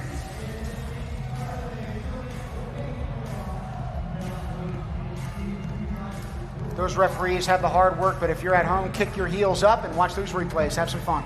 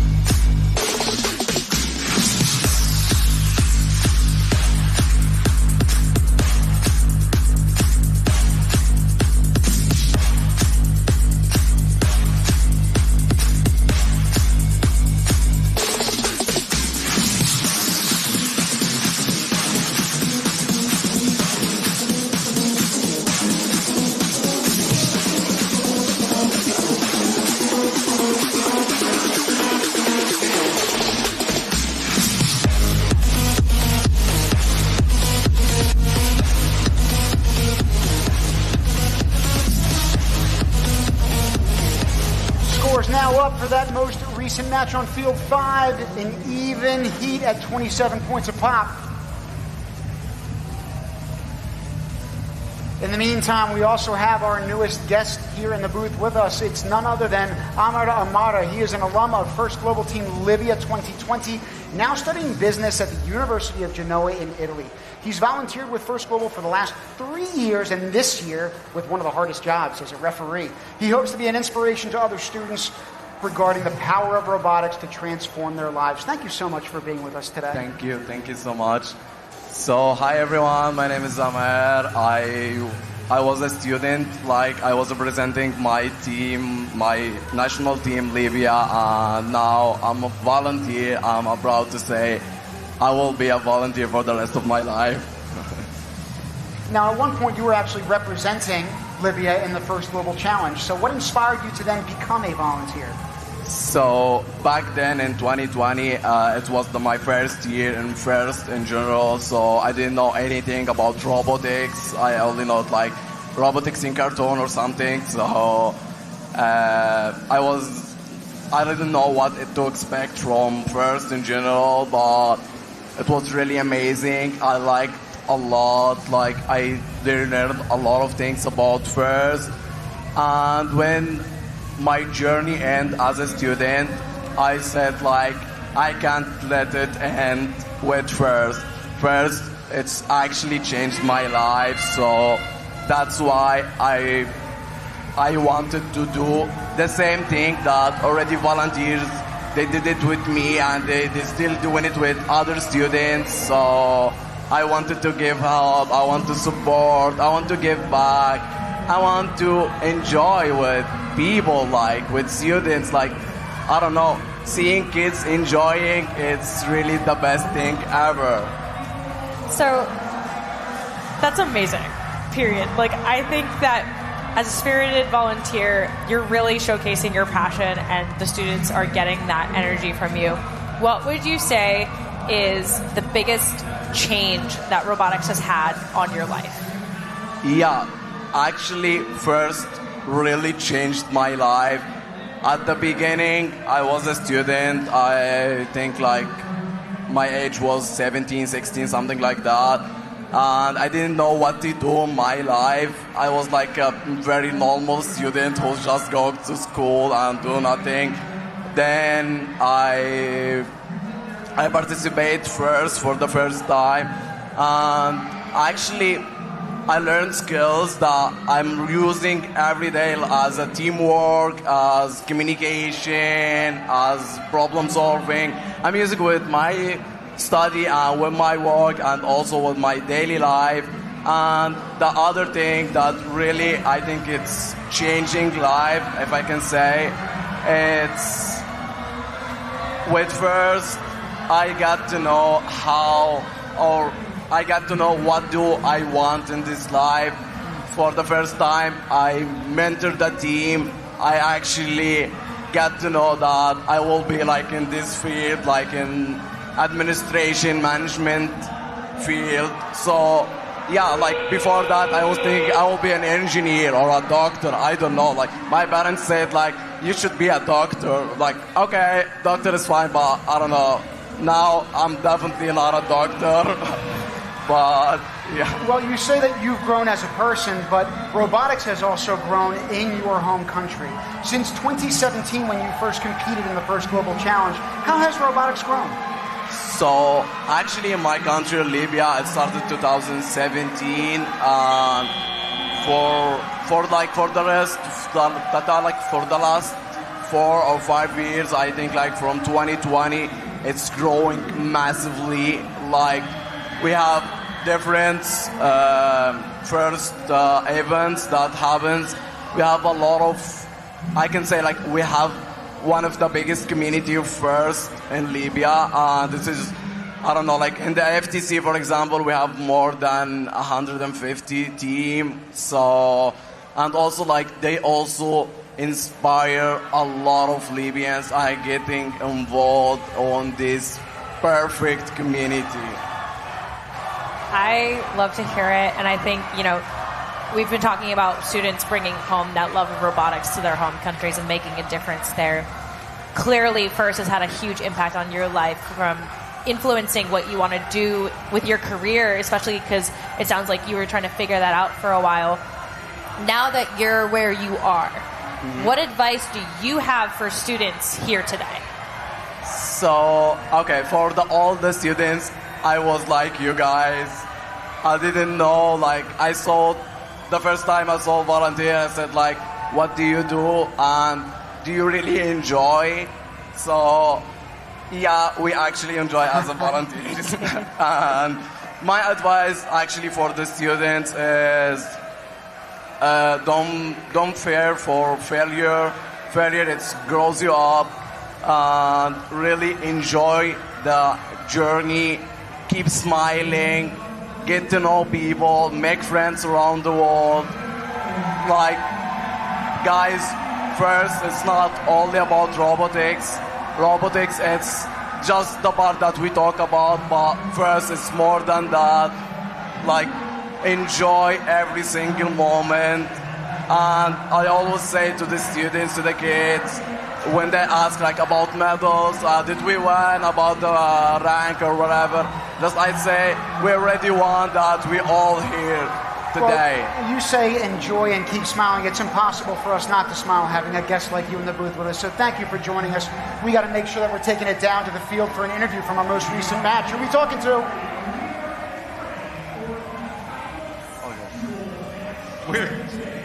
We are down on the field. Thank you. Standing in front of this very loud cheering section, who are very excited for the last match of the day here with China, Honduras, Guatemala. Great job there. Great job. How did that feel? You guys are so excited. Yeah, amazing. It was a very quick match, and we do great with China and Guatemala. Yes. What was the strategy? The strategy was simple. All right. Our human player only shoot one ecosystem, and the team China was awesome. The robot shoot in another ecosystem, and that was awesome. Oh my God. I'm so excited. Your human player was money. Like bam, bam, bam, bam, bam. And China, your machine. So beautiful. Thank you, guys. All right. We're going to let them make some noise. Thank you. That energy is so infectious up here in the booth. It just put a huge smile on my face, and I already had a big smile after talking to our awesome guest up here in the booth. So one thing I want to talk about, match 288, we have a new highest score for field 5, 59 biodiversity points for our alliances back in that last match. Incredible work, even as we're pushing to the last match of the day, which we're about to kick off. Match 291 already of this first global challenge. We're going to start this match in 5, 4, 3, 2, 1, go. This last match on Field 5 for today features none other than Denmark, the Maldives, and El Salvador, alongside the Blue Alliance of the Bahamas, Saudi Arabia, and Serbia. Right off the bat, our teams are dislodging the barriers from our ecosystems, trying to bring equilibrium across the whole field here. Biodiversity points making it into the freshwater ecosystem as barriers are being depleted there. Marine ecosystem on deck as those barriers are now also gone. Terrestrial ecosystem gone. Accelerators on both sides of the field have been activated, so there's biodiversity units spilling as fast as possible out of our dispensers. We also have mirror-like precision on both sides of the field. Both blue and red robots currently ferrying our barriers out of the field to make room for our global alliance to put in the work with those biodiversity units. You can see that there's biodiversity starting to fill in the terrestrial ecosystem now. Human players focusing on both marine and freshwater ecosystems at the same time. It was like pure synchrony with this global alliance. All 6 robots are demonstrating something I haven't seen before.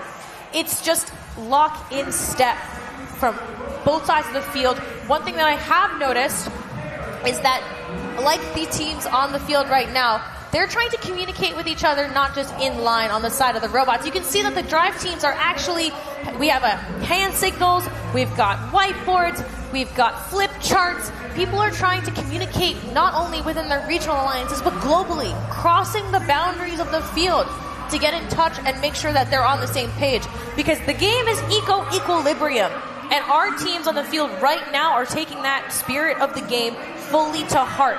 For every single biodiversity unit they're putting in one ecosystem, they're matching the other two. They're going for the most even distribution score. They're going for that cooperation bonus, and they're going for this field-wide synchrony.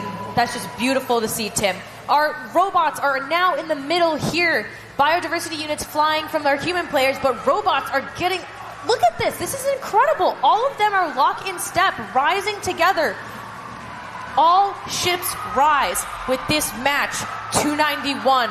As we have 3, 2, 1. Look at the cheering on both sides. That is global teamwork in action. Unbelievable stuff to close out the day here on Field 5. I am assuming that we're going to have some replays of that match. Again, these robots ascending to new heights, but it's all about that personal connection. It's those high fives, it's those celebrations, and those cross-cultural connections we're making. In the meantime, here are those replays.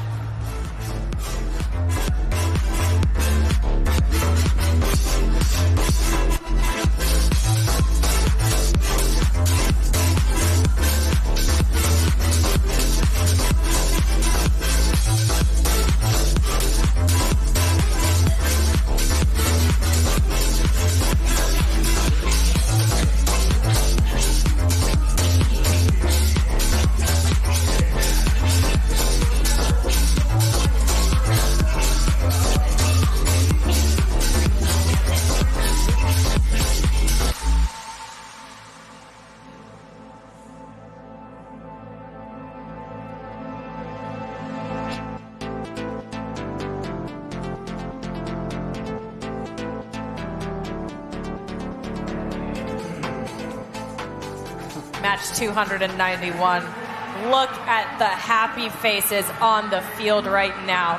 94 points for our Red Alliance teams. Denmark rising in the rankings. Blue Alliance across the board rising in the rankings with their 85 points on the board. That distribution factor was even. Cooperation bonus also coming into play. What an outstanding match here on Field 5. And you know what? We're not done yet.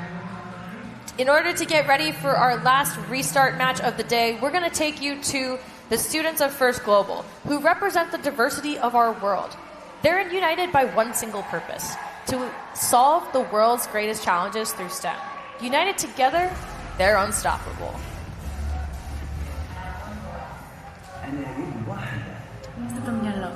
Pero no subestimes el poder de uno solo. One impassioned voice can break the silence. Uma mão erguida pode liderar o movimento. Elelo e nang lethasem e ka fetola lefatshe. Avem o viziune pentru lume mai bună. And we are the generation. We are the generation. We are the generation that will make it happen. Con las herramientas de la ciencia. Tecnologie. Desenho e matemática. A world where a mortalidade por doenças nascidas na água is obsolete. Let's provide each and every person with access to clean water. Porque plantaremos las semillas. And develop agriculture that will feed the world. O Krankheit, Leiden oder Behinderung no son impedimentos para vivir una vida plena. Because we will pioneer affordable treatment and care.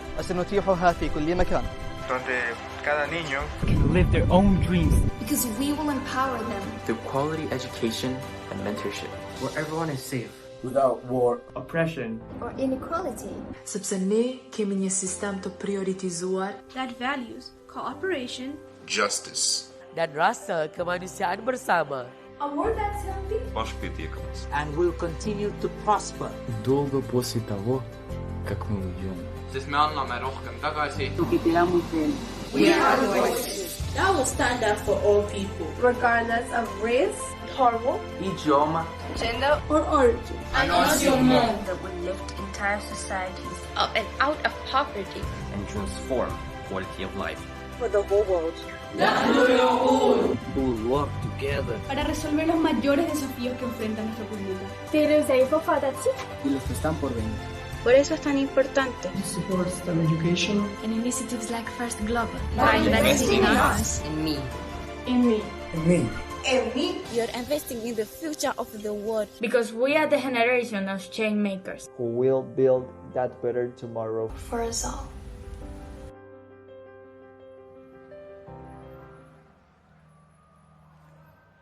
So many little tidbits to take away from that video, frankly, and I get emotional thinking about it.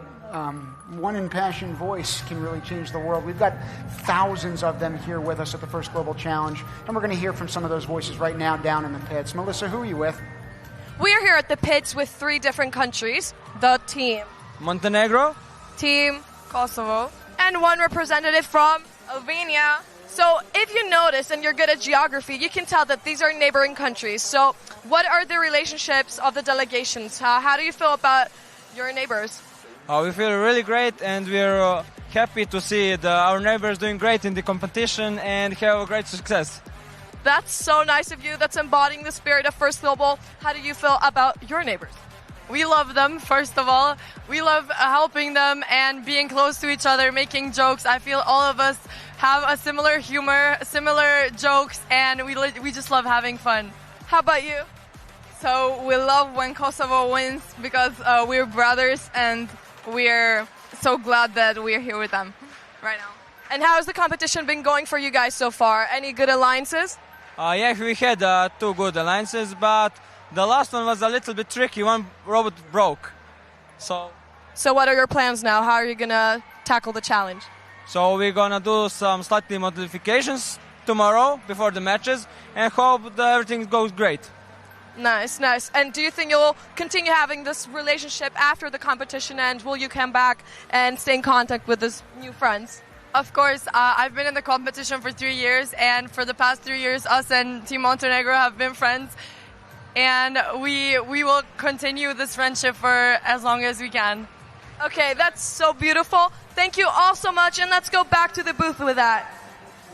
Thank you, Melissa. I love to see that geographical borders really are just borders. There's nothing stopping us from getting together with our neighbors and just having a good time at competitions like these. We're now going to travel across the world and take a look at Team Indonesia. Let's take a look.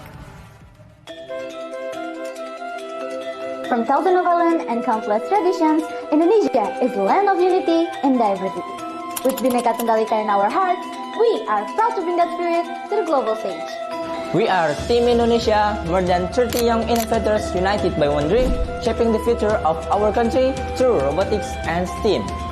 Our vision is to prepare Indonesian youth to be innovative, collaborative, and globally competitive toward Indonesia Golden 2045. To achieve our vision, our mission is to inspire creativity, encourage leadership, and shape character to face global challenges. Beyond the FGC, we share our passion with others. We conduct robotic workshop for middle school students, spreading STEAM education to the next generation. We run outreach program to inspire our community. We campaign that robotics is a sport at the National Olympic Committee of Indonesia, empowering youth to see technology as the way to grow, compete, and unite. Under the theme Eco-Equilibrium, we develop real-world solutions to protect biodiversity and restore balance to our ecosystem. And as youth of Indonesia, we are ready to transform our nation into Industry 4.0, mastering technologies, robotics, AI, and beyond. We are not just building robots. We are Team Indonesia. We build the future.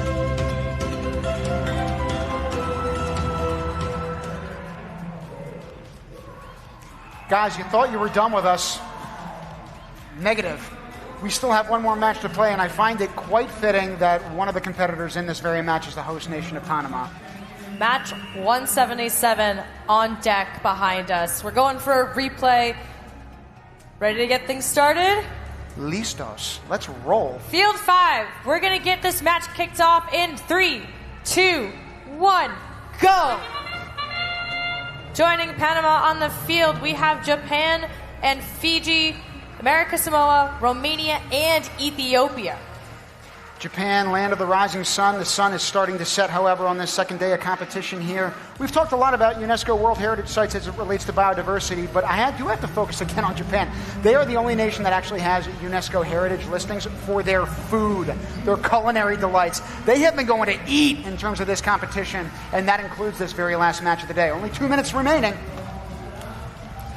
We're taking a look at Team Panama, the host nation right now, shuttling those barriers away from center field, ensuring that there's enough space for all of our teams to get, actually specifically picking up a barrier and using it to shuttle a different barrier towards the mitigator. Very resourceful thinking with the field management by Team Panama. Meanwhile, on the rest of the field, the rest of the alliance has been working towards removing barriers in our freshwater and marine ecosystems. And the human players are actively working on adding biodiversity units to our terrestrial ecosystem, a common trend that we've seen throughout the day thus far. Romania right now with their lever arm in order to wham! Throw some barriers into the mitigator. Get them out of here. Create some space for our teams. Very gracious host Panama has been to us in this competition. It's growing in terms of the lexicon of destinations that we have taken this competition. We're grateful to them for their support. Want to shout out American Samoa just now, moving some more of the mitigators. We're nearly free of our barriers on our field. One last one being delivered by, looks like our Team Panama, the host nation, cleaning up house over here. Japan is picking up biodiversity units, trying to deliver them to human players over on the red side of the field, while our Blue Alliance human players are actively going for those water-based ecosystems. We've got freshwater on the left, marine on the right. Endgame has now begun. The ropes have dropped center court, and our robots, we've got 4 of them right now, trying to ascend to higher levels. You can see Japan right now in the air already with 14 seconds on the clock and counting down. Closely behind them, we've got Romania representing the Blue Regional Alliance, also ascending over here with 3 seconds left. Can any more join them in the air? What a finish. True ecstatic emotions from both sides of the field, rightfully so. It's been months of preparation to get to this point. Now we got some replays from that final match, folks.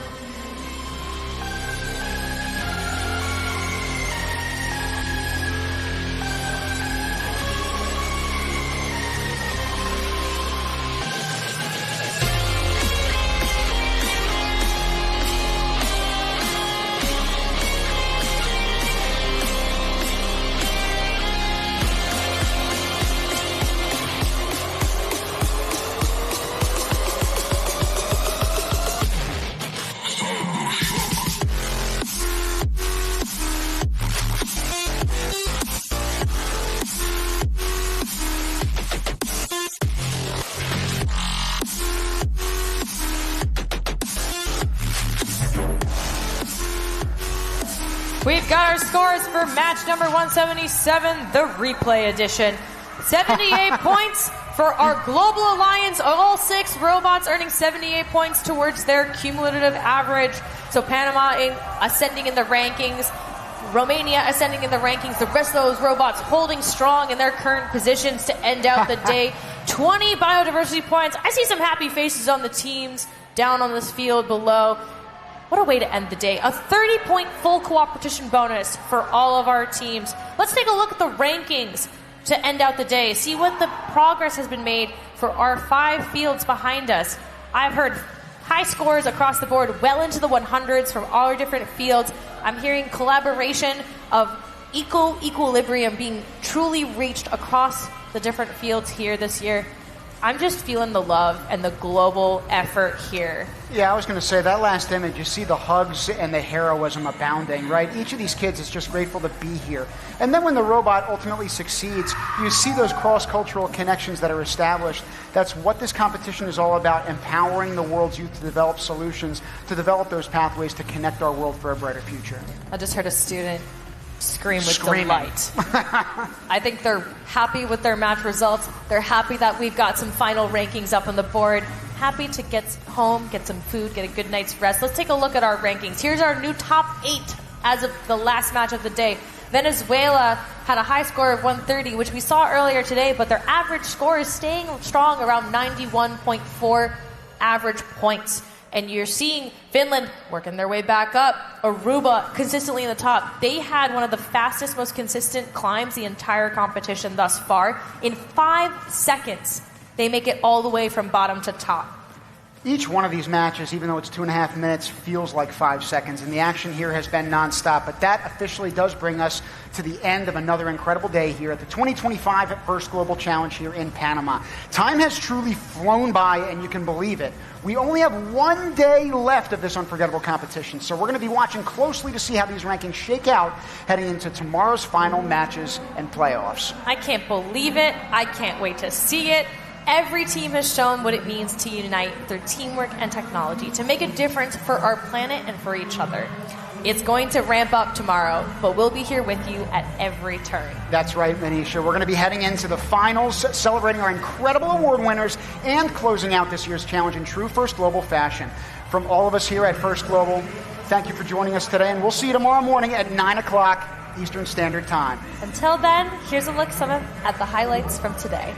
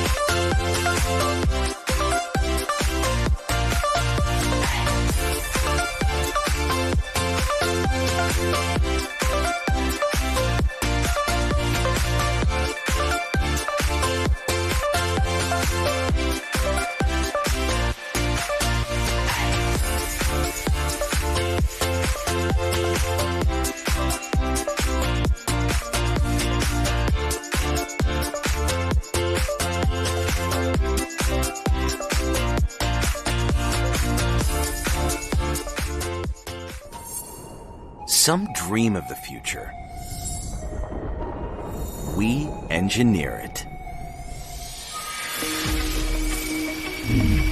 At the atomic scale, where breakthrough technologies take shape, two fundamental forces drive every advance: the science of perfect placement, the art of precise removal. This is where Lam Research leads, in the space between atoms, where angstroms define the boundary of what's possible. While others question if it can be done, we prove it. From advanced memory to logic, from cloud computing to artificial intelligence, deposition and etch drive progress in semiconductor manufacturing, and our innovations keep pushing the industry forward. Now, let's prove it. Lam Research.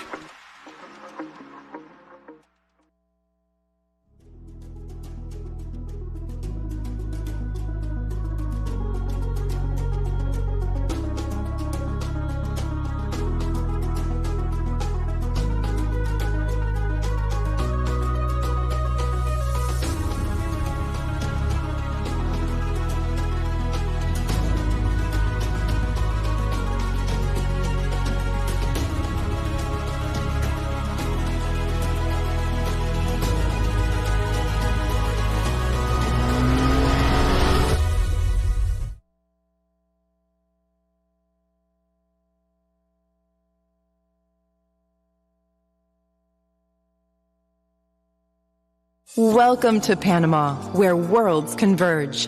Immerse yourself in the rich cultural heritage of Panama's 7 indigenous communities and Afro-Caribbean descendants, experiencing their traditions, cuisine, and way of life.